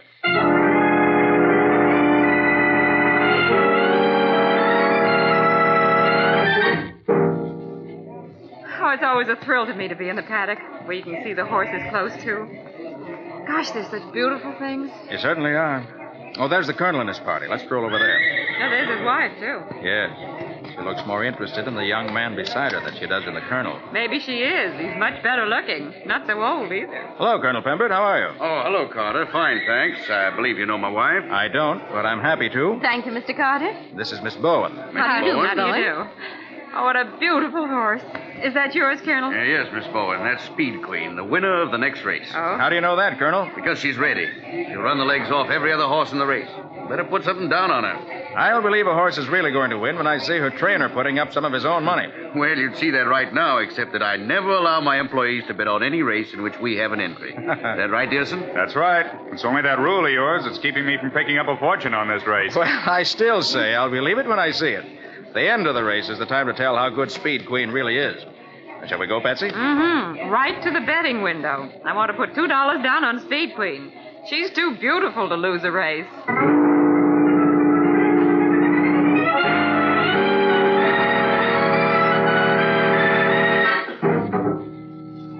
Sonny Boy still in the lead with Nimrod and Golden Spur close behind. Sonny Boy's pulling away from Nimrod. Looks like a strong winner, but you can't tell yet, of course. Nimrod's getting a good lead on Golden Spur, who's coming up. Well, third. Patsy, your friend Speed Queen is pretty far back in the bunch, if I can see straight from here. That doesn't mean a thing, Nick, and you know it. Nothing, except that you're probably out $2. I am not. I'm going to win. Look at Speed Queen now. She's starting to come up. Say, she is at that. But now things seem to be changing. Speed Queen, who's been hanging in the back of the bunch so far, is beginning to pull up. She's passing the other horses as if they were standing still. Sonny Boy still in the lead with Nimrod close behind. Now Speed Queen is third and still going strong. It's almost incredible the way she's running. Uh-oh. Speed Queen lost ground then when her jockey swung her wide to get around the leaders. Oh, too bad. Oh, no, look at that. She's coming up neck and neck with Sonny Boy. They're coming down the stretch together. Now Speed Queen pulling ahead. Oh, I'm a sucker, am I? Look at that baby go. Oh, Nick, she's going to win. She's going to win. I know she is. Looks very possible now, Patsy. She's certainly showing her heels to the rest of them. She can pass Sonny Boy now. She may make it. She did, Nick. She's out in front.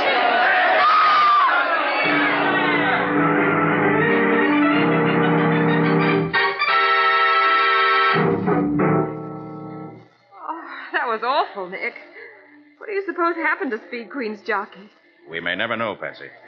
He wasn't dead when he fell off his horse. The horses coming up behind him trampled him to death. Do you suppose he had heart failure? Maybe, and maybe not. When a horse that isn't the favorite suddenly comes up from behind to take the lead away from the favorite, and then something happens that lets the favorite win after all, I'm just naturally a little suspicious. Oh, hiya, Nick. Oh, hiya, Tim. Did you have anything on this race? Well, Patsy had $2 on Speed Queen, That's but right. you saw what happened. Well, she must have gotten the same tip I did. Well, Speed Queen was all set to win, but the big money didn't know it. I was so sure the tip was good that I put $100 on her nose. Well, here's one ticket I'll never cash in on. Oh, wait a minute. Huh? Don't tear up that ticket. If you don't want it, give it to me, will you? Oh, you want a souvenir? Sure. You're welcome to it and anything you can collect on it. Thanks. You know, if Speed Queen had one, that'd be worth $1,300. Now it's just waste paper. Perhaps you're right, Tim, but I have a hunch. Come on, Patsy. Let's stroll down to the payoff windows.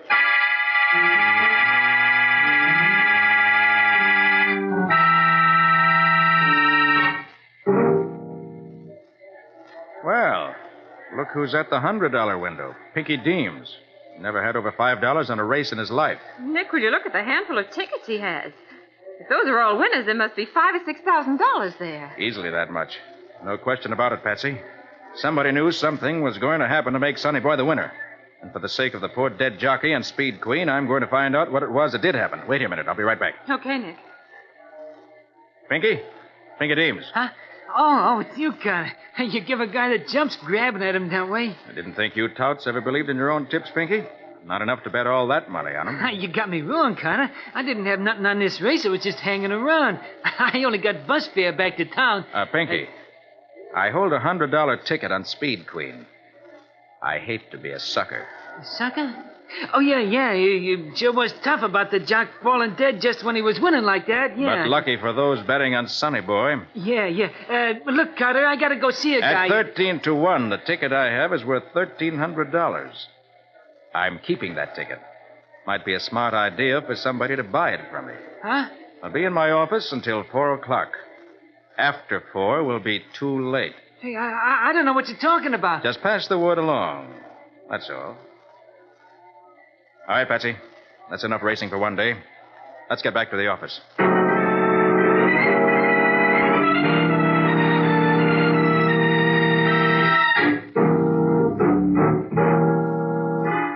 You really think you're going to hear from somebody before 4 o'clock, Nick? It's almost that now. We have callers, Patsy. I'll get it. Yes? Okay, thanks very much. Not a caller, Nick. It's a package. Package? Mm-hmm. What'd I tell you? Well, I'll be. What is it, Nick? Look. Somebody's ear. Oh, Nick, how horrible. There's a note. It says, Pinky, listen too hard.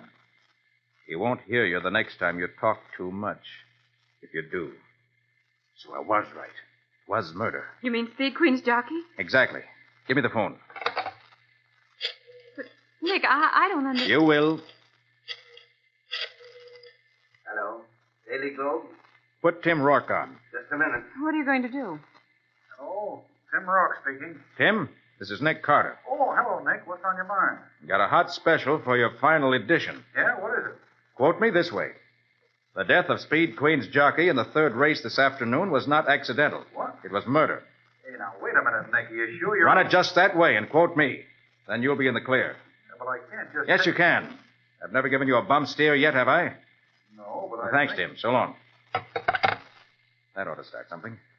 Maybe somebody will try to buy that $100 ticket for me yet. Nick, you can't mean you're trying to blackmail somebody into paying you $1,300 for not investigating. Oh, you know me better than that, Patsy. I hope somebody will try to pay me the money so I can get a lead on where to look for the jockey's murderer. Because it was murder, and no mistake.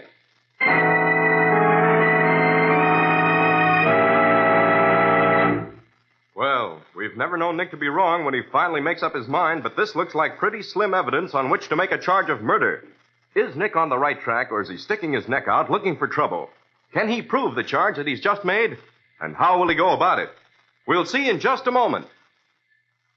If you're a homemaker, you have every reason to take pride in a home that fairly gleams with the evidence of careful attention. And every wood and linoleum surface in your home will gleam when you use Linex Clear Gloss Varnish. Because Linex Clear Gloss lends a lustrous finish that keeps its beauty a long, long time. It lessens your housework amazingly, too, for it's so easy to keep clean. Dirt stays on the surface, where you can wipe it away in a jiffy. And Linex Clear Gloss is so simple to apply. You just brush it on, and it dries without brush marks to an elastic, transparent finish that wears and wears. A finish which protects every surface to which it's applied. Yes, it's a fact. Linex Clear Gloss protects all the wood and linoleum surfaces in your home against damage by boiling water, hot grease, fruit acids, perfume, even alcohol. In every way, it's truly the super varnish. Ask for it by name at your dealers. Linex, Lin-X. Linex Clear Gloss Varnish. You'll find all three great Linex home brighteners and Chemtone, the miracle wall finish, at hardware, paint, and department stores everywhere. And now back to our story. Nick is convinced that the death of the jockey on Speed Queen was not an accident. In fact, he believes it was deliberate murder. But it's going to be a long, hard road proving it. It's later the same day as we look in on Lieutenant Riley's office at headquarters just as Nick drops in. Well, how are you, Nick? Haven't seen you around here in a dog's age. Riley, how many murders does it take to interest you? Murders? I haven't heard about any murders, but if you'll tell me where you hid the bodies, I'll be glad to look into it for you. One of the bodies was the jockey in the third race this afternoon. What's your report on him? Unavoidable accident it was. The doc says it was a heart attack, and the other horses was bunched so close they couldn't get out of his way when he fell off. Better change that to lead poisoning, Riley. Lead poisoning? You're nuts. Can you prove it? No, not yet. But the doc didn't mention any bullet wounds. Naturally not. How could he with the jockey's head all smashed up? But Another thing. A small-time tout by the name of Pinky Deems won't be doing any more touting from now on. Why not? He's dead. Murdered. If you don't believe me, put out a pickup order on him and see if any of your boys can find him. Do you know anything, Nick, or is this all guesswork? 2 murders in the last couple of hours, Riley, and I may be the third. Yeah, come in. Lieutenant Riley, I'm mad, and I want Why, you... hello, Colonel Pembroke. Something bothering you? Oh, it's you. Yes, you're bothering me. Why do you have to shoot off your big mouth to the papers the way you did? You approve of murder, Colonel? No, I don't. And I don't approve of rumors of murder either. I demand that you retract your accusations or produce some concrete proof to back them up. I didn't accuse you of anything, Colonel. I didn't say you did. It's a reflection on my stable and on the glorious sport of thoroughbred racing. It's really all your fault, you know. My fault? Yes. You recommended Speed Queen so highly that I watched the race much more closely than usual. And what I saw led me to make the statement you see there in the paper. You say the death of my jockey was murder? I do. I say you're a fool. Maybe. But I'm going to keep on saying it's murder until someone does something about it. But, Nick, you must have something to back up this claim of yours. I have, but none of it's evidence yet. For one thing, don't forget that with Speed Queen out of the way, Sonny Boy won that race at very attractive odds. John Gainley, Sonny Boy's owner, made a sweet lot of money on the deal. John Gainley's a crafty old bird, but he wouldn't murder my jockey. Colonel Pembroke, before I go any further with this, I'd like to talk to your trainer. Dearson, is it? Dearson is no longer my trainer. I fired him a couple of hours ago. Fired him? Why? Well, you saw the race. You saw the way Speed Queen's jockey pulled wide on the turn, failed to take the fence. Probably just missed his cue, that's all. My trainers are responsible for all such things. I will not tolerate such blunders. That's a little thin, Colonel. Are you sure you didn't use that as an excuse to get rid of Dearson? Now, see here, Carter. I don't have... Come in. Lieutenant Riley, I demand that you... Why, hello, Pembert. Are you responsible for this stuff in the paper? I am not. What makes you think I'd do a thing like that? It sounds like one of your tricks. It was entirely my idea, Mr. Gainley. Oh, well, what's your gripe? Did you have $2 on Speed Queen's nose? My gripe, Mr. Gainley, is that a jockey who was supporting his mother and a little sister was killed so somebody could make money. And I don't like things like that. Also, I have a $100 ticket on Speed Queen's nose that isn't worth anything now. Oh, blackmail. I get it. Just because my horse was a better horse than Pembert's, you kick when he wins. Your horse was beaten to a standstill when a rifle bullet gave him his chance to win. If you think you're scaring me... Mr. Gainley, I'm only trying to do one thing. I want to know who killed Speed Queen's jockey and why.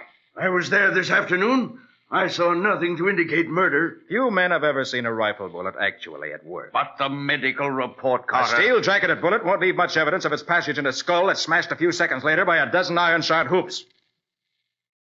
Well, Riley, you got enough to start on? Gosh, Nick, I don't see where to begin. There's no evidence. Okay. But don't blame me if the commissioner gets on the phone and starts asking questions. But, Nick, You coming, Colonel Pembert? Just a minute. I want to talk to Lieutenant Riley a moment. Come on, Carter. I want to talk to you anyway, privately. Why, of course, Mr. Gainley. I'll be seeing you, Riley. So long, Nick. So long, Colonel.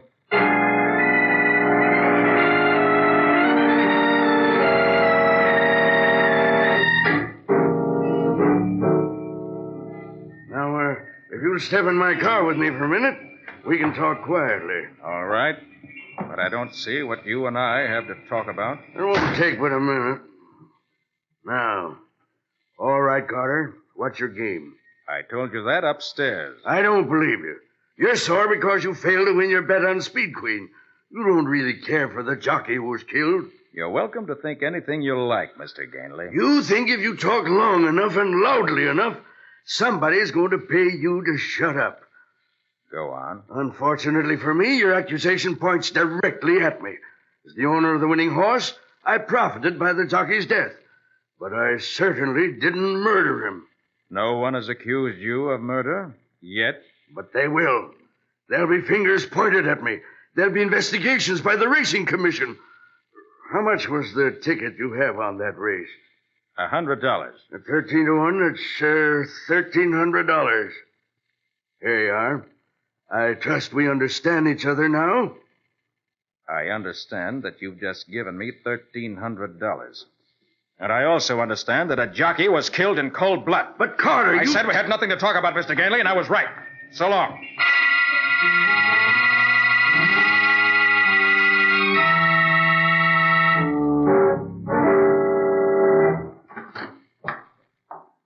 Oh, there you are, Nick. Mrs. Pembert's been waiting over an hour to see you.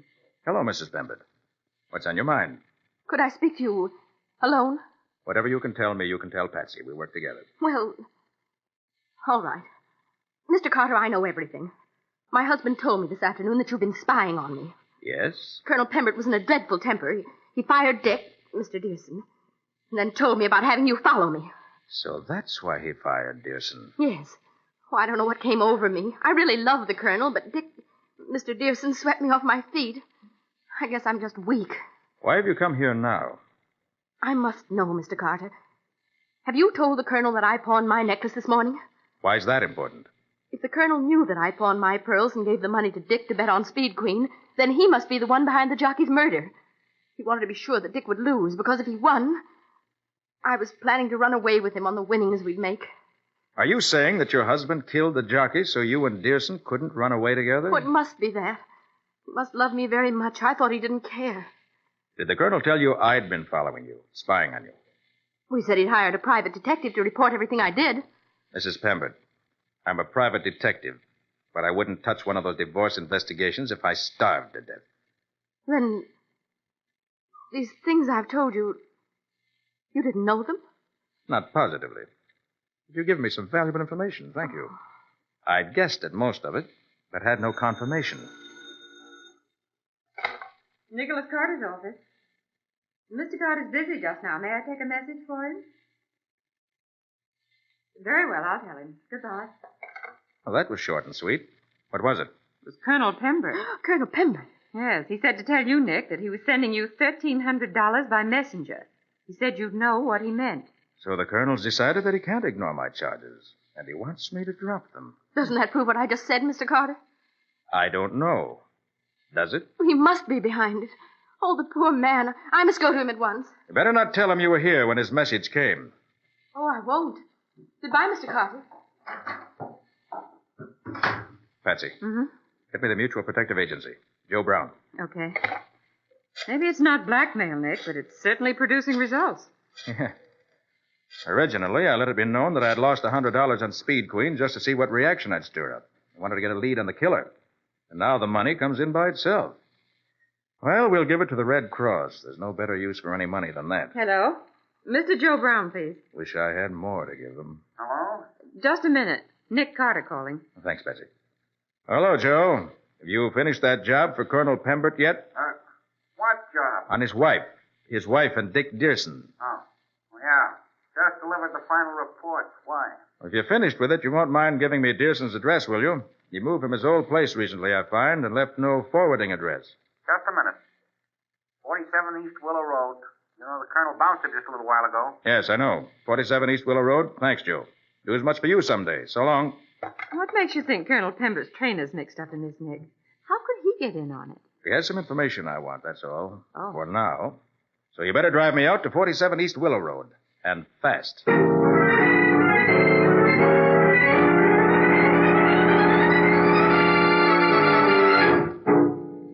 Mr. Dearson, well, he's left already. Any idea where he's gone? No, he packed his stuff and went out. Expressman's coming for his stuff in a few minutes now. He's meeting him at the station. This is stuff here? Yes, them 3 bags in the trunk. You mind if I look at them? Suit yourself. It's a new trunk, Nick. Yes. The bags look quite new, too. Hmm. I wonder if there are any tags. Here's a tag on the trunk. William Stewart, 711 4th Street, Evansville, Indiana. Yes. A new trunk. And yet... Well, what is it, Nick? Come on, Patsy. Let's meet Dearson at the station.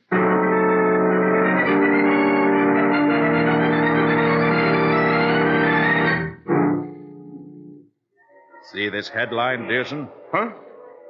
What? Oh, it's you. I said, have you seen the headlines? Says Speed Queen's jockey was murdered. Who said so? I do. What do you know about it? Practically everything. How come you know so much? I get around. And I keep my eyes and ears open. For instance, I know that there's some connection between you and a certain William Stewart of Evansville, Indiana. What? What are you talking about? The tag on your trunk. Your nice new trunk. The trunk with the bloodstains on it. I don't... Keep your hands in sight, Dearson. If you don't, I'll shoot first. That's better. Now, suppose we forget about taking the train and call on Lieutenant Riley instead. He thinks I'm nuts. But when you tell him what you know, he'll find out I was right all along.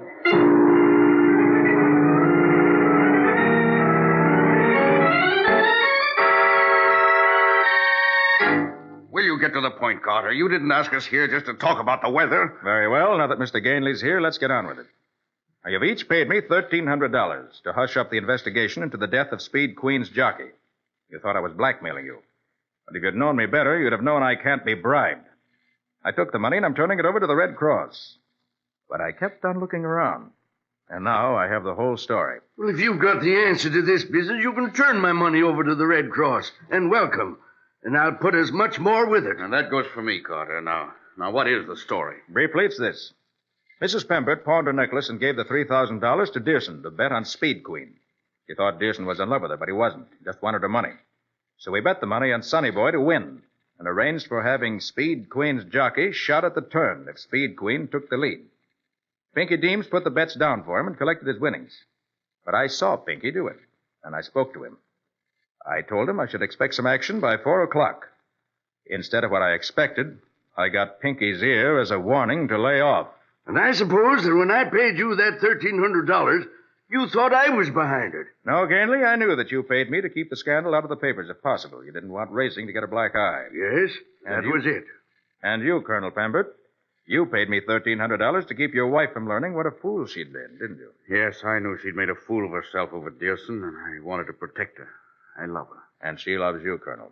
I know that.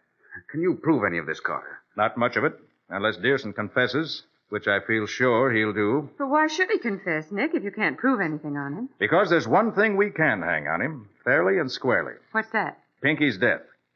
If you were to look in the trunk which Dearson just bought, you'd find Pinky's body minus one ear being shipped to what is undoubtedly a fake address. There were minute traces of blood on the trunk when I examined it. That alone will take care of our Mr. Dearson, who seems to have double-crossed everyone he came in contact with except himself.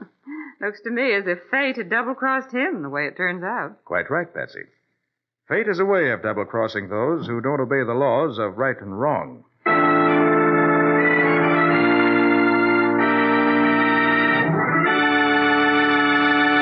In just a moment, Nick and Patsy will bring you a preview of next week's exciting case. You know that the more homelike the place you live in, the more fun you have inviting folks to share your hospitality. And these days, every home can look its shining best with very little effort when you depend on the three great Linex home brighteners.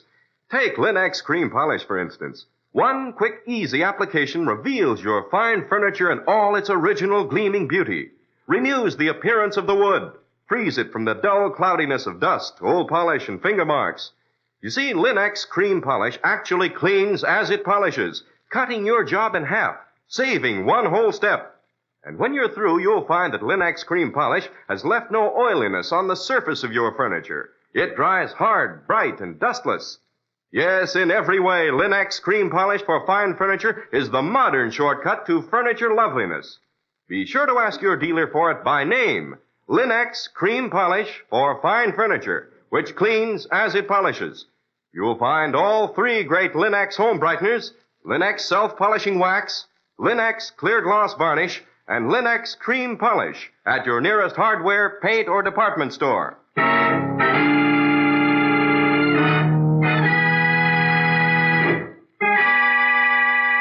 And now let's hear from Nick Carter himself. Well, Nick, would you care to give us a peek into next week's story? He'd be delighted to. He's been waiting for just that very question. Thanks for the build-up, Patsy. Well, it's a story of an actor. An actor who, for some strange reason, seemed to be followed by a constant procession of almost fatal accidents. He was hurt several times, but always escaped death. What was it all about? Well, the manager of the theater, a friend of mine, called me in to find the answer to that same question. Which Nick found, of course, and just in the nick of time. Well, what do you call it, Nick? Death Behind the Scenes. Or the mystery of the persecuted actor. Complete details next week. So long. So long, everybody. And so long to you both, Patsy and Nick. Be seeing you next week, same as usual.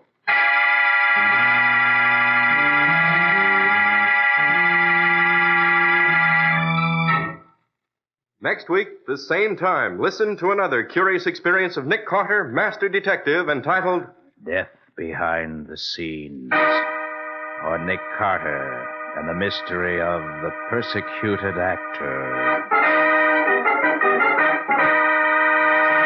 Nick Carter, Master Detective, is featured in Street and Smith magazines. Lon Clark is starred as Nick with Helen Choate as Patsy. Original music is played by Lou White, and the programs are written and directed by Jock McGregor. Nick Carter, Master Detective, is presented at this time and over these same stations each week by the three great Linex home brighteners, Linex clear gloss varnish, Linex cream polish, and Linex self-polishing wax, created by Acme, America's great producer of Acme fine quality paints. This is Ken Powell speaking for the thousands of Linex dealers all over America and saying so long until next week. This is Mutual.